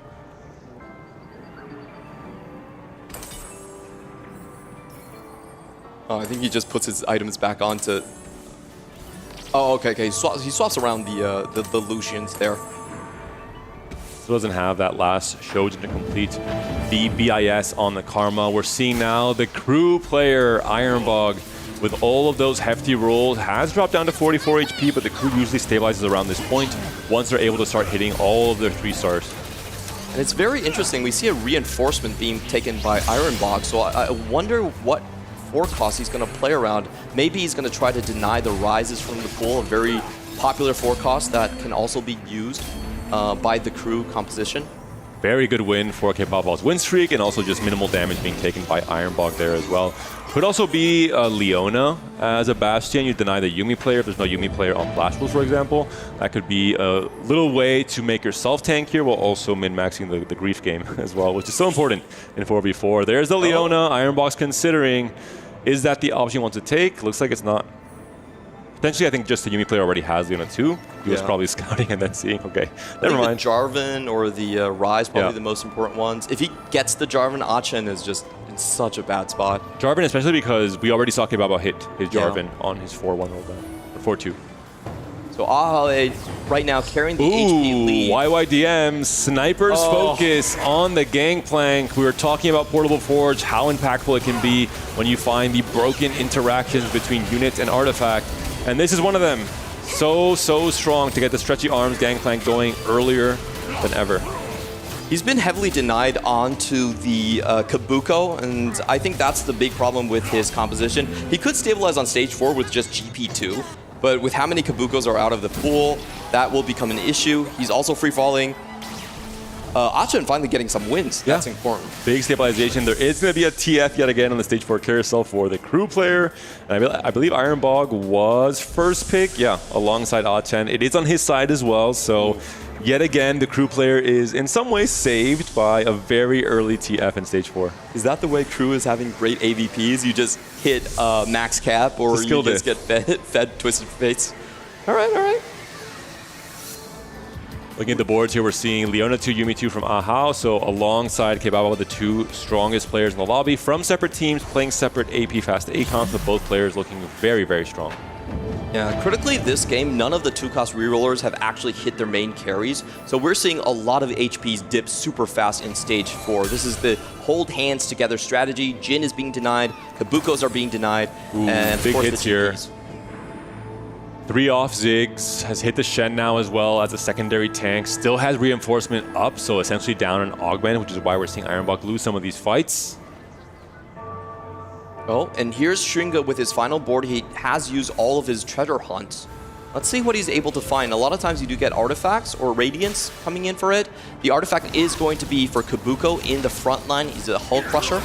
And he's going up against Achen. He did not look like he weakened his board much at all. Achen might just be in free fall. We'll see the GP3 with just 2 items is enough. The Ari is going to be better at bursting, but yeah, Ari's already down. GP is doing his thing, shooting his pirate gun, and Achen now down to just 1 life.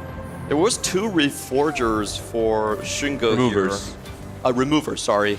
But he didn't try to weaken the board, and I actually think that's correct. Achen's probably unsalvageable at this point. Yeah, Karma 1 still. Look at Ironbog still 3 copies away from that Ziggs, which would be the big power strike, but TF now has found his way onto the board. We are level 7 now. We will try and stabilize off of this. Still down an augment, has not really been able to use that 4 cost at all, and with TF being found, there's not really a slot for that 4 cost either. I guess you can remove the Gnar if you find more frontline stability. This is the critical fight. Who is going to take that 8th place? Achen is going to go up against YYDM. YYDM has a large part of his board missing, but does have that artifact. Oh, he's going to get the extra range now. Swain's already down. The Gangplank's onto the Karma. The Karma's passed, but it's too late. It's a blowout win. Achen Gonna be taken down in 8th place. A low roll stage 2 and 3, stabilized for a little bit, but then back-to-back losses to a teammate and now to a sniper's focused Gangplank. And Twisted Minds on the back foot in the series and also in this game too. Yeah, if you take an 8th place, it puts a lot of extra pressure on Xingge to move ahead, but as we've seen from Xingge, I don't think his board is actually that strong. He was contested multi-way on the GP, and of course everybody was just holding away the units from him, and I don't think his artifact is going to make a huge amount of difference. I love this from Achin though. He knows he's down, but he's not out. This is what you should do in 4v4. If you get eliminated, start coordinating for the team. Yep, you're essentially just a set of eyes on all of the opponent's boards. Every minute detail you have to cover, itemization, what components to take away, what items are missing from their main carries, even just small positioning details. You have essentially a camera on all of your opponent's moves across the rest of this stage 5. That's the one little minor upside. Ahau, yet again, being the hero for this Twisted Minds team. Dominant with Katarina reroll last game, won that one, and now just in a dominant position. Goes level 9, 30, 40 gold to roll with, can really try and cap out this Yuumi board. Unfortunately for the Yuumi board, we haven't seen this be a first place board, so that onus for someone to win out has to still be on Xingge. It's very difficult to play around in this situation. Ahau has to lend his HP to Xingge, also needs to try and preserve that slimmer of hope for maybe the Yuumi 3s or the Leona 3s to keep going. Ironbog fighting off against Xingge, and Gangplank walks his way all the way up to Sivir, to one of the main carries on this crew board. No sniper's focus, no problem. 13 HP, that could be the last nail in the coffin here for Ironbog. A pivotal mistake we saw from Salvi in day number 1 of this tournament, playing Karma, and yet again here from the Sivir. Yeah, it's very difficult for that board to kind of deal with the Katarinas and the GPs, and that's one of the reasons I think the crew has done worse in tournament than on ladder from what we've seen. Flancy, as we were talking about, likely not the win-out spot as well, just being forced to roll super deep, no 3-star upgrades onto his board. I think 4 sniper for now, with the Varus adding in some anti-heal, adding in the Wraith for the Jhin, but is it going to be enough? Down to 17 HP, so should be 2 lives in stage 5. It has to be kind of a giga loss to get taken down at this amount of HP. Yeah, we're not really sure what Haruru has been playing, but Haru is still able to win on stage 5, so you kind of expect Clancy to be in the worst position and likely forcing Twisted Mind to get a 1-3 to move on. Yeah, Ahau here, I think it's going to be a cleanup win on, or a cleanup win here for now, but oh, it is going to be an elimination. Oh. Onto Flans, he deals exactly 17 HP. That is a critical mistake, I have to assume, because he maybe had 1 more life in him, even if just to preserve some HP for a teammate, if not to get stronger himself. Yeah, Ahau is 65 HP. You expect him to be willing to sack a little bit there? Not even sack, but just make sure your board is not so strong that you're dealing 17 HP in stage 5. That is a huge loss for Flancy. Especially with the Zyra plant in the top right corner. It took away so much DPS from the Jhin across the first stage of that fight. I have to feel that's a communication error coming in from Twisted Mind. The pressure is really mounting at this point. Xingge now also on 1 life. If he falls down here, that is the game. Items have been removed now from Ahau, so is understanding that he has to weaken his board. He is way too strong for his teammates. He has to have some breathing room for Xingge. Haruru on the flip side, fighting off against the Sorg board. Can the Yuumi with the Gunblade heal back up? No, the Karma Disc comes through, and Haruru's also going to be taken down now for Flash Wolves. So that does mean the blowout win situation is taken off the board. However, Xingge and Ahau, they do have to go 1-3. And I think that's why Ahau was only saving his removers for Xingge. He knows that Xingge is far more likely to get that 3rd place compared to Flancy's board. Last few items coming through here. Not really the most pivotal of 5 costs. Leona 2 has already been hit long ago in terms of the 4-cost space as well. I don't really think YYDM has much gas left into him. He's just been denying that GP3 for so long. YYDM likely taking a 4th, which means we will be seeing a 1v2 situation in most scenarios when it comes to the final 3 players. The critical thing, of course, here is for K-Baba. He's still streaking. He could just win the match here, or he could go level 9 for the Gwen 2. If he faces Shunga, that could be it, right? Because YYDM, if it isn't the strongest player now, he does still have 2 lives, 19 HP. I will, I think, take the risk and say it is going to be 2 lives in stage 5 still. It will be YYDM versus Shunga, so this could be it if somehow this sniper-focused Gangplank has enough damage, enough, just aura to kill off Shunga here. Yeah, he will survive this fight regardless, but I do think that YYDM is kind of destined to go into the 4th place here. He's just missing so many upgrades compared to Shunga, and of course the treasure hunt is such a massive power boost to this comp. And there was a loss from Kebabao as well, so it looks like maybe he is starting to meet his maker in terms of who is the strongest player in this lobby. It could be Ahao at this point in time. You mentioned there's not really a way to cap Yuumi as hard. I think part of that is Seraphine not really being the strongest unit right now as a 5 cost. Is she a 5 cost? She is a bit of a trait bot, unfortunately, mostly just used for reaching that 5 prodigy, which helps so much with the healing on Leona. Maybe a Braum 2 could be that missing piece of the puzzle. And this is the critical fight for Shunga. He does have his Kabuko right in front of the Karma, which means that the Sork burst damage is not going to proc too early, but a lot of needles into that backline. And Karma maybe onto the GP and the Kabuko here as well. GP taking chip damage that Eon could proc early. Karma might be able to kill the GP if she casts one more time, but she doesn't. A clean up win, a dominant win by Shunga, and also a dominant win by Ahao, with GP being taken down by the Leona. And that is going to be just Kebabao versus the world now. It is a 2v1, but I do want to point out Kebabao's gold count. He's still sitting on a pile of gold, so the Gwen 2 is going to be very difficult to deny from him. We're looking across Shunga. He doesn't have the levels necessarily to not deny. So it's going to come down to the Gwen if he can hit by himself. Taking a look at the upgrades here, there's still a Sky Piercer on Kebabao, so let's see if he can find a shred item. If he does get a shred item, he can get another huge power boost coming from the power-ups. And we'd be looking at something like Efficient, something like Shadow Clone, for example, onto this Karma as just the highest DPS increases. Once you have that shred online, it could be Ionic Spark onto the Jarvan, it could be a potential Void Staff onto a Lux, for example. Very similar thing happening here. There is no shred coming onto this composition and wasn't able to find it. Great defensive move by Ahao A here. There are now 5 Gwens out of the pool. We're seeing the max cap is just the addition of Seraphine onto that board from Ahao. We're seeing the last options here. No shred, unfortunately, so Skypiercer will probably remain for the Karma. Kebabao up against Ahao's real board. We'll see as a good test now of who potentially could be one of the stronger players in this lobby. Whoever wins this lobby essentially will be winning the game for their team. Gwen up very close to the Yuumi. Is Gwen gonna able to take down the Yuumi? She does, and it looks like Sork has a much higher cap than Ahao. Yeah, in the meantime, it looks like the hopes will have to be on Shunga. The treasure hunt player coming back. He's had a pretty abysmal tournament so far, just averaging a 6.4 on the AVP. But this is his chance to redeem himself, take Twisted Minds into a game 3. What's the addition here for Kebabao on level 10? Is it just the Zyra, you assume? Is he going 10? That's the bigger question. I think Gwen 2 spikes even harder than the Zyra, so I assume he will... And he can roll for Braum 2 as well. Yeah. Just really trying to bide his time. He understands that all that matters is him winning this game, so he really has to take it down to maybe not his last life, but his last 2 lives, because there is some space to move around for fight RNG as well.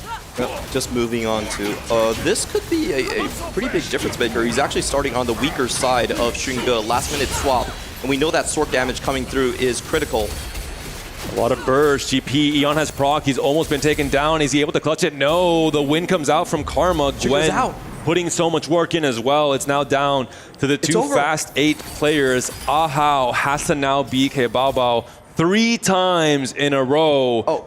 And that seems like a very hard task to accomplish. It is still possible, but talking about caps, we don't think Yuumi has a chance to beat out a Sork board, especially a Sork board that still has 50 gold to work with. I got way too ahead of myself. In my head, I already was thinking Shuka has to win this because he has the higher cap, but you're right. They technically still have a chance to win. It is a much harder task, though, with just this board from Ahao. We did think the higher cap was coming from Shunga. Ooh, that was unfortunate. Last second swap from K-Baba really working out right there. And we saw the follow by Shinga. It didn't work out. He hull crushed right next to his unit and didn't get the extra HP. And so smart from Kibawa to wait with his goals. He knows that there's no more that Ahao can do to really strengthen his board. We're going to see now the damage coming out from the Karma and the Gwen. This duo carry so bursty. Leona being thrown around by the Braum. Yumi trying her absolute best, but there's so many units still to chew through. Does Yumi cast one more time? She's trying, but she can't. Ahao taken down. K-Baba gets the win. A dominant victory here in Game 2 from Flash Wolves. And what a way to play the game. K-Baba just seems to be the kryptonite to Twisted Minds. So far in this series, there was 5 games played between it, and he's been in the final lobby in 4 games. Just such an incredible carry and showing flex play. Haru as well, jubilated, just so happy. He is the eldest player in the TFT scene for SCA. You know, he's been in this scene forever, the most time streamed of this game of any player on this globe, finally getting to show his stuff on the EWC stage. I could not be more happy for this upset. And back-to-back games where Flash Wolves is able to assemble a 12 win streak from one of their players, which the HP preservation aspect of the game mattered oh so much. In this case, it was K-Baba taking that mantle from YYDM in that game 1. Strong performances, strong line selections, just clean play from Flash Wolves all throughout this series. A dominant 2-0 win over Twisted Minds. I felt like they got lucky on day 1 versus Twisted Mind. Twisted Mind actually played the better series, but in this 2 days, they have grown so much. They have found their chemistry. I also want to give a shout out to Alpha Chi, their coach. He is the best spot optimizer I've ever seen in terms of a player, and I think he helped the team so much, which is just making the early game stronger. We're here seeing the results. After this clean play, potentially Flash Wolves going to be one of the favorites coming into the playoffs in terms of how good they have looked in this series. Props to Ahao as well. Back-to-back games, he put up a very strong showing individually. His team as a whole, they weren't really able to pull it together coming to stage 5 and stage 6. We're going to be hearing from the floor, from the stage, from our winners. Take it away with an interview. Revenge is a dish best served cold. And what a dish they served on the arena here against Twisted Minds. 2-0 victory for Flash Wolves, and they take the 3rd spot in the quarterfinals. First of all, congratulations. Incredible performance from you on this stage. And I want to ask you, when you get knocked out, what are the things that you look on? What are the things, or how do you help your team, rather, in the game? 首先就是恭喜你们2-0战胜了 Twisted Minds， 成功的晋级到了淘汰赛。就想问你，平时就是如果在对战中，然后你比方说要是提前已经被淘汰的话，就想问你会怎么个帮助你的队友呢？会怎么样？这就队内沟通，比方说怎么样去鼓励或者指导吗？就是比赛里面被淘汰的话，就是我会非常专注看对面要什么牌啊，有没有对位细节，还有队友。会有没有改善这把面队友有没有改善空间，这样就尽量帮队伍有拿到更好的名次。Well, when you've been eliminated, then you have more time to spectate and observe what's going on in the board. So usually what I would do is I'll be looking a lot more at paying attention to what the enemy is building, like what their roster, what their lineup is. And then I will be advising my teammates on how to best counter and what areas in their draft that they can potentially improve in order to get a better placement. I mean, you guys definitely managed to get better placements in those 2 games. And I want to ask you, when it came to the last series, you guys lost to Twisted Minds by a difference of 4 HP in the 3rd game, the previous time you met. This time, it looked like a clean 2-0. So what was the difference? What was the mindset coming into this one? 就第一天，当时你们惜败给Twisted Minds 的时候呢，就是胜负只差4点血。然后今天呢，却是一个非常就是很壮烈的一个2-0就拿下了，就想问你们当时到底调整了一些什么呢？第一天的比赛，我们回去复盘的时候，发现我们有几个失误这样，然后我们当天晚上也讨论了很久，去改善我们的沟通，然后不要失误这样。然后经过因为昨天我们也是一个2-0对面，所以我们就确信我们是改进了这一点。然后今天我们来这里是很大的自信过来的。Well, after our first match against Twisted Minds on the first day, we went back, we would look at the replay, and then we noticed quite a few errors that we made, and we had a very in-depth discussion that took a very long time on that very night, and we observed what are the areas that we could improve on. And then yesterday, we executed those improvements and we got a clean 2-0 victory. So we had a lot of confidence going into this match, knowing that we're on the right path, that we have already, ironed out those mistakes that we made previously. You are definitely on the right path, and that path is going to lead you to one of the three following teams that you will be facing in the quarterfinals. It's either Weibo, Aegis, or the reigning winners in Wolves. Anyone that you'd like to or prefer to play against in the quarterfinals? 那你们成功已经进入淘汰赛的话，后面你最想面对哪一个对手呢？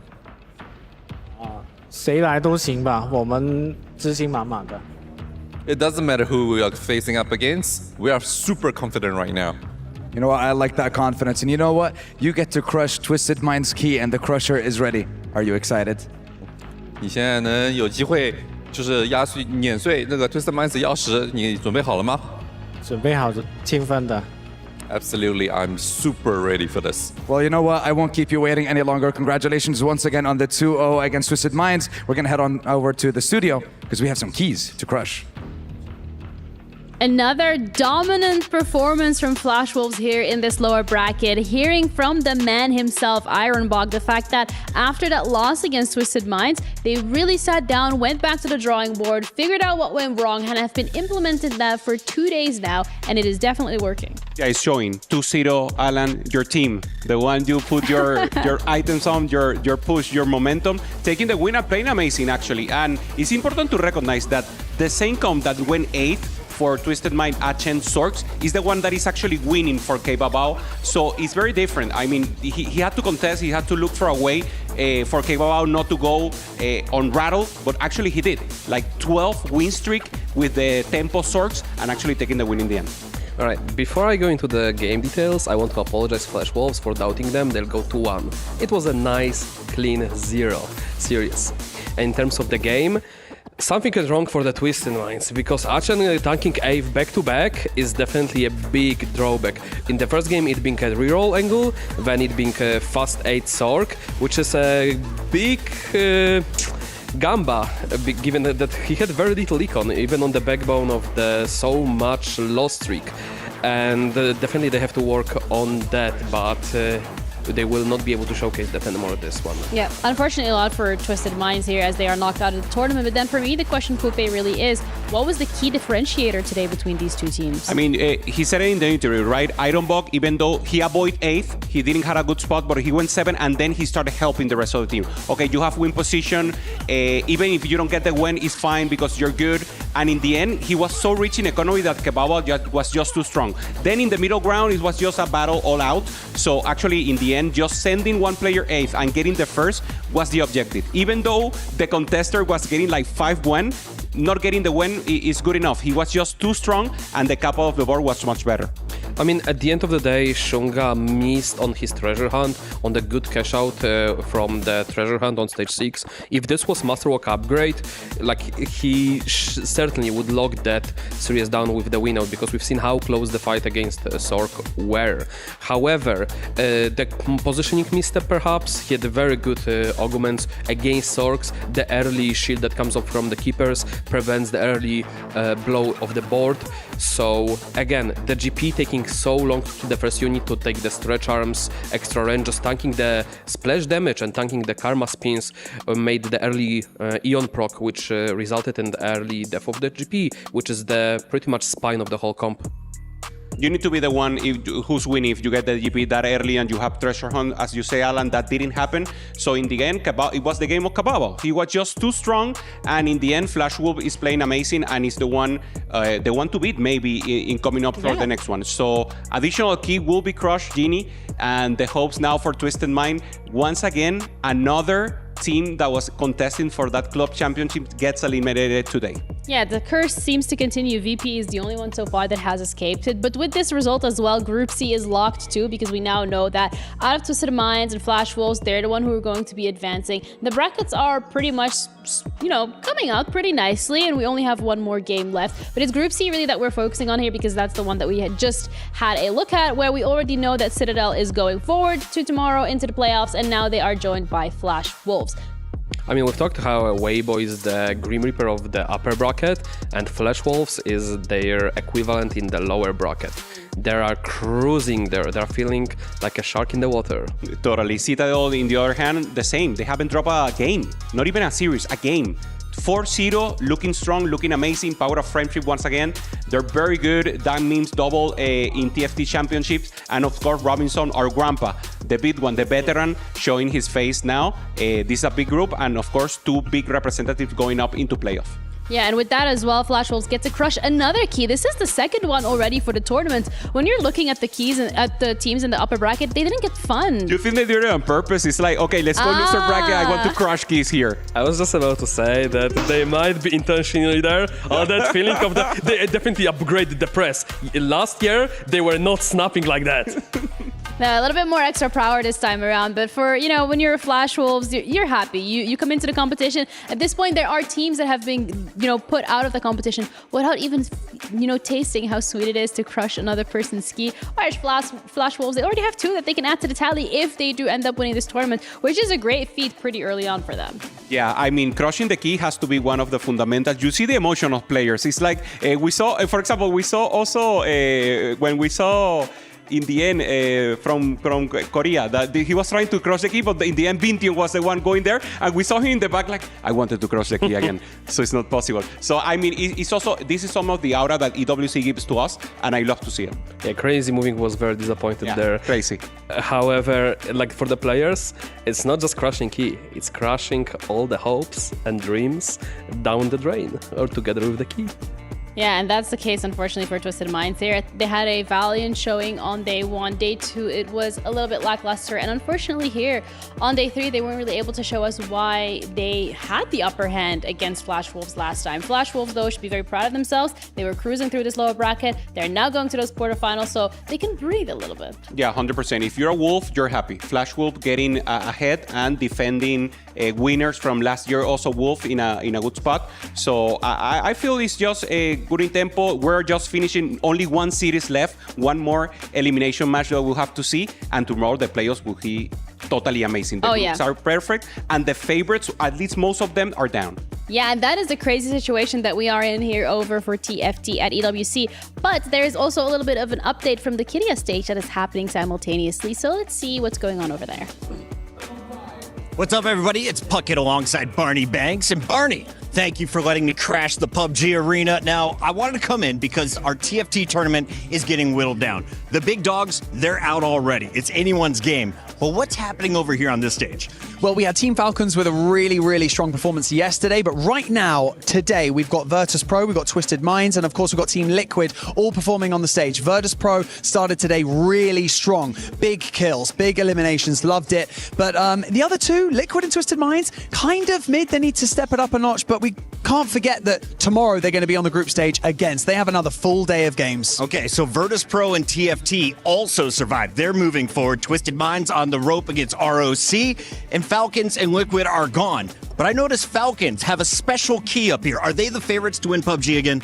I guess they should be. Yeah, those boys, they have found a lot of success in Riyadh before, so there's a lot of expectation on their shoulders, but you know what? They always kind of live up to the hype, especially in PUBG, I believe. So I think that they're definitely a team to watch out for, buddy. Barney Banks with the update. We'll catch you later. Thanks, buddy. Thank you, Puckett and Barney. Okay, crazy to see you on our stage. Welcome, welcome. But it's actually crazy, though, as well, that Liquid and Twisted Minds are not doing too hot today when it comes to PUBG, because here they are literally out. Yeah, the favorites out, if you will. T1 also with that possibility. Vitality, we lost them today. So it's tough. It's tough, but it also brings an opportunity. Remember, TFT, same all games, is 1,000 points for the winner. So that's a possibility to maybe someone that is not up there to maybe go for the challenge in the club championship. Yeah, absolutely. Our tier list, as so-called, pretty much shifting, getting mirrored all the way. All the favorites out and underdogs going through like... That is actually such a good point. Every single one of our favorites are now like gone. Vitality is gone. Falcons is gone. Twisted Minds is gone. T1 is the only one that T1. left.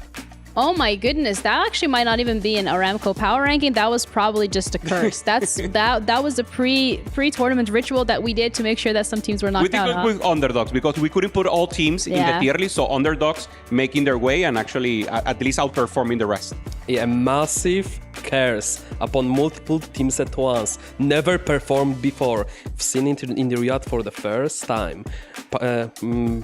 Delivered by the dear casters. All right, well, guys, thank you so much for cursing some of these teams. It does make the competition a little bit more exciting, and it does also open up opportunities and doors to other teams to be able to get some of those club championship points, but also get the points here for TFT. We do, however, still have the defending winners from last year's Wolves in the running, in the competition. They went smoothly through that upper bracket, just like Weibo did, just like Citadel did. So if anything, I would be also a little scared, and Aegis as well. I'm a little scared about those four. Let's not forget about Aegis, our EMEA boys still kicking. We've dropped few teams, but we are still up there. One rocking in the winner bracket and one left for today in our last elimination match. We do. We have Evo going up against ROC next. This is another elimination game that we're looking forward to. Another key to be crushed. Yeah, and we see them again. ROC up and down on the streams. This is one of our underdogs that is performing sometimes with good foot, sometimes not. Let's see if Screams yesterday helped them out today. And Evos, of course, with the possibility of going once again. We see them walking down. Good spirits, good momentum here. Well fed, well Beautiful sun in rested. Riyadh. They are ready to go. The Polish boys. Oh yeah, they look rocking locked in. Absolutely, they are.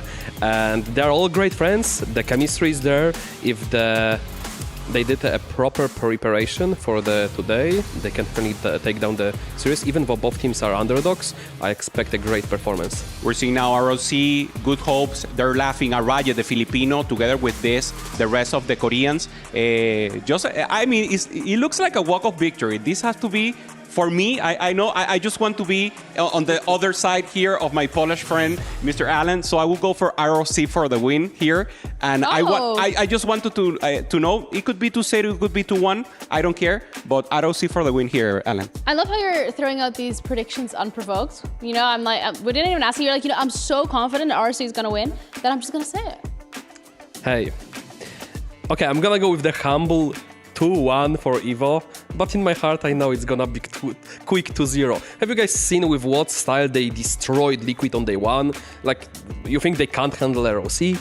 Oh, I mean, we're gonna have to wait and see and find out because we had an interview with them as well ahead of the match with Evos to see whether or not they think this is the game they can win. Hey everybody, it's Puckett with Shreddin from Evos, and last time you and I were talking, you won a match. So this time, you're gonna win the match. Can you talk to me though, what are your thoughts going up on the big stage? We feel really excited and confident in our skills. Yesterday was the time to falter. Wolves played really well, so good for them. But today is our time. We took our time to practice more solo queue and to talk as a team, work on our mistakes, and today we're not going to repeat them, and we feel confident. So you guys have been grinding leading up to this matchup, and you've had a long day waiting to play these games. So once you get in, are we still looking at the GP strategy? You guys had a lot of luck in a Game 3 against Liquid. What luck could go your way today? Honestly, we'll have to see. The stretchy arms lottery hopefully is going to be on our side. But even if not, then we'll definitely try to play around it. And final question for you. You're going up against ROC. Is there an individual on the other side that you're looking out for? Not really. We pretty much recognize all of them from watching global tournaments. We know they are very good players, but yeah, we work very well as a team and we're not afraid of them. Shredding and Poland about to get it done. I'll let you guys take the stage.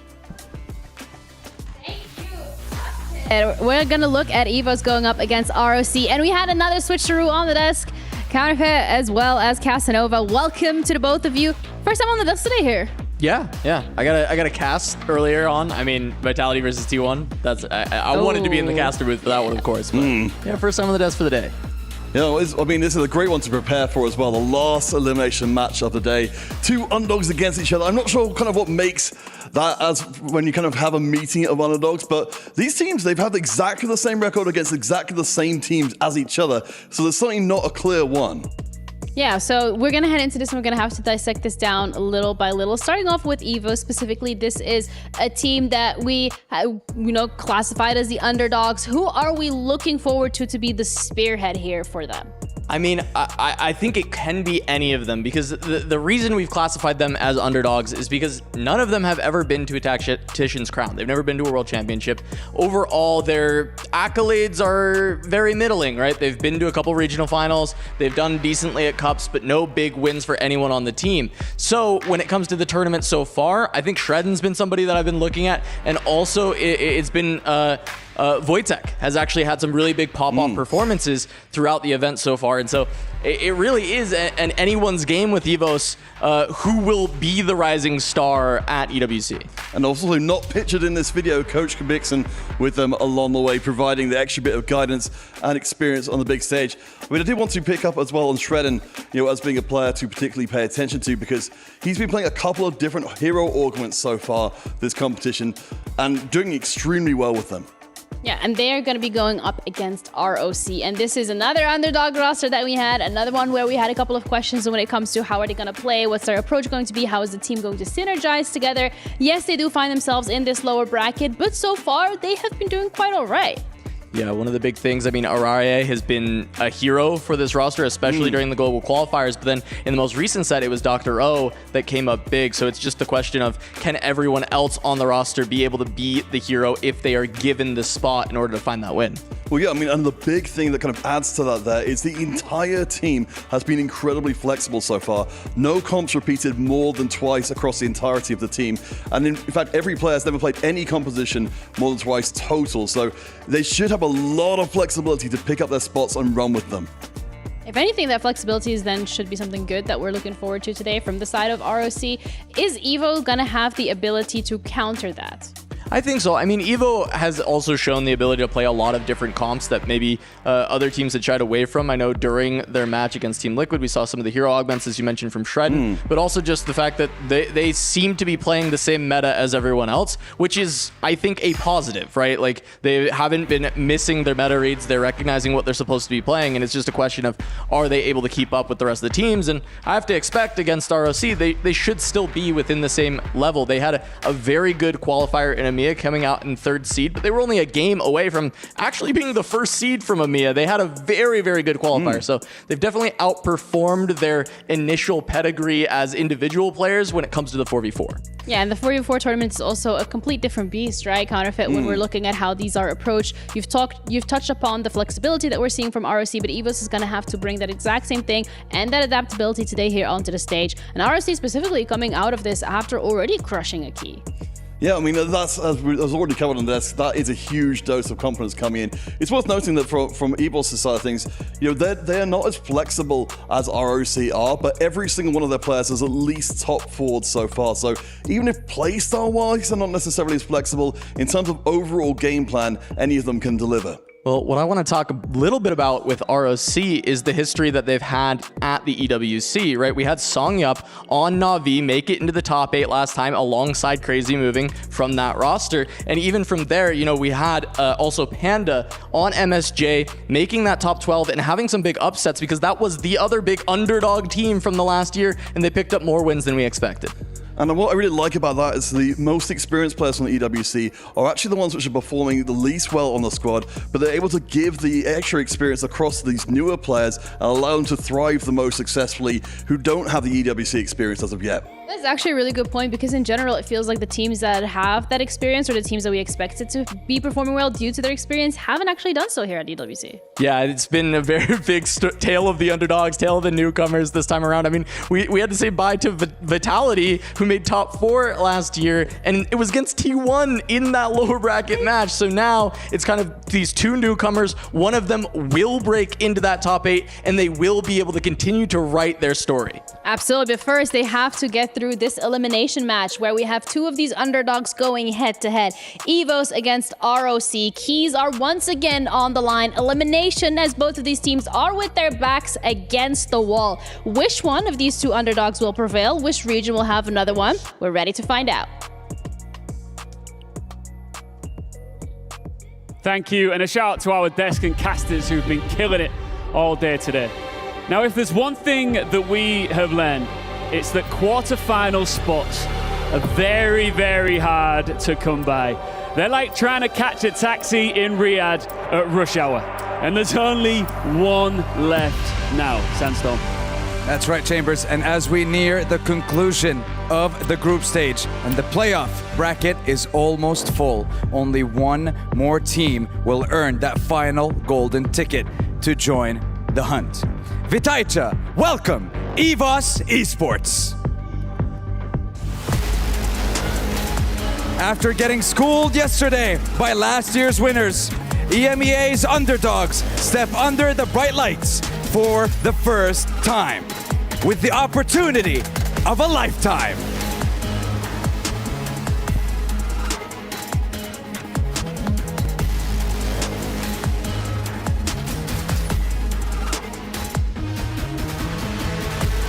Their opponents, ROC Esports.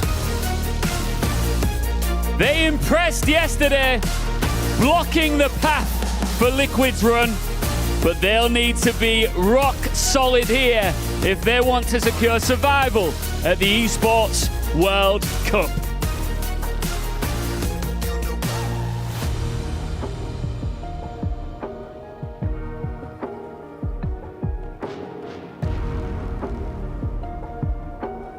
As the teams get into position for one final time here on Playday 3, we go to the casters for this crucial series. Thank you so much, Ian. Thank you so much, Sandstorm. We're ready to move into this series number 4 of day number 3 here in the SMB Arena. Evos Esports versus ROC Esports. What a matchup. The first time we're seeing this Evos team on the big stage. Extra pressure. And some biases from us, maybe, Alan, because Alan ZQ joining me here in Petrus Panda on the desk. Alan, you're Polish. This is a Polish team. We've seen these players performing in TFT for a very long time. But ROC is a tough opponent despite them not really showing up just yet at this tournament. Absolutely. We'll do our best to be diligent for both of the teams and not be just biased because, again, me as a Polish, Panda living in Poland, and we know all the Polish players by their names, but ROC will be tough opponent for them because as much as Evos prepared, they might not have the experience the ROC players have because they weren't to so many events, and now being at the big stage at the mainstream for the first time, the stress might catch up to them. I certainly won't be biased because I have a reason to cheer for ROC as well. My fellow Panda is on that team alongside 3 other very strong competitors. And all in all, my biggest question is going to be, which of these teams is able to bounce back better from the demolishing losses against Wolves? Wolves has completely taken over this group in terms of how dominant they have been. In so many of their games, they were ending up 1, 2, 3, and 4 in the standings, which is a huge moral blow, right? A huge mental blow to the teams where you're trying to play for your best results and you're ending up with all 4 players in the bottom 4. This is now a test for Evos and ROC. Who bounces back harder on this day 3? Absolutely, but we cannot forget that they were also able to perform the same. They did send the Liquid members all bottom. So yeah, it can go both way, but if they are in the zone, if they did their homework, if they sat down after yesterday's failure, they might come back stronger, and I believe they will. Got to see the comp selection as well from both of these teams, the game plans coming into game number 1, and how these game plans might pivot and change after they get to know each other a little bit better. Obviously, teams who are in the same group are not screaming against each other. They're hoping to hide as much tech and as much nuance from their game plans and their style of play overall from their opponents. So this could be the first test for these players to see how they're going to mesh together on the convergence. I know that the Polish team, that Evos overall, they can be creative, especially in set 14, coming into the qualifiers for this EWC event, for the main event. We saw Shredin being a very creative player, playing lines that no one else was playing across those qualifiers and still finding success. I hope to see more of that today in this game 1.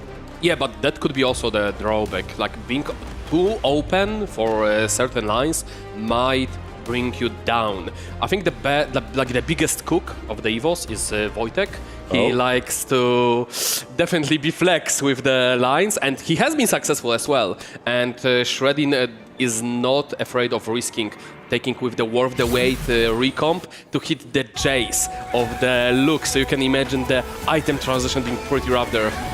We are going to see the Golden Gala for this first game. 3 golden augments across the board. Of course, the best of competitors in TFT are able to memorize and quickly realize what augments will be offered across the first 3 or all 3 stages, and know generally what lines might be a little bit more favored with gold augments being guaranteed. What's very interesting, how TFT shifted across the sets. What we had before where prismatics were the most polarizing augments across the field. Whenever it happened, we knew there will be some crazy stuff happening in the lobby. Now, like, prismatic is where it's a bit more chill, a bit more low to the ground, where there is way more polarizing gold augments, solo leveling, treasure hunt, where you see two of those on one of team side, you know it's a trouble. And Treasure Hunt could be very strong with the crew reroll. Sivir is being offered here. Upgraded 2-star, of course, for Panda.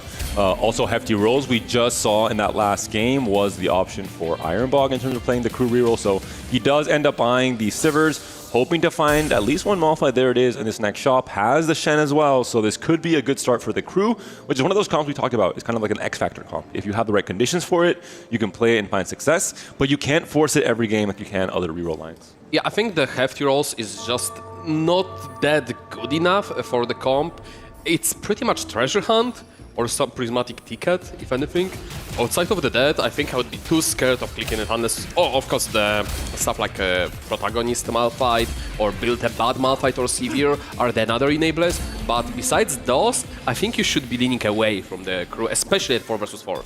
For Kesman, early GP has been found with Trickster, has also the Katarina on the bench, hoping or having that option open as well. Heavy as a Crown is an option we saw a lot of today, played very creatively alongside Mundo to make him unkillable by Bintum in the very first series of the day. So it's also an augment that ruined some game plans in day 2 with Rebanav forced to pick it off of the Gold Destiny, and that really ruining his game plan. Absolutely, we can see the Hustler here being also pretty solid in 4 versus 4 due to the fact that you don't get interest, so you can hold more units, so you can level more aggressively, you can play more forward tempo, and he will end up picking that. Oh, Shredin is offered. Okay, there's no... Okay. Not just one, but... Give one to the teammate! 2 very strong options. You mentioned both of them leading into this. He rolls Treasure Hunt and goes for solo leveling. He has an upgraded Aatrox, and he will be the protagonist in this first stage for Shredin. I think that's a mistake. I see that Aki is having the hefty rolls, so they might want to get him on the reroll. But the problem is we don't see any slumps from Shredin. Yeah. So I do think the cap overall is going to be higher with Treasure Hunt. Obviously, it's less explosive in terms of preserving HP. It's more of a scaling augment, but we've seen so many games, like Ahau, for example, in that first game, between Twisted Minds and Flash Wolves, where Treasure Hunt Katarina suddenly becomes a very, very strong win condition. Yeah, we don't know if the Shredin is choosing not to slam because he knows he's winning anyway, or he has no option to slam. He's maybe doing it to deny takedowns from Kai'Sa. Big brain play here. No kills for you, at least in this fight. Truly. We're on the Araya side. We see the Portable Forge was picked up. It's gonna be DFG, so most likely Sorgs. Could be leaning towards also Battle Academia, looking at the bench.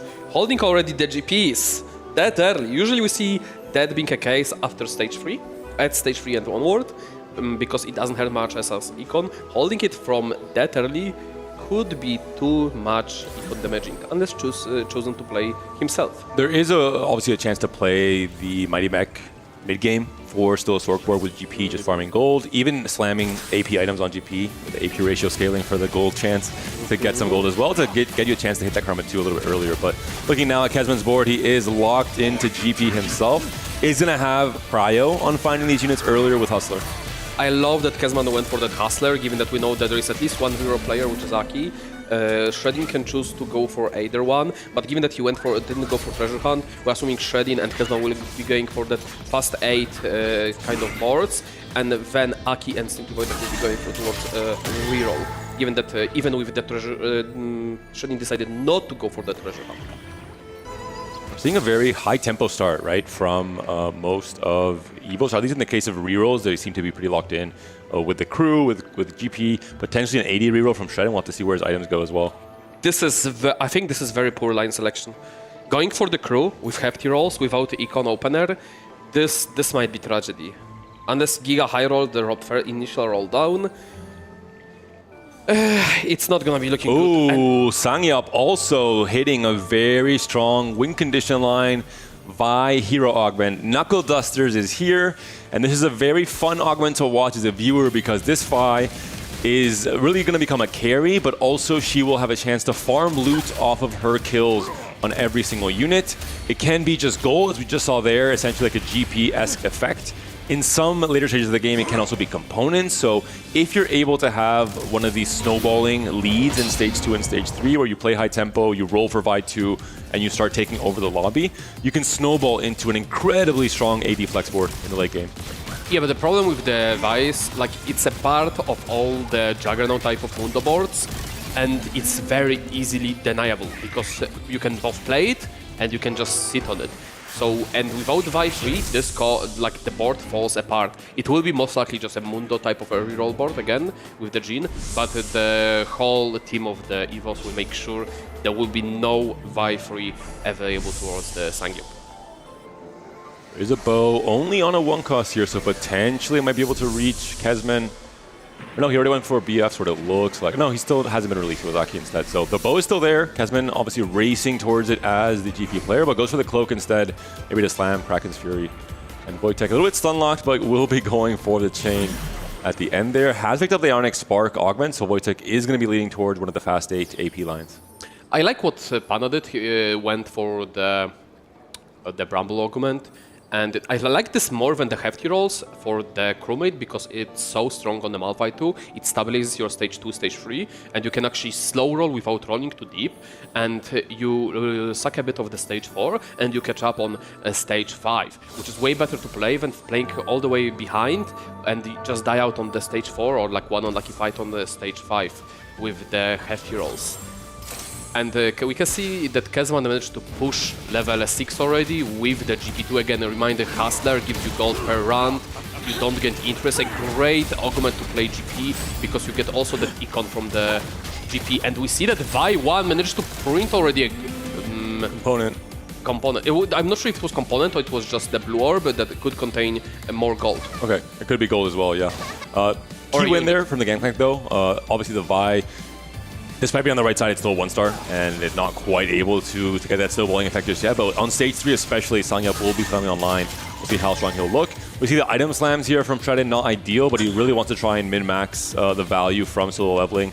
So force to slam the Gunblade and the Spirit Visage, which will likely go on a Mundo coming into stage 3.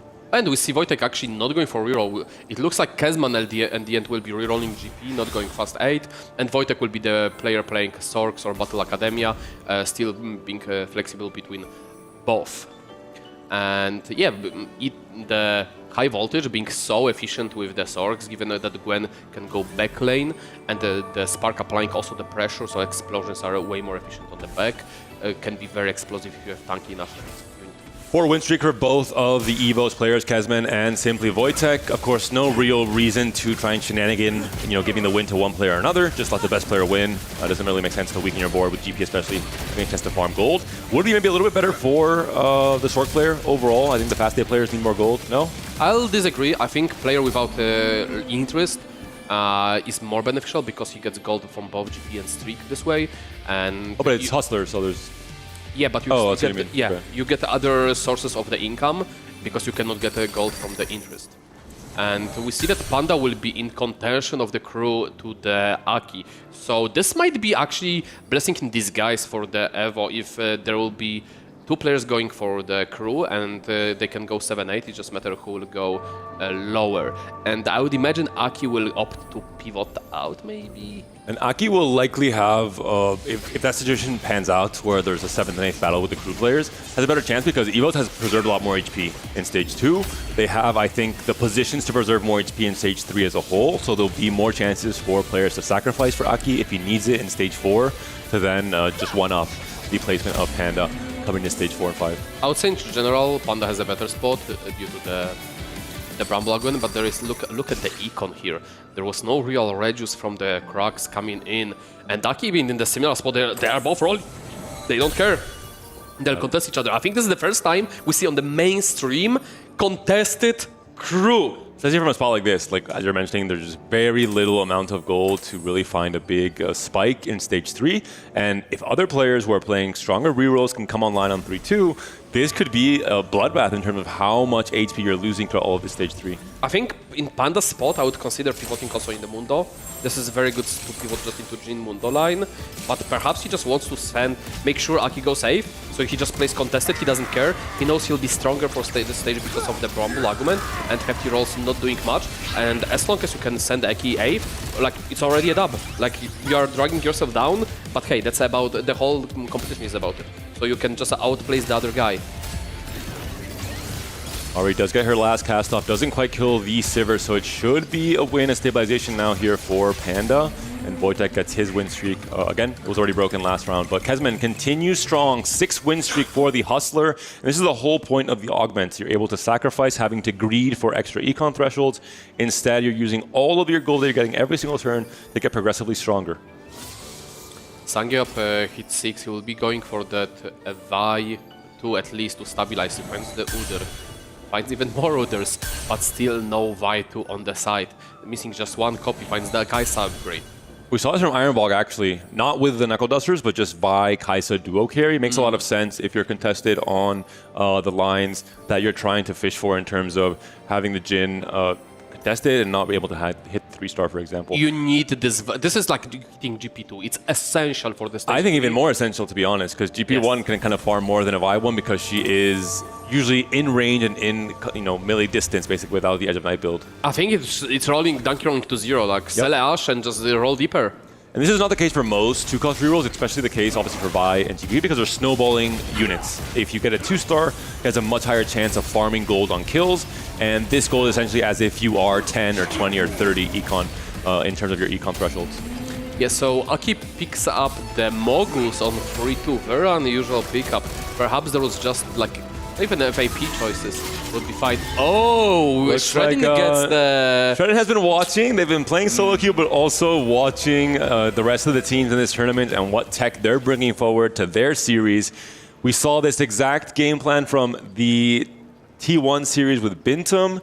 He was the one playing this heavy as a crown on Mundo, and he was able to win streak off of that on very close margins all of Stage 3 and Stage 4. So much tech from today's tournament being showcased in this broadcast as well with the Vi Kaisa duo carry that Ironbox boarded recently. Yeah, we're looking at the Dr. board right now, clearly playing for the either Storks or the Battle Academia Prodigy, having the forward thinking, so we'll be having a massive rolldown that will tune in on the 4-2.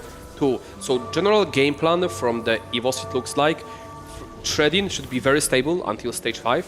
Kezman should be very stable until Stage 5. Wojtek, we'll see his roll down, but if he hits, we see 3 players that could be stable, and they could actually cut loose Aki and not sacrifice for him at all HP, and just try to send 3 players from their ROC bottom. And this is a very high-risk game plan from ROC. Essentially, if anything goes wrong for the players who are risking it all, in terms of you miss on your roll down somehow with forward-thinking gold even, the game is essentially automatically over because they are all players that are playing for 1 or 2 lives and this big comeback synergy, which is something that we haven't really seen work to great success as a team in this tournament. Yeah, there is a good counterplay here because Wojtek picked up an econ argument, slamming, which allowed him to 4-1 it. So he will roll before forward thinking, and what Kezman will do, he will hold the units, probably will roll as well after the Wojtek, before the forward thinking, and just take all the units to make the forward thinking so much less efficient. I was going to mention exactly this, and to counter this, I think Dr. O has to make item slams and unit holds that keep him open to both Sork and Yumi to be able to pivot out of whichever line is less contested. If he tunnel visions on Sorks or Yumi, he will have a terrible time with two players trying to grief him the turn before he has his gold injection. Yeah, and while we see Kezman hitting these items on GP on stage 3-5, while being on that 100 HP, Aki says, I'm going down, but I'm bringing down everyone with me, holding 6 buys on the bench. The Malphite is not close, but he does not really care. Okay, honestly... It's a Vi 1 still. So impactful to hold this many units. Kezman as well is holding a copy of Vi as well. The tactical griefing is absolutely insane up against Sangyup here. Sangyup trying to play defense, but quite poorly. So only 1 GP on the bench. Can't hit his own upgrade. Okay. I'm gonna go strong, with not a curse, but a blessing, perhaps, that Evos got this in the bank. If this is looking so impossible for OC to win, that I think we're looking for already second game. Yeah, it's a really tough situation that you put yourself in, and you talked about it. The initial thought on, Vi Knuckleduster is very strong. I would be very excited to pick it and play it for my team. I would be celebrating, but you mentioned it. It can be target griefed, and Vi is a champion that thrives off of the snowballing effect. If you cut that snowball early, you start drowning in your lack of tempo. An early TF has been found by Kezman, thanks to Hustler, able to pump levels and get some great 5 cost early, especially a scaling 5 cost like TF. Yeah, the scaling comes from the more cards he farms, he gets the better rewards. Later on, we can get even 3-star the crew member, which allows you to roll down together with the crew and get the extra XP with the hustler that can that can be beneficial. Well, maybe he'll sell it if Aki is still trying to 3-star his I'm assuming Aki will not be around anymore. But okay, he wants to send Panda also, So it depends which kind of unit that would be a hit. But again, most players insta-sell it instead of actually putting in it for the extra XP, which is quite great when you're at 100 HP ahead. The battle of the win streakers here, all Evos on this battle for now. Heavy as a Crown is added at the very last minute from Shredden. Shredden does lose the win streak, and Kezman continues. We saw it last series from Flash Wolves. Both games, 1 and 2, a Flash Wolves player had a 10 win streak coming into stage 4. Both times, Flash Wolves won that match. So it's just so important to preserve HP. Both players are rolling on the creeps, just trying to get ahead of each other. Rolling, we'll see how deep, but this is looking kind of sad. This is only 6 Malphite, 6 Seviers for Panda, while the other side we see also 4 Malphites and 6 Seviers. They are not having prime time. As we move into 4-1, we'll also have to look at the board from Dr. O to see what kind of angle he might be going toward, and then also look quickly at Simply Wojtek if he is going to be 4-1ing it for his Fast 8 comp. Yeah, so all we can be hoping for, they won't be sucking for Aki. He is pretty much destined to just go 8, just grief all the units you can grief. I wish he wasn't holding Janas. Holding Janas does nothing. You are not free-starting Jana at this point. Wojtek is rolling 4 Sorks, down to only 10 gold on level 8. Has found a pair of Cassantes, has found of Yumi. A Jarvan as well, has found some Yumis as well, so trying to stay open to both lines. Not with those items, probably. Those items will not accomplish much with the Yumi too, even. I think getting... Ooh, the TF maybe potentially pivot here. Yeah, you see it right there. Items staying on the Lucian as just being 4 Sorks, slightly probably stronger, not pivoting quite yet. No Karma is certainly not ideal yet for Simply Wojtek here. Looking at Araya's board, he also looks like he is going to be the Sork player. He is holding Lucian with Deathfire Grasp, so I assume that means that Dr. O is most likely going to be playing for the Yumi line and will be rolling heavily on 4-2 once all of his gold comes back, thanks to forward thinking. For now, this Sork matchup seems to be going in favor of Araya. It will be another big HP loss for Wojtek. Yeah, he still didn't roll, but that Swain too, just 3 items, was quite enough to take down the Wojtek, given that he's still running Aatrox's main tank. So this could look a bit more on the grim side, given that Wojtek missed completely his roll down, and Aki is not looking too good. Even though he's a bit ahead of the HP, we'll see the roll down now from the Dr. O, and he funds Spirit Link, which is amazing when you're at this HP. Karma missed! He's playing for Yumi. Oh, yeah. Araya is playing for Sork, so they don't want to contest each other, obviously. He will be playing for especially Leona and Yumi as the key units to buy. He needs to hit, I So would many have to good units hope, for Sorks. Leona 2 and Yumi 2 on this roll down. If not, I would say he is in a bad position considering... Oh, zero forward-thinking Yumis! Oh, no Jesus. Yumis whatsoever, so it's looking really grim. I'm sorry. It's looking really grim here. Okay, look, we've seen that Wojtek was holding the Yumis. They were aware that the Battle Academia will be contested by Dr. O. So we'll need to see the Kazman bench yet, but this is looking very green for Dr. O. Given that was like a 70, 80 gold 80 roll gold down, to roll for and the GP board. missing so many on the units. So only hitting pretty much Cassandra, which is amazing for the comp, but it's not gonna be enough. And that's the big problem with forward thinking. You would think you have a guarantee to hit, but some cases it's just not the case. And look at Dr. O's HP total. He sacrificed his entire mid game more than you would with any other AUG when you can't even go 6 because your gold is taken away from you to then be returned with interest coming into 4-2. But he is now in a very difficult position here. So now, when Evos sees the spot of the Dr. O, they'll try to send him 8th before the Aki goes there. Given that Aki will not be able to stabilize, all they need to do is just position for Dr. O, make sure they hold his units, and with this Cassandra is still chilling there. The Vi can finally farm some extra gold on the kill. Malphite 3 hit on 4-3 for Panda very, very late into the game as well. It happens when it's contested. Shred in here. The Mundo 3 would be so important, especially with this setup with Heavy as the Crown, where you are trying to fight where your Mundo is staying alive for as long as possible. So not many of copies of the Leona or Yumi on the side of the Kazman. Actually, so that's crazy that denial only was coming from Wojtek on the Yumi, and no Leona denial, so it just was so massive low roll on the Dr. O side. And we've seen that Shredin was already sitting on the set 2 Gene 3, so pretty stable.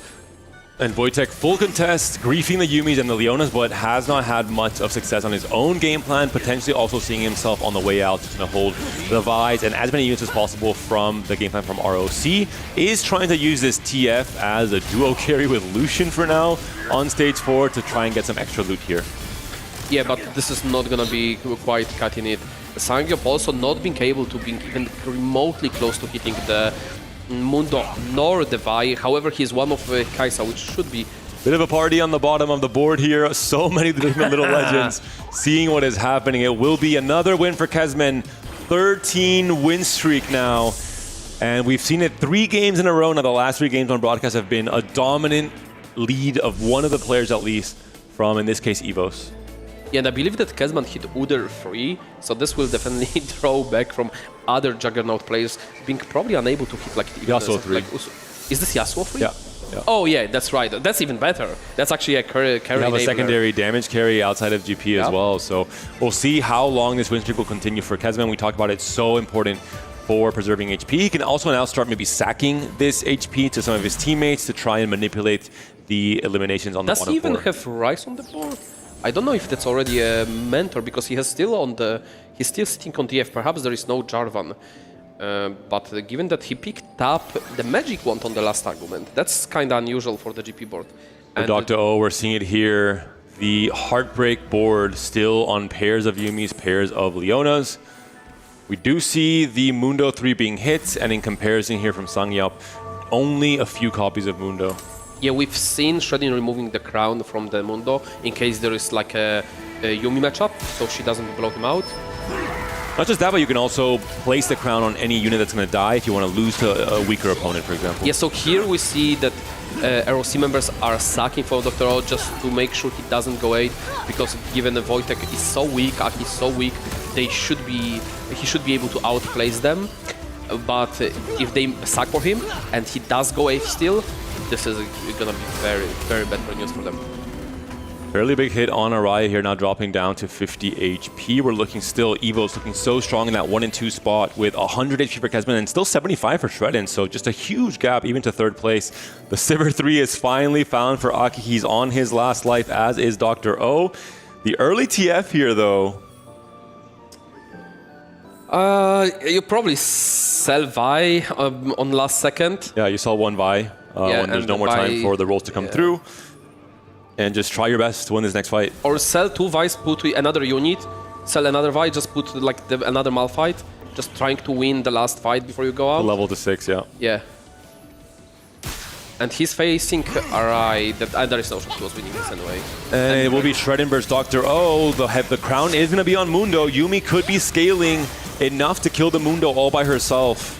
But Shredden needs to make a big hit because Aki is not killing many units, and I think Dr. O will actually outplace Aki given the HP difference. Mundo's still very healthy. Udyr's coming to help as well. If Mundo doesn't die here, that could be it, and that's 5 a big units loss to Dr. O. But on the other side, I think it was like 7 unit loss from the source. No, it was 6 units loss. It might be actually perfect. Yep. It was, okay, Aki was 1 HP ahead, but he lost by 1 more units, so they were equal on HPs. But because Aki was higher HP before the run started, he's placed higher because of the tiebreakers. And you see, maybe not the happiest man, but he did his job. He went 7th, not 8th. Big victory for the Evos. He lost his fight to Panda in the 1v1 on the crew reroll, but he did end up outplacing Dr. O at the very least and held on to so much Vise across that game as well, which is why we're seeing Sangyup now down to 23 HP and on a 2-loss streak.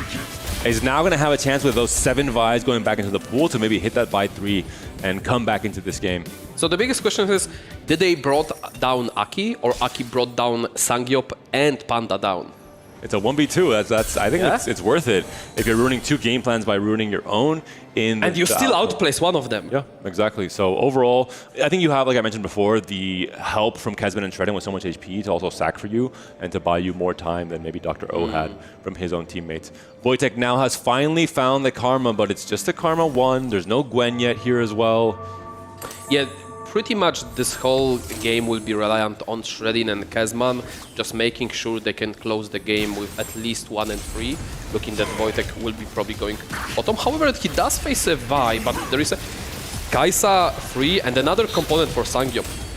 If the Ahri can go onto the Vi earlier before the Mundo, that could be enough. The Vi does have kind of an AoE once she gets her ult off, so once she faces the Ahri and the Karma, another cast from Swain, that might be just enough. That's enough time. The Vi gets taken down. That will go towards the Kaisa, and it huge win for Wojtek. Now Sangyup is going to be on 1 life, which is a scary place to be. We're in stage 5, 11 HP, pretty much any amount of unit loss and you're down. So now the big question, how many members of the ROC has the Sangyup in the pool, and if they even can afford to sack for him, if they have a win-out player. GP3, Kabuko 3, Kesman claps because he knows he's going to continue to dominate this lobby as he had in stage 2 and 3. That's so hilarious. Look how much natural XP Kesman got since he went to 7. He's almost level 8 by just default getting 2 XP per round.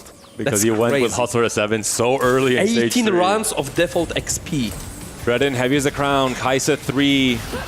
And the Vi very far away from the Mundo, so Mundo will be staying alive for a long time. The Gnar has a Luchador, can try and get out of danger. And Jin all by himself on that top left-hand side, trying to deal out the damage. Kaisa is having a very hard time breaking through onto the Mundo here.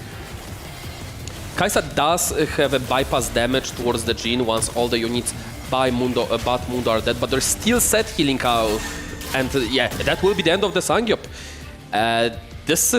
They would need to 1-3. Do they have HP for 1-3? Araya having 50, Panda 29. Technically it's possible, but are they gonna be strong enough? It'll come down to Panda being able to turn this crew game around and find the high cap of hitting Ziggs 3, of hitting TF2, of being able to go 8 and fit your strategist online as well. We're looking at the board here. He is level 7, 20 gold, no Ziggs TF. 3 what? And only 2 copies of Ziggs for now, so Panda looks to be very far away from the max cap for the crew, and no real augment to skill him to get him there, right? There's no treasure hunt, for example. It was just all about tempo augments with the Primal. Yeah, that's a big victory, having the Wojtek being able to go 5th. And we see that item removal, just to make sure he doesn't beat Shredin, just to preserve the HP. Beautiful sack from the player that you could think that you want to sack for. But no, he doesn't want to take away from HP from the Shredin, because they need to make sure that Kesman and Shredin go at least 1-3. If Panda was also 1 life, of course that would change, but because Panda is relatively healthy, at the very least 2 lives, there is no incentive to keep Wojtek around. He's done his job. He's outplayed Sangyup as well in his game plan. Also, they can go 2-3. They don't need to go even 1-3. The Evos, so that's even better. Given how healthy is Shredin and Kesman, while Kesman being higher cap board, it'll be extremely hard for the ROC to be able to outplace Evos altogether. This is because ROC can face each other, and that means they're taxing each other's HP. There's only so much HP they can work with, essentially. There's only so much buffer, which is why we've been mentioning across this entire tournament how important it is to come into stage 4 with 100 HP or to have a 13 win streak, because you have such a buffer to share with your team as well in stage 5 and 6. We've seen how that hustler was so important for the Evos, being able to just play tempo out of that GP opener.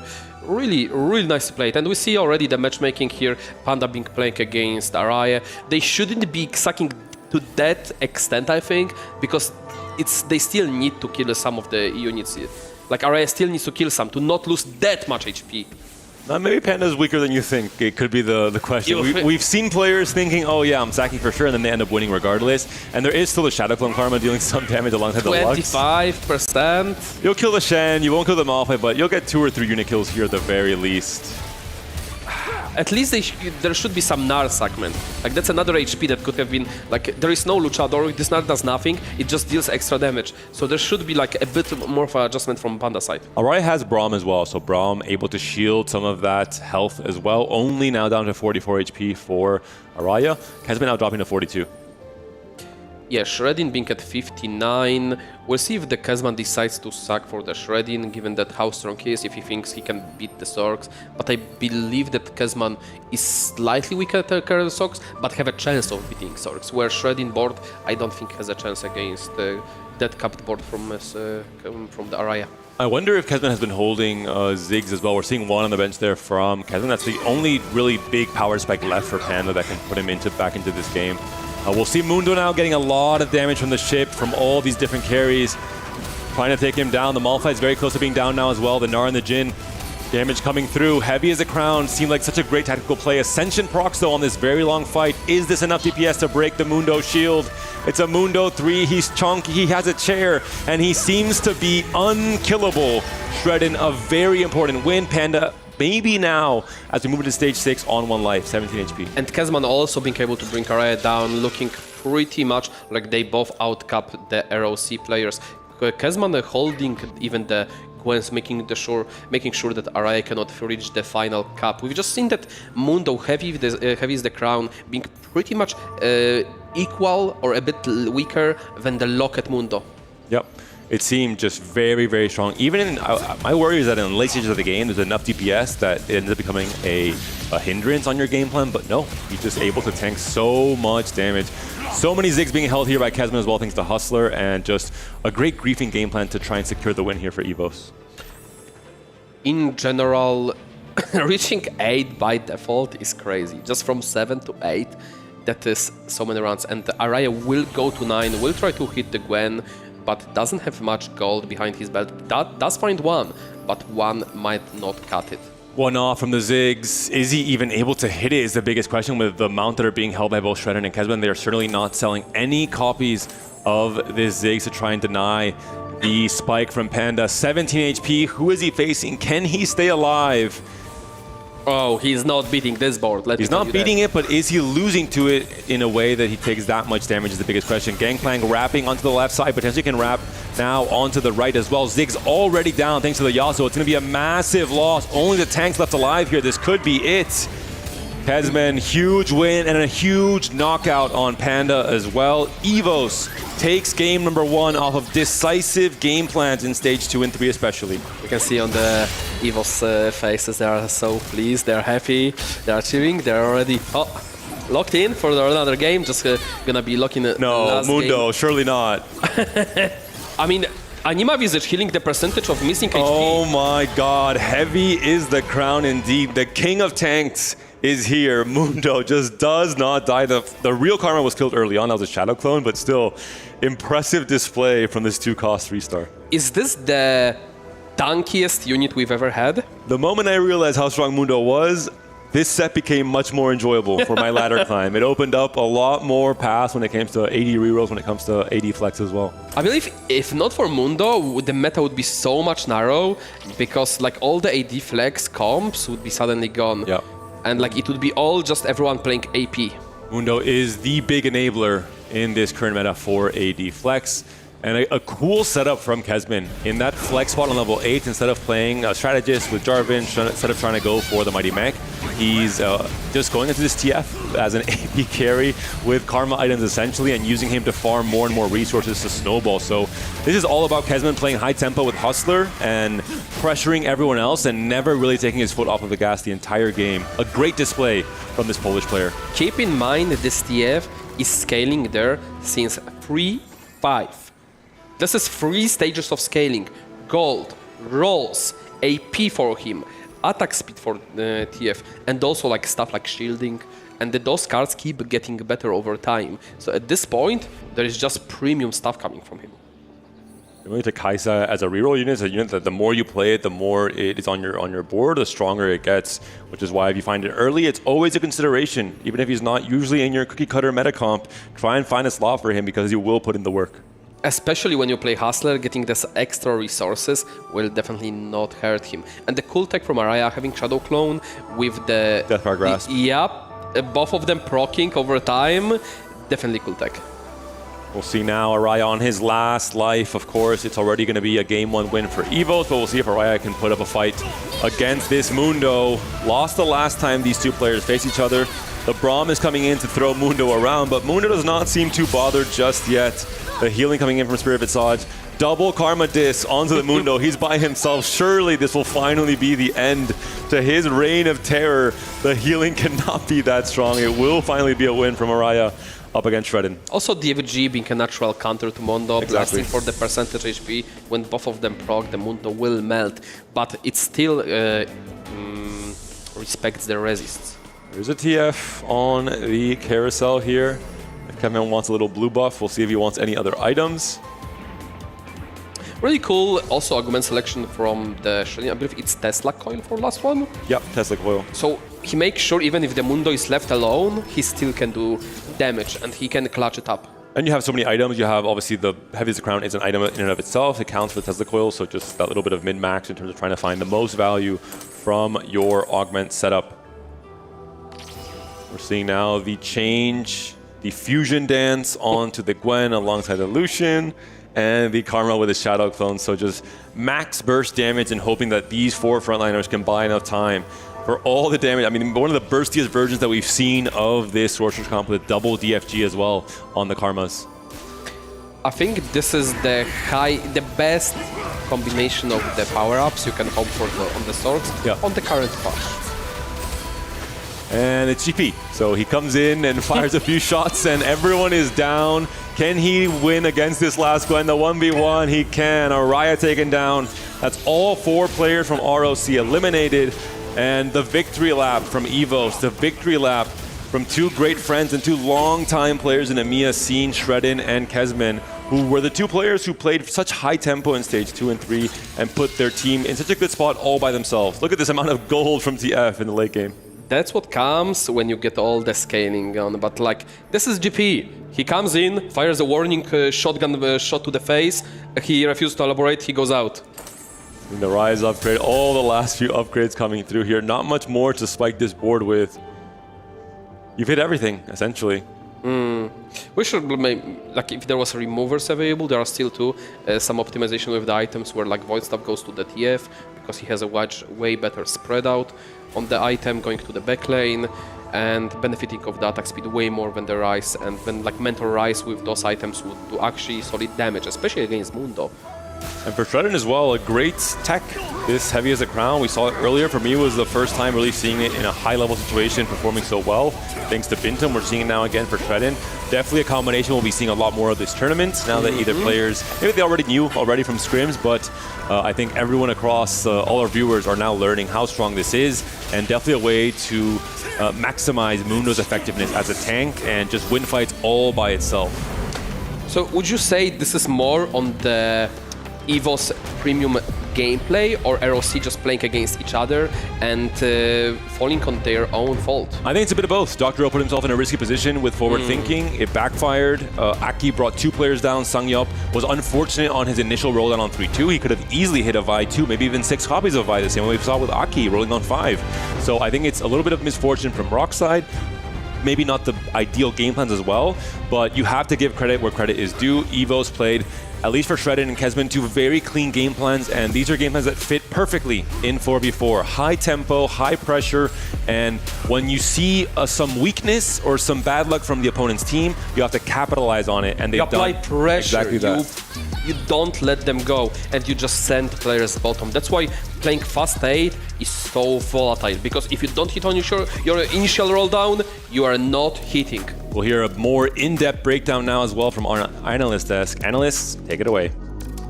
Thank you, guys. Evos are putting themselves here in the lead with that first win over ROC. We expected this to be a little bit of a closer matchup, but it did feel a little bit one-sided. Yeah, I think really good game plans from Evos. I really just like the direction they went. They had the solo leveling start for Shredden, but then going towards the heavies, the Crown Mundo, we had a GP setup for Kesman. I think the way that they played around Aki, somehow at level 5, still able to play 7th in that game. I think it was just really well done from Evos. And then on the other side, I think there is a little bit of low rolling that did happen. Yeah, I mean, to follow on to Cass's point, I think just having the dual accelerants in there, to be able to bring two different players into the game that much faster than they should have been doing, I think really made a big difference here, because for a lot of teams, they don't necessarily get to really hit that kind of angle quite as hard as we saw for Riyadh in that game. Yeah, and then we're looking at ROC, and I think I would like to start off with maybe talking about what potentially went wrong for them. We were talking about some of the low rolling specifically, that being an issue. What else could they have done differently then? I think some of the plans could have gone a little bit better. There was a bit of contesting on the AP line, so Dr. O gets kind of pushed into a corner where he has to only roll for Yuumi, can't actually roll for the Karmas because Araye is going in that direction. And so we end up in this spot where forward thinking goes off, and he rolls 80 gold and hits nothing at all. Yeah, I mean, when I saw that happen, I thought he really has to change his name to Dr. No. Yeah, probably Dr. No Yuumis, because he hit 0 Yuumis and 80 gold. It's a little bit of a difficult situation to be in as well. Kind of unlucky if I do say so myself, but it does play out like this at the end of the day. That is how the cookie crumbles, and Evos were also able to capitalize off of the boards that they had going on. Oh, for sure. I mean, I think, it's definitely going to be one of the things, of course, with this being a day full of elimination, you can see the emotion just flooding in at these kind of moments when you realize that your sort of team's trajectory. In this case, I think for Evos, they did have a good amount of momentum pretty much through the whole game. Yeah, I mean, it starts out with solo leveling and Hustler, right? I mean, that's immediately just a lot of tempo from two of these players, able to set up, then leading in, as we said, the heavy is the Crown Mundo. We've seen this once before. This was kind of newer tech, I guess, that is emerging in the tournament that we had not seen prior to today. And both times it's been brought out, once by T1 and once now. It's looked incredibly strong. And then the follow-up is just having Slammin for Wojtek that gets to go into Sorcerers. He's the only player on his team going Sorks, and he gets to kind of contest into 2 players on ROC. And I do want to follow up, Cass, on what you're saying about Aki as well, because we had a crew game, or we could have had an extremely strong crew game with the heavy rerolls to get contested and still provide utility to the team by holding so many buys and just holding on for as long as possible. I think that's really good team play and playing, knowing what the reality of your spot is. Yeah, and we're touching upon, you, Kazi, you were touching upon the Mundo specifically with the heavy as a crown, and that's something that you said that we've only seen today, right now from Evos and earlier from T1. Is there a world where these two have a similar meta read because they are potentially scrim partners? It's possible. I know the big thing that we heard out of Evos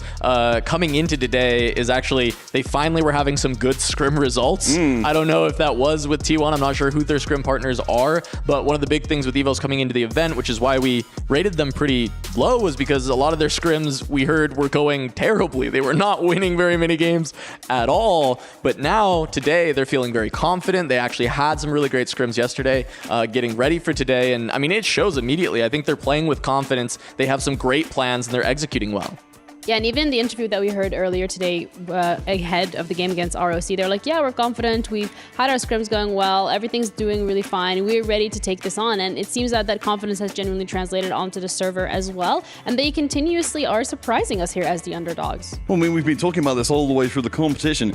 Teams growing in confidence, teams growing in ability. And I don't think you can do too much better than what we're seeing from Evos right now. I mean, they are surrounded by some of the best 44 players in the world. So I think they're taking every moment moment they can get here, making the most of it and growing as much as they can. I mean, they've seriously leveled up. I think that now we have to see, can ROC actually level up as well, because we've seen some very big hero performances, especially from Araya and Dr. O, but now is the time for the rest of the team to make sure they can step up as well if they're given the spot, because this last game, I think, had a lot of issues. It seemed like some kind of communication issue might have broken down, which was a worry for this team, and I'm hoping that that's not the case and they can actually turn it around. So for Evos' side of things, then, what are we looking for them to replicate again this game? Because ROC, as you touched upon, a couple of communication issues, maybe some of the low rolls that we're seeing from them, that's obviously something that they should be able to fix in this next little break. Evos, though, they want to make this a clean 2-0, because that's kind of been what they're doing. Yeah, I mean, I think the big thing for Evos is actually just continue to do what you're doing. I think the plans were great. You had the 1 cost reroll, you had 2 cost rerolls trying to help thin the pool, and from there you have your fast 8 player. I think that's generally a great setup to go for. Of course, you have to have the spots cooperate, but I think the overall plans and execution have looked good. Keep it going. Yeah, I mean, I think absolutely, I'm with you there. Evos really did get to dictate terms in this game, and I wonder if we would necessarily see the same opportunity be given to them in a second game. I think, there's something to be said from ROC to being very reactive as they were to shut down the crew, but I don't know if necessarily they took enough initiative of their own. Do you think ROC then has the ability to bring this one back? Well, actually, I've got an answer for that in my book. Let me a second.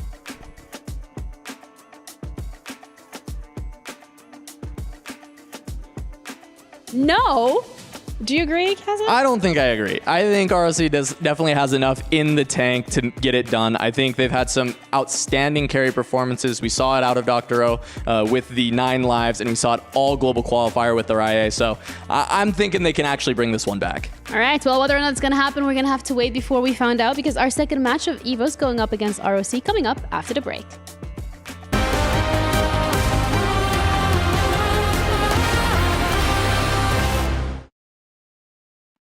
When the world of business is constantly changing, you need to stay ahead. So what about AI to generate new possibilities? Machine learning to predict what customers will like. Or expand your business by forecasting delivery routes with real-time data.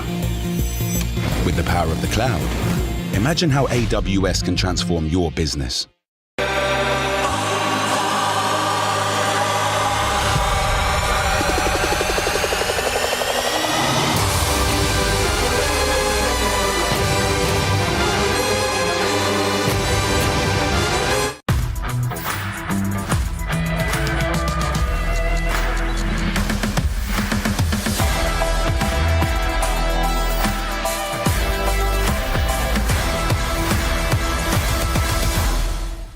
Hey everybody, it's Puckett with Jin the Translator, and we got Flancy here from Twisted Minds. Now, Flancy, this was a rematch going up against Flash Wolves. Last time you edged them out on day 1. What went wrong this time? 就想问你，这次重新对战 Flash Wolves， 但是这次不像你们第一次跟他们对战，就是2-1胜出嘛，这次相当于是惜败给了他们。那想问你，到底问题出在哪里了呢？ 我觉得第一把我们处理的还可以，但是确实对面船长这个点太糊了，处理不了。然后第2把的话，就是我们在就团队沟通啊，可能选阵容啊，包括后期的一些细节方面，就是没有处理好，就导致也是非常可惜输掉了。其实也是差一点。Well, game 1 we actually thought that we put up a good fight, but the opponents had a very complete Gangplank roster, and we just couldn't really keep up with that. And then for game 2, I think we made much more errors in terms of team coordination, communication as well. Just and there were a few roster conflicts as well. So I think that a lot of things added up, and we end up losing. So it's a shame, but it is what it is. It is what it is. Flancy, one thing is for sure, though, you made a lot of fans in the production room. We all love to watch your face, all of your smiles, all of the emotions. Are you excited to get back to your stream? 就这次，因为摄像头也很多次切到你的镜头，然后也看到你的各种情绪、各种表情、各种就是摸脸啊，或者其他动作。然后呢，很多人这些主持人这些解说也都挺喜欢的。想问你，你这次回去的时候是不是准备继续开播呢？直播肯定会继续嘛。然后就是非常谢谢大家，不管是国内还是国外的粉丝对我的喜欢吧，我会继续加油的。Well, When I go back, definitely I'm gonna resume streaming again. And a big thank you to all my fans out there, both domestically and internationally, for watching me. Love you guys. A global star right here. We'll see you next year.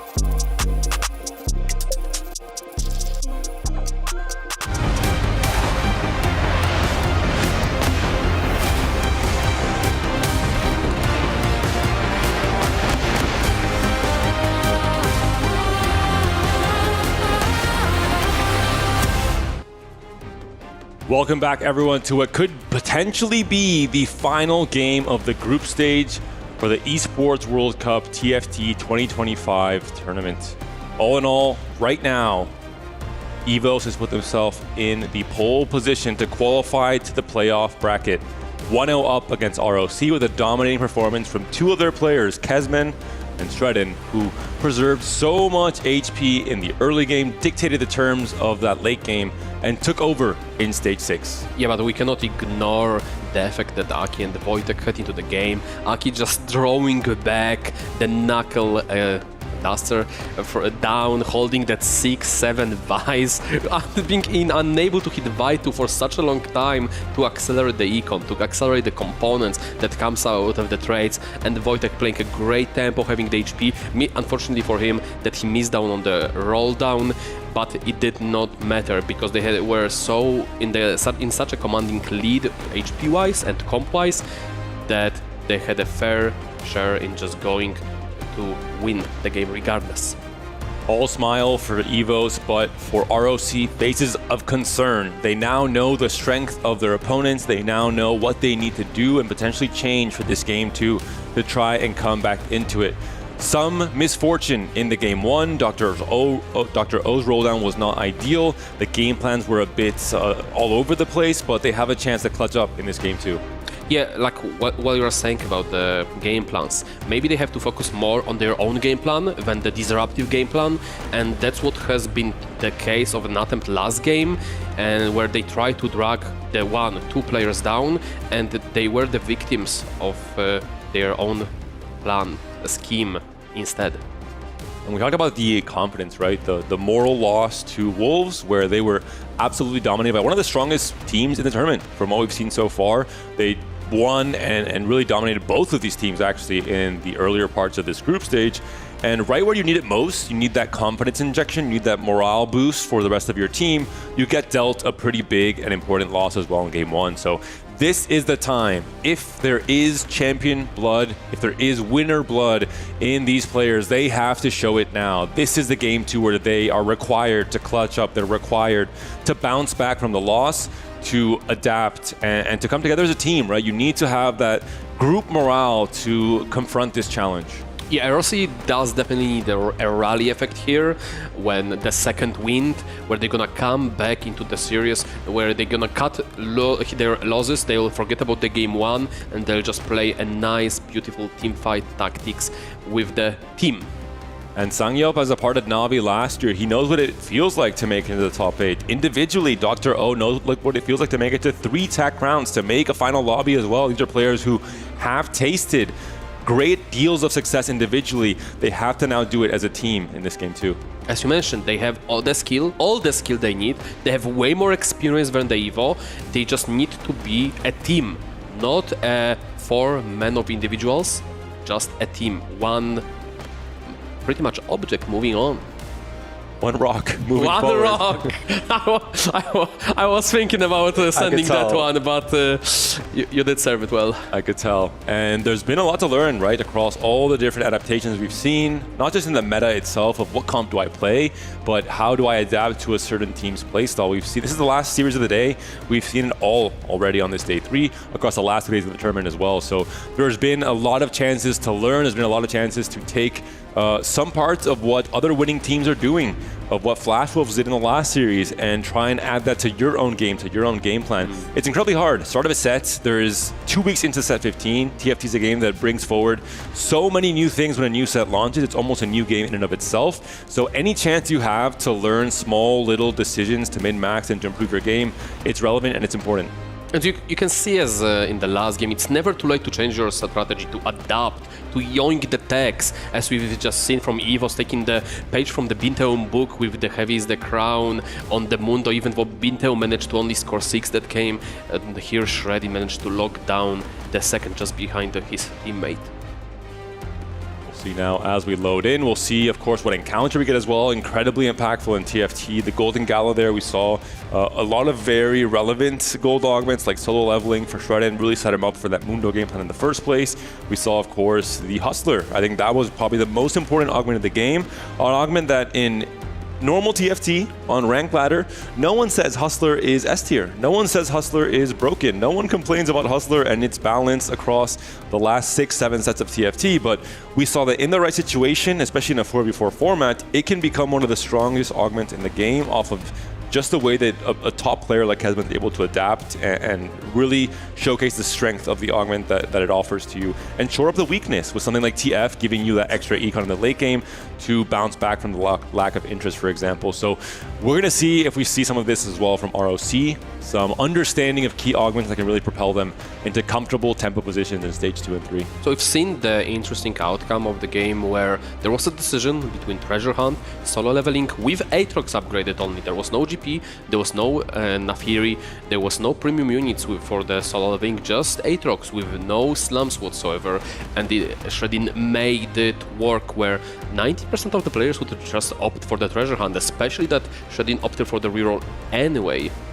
And for the hefty rolls pick from Aki, I think back-to-back games now we saw it in Flash Wolves as well. It has not really been that impactful. I thought it would be a little bit stronger, but you were right. Without gold subscription or some extra econ to accompany, it doesn't really have that much impact. We are ready to go for game number 2. Golemic. And boy, oh boy, will we need adaptation. Trainer golems are here thanks to Lulu, everyone. Thank you, Lulu.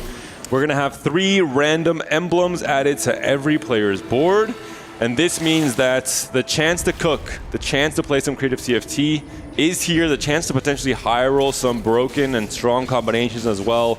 The first one to start things off for Aki, Duelist, Juggernaut, Wraith. Juggernaut fits into Mundo, Duelist pairs with Udyr, and Wraith pairs with Kale? Jhin. Very, very strong for Kale. Also very strong for Jhin Gnar snipers, depending on what spot you have. I'm sorry, this is 4 Duelist Kale, no? If you have enough GP, if you have enough econ to get a Kale 3 and go level 9, I think you just fast 9 of this. With a Kale 2? Yeah.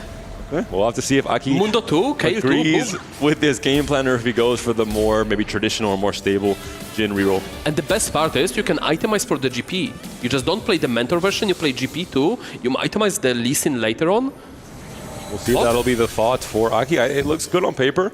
I'm not sure if I would pull that out the first chance I have in a game like this one where everything's at stake. Crystal Gambit offered for Dr. O alongside Soul Fighter as a potential vertical with Bastion +1, which fits for both comps? Yeah, both Crystal Gambit and for Soul Fighter.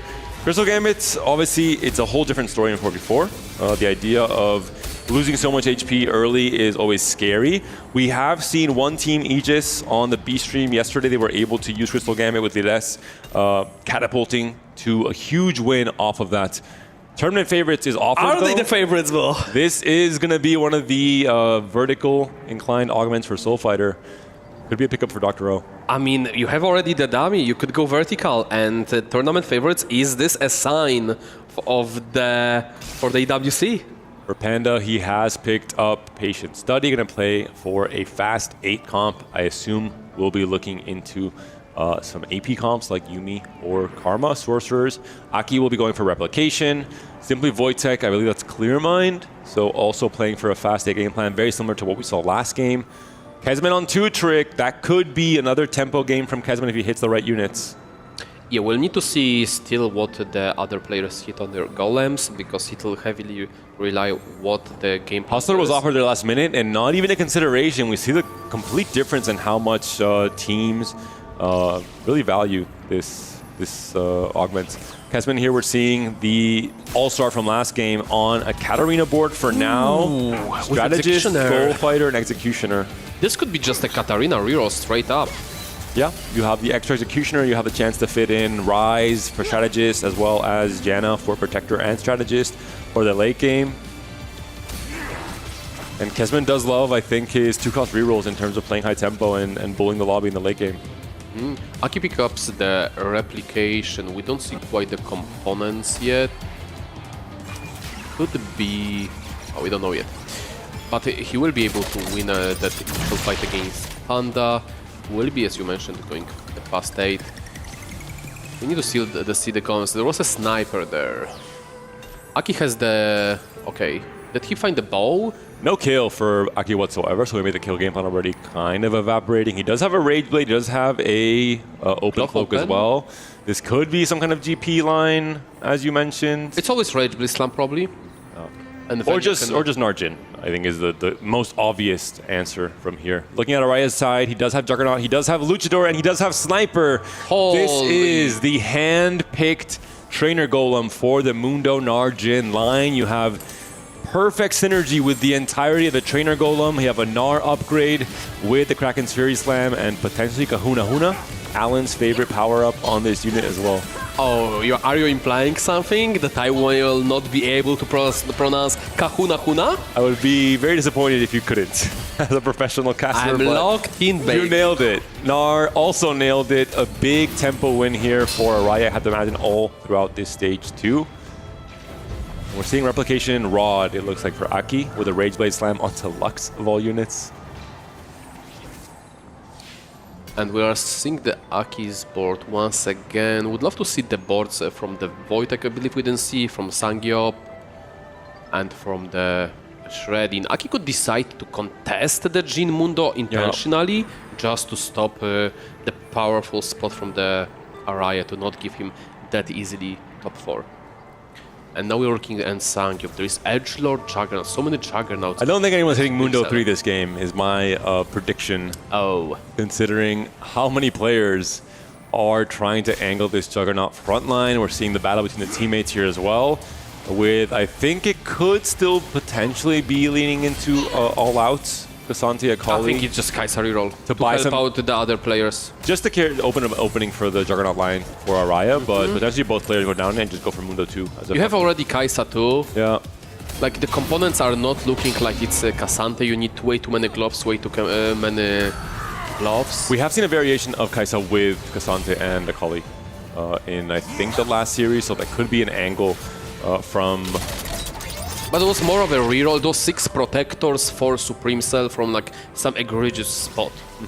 Yeah. Where it was reroll Kai'Sa and then Cassante as a final cap to the board, where it wasn't Juggernauts, but now that there is a Jugger on the Golem, we'll see something else most likely. First carousel rolling around, we're getting a look onto the boards now on the lower third here. Below the carousel, trying to start some predictions on what these players might be angling. We're seeing Shredding with a Nasher Slam and the Power of Friendship augment, I believe, for Star Guardian, so that's potentially the line for him with the early Nasher on the Syndra and the Rel 2 upgrade. I mean, +1 on the Golem on the Star Guardian. I have to imagine, extremely potent. We didn't see his Golem just yet, but I believe we'll get to it quite soon. Meanwhile, Araya, Naruto, already from the Mundo, upgraded front. This looks like a solid 5 streak. And having Scavenger really helps get any additional items on the Nar. And we've seen Mundo Nar be the standout tempo line in terms of preserving HP. Most of the times, throughout even just today and yesterday, the player that was reaching stage 4 with the most HP was playing Mundo Narjin. And this is now the spot that Araya has been given. He has 100 HP now. He could potentially be, just like Kesman, the player that preserves the most HP coming out of stage 3 in this game. So we've just seen 2 players having Star Guardian spot, which is pretty much they're forced into. One of them having Protector alongside and the other one having Bastion. So one will be not supplementing either Cannon or Cassante, but playing Swain instead for the Bastion Sork, and the other one will not be playing Swain, but will opt more into that exactly Cannon or the Brown perhaps, not Brown but Cassante for that extra front line. By 9 Star Guardian is extremely strong on 8 if they get there. And one consideration here is that sometimes the trainer golems give you such clear paths that you are forced into a vertical, you're forced into a certain line that's not super meta. If no one's forced into GP, does someone just give up their trainer golem and just play GP reroll as if it wasn't there because of how strong GP is, especially when uncontested? That's a question that we will see answered on 3-2 once players commit to their roll downs. I think it might be Aki. Aki says, you know what? +1 duelist, that's good enough. Got the bow from the replication. It was either bow or the rod. But does find already 2 pretty good items. So he might be the one taking it down. There was also a strategist player that could lean towards it. But again, there are such comps as you mentioned as GP, Sorks, that could just completely ignore the golem if it's bad enough and just play towards the premium line instead. A flip of the script coming into this game too. It is instead going to be ROC who have maybe the most dominant lead when it comes to the HP totals coming into this. Lux with 80 items though looks really dominant from Aki here, dealing a blow to Kesman, but it is Araya and Dr. O on the win streaks, preserving HP coming into stage 3. Early Cassante for a Wraith Emblem player in Wojtek. With the sword. Very interesting setup all of a sudden from a 5 lose streak, 69 HP, and maybe stabilize off of this Cassante now. Absolutely, and this we might see a rare case where we don't play Rise, but we're gonna play Kobuko because of the heavyweight emblem on the golem, providing enough extra DR and HP to whole team, which should be more beneficial than 2 strategies and mentor for the Sorks. And you play a much tankier version, less bursty version of Sork potentially, with the index on Cassante over the extra Sork you have. You have the free spot obviously over the Ari, I guess in this case it would be. Very interesting line potentially being open for Wojtek here in terms of a Sork variation, and gonna have that spot like Dr. O last game where he's gonna free fall in HP potentially, but then have a chance for a big roll down on stage 4 to stabilize. Cassante should be a tool that pretty much secures your stage 3. It's such a strong unit if he just puts on him the items, gets the mech early on, finds maybe all out here to just stabilize. Yeah. And the items we're looking, it's gonna be Shojin Guard probably, could be also Void Staff, but it makes the items awkward. You can just go for Skypiercer early. So it's gonna be Shojin probably Guard. Could also maybe still lead into Ola Cassante from the spot if you wanted it. I don't think with this golem. Heavyweight, I mean you could. Sorcerer for Kennen, I guess. But I think his Sork is just too good to not go for that. It's uncontested as well. If it's a tempo line into a lot of Cassante, okay, but from a loose streak, 30 HP, and then what? You don't hit or you don't hit all out. You don't have enough items also for that. It's too risky, I think. Silver augments to come through now for our players coming into stage 3, so a little bit less tempo, a little bit less amount of power budget coming onto the comps and the game plans for this stage 3. Eye for an Eye being one of the better item silver arguments, providing 3 components for a silver argument, even though it's stage 3, it's one of the better ones you can hit. Even better because you have in stage 3 more units that can die, so it kind of accelerates the rate at which you get item components compared to stage 2. I remember when the argument was 4 components. Oh, I remember. I was clicking it very often. That was some egregious argument, but still very strong. And Aki trying to play the game Kesman played last game, but unfortunately he has a different 2-cost carry. It is Lux carrying the Rage Blade. Level 6 roll down. Not a single GP has been found. And there is a defense coming from the RIM, holding already one GP, roll down for Mundo 2, Panda still on one copy, and Panda finds the Titanic. So that's one of the best silver arguments for 4vs4, providing the 25% extra HP just for the pretty much slowdown and the cost of having the non-having combat argument. I have to imagine that Araya had most of his teammates in his matchmaking pool. Doesn't roll past this spot right here, despite having rolling for days and 11 free rolls. Going to play it more greedy despite being at 100 HP. So a very dominant start for Araya, the Philippine player now being the carry for this ROC squad.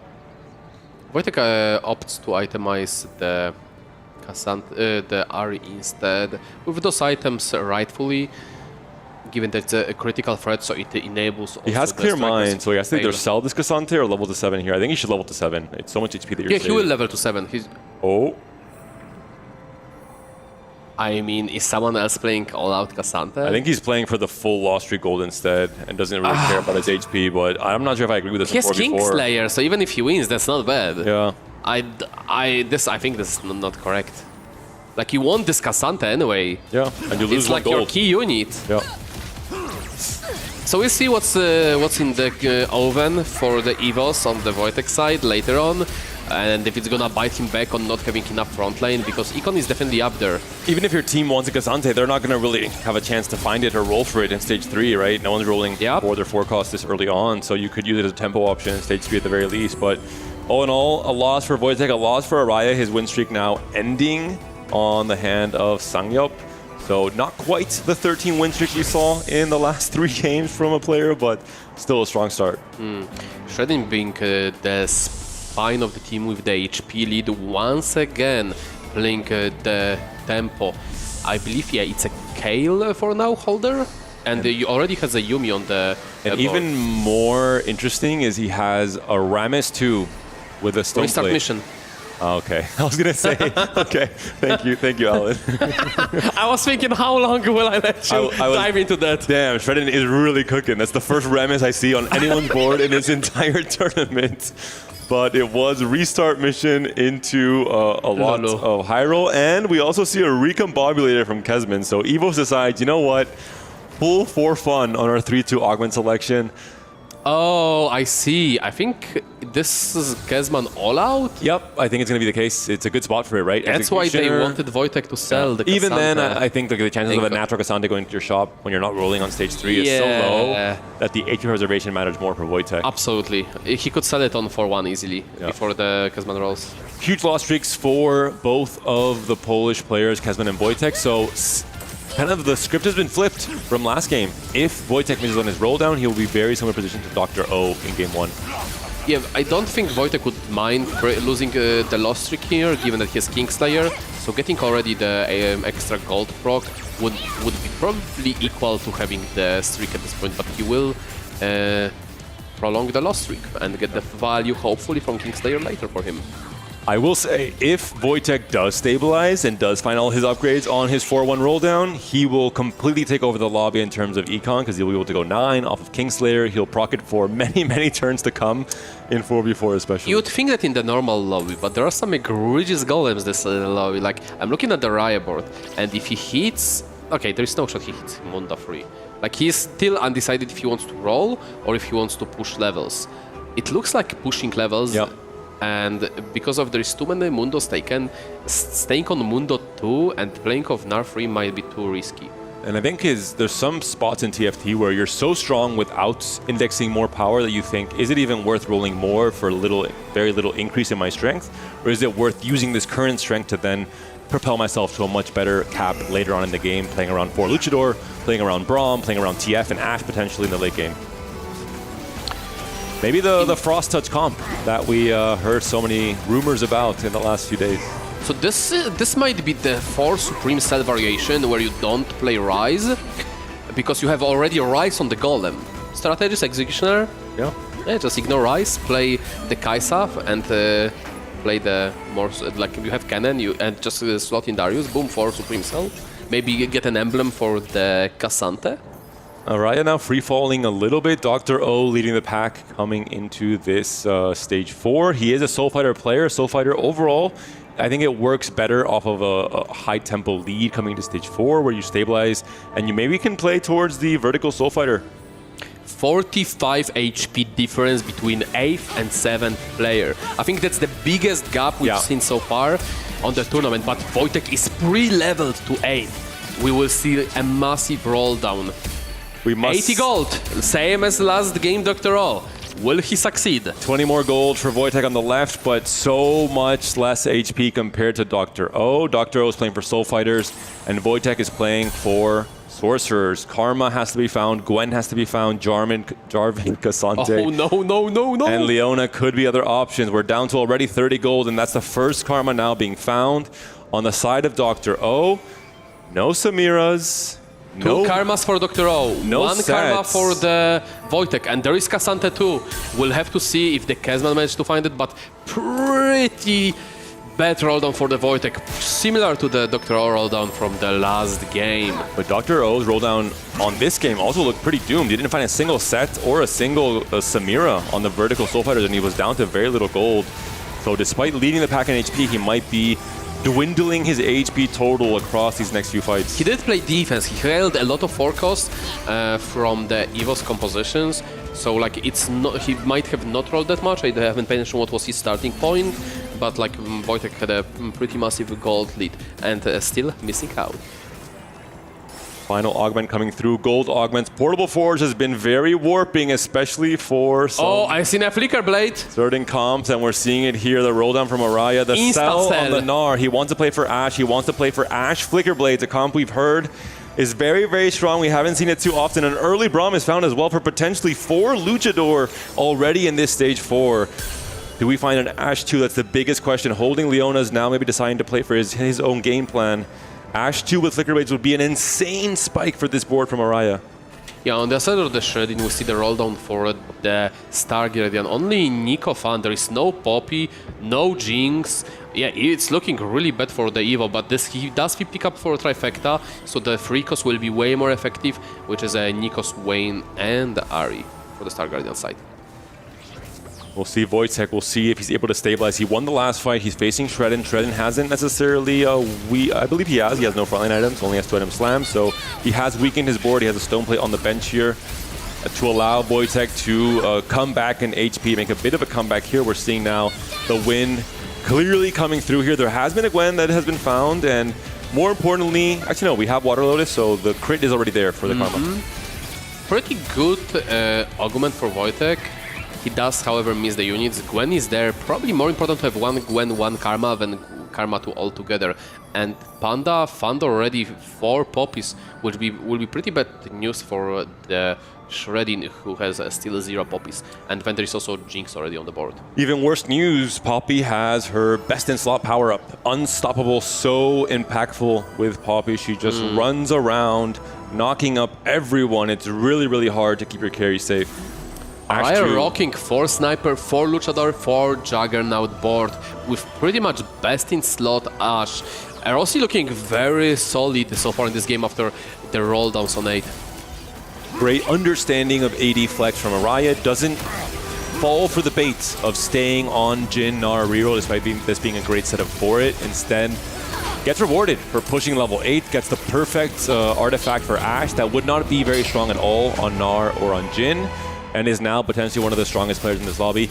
This is the vision for Trainer Golems, right? This is the kind of game that you would hope this portal enables. In the last few sets, wasn't quite the case across most of the board, but now we're finally seeing with the prismatic verticals change that this is starting to see, I think, better consensus from the player base in terms of players liking this more and more. What a world we're living at, that golems make meta more diverse. Yep. And like you see more stuff from the players that are enabled by Golem, which was never the case until now in the TFT. And a great example there from Araya's board, a set on the carousel. Dr. O last pick. The homework has maybe not been done by Evos. They should have denied this set. I think, yeah, it's still set 1 with 3 items for Dr. O. So they are saying, okay, we are not playing disruptive TFT, we need to stabilize on our own, we are in the trouble. Even though if we deny that, it doesn't change a thing because we are already so behind. Wojtek Aki closing the table, and then Kezman slowly free falling as well. But there's a concern, right? The prismatic trait for Soul Fighters off of dealing X amount of player damage. You can manipulate it a bit more in 4v4 as well. It can be a concern if Dr. O is able to just have a clean win streak and dominate the rest of stage 4 and 5. Yeah, the problem for Aki, like he's missing that 3 copies of GP to be able to slingshot back to the top, get that econ back, and like given that it's a heavy fast 8 lobby, he'll have a hard time stabilizing. A good chunk of players having Rumble, where this GP will very much struggle into, and we see another big loss for Aki. Even this Poppy you're seeing as the stuns coming through, there's no amount of CC immunity given from Edge of Night. We're looking at the Karmas being held by Dr. O, so Dr. O playing both offense and defense. First in HP, 7 win streak, while also trying to doom the spots of some of the players from Evos. See, at the end, Wojtek managed to hit a front lane, managed to hit the Karma Gwen. He does struggle on the item as Evo. He does have on, like, not even a front lane, it's just a fully itemized Karma and nothing else. Meanwhile, Kezman missing one Cassante, where, like, Wojtek has unitemized Cassante 2 on the board. This might be like as much as selling Cassante we found questionable that could save him HP during stage 3. Now when he plays Cassante 2, when his teammate's main carry is Cassante, this could be a big misstep from Evo. Maybe with the HP save by fielding that early Cassante, you could instead pivot into a different frontline option, feel less pressure to have to buy Cassante to stay alive essentially in stage 4. So tough game from Evos here. We're seeing the team play not quite looking good there. Shredden also taking a loss here. ROC beginning to take over game number 2. This is the bounce back we were hoping for. This is the series we were looking forward to. A close matchup between these two organizations. Yeah, Shredding is one of the RE3. I don't know if there is much defense played on that, besides just sword players having like each of the RE2, but that's pretty much a Hail Mary from Shredding, but I believe they are too low on HP to being even able to swing it back. Look at the HP Zerosis have here. Yeah, it's looking very tough. Aki and Kezman going to stage 5, potentially already on 1 life, Shredding on 22, and a 5 loss streak not looking good either. The roll downs looked abysmal from pretty much every single player. It's down to Aki to find a few more copies of GP to then use his 2 duplicators to find GP3. Every player on Evos has to stabilize essentially right now on 5-1. There is no more time to spare. If they're not able to do so, I think this is going to be a wash. It's going to be a big win for ROC going forward. I think going for this Udyr 3 here just is never make this. Oh my god. Okay, you sell this Udyr. Of course. The one from the board because of the one from the board, so you can move the items. Oh no! We see Nico on Udyr over going for the GP3 on the essentially one last life. Well, was he able to even make GP3? He was one off, no? He was one off. But like you could sell Udyr and have more gold roll for GP. Like I don't think this Udyr changes anything. I think it's pretty much he's up against Shredding, he's up against his teammate. There has been no sacking. Does he get one more kill to stay alive? He does. He actually wins the fight. Shredding gets taken down to 1 life now as well. So every single one of the players in the bottom 4 from Evos is down to 1 life. Kezman trying to stay alive here as well. The Akali trying her best against the set that was 2-star on the carousel. Does get the win in the end. Some breathing room for Kezman. 1 off of Ahri for Shredding, so just so close to big power spikes. I am not sure about trying to buy the Udyr there and just foregoing the game plan, especially if you're swapping items off of the Udyr now anyway. Like, okay, sell Yasuo, put items, put TG on Udyr, and item. Okay, this is worse. Kobuko is a better unit than the Udyr. You could think with this setup he's better, but he's not. And you would want to TG him instead and itemize Kobuko. That would be definitely stronger. Kezman up against Aki. Kezman potentially has 2 lives, has some HP to spare. We'll see if Aki can get a very clutch and very close win. Has to be against Kezman here with only maybe 2 units left alive. That would be ideal. I think there hasn't been any real setup to try and make that happen from Kezman though. Matchmaking is not sparing Evos given both of their all four players playing against each other. I think it's going to happen exactly as they need it to. It's going to be a 2-unit win for Aki, which means that Kezman stays alive. But Shredden is out. Was not able to find the Ahri upgrade. Kezman now has found the Cassante upgrade right after he's faced his teammates. Is this going to be enough of a jump? Is this a comeback? That's the question. Wojtek is streaking, so the sacrifices the rest of the teammate for Wojtek has worked out for now. He's on a 7-win streak, and that's really the only saving grace. Look at the HP from Dr. O. Even if Kezman, Aki, and Wojtek are the strongest in the lobby, I don't think it matters because of just pure HP. I think it's a wrap. I think ROC has this one. Just too much of an HP buffer. Dr. O did a fantastic job this game with the Soul Fighters in terms of denying karmas, in terms of playing for his own game plan, preserving HP. As did Araya, right? Araya had a fantastic game, deciding to go for fast 8 AD flex instead, being rewarded with kind of playing into the high rolls, right? Of finding that Flicker Blade or the Ash. The stretchy arms GCP is horrendous. Sangyo barely losing to the GP2 with his Edgelord's flex board. It's just making it pretty much sided. Sangyup down, one player from ROC now in the bot 4. Wojtek lost the fight as well, so he's down to 1 life. Every player from Evos is on 1 life. Mathematically, I think it's impossible unless some matchmaking, very weird TFT matchmaking comes through. But it would have to be Wojtek had Kezman. It would be a 1 in a million matchmaking for this to happen. I think Wojtek is strongest in the lobby, and look at his bench. He has all the items on the bench, hence he had to play against Kezman, which he sucked HP for. So technically, they are safe on matchmaking there, and it's just a matter of what will follow. Who will Aki face? Yeah, and if he hits GP3 perhaps. Now the question is, Dr. Araya and Panda having a pretty strong tempo boards, but they are not that much full cap boards. I believe Aki has 1 more life to sack if he loses by exactly 1 unit in stage 5. Yes, he does. It's 11 HP. Perhaps if he of course, it's basically impossible to look at board strength and be able to position. Okay, I know. There is a way. Oh, Wojtek needs to play Braum. Yeah, Braum to get some extra portal and life. then suck. That would be a pretty crazy outcome. Maybe they just have to put more work into the early games, and I'll have to think through these combinations. Araya up against Kezman. Kezman trying to stay alive here with the Cassante Akali matchup. Cassante's going to the wrong side. The Sniper Ash is maybe God, look too at this strong. Braum just taking the Cassante for a ride. Akali's still alive, but she's all by herself. Kezman will be taken down. Aki did stay alive and win here, it looks like. Did he? Oh no, he got taken down as well. Wojtek. That's going to be it. That's going to be ROC winning game number 2. Fist bumps all around for the team. And they needed this. They needed the morale boost. They needed the confidence boost. They needed a dominant win, and they got exactly that. Looking at the standings now, 1, 2, and 3 from ROC. Dr. O especially as the most experienced player, as the most accomplished player individually, as a player who needed to show up when it mattered most. He absolutely has. I mean, pretty much picking the argument we've never seen, the tournament favorite. Are they now tournament favorites?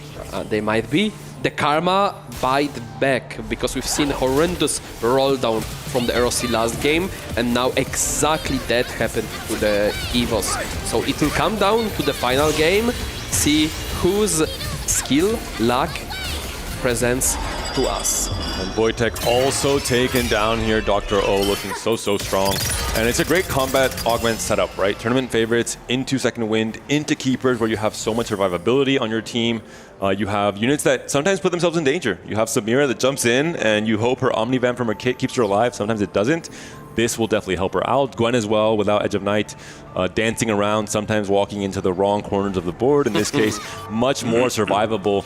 An early descent, set buying a lot of time as well. So just a really good setup here from Dr. O. Will we see the first prismatic trait? Vertical traits activated. I mean, he had 3 wins on this stage, if the overlay is correct. Oh, I think if the team wants it to, yes, we will see it, because it's only them left alive. Yeah, but it could definitely come through. Of course, ROC, I think, probably spending more time thinking about Game 3 coming up and not about entertaining the viewers. They've locked in the win in game number 2, but there's one more pivotal game left in this final series of the group stage. Now for sure, the final game of the group stage coming up after this one. 1-1 between ROC and Evos. A dominant blowout win essentially from both sides in either of these 2 wins, or 2 games we've seen played already. And I have to say, really clean gameplay from ROC, really good adaptation to their trainer golems. This is, I think, I've talked about it before, but the example of what trainer golem should look like and what it should bring to the table in TFT at a high level. Some unique comps that we don't see much, Star Guardian, Soul Fighter, very, very strong. We've just seen the tech you utilize against keepers with Unstoppable and how the power-up works. Because the units are so clamped up, Poppy targets a frontline unit. When she goes over, she cannot target that frontline unit, so she changes the target. And because she changes the target, she charges again over. And it happens over and over until the unit dies, so she can actually target it. I think we're fishing for Frost Touch here, trying to find the double Frost Touch combination from Araya. He has sold the Ashe. He is trying to showcase to the world what this Frost Touch combo looks like. He hasn't found it, unfortunately. It will be Rage Blade, Flicker Blades, and a Kraken's Fury on the TF instead here. Demolitionist, also pretty good on the TF. Pretty strong. But not as good as Frost Touch. Looking at Panda as well, he did pick up Titanic Titan on his second augment, so also really cool tech for 4v4. He buys himself a buffer of HP. Obviously caps lower, but gives him gives his team more time, especially with someone like Dr. O, to eliminate everyone else for him, basically. TF, very good to access to the backlane, but not as effective as against Star Guardian because of the amount of the sustain they get from the Poppy Star Guardian bonus, which is the healing under the certain HP threshold. And then, really cool to see 8 Soul Fighter. Who would have thought the top 3 in the EWC game would be Vertical Soul Fighter, Ashe TF, 80 Flex with 4 Luchador, and the Vertical Star Guardian as well. Definitely not the most meta comps right now, but in these conditions with Trainer Golem, they can definitely perform at a high level. And it's good that players have put in the time to play reps on these boards despite being off meta, and to know exactly all the combinations of items, how to position, what augments are good for them to really find success in a game like this. It's so cool to see Ashe working out, because how niche the comp is, how niche the champion is, it's hard to make it work. But when they do, it really looks cool. I think it's stronger than people think. I think it's just slightly hard to find a spot to play for it. And we'll see Soul Fighter picking up another win, slowly closing up the game. We don't know how much the Soul Fighter needs to proc the prismatic version yet, but he's at least at like 8 wins now. It's, I think, 100. Is it 100 player damage you have to deal? No, Soul Fighter, it's 10 wins. Oh, just 10 wins. Okay. Yep. It used to be the damage, and it was changed later to the player. As you can see, I have not been playing much Vertical Soul Fighter across the first patch of the set on ladder, but it looks like Dr. O definitely has level 10 for Dr. O. Maybe can start looking at Samira 3 to add some extra spice to the win here against his teammates. Just rolling, probably went to another Gwen on the board. Adds up the 4 Jagger instead. And just pretty much doing another victory lap before they close out the series, thinking about the strategy for the next game, if it's like Vanilla Portal or more so. And these two players, 2 South Korean players that have been around for a long time as a group together, Dr. O and Panda, some of the OGs from the TFT scene in South Korea. Some players that have made it to attack rounds very, very long time ago and are still finding success late into their TFT career. In this time in a group setting, we're seeing the elimination here from Dr. O, or the loss at least from Dr. O, with Panda now being the win streaker. I mean, the issue is like Poppy is just charging through, and Samira is being exposed when she jumps in and dies from one shot from the Ari, pretty much. And the tech to explain here is that Unstoppable, the units that get put up into the air, they are, as you mentioned, not targetable. So Poppy has to find the new target, and then it just creates a loop where she's just constantly trying to find new targets and moving all over the board. This is where this combo really breaks and where Unstoppable becomes against keepers, because it doesn't happen against anything that's not keepers, against comps that don't heavily clamp like here. Yeah, exactly. Although some some augment or some board situations also can lead to a lot of back and forth knockups from something like a Poppy or Kabuko. Balance to the Poppy. How many charges are we gonna get? That's one charge. That's second charge. Third charge in a row, and she locks in on the target. And then and the fight's just board over. exploded. That's gonna be it. Dr. O taken down. Panda takes the win. The celebration there from the South Korean player. The happy smiles finally coming out for a team like ROC that has been on the back end of big losses in this tournament. They needed to have a win like this one for the morale. Second win comes in. That's exactly what they need, as you mentioned, and they can go with the fresh mind the game number 2. And on the side of the Evos, they have to cut this loss, the same as ROC did on their first game, and just go with the fresh mind, and yeah, just lock in.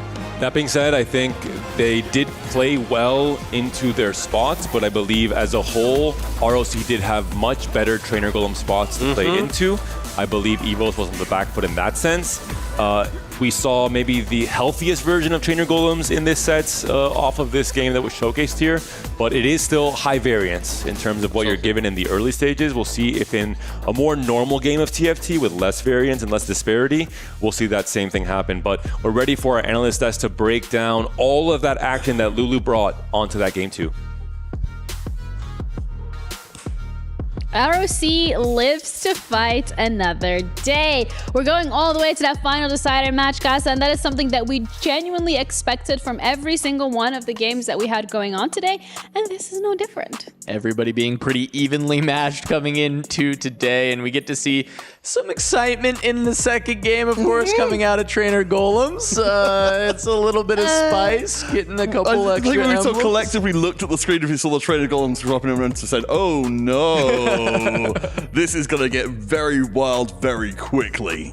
Yeah, and then ROC also gets that top 3 finish for 3 of their top 3. Yes, top 3 for 3 of their players. That's how it works. It was a very dominant game, and sometimes this can happen with Trainer Golems. You just end up with a lot better spots. I think some of that was happening here, but I also just like the line selection that they went for. I think seeing the Soul Fighters, it was tournament champions popping up and actually going for it, and it really just paid off for Dr. O. He ends up in that top 2, and then just Panda comes out on top on the Star Guardians versus Shred, and they both just contested there, and Panda ends up hitting more, finding a better spot from that Are point. we putting this down solely to the Golems, or is there also something that Evos has done in this game that allowed ROC to just really get that big of a lead and such a dominant win here?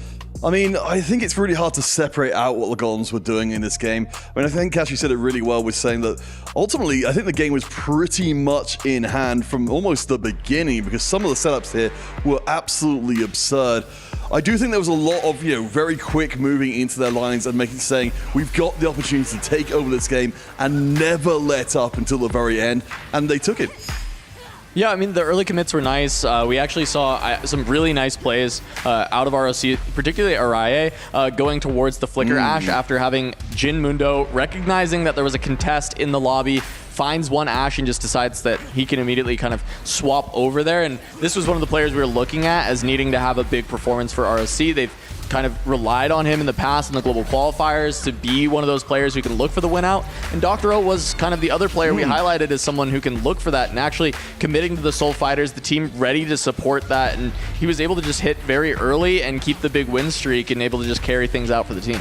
I do want to make a point of saying, I've got in my notes, roll down sad face because of that game. Because I thought it was going to be another repeat performance with rolling down, but ultimately it didn't matter. Yeah, and it was Dr. O again rolling down a ton of gold. He's playing Soul Fighter of all things, and yet he can't find Samira or Set in the first set of roll downs, but eventually he does get there.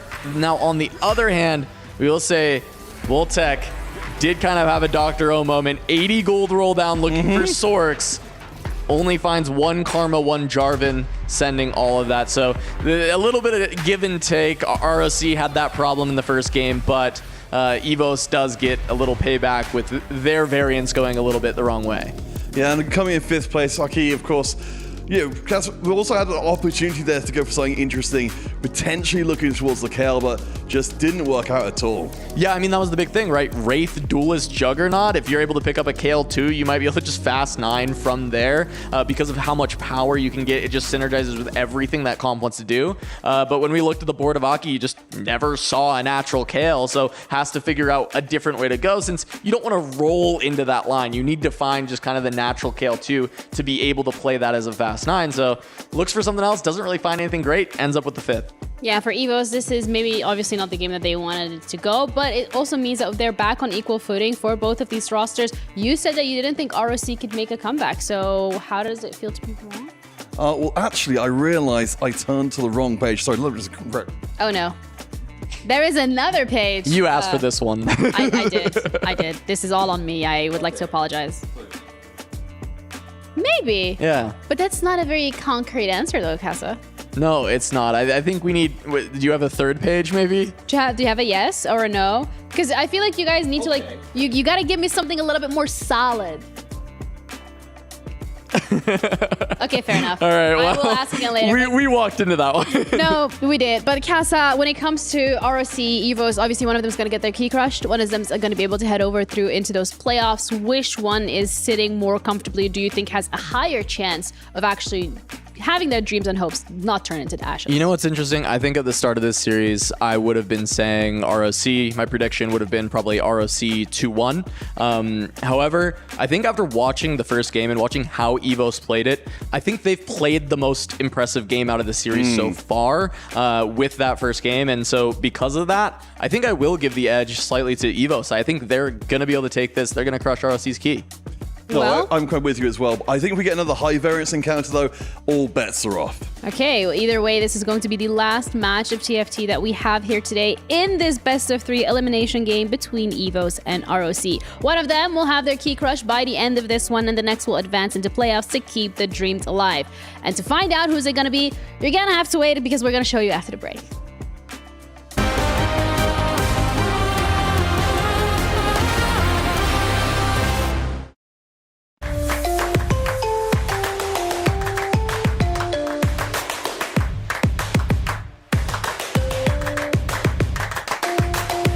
Level up your gaming experience with over 8 billion playlists, only on Spotify, the official audio streaming partner for the 2025 Esports World Cup.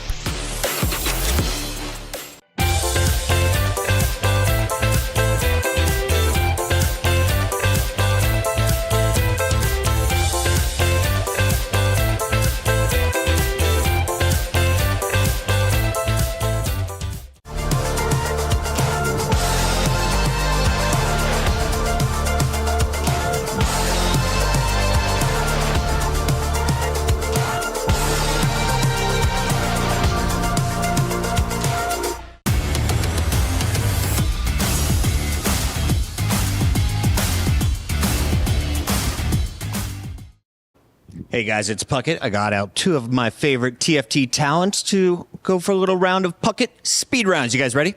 Ready, man. Question number 1. Which tactician is most you? Duckbill. Oh, the Dark Pengu. If you could delete one TFT item forever, which would it be? Edge Knight. Talisman of Ascension. Which champion would make the worst roommate? Mundo. He has no respect for your personal boundaries. Great call.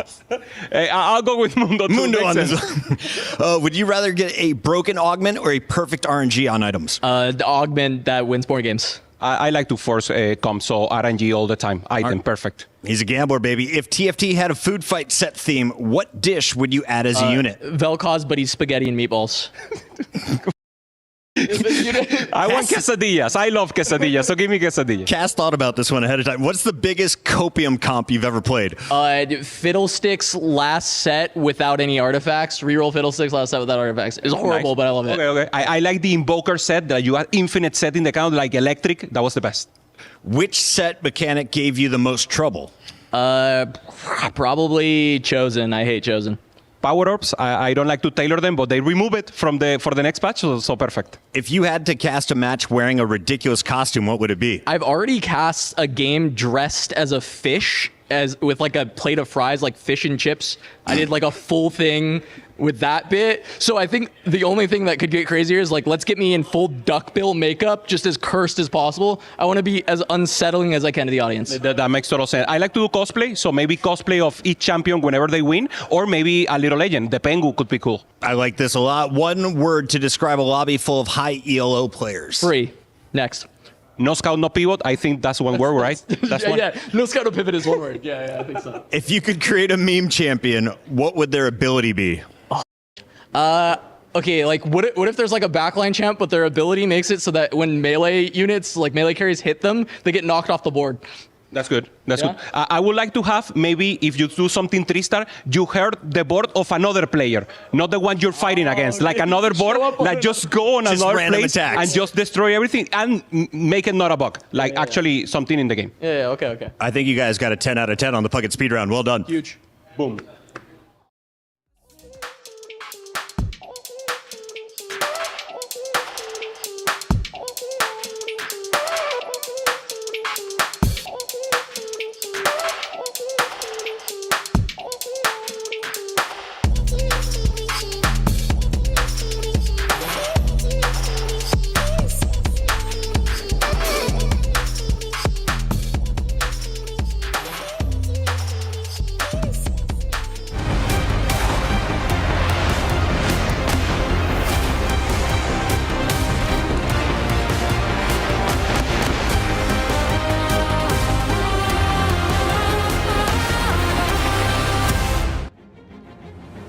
Welcome everyone for the final game of the group stage here at the Esports World Cup for TFT 2025. I'm Impetuous Panda, joined by Alan ZQ yet again for Game 3 of Evos versus ROC. A first game dominant win for Evos has been answered back by a high variance but high skilled win on the Trainer Golems encounter, with Lulu offering 3 random emblems and all of ROC using them to great effect for their own game plans in Game 2. A dominant win for them. Yeah, what happens now, Alan? I mean, now they have to reset. That is for the Evo. They have to reset the mind, go into the fresh game. Don't worry about the last game. Because again, it was Golem. It's easy to just shake it off, you know? And now we have the Gala. And we are well prepped, well dressed. Time for some treasure hunting and solo leveling. And this is the encounter we saw in game number 1, so we're repeating, going back to Yasuo as the opening encounter. And yeah, gold augments that we saw. Hustler from Kesman really took over the game. Solo leveling for Shredden also did as well. Hefty rolls didn't quite work out for Aki. We'll see if the same augments are offered and potentially taken by any of the players in this game 3. And it'll be Golden Gala, Golden Augments, not just for the first pick, but for every single augment stage of this game. Yeah, well, we're on the topic of the hefty rolls. The more you think about it, I don't think the argument besides like Scuttle is really pickable due to, like, for the most rerolls you are lacking items. For Jin you want just more items, and for the concepts such as Kale, it's like you want to go fast 9, you need that Kale ASAP, like you don't want to roll that much. And for the crew, it would make most sense, but the problem is like the comp doesn't need HP, it needs components, you need more items. And while we're looking at the Doctor board, there is Kaisa 2, there is GP, there is Mundo. Kaisa 2 from the Orb. 2 Jins as well. He is a 2-cost Whisperer. Take your pick. And I believe Sangyup from ROC also had a GP. So Dr. O will say, yep, I'll take this line. Over 9,000 has been picked up. One of these scaling power-ups for Kaisa. So double scaling on her kit, with her growing AD on all her kills, as well as over 9,000, which I believe doesn't proc on stage 1, right? It only starts procking on stage 2. You could think that, but the golden edge does. I know some do, some don't. So either way, if it does, the great little... is that a full gold opener? It looks like it. Yeah. You One make 10 component here as well. Deadlier Blades as well. Triple scaling for this Kaisa. And the better it is, with no one has items. Yeah. No one has slams, so you are guaranteed pretty much the 5 streak, unless some egregious GP2 pops out. This is a really insane setup. No decisions have been made yet, essentially, from Dr. O, and he's already given almost a, I'm not going to say a free win streak, but a very strong position. Level 4, above 10 gold still. Mundo has been found as well. You have the Juggernaut upgrades. You have Duelist as well for Kaisa.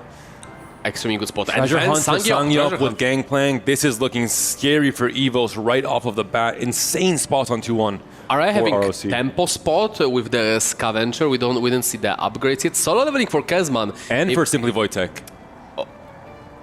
With Udyr, that's not very good. Udyr is not that good of a unit.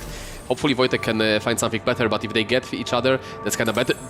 Garen is very potent. Yep. Garen is one of the best ones. And then can pick up Regenerative, which is one of the better ones with the solo leveling. This could maybe be also a way, a two-pronged attack to slow down the Kai'Sa, right? If the Kai'Sa can't get the kill on either the solo leveling unit, that slows down the scaling on her ability kit. But there is MR Shred here on the Ionic Spark Slam. Can this Garen get through this 4-unit board from Panda? I mean, the Spark comes out of the argument. The players cannot slam anything because, again, it's no components. That's why it makes solo leveling so much also stronger. And Swain is also scaling with every cast. Yep, and the resists are being shred from the Syndra with the flat value together. Yeah, So this essentially this Garen counter matchup. Yep, has negative resists. Yep. Counter matchup from Wojtek, so starts off with a loss. A Zac 2 is found. Do you want to have a Zac on Zac the board? 2 is better. Yeah, over the Udyr. 1 is the question here for Kezman. He can also make gold that way and sell the Udyr, which is not that important, I think, for a GP It's comp. important for the stage 3 if he wants to play around it. Yeah. But for now, if he wants to get full value of the solo leveling, I believe it's get out of Udyr and get in Zac. A few more augments to think about going into stage 3. Dr. O, we saw him with forward thinking in the game number 1 when you can expect the golden augment. So preparing for golden for forward thinking is also important in terms of pre-leveling to 6. Also, a golden quest can be offered. It's an augment that you can maybe optimize for if you have certain like gold injection like we have in this game, for example. So if you are a Kezman and also Wojtek teammate, do you just level for the more units to give them more value? Ooh. And more melee You units must. because for Yeah, the you must. Udyr? You baby level 2-5. And yeah, you give extra value to not just 1 but 2 solo leveling players. You have enough econ to do so without sacrificing. I think it makes a lot of sense. Kezman in a very good spot, having already the Force streak. We'll see what he picks up from the carousel, if it's Eon or Titan, but he does definitely need some sort of slam. And then we are looking at Aki, who will be contesting 2-cost reroll, which will be Mundo Jin most likely. And Shredding, oh, that's not good. Scoreboard, 1 unit, when your teammates are playing solo leveling. True. Yeah, you have to try and give XP to the rest of your I mean, teammates. you have to buy like low value units here just to give them like. You're not making gold here anyway. Yeah.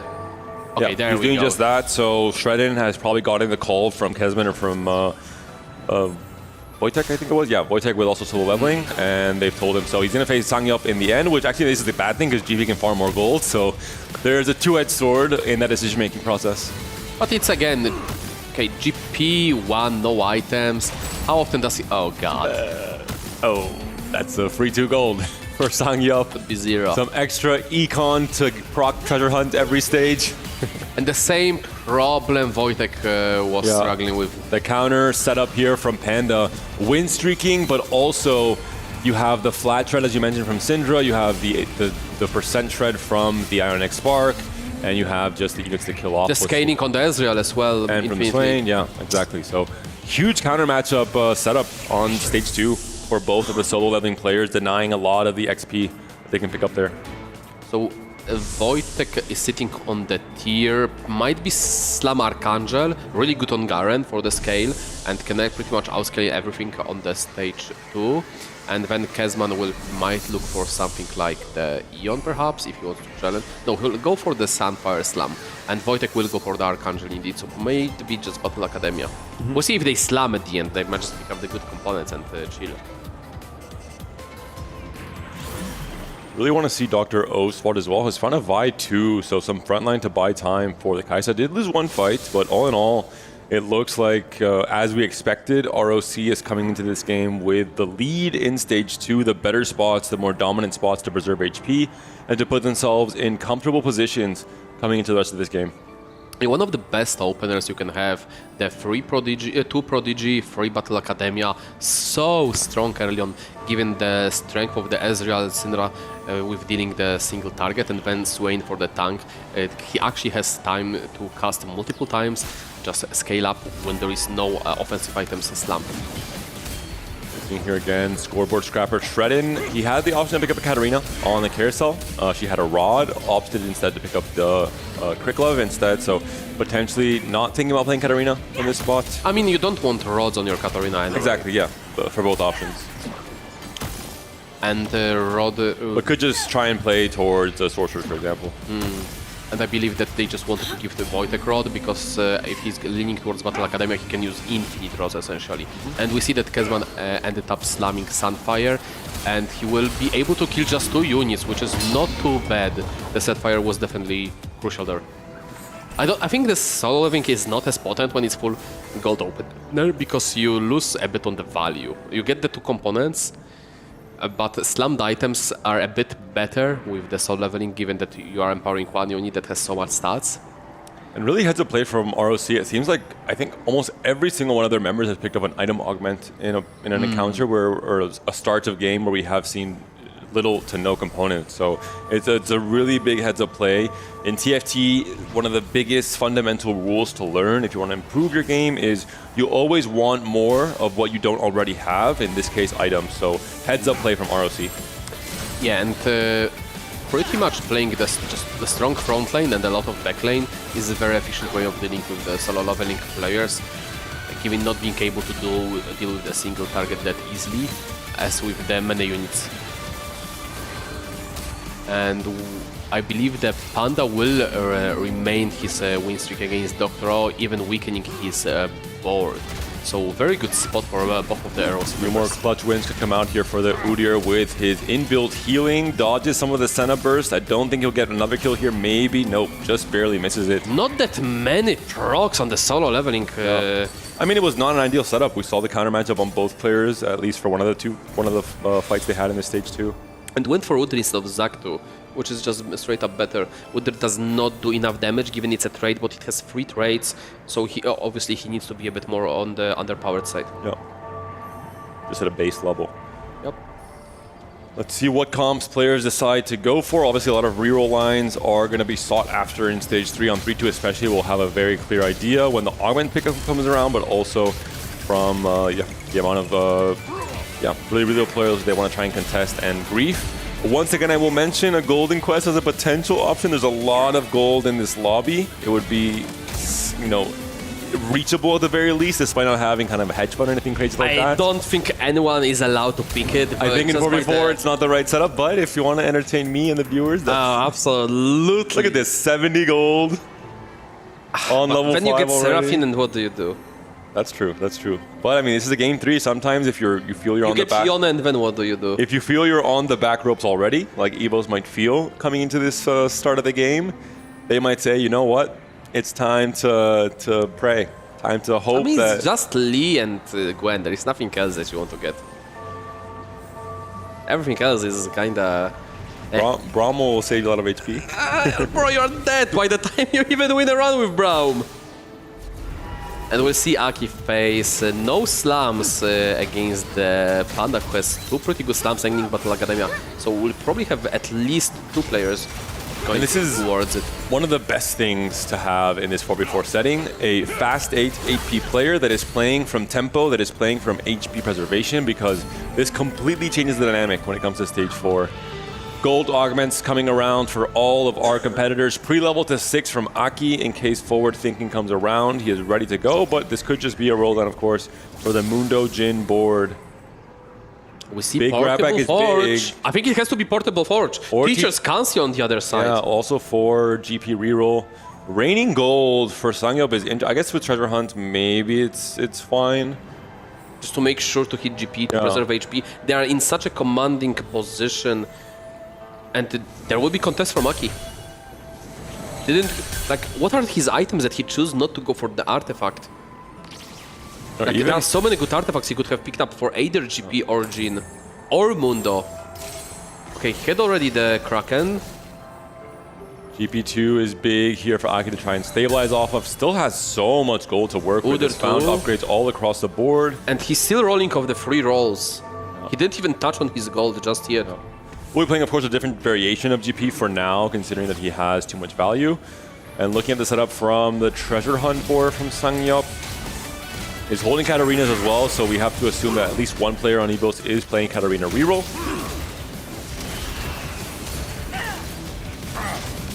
And the Hodge Slam. Oh, the Trickster could be big here. Actually life-saving. Yeah. Gets out of the way of the opponent's GP, takes down the kill as well, is now having a chance to clutch up and win the rest of the fights here. Will be getting the final win against the Healing Cup back with the Trickster.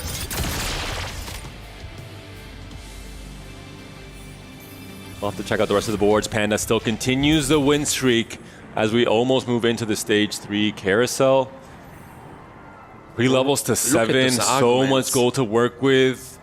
Having the Lotus on top of that, very good spot to just play the Battle Academia. If he manages to find one like Yumi on 7, he'll be extremely strong.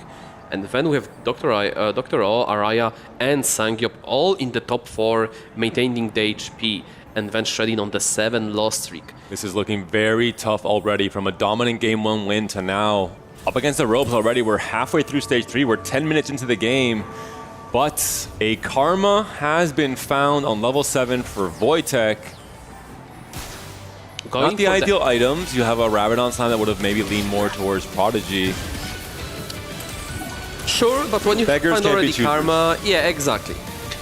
Given that he has the extra death cap, like it's just few percentage off, being a bit worse. But come on, you have Karma, you have free items. Like Shojin is more unideal for the Prodigy than death cap for songs. Like between. Yeah, it's more of a downside. So Wojtek could once again be that fast 8 Sorg player. We've seen the same comp from him all 3 of the games in this series. And Kezman barely losing to the Panda, maintaining that streak just on the last unit alive. And we don't see any crucial focus except of the J4. There's just Samira and Seth, which are, well, as last game we've seen being dominant, and won't be the case anymore in this game. I doubt we'll see any Soul Fighter players, given that you need to have +1 at least for that comp. And Shodan, I wonder if he is playing for Katarina. He only seems to have a Katarina 1 on his board right now. I think he might just be the Yumi player on the team for Evos. Looking Dr. O, relatively healthy. Has been able to find a second item now to get this Kaisa skating a little bit higher. Does have the fully upgraded Mundo, almost with full items here as well. Is it worth to have double Deathblade on Kaisa in this setup, you would say? Probably not this late into the game, no?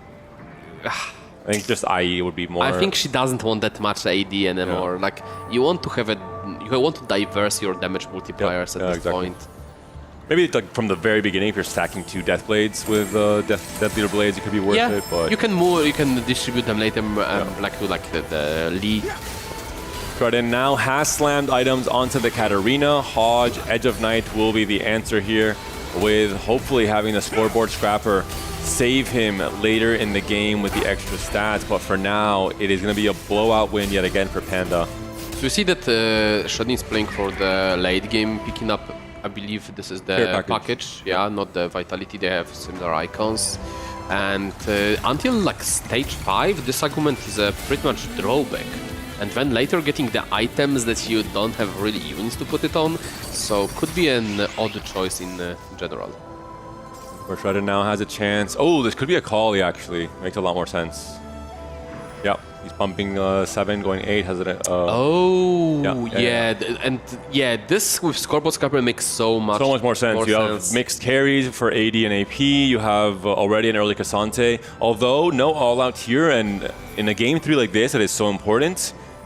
There's a chance you'd miss all outs altogether, right? Stand alone, not very alone in this front row. Not currently. Maybe just trying to go. Dark Amulet for just to save a bit more HP. Trying to go for the 10 loss streak potentially, so letting... I mean, if he wanted 10 loss streak, you wouldn't slam the Dark Amulet on the Katarina. He's standing together for now. Standing together. He does have friends. Facing Aki, trying to potentially give GP some gold to farm. Katarina, of course, is onto GP already, though, so we'll see if that'll be the case. Aki should be able to free fire here with the Hodge as well, the Omnivamp onto the GP. There's still Trickster, I believe, for the Aki. Yeah. Did not proc. And we see it just going away. That Hodge is so efficient with the Trickster. Yeah. Just able to heal up back to full. A lot of gold farm for Aki, a chance with this Teacher's Council. And we see Aki's playing a full defense, holding on 6 Mundo, 6 Kai'Sa, preserving that Doctor game plan. That was the same role we saw from him in Game 1, holding 6 buys from Sangyup to deny the Knuckle Dusters 3-star. So Aki seems to be the one player that is being tasked with griefing the rest of the team, sacrificing his own game plan, but bringing down others alongside him. I believe on the scrims and in general, Aki, when he tried to play fast 8, it was not to the great success. So perhaps that's why he was designated towards that position, given they have a bit stronger players on that position instead. Yeah, a lot of experience coming out from Shredden and Kezman. We'll see what Shredden can do. Going to be a pivotal roll down. I believe it should be a 4-1 roll down with all the extra gold we saw on stage 2. And this could be everything. If he misses all out on Cassante, that could be super detrimental. He could also still play for Katarina, but I don't think so. He just skipped past the Yuumi twice. He's just buying now the second one, but I think it will be all out Cassante. It makes just so much more sense in this setup. We're now trying to fish for it. Misses it here. Unstoppable is found. Didn't tailor it. Gonna try and remove again. Gonna keep rolling first. Should have tailored it on the Yasuo. And he might just itemize Akali if he doesn't find the all-out. The time is running out. Yeah, he's not going to remove for now. I think he's going to keep Unstoppable for at least one turn and then itemize Akali for now. I don't think you have much of a choice. Yep. He will. It's more consistent. Put the power up on the Akali. He has one more fruit, I believe. He is facing Dr. O. He is finally trying to hit her. Hit her. Yeah, not hitting any of the strongest ones, I believe, with the Mage, for example. Didn't lock in on the Kai'Sa, just hit the targeting. Yeah, unfortunate. Kai'Sa now, free reign, does finally lock in. I think Edge of Night has still not proc, so this should be a fight win for Akali here. Able to access the backline and not have to play front to back against this Mundo. Important note, I believe all-out Cassante would lose this fight because of the not being able to go through the Mundo. So really good call to go, even though he didn't hit, to put items on the Akali. Key roll downs for all of our players. The final gold augment coming through first. Fast picks for Shredden. He needs more items for Cassante. Makes a lot of sense for now. We'll be playing Unstoppable Cassante. If he doesn't even find more damage items regardless, he could just use him as a tank in this setup. Who's Varus? Has an early Varus as well. Varus can potentially play for Varus as a carry instead of the Cassante, for example. You want to roll past that Karma fast for the Wojtek. You don't want to be holding her in the shop for a long time. Sell the Rice. You're not itemizing Rice. You're not making Rice too. Holding on those units. He has to do those faster because, again, it's griefing the teammate. GP3 for Sangyup and still a lot of gold to work with. Has not found Rise yet, so can't play for the 4 mentor board just yet. Is holding an Akali to try and mess with the game plan of Shredden. And not one. Two GP3s, yeah. Too much value, though, from Aki, so it's more expected for him to hit, although Duplicator was picked up by Sangyup on his 3rd augment choice. And Keeper's a pretty good augment choice for Aki on the right. Aki is really putting up some solid job here. Not Innervating Lockets. Portable Forge picked up. Onto Leona, though. Not as potent as it is on the Mundo. And double Archangel Yuumi, though. If Gangplank does not have stretchy arms and can't kill off this Yuumi first, yeah, that'll be a win. Kezman is your win-out player, essentially, here. And Aki will probably just barely stand there, given that he's still missing out and holding all those units and playing off the HP for the team. Cassante pair, Varus pair, just a single Akali for now. We do have an itemized Varus. This upcoming carousel could do so much for Evos. If there is a Varus on the carousel, that can buy so much time, that can find so much stability for a player like Shredden, who's on 30 HP right now and far away from his key upgrade in Akali. There is no more power-up removers, so can't really sell that Cassante, can't remove the power. You could remove item to try to itemize here the Jarvan to get the stun off. Items have been removed for Kezman on that Yuumi, so buying some time for Shredden. I think it's smart to understand that Shredden has the chance to have a very strong board. He just needs time to get there. If he gets there, he can definitely be a player that, I don't know, I'm sure if he can win out, but he can definitely finish in the with top Scoreboard 3. Scrapper, I think he can win out. He's stacking here since stage 2. Yeah. This board, with the Varus 2, Akali 2, can definitely do dirty things. And we'll see Evos, they identify this, which I think is very important. They have to acknowledge this and now to start playing for these win conditions to try and manipulate the outcome of these fights to set it all up. Do we find a Varus on the carousel? One player from each team on the first pick. It will be Braum and Seraphine instead. Also no Akali in the 4-cost slot. It will be Poppy and Volibear. So unfortunate offerings for Evos when they have so many players with lower HP and first pick prio on the carousel. It could be good news for Wojtek picking up the Braum, exactly.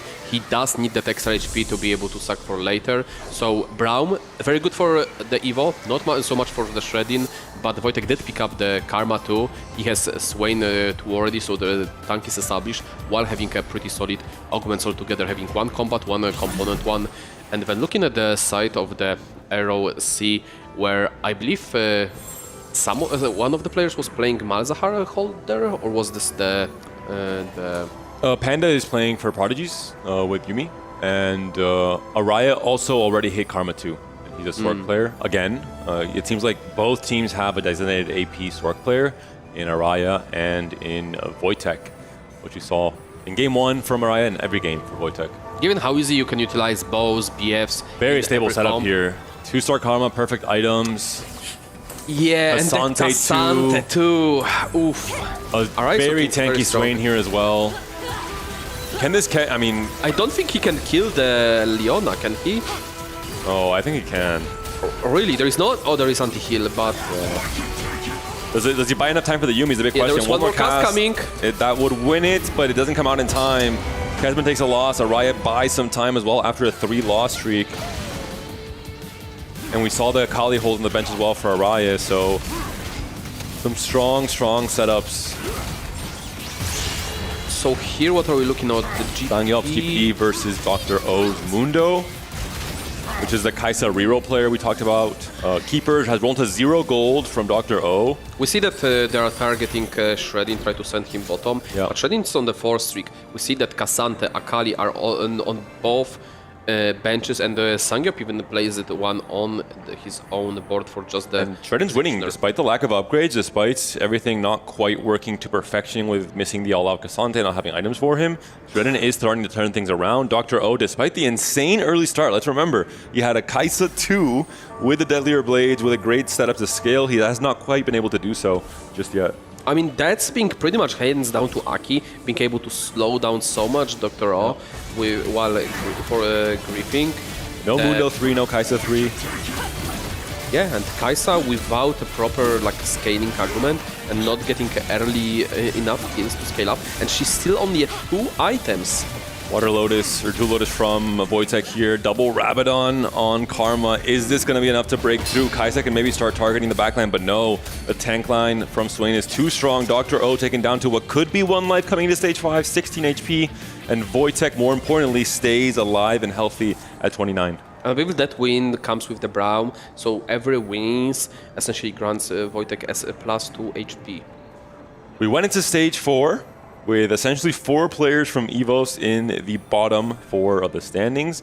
Things have started shifting. Panda and Sangyop, they are still in the top 2, but this is not the 80 HP, the crazy amount of buffer that we saw in the past. It's very close now between Aki and the 2 players from ROC. Kesman also climbing, Shredded on a win streak, so things are looking more even coming into stage 5. The scaling game plans we were more scared of, like Dr. O's, have not quite come to fruition, which means that I think it's going to be a very close match all the way till the end. The true scaling got to the Shredding, who has the Scorbo Scrapper. Once he gets the Akali 2, Varus 2, which he doesn't, but he does find the Cassante. Will he find All Out?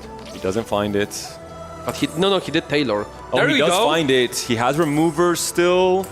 He does. I think he shouldn't slam yet. Yeah, he'll wait for the slam.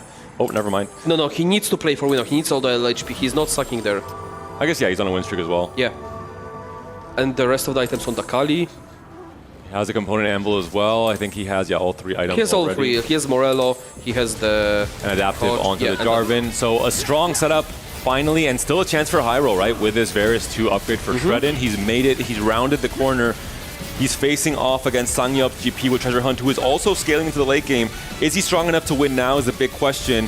Kasante is still alive, Akali's still alive, Varus is still alive, GP Trickster's his way out of danger, but is it enough? It doesn't look to be the case. Too much damage coming out from Scoreboard Those are not the Scrapper. items for Sangyup. And Dr. O is down. The Kaisa game plan did not work out. It's an 8th place for ROC. Those are not the items on Sangyup GP that can go into the late game. He did play defense against Aki, but it's not going to be as effective. While we're looking at the Wojtek board, oh, he did not have Braum on. He has Braum in now. He's at 17 HP. He's just to have Rise before, yeah, potentially. Yeah, like Bastion plus the potential HP would have been way more efficient for him. He just barely was able to make it to 9 to try and find this power spike off of the Bastion added on to Swain to make him tankier, as well as to find more HP off of the Poro preservation thanks to the Braum. Still missing the Gwen item carrier. Number 2 is going to be Ari for now.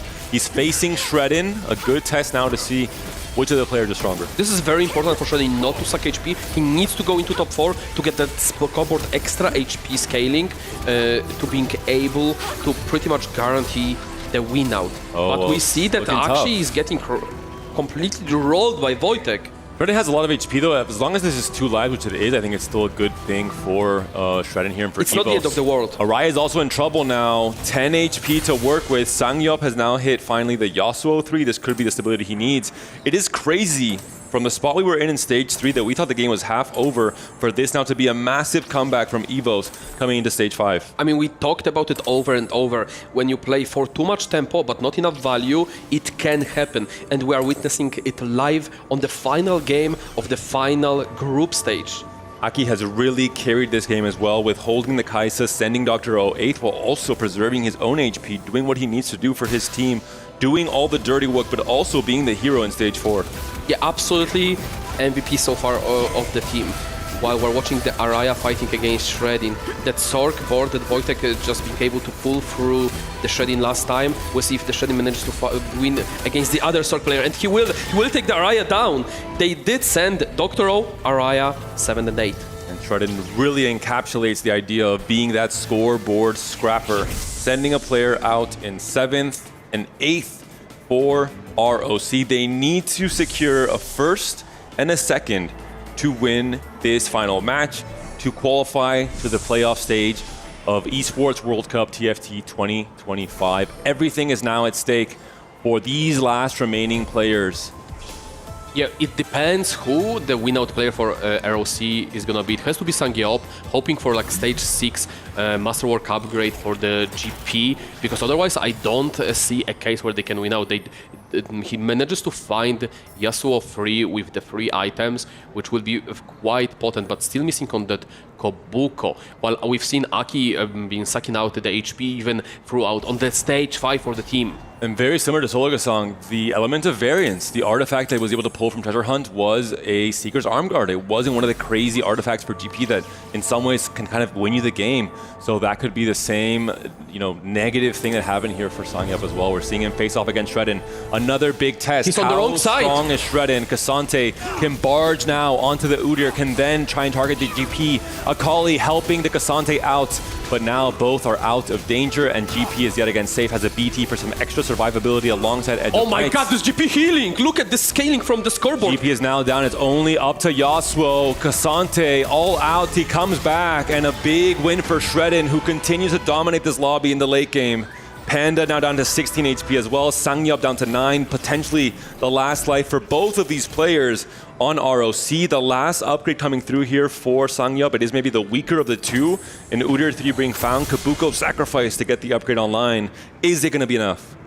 Yeah, on top of that, it doesn't help that Shredding just stepped into the top 4, which means there will be 10% extra HP for whole team, on top of all that scaling that came in throughout the stage 2, stage 3, stage 4, and the stage 6 approaching. Braum 2 for Wojtek as well, so a massive upgrade. Items removed off of Karma and the Shadow Clone to try and maybe buy some time. It will be Kezmen versus Sangyup. Is this scaling Yuumi strong enough? Can she stay out of danger? She's far away from GP for now. but GP and Yasuo working together on that left side, bursting through that part of the back line. It looks like this board might be a little bit too strong, but Yuumi is still alive. Leona is still tanking, buying time for the scaling cast of the AP carry. GP Yuumi down to his last life. Yuumi survives and casts one more time. The win from Kesman, the knockout from Sangyok. They needed a first and second, they don't get it. And it's going to be Panda also in the bottom four. The clean sweep, the 1, 2, 3, 4 from Evos. They clutched up where it mattered most. They're almost Look at gonna the celebration fall on in celebrating. the What a final game. What a final showdown where we thought the game was over halfway through stage 3, but Evos has pulled off a crazy comeback in stage 4 and 5. All their game plans worked out in the end. This was truly a masterclass, what we've seen, where ROC had all the tempo, stage 2, stage 3, as you mentioned, getting and Evo getting almost no value from the solo leveling and being able to just play for the full grid setup and making it work throughout unfortunate rolls for Shredding is truly something impressive. Hitting all out just at the stage, stage 5? Like this is quite a showcase of a skill. Beautiful plays from Shredding especially, trying to balance his game plan with having to carry Varus first, understanding that he couldn't fish for all Agasante there. He had to make the calculated play in the next stage. He had to carry a whole stage with Varus instead of Kali pulling in most of the work.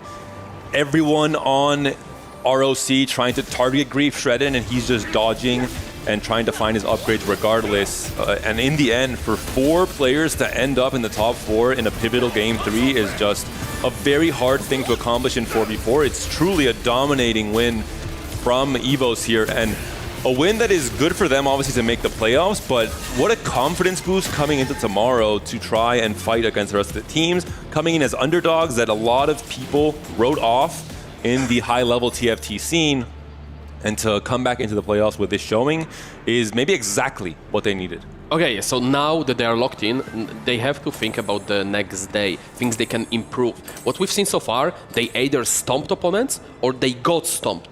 So we have to reduce the polarization here to reduce the variance that comes off. Yeah, there was golems last game, but again, we have to remember yesterday they got also sent dead last by the Weibo. By Wolves. By Wolves, excuse me. So there's something there, and they have to analyze the replays and take the proper... I will say, lesson. Wolves has sent everyone dead last, so it might just be Wolves being tournament favorites and the winner of last year's EWC for TFT as well. But again, I think you're right. I think they also have to, of course, not get too cocky in terms of their win here, and this being a blowout win.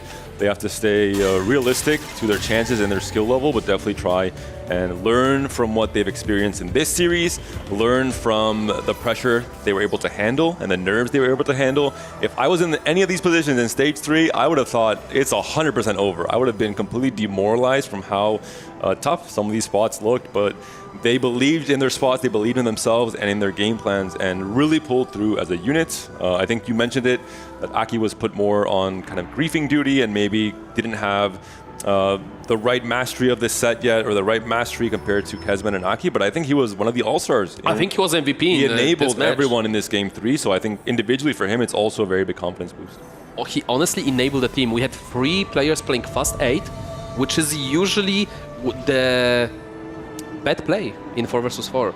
Especially if it's not a scuttle-puttle, there is no extra resources. Well, I think from their spots, they kind of had to do that and gamble, because they had a treasure hunt GP player that was looking very scary. They had a Kaisa 2 from Dr. O on 2-1 that they really couldn't match up against in the early stages. Panda looked incredibly dominant as well with his Prodigy setup. I mean, keep in mind, we had the reroll players from the ROC playing defense and playing for themselves, and we had only Aki playing the defense on the other side and for himself. And pulling ahead against so many players. Again, we've seen Aki play defense against twice, went 7th, sending 1 player 8th. That was very solid. Now, pulling out again while maintaining top 4 is such an impressive performance. I think, like, clearly this match MVP has to go to Aki. Yeah. All in all, a strong showing.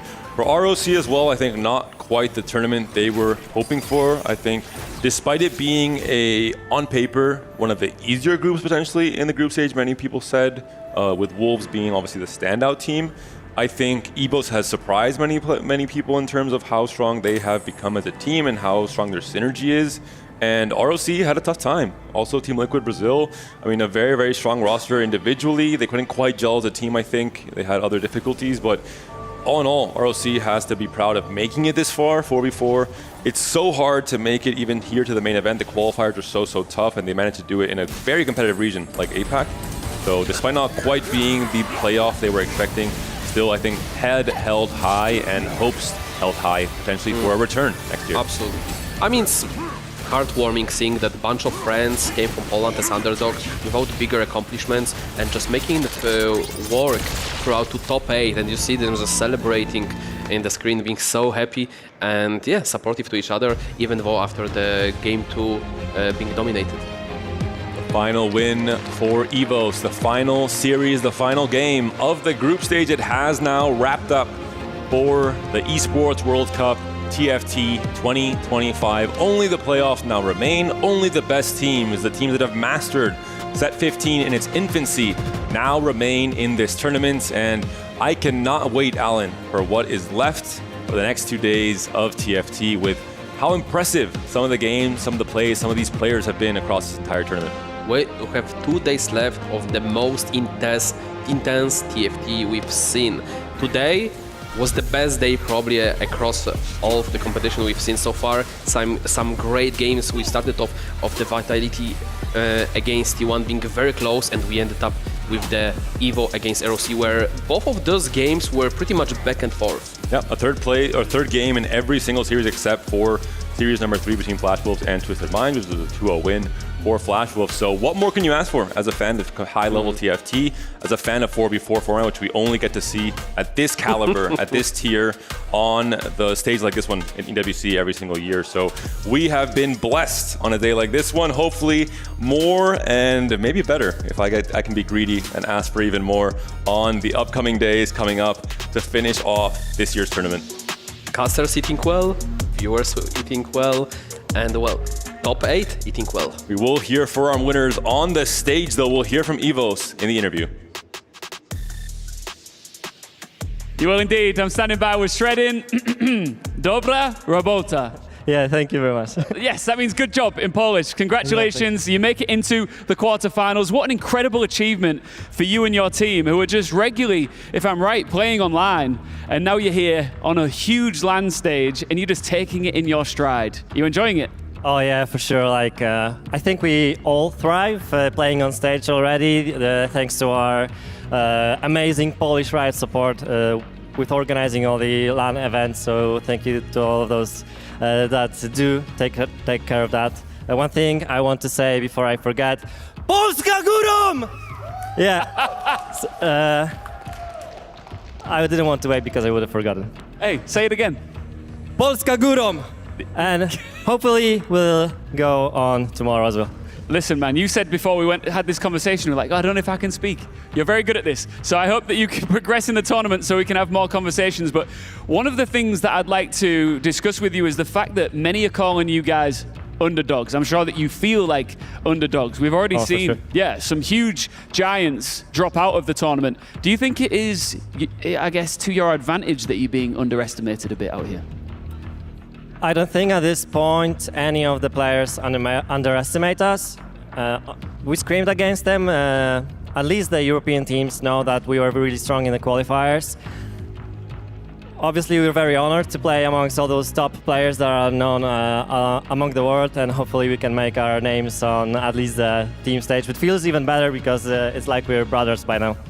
I can sense that. I actually talked to some of your teammates in the player lounge, and it feels like there's a really good atmosphere and I guess a close-knit bond with you and the team. Do you spend a lot of time together outside of the game? Yeah, right now for sure. Every day, obviously, each one of us play on their own, so maybe not so much, but the last 2 weeks we spent as much time together as we could, and that definitely built up our chemistry. We didn't have a boot camp, but still spending time online and talking on Discord did have a fruitful time as well. I love seeing the smile on your face right now. I can tell how much this win means to you. And I'm going to be interested to see the expression on your face when you crush a key Are you up for it? Are you ready for it? Do you like the idea of it? Oh, yeah, definitely.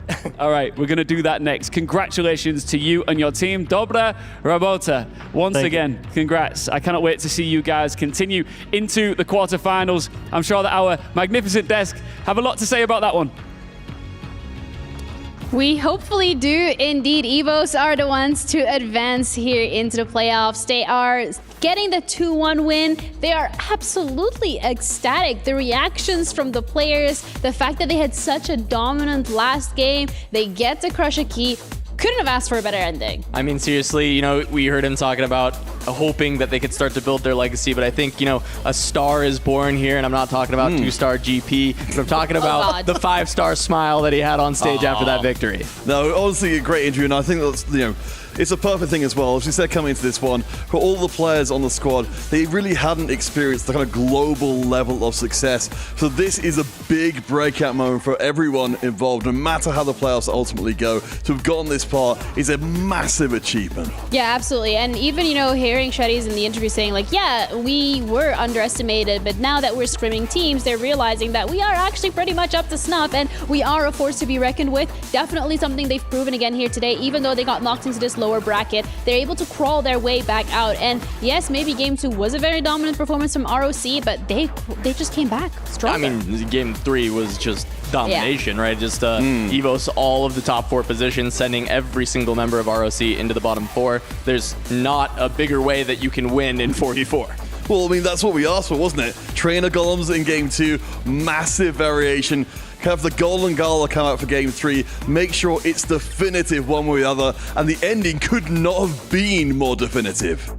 Yeah, and I think one of the big things that we look at is, like, there's a reason this team was underrated, right? They have never sent any of these players to a Tactician's Crown. They've had this, like, medium success within EMEA. However, when it comes to 4v4, they've been incredible. They were great in the qualifiers, as we talked about earlier, just one game away from being the first seed. So the EMEA teams, as he said, knew they're good.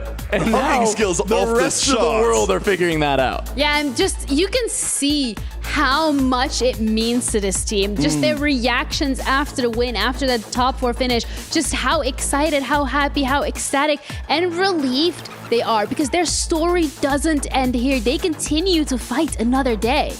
Honestly, like, you can look at moments like that, see how much it means, and know this will be a moment that will stick with them for the rest of their lives. Especially that they did it all together, and with the weight of low expectations coming with them into the event. I think one of the big things is we look at Wolves' run last year, and that was maybe the team from CN that the least expectations were on, and it kept being surprise after surprise as they were taking down each team, and at a certain point it was no longer surprising. They just seemed to be maybe one of the best teams in the tournament, and while I don't know if that's true of Evos yet, that question may be answered very quickly as we get to the top 8, especially with whatever their first matchup ends up being. It's actually really great that you finished that sentence with, I don't know if I can say it about Evos yet, because my next question is going to be, do you think we can say that about Evos? Especially because they actually did get knocked into that lower bracket, so maybe yesterday not the strongest of showings, but I think this is a good start. This is what we can see, what we can at least expect from this team, is to have some of these dominant games, is to have their players step up, is to have a top 4 finish. Like, okay.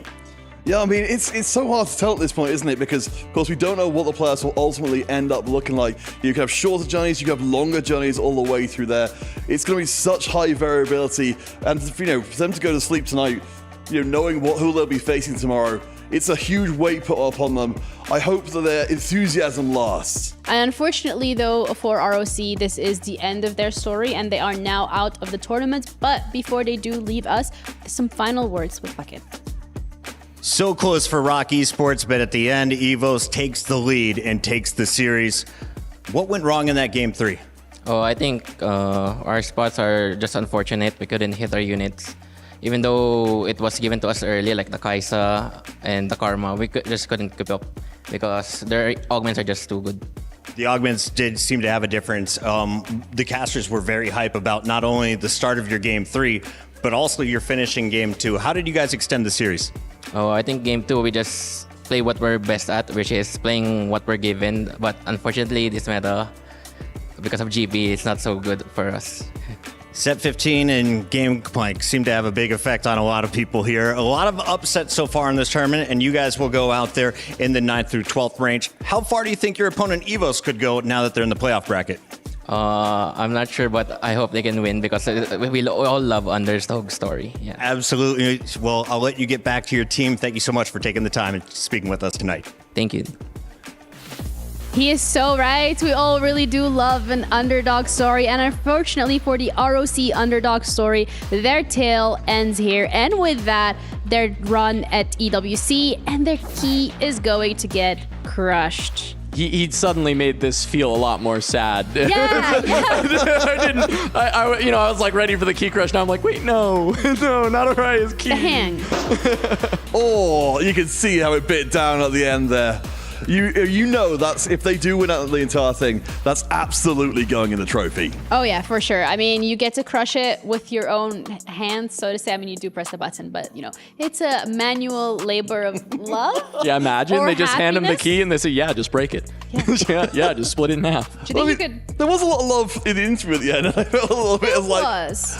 honestly, to be able to turn that around so quickly, to go from a devastating loss to supporting your opponents that quickly, that's a lot of class. True sportsmanship right there. Yeah, I mean, you gotta believe in that underdog story, right? I think it is exciting to cheer for Evos and see how far they can take this run as we get towards that top 8. Yeah, and the thing is now for Evos, they are with a little bit of a target on their back, I think, as well, heading into these playoffs, because they have shown some really, really great TFT skill set. They've shown great teamwork. They've shown great individual play as well. So I would be worried. I think the biggest question is, a lot of us looked at that as the softest group, and is that the truth? Is that the softest group? Are they going to come out of there and then struggle against the rest of the field? Or is that group a lot better than we thought it was? Yeah, funnily enough, Group A was labeled the group of death, considering the teams that were in there. But the teams that were sent home, crazily so, are going to be Vitality, first of all, and Alcacia. So T1 and Weibo Gaming do manage to go through, which is probably a little bit of the expectations. I think more so T1. I think Vitality was really the biggest upset here. Group B was also quite a difficult one, Casa. Yeah, I think Group B was also crazy. This is another one that, you could argue is potentially a group of death, having Falcons, Aegis, and Mouse. And then Virtus.pro ends up being the big surprise, upsetting multiple teams to actually advance to the playoffs. Which is a crazy situation to be in, so to say, because again, Falcons was also in the running for that club, for those club championship points. That's been taken out. Then we're going to be looking at Group C here, Counterfeit, and that is another upset happening here. Yeah, I mean, that's the thing, coming into this one, we just didn't know what to expect at all, but like I see, just the way the results played out here, I mean, Citadel particularly stepping forward massively. The decider match, unfortunately, wasn't quite as amazing as the first time Twisted Minds and Flash Rolls landed, but I think, honestly, Flash Rolls coming out of that one, it's a very Mouse-like journey where they get stronger and better as they go. Yeah, last but definitely not least, we're also going to have to look at Group D, which is the group that has just now concluded with Evos going forward, that underdog story from this group specifically. And then we're also looking at Wolves Esports. They're the defending winners of last year's title. They're looking to stay in this run for a little bit longer. So far, haven't even dropped a single match. Yeah, I think the big question was losing Lisao and Shelty. Is this team going to actually be good enough? Like, are they deserving of the seed that they get from winning last year? And that's why everybody was kind of thinking this might be one of the weaker groups because of that, and that even Liquid might be the strongest team, and that just did not pan out. And in fact, Wolves ran over everyone, and then Evos able to clutch it up at the end. Yeah, it's got to feel amazing for Wolves, honestly, coming to this one. Just thinking that they had lost their touch absolutely. Not just to come out of that group, but to come out of the group on top, I think silences a lot of critics. Yeah, and there were just a lot of good plays in general that we've seen today, and a lot of players that have stepped up, and a lot of expectations that I would say have been met as well. And of course, the upset, the classic tale here of TFT at EWC. When we're talking about the game so far and everything that we've seen today here, Casa, is there any specific game or specific series or match that you think that was what stuck with you today? I mean, seriously, the set between T1 and Vitality was incredible. We mentioned going in that this was a matchup we expected to see maybe in the grand finals of this tournament, and yet it was both teams fighting for top 8. And every single one of those games came down to the absolute wire, just on a knife's edge, and T1 coming out on top. Yeah, and to refresh everybody's memory, let's have a look at the Kiria top plays of today when it comes to the TFT sets that we've been seeing playing here overall.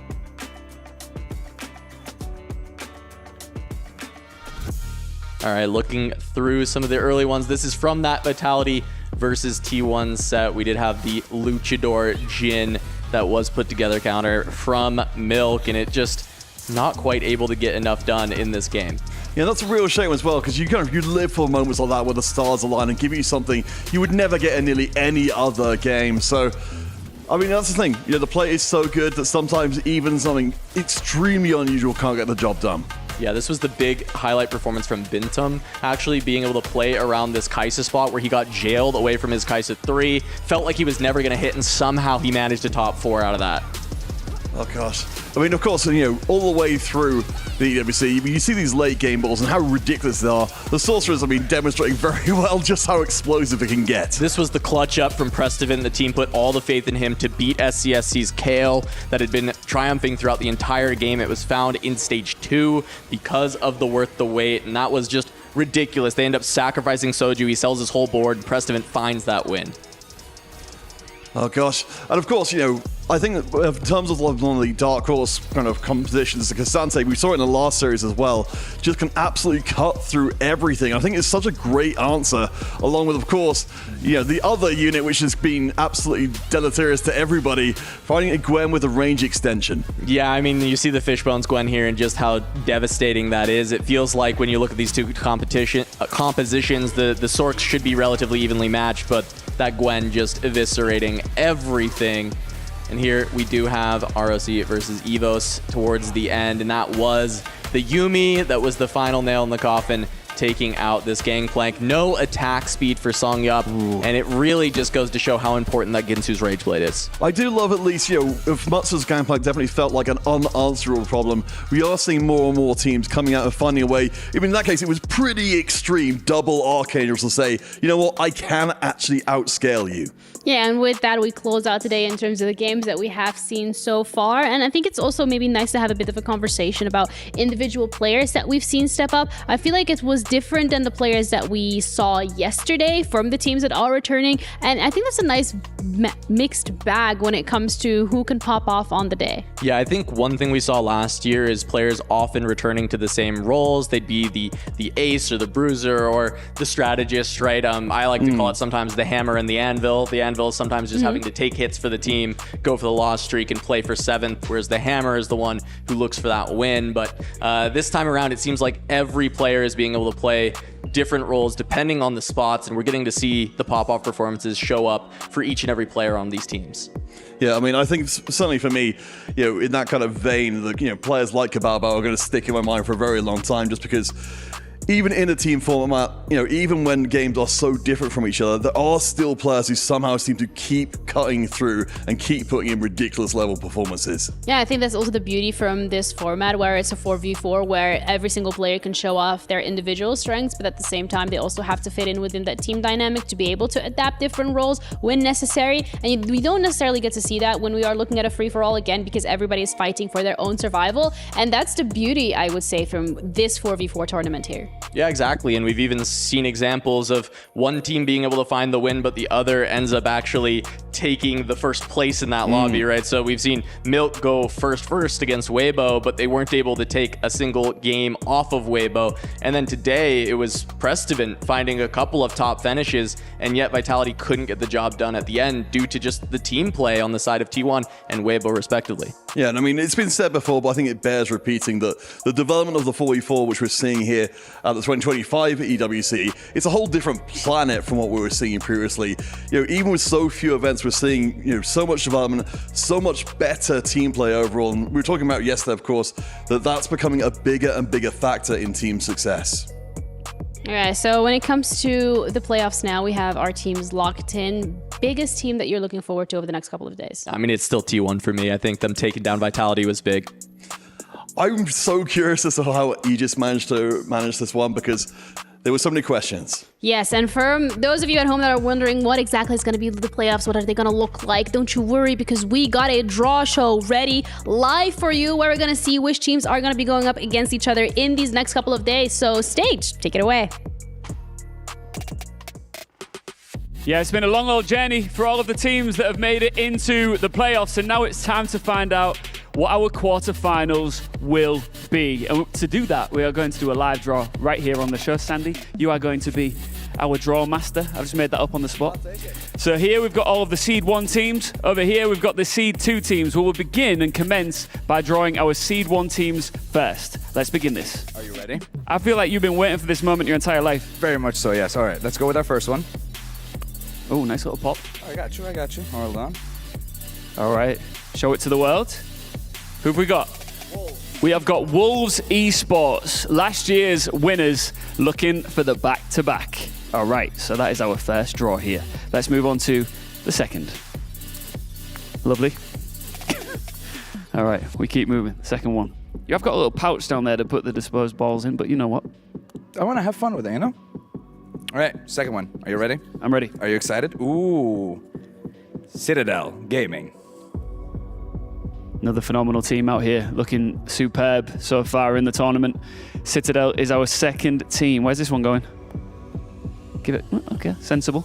Here comes the third one. All right, one more. Here we go. All right, third one. Weibo Gaming. Nice and easy. Nice and easy. One final one to draw from our number 1 seed tier. Where's this one going? Oh. Team you up for a volley on the next one, if that's all right. Okay. Last one. I wonder what it is. Here we go. Of course. It's Aegis. Aegis is going to be the last seed 1 to be drawn. All right, are you ready? I'm ready. So that is the final team that we have, of course, just... There you go. Thank you. We have just seen, of course, victorious, the Polish team who was celebrating. And now, here we go again. All right, so who was the first seed that we got? I can't remember. Well, we'll leave that to the desk. So, first... It was Wolves. It was Wolves, that is true. Ooh, Wolves versus Virtus.pro. That is true. Yeah, Wolves versus Virtus.pro. There we go. Our first matchup of the quarterfinals. What a phenomenal matchup that will be to kick things off. Let's move on to the second one here. Nice throw. There you go. Yeah, I like this one. I love how the teams will be watching this right now. 100%. Like, we have the most viewership right now because this is the most important part of the day. So Citadel will face off against? T1. That's going to be a phenomenal matchup. That is valid. Citadel versus Team 1. That is our first 2 quarterfinals locked in. Let's move on to the third one here. All right. Here we go. Weibo is going to be against Rough. Evos Esports. That is Evos versus Weibo Gaming. That is going to be the third matchup. So that leaves one more to go. You know what? I'll leave this one for a volley. You know what? Last one's going to be a volley. All right. Here we go. Aegis versus Flash Wolves is going to be the last matchup. Aegis versus Flash Wolves. You know what? I know for a fact some of the people backstage are happy because it's not EMEA versus EMEA. So we take that. I heard that laugh in the crowd. I see you. I see you. At least someone's laughing, brother. No, I'm kidding. You were brilliant. That is your first ever time doing a draw. I thought you were really good there. Nice. So yeah, throw it back. Where are you going? Come here. I want your thoughts. I know how much you love TFT. I know how much you've been enjoying this process so far. We are set for some phenomenal quarterfinals now. Yeah, that we are. Ladies and gentlemen, we know exactly who's going to be facing who. And only 4 are going to be making it to the semis and, of course, then to the finals. And it's going to be spicy. It is indeed. Let's preview it all. Back on the desk. Wow. Never thought I would be seeing 2 grown men. Actually, I'm not even finishing that joke.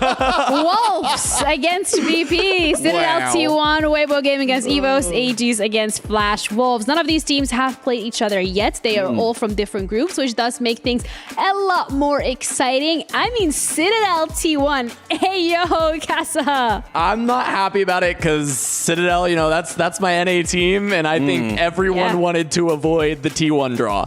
And Citadel hit them. They're going to have to play them right away. But I do still have confidence in Citadel. I think their 4-0 looked amazing over the course of their group, and I think they can beat T1. I would be sad to see either of those teams go. Yeah, I was going to say, maybe you could find a little bit of solace in the fact that T1 had to go through that lower bracket and Citadel didn't. But for our EMEA fans out there, it's not looking too bad either because, we got AGs. They're not going up against Evos. Evos, however, is going up against Weibo, so it's a little bit more difficult. I think the resolve of Evos is definitely going to be tested. We were talking about the whole idea. Yes. They were celebrating moments ago. I suspect they might not be celebrating anymore in the immediate because that's going to be a really rough matchup. The topic of Evos as well. We have the MVP of we have the MVP of today ready. The whole day. Who would you give it to? I mean, I'd give it to Crazy Moving. For sure. Always Kababa. I'd give it to Crazy Moving, but I guess we're going to have to wait and see who the Sony MVP of today is going to be. It is Crazy Moving. I mean, listen, this man had back-to-back top 1 finishes. And that's without even talking about the fact how great his interview was, how incredibly animated he has been. Just a pleasure to watch, not just on the server, but also outside of it. He's like an esports veteran of 15 years. He knows how to act on stage. He's exciting to watch. You see all his pregame interviews. He says he's going to crush everyone. He wants to crush their keys. He gets upset when he's not the one who gets to do it. He went 1-5-1 or 1-5-2 against Vitality, but it was his performance in Game 3 that was able to clinch that victory, holding on to something like 65 HP by the end of the game, making it so Vitality could not possibly chunk through that to get the 1-2 they needed. Yeah, and I mean, it's always going to be the making of a player to really seize as much attention as he has done there. I loved as well we were talking about him so positively. He was just throwing out the massive smiles up on the screen.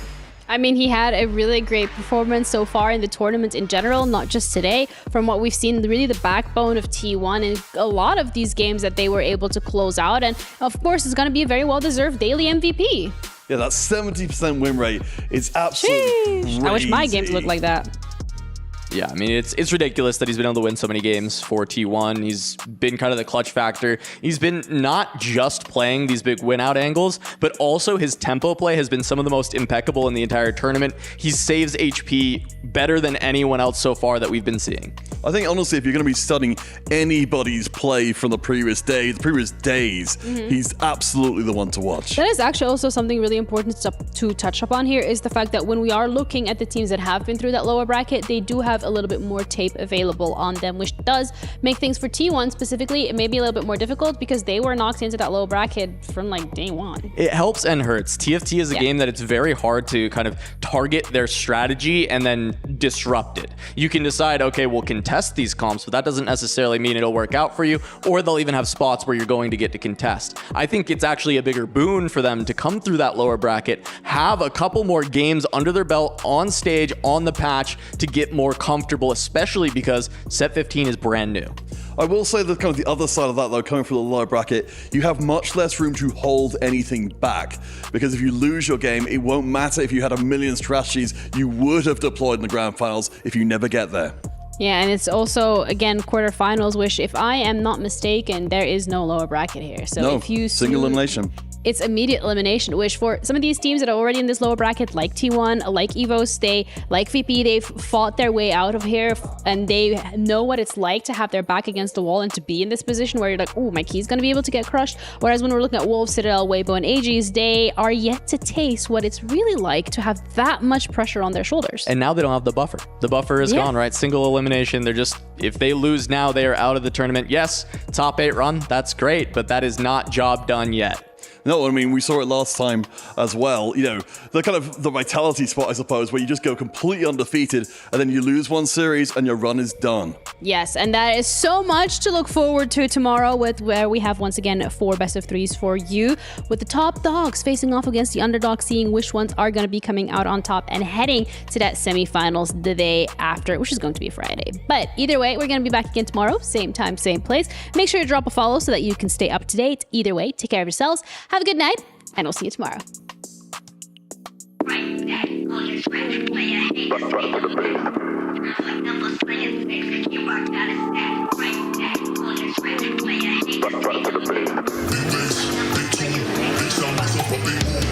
Only getting started when it's midnight, keeping it tight. If a nigga wanna go to war, it can get dark, but we stay bright. Coming like a night, it's on sight. Ever touch my sleeve? Niggas around there wanna disagree when it's clear that I'm speaking facts. Man like me, you know I'm proactive. Never gonna stop till I see the big man's on flats. Hop on the front door, it's like midnight, midnight, midnight, midnight. Don't lose your grip, cause you might fall out again. Off-white whip, need for speed. I'm not switching the lane. Pick up the pace. Bro like that, and we're back to the base. Back to the base.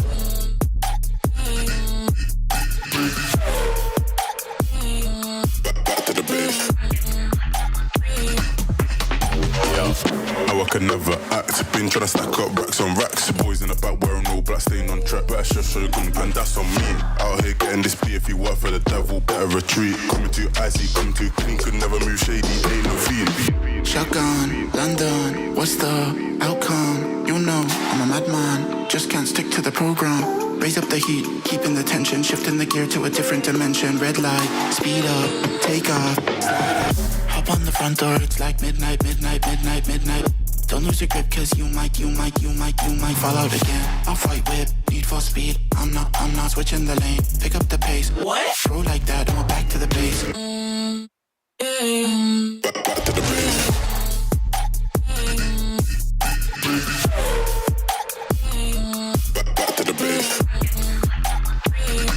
Back to the base. Back to the base.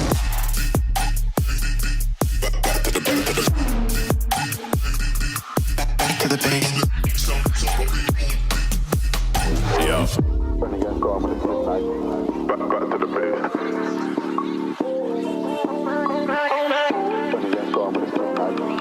Back to the base. Yeah. Gentlemen, what a day we just had. 4 best of 3s with 3 of them going to a game 3. I don't know if the show can get longer, but we tested the limits. Let's talk about everything we witnessed. What happened in the first match of the day? First match, Vitality versus T1, a total banger. Best game for me of the day. Vitality tried to pop off. They tried to do the best they could, but T1 was just too much. Crazy move, once again being the hero for T1. He was laughing, he was having fun, and they took the series in the end. So hype, and now T1 could be the favorites to win it all. Crazy Moving was playing at MVP level, but my guys on Virtus.pro, I think, were the shocker of the day. After Vitality was gone, everyone's looking at the club championship, and Virtus.pro, not only did they earn 200 points, they're still in the running to make more as we head to the playoff bracket. And for game number 3, we had the fight back from Flash Wolves. I think that was the big one. We saw in day number 1 that Twisted Minds took down Flash Wolves, but they took their revenge with game number 3. And then game number 4, Evos, the Polish underdogs, coming back against ROC, closing out the day for day number 3 here at the Esports World Cup with Teamfight Tactics.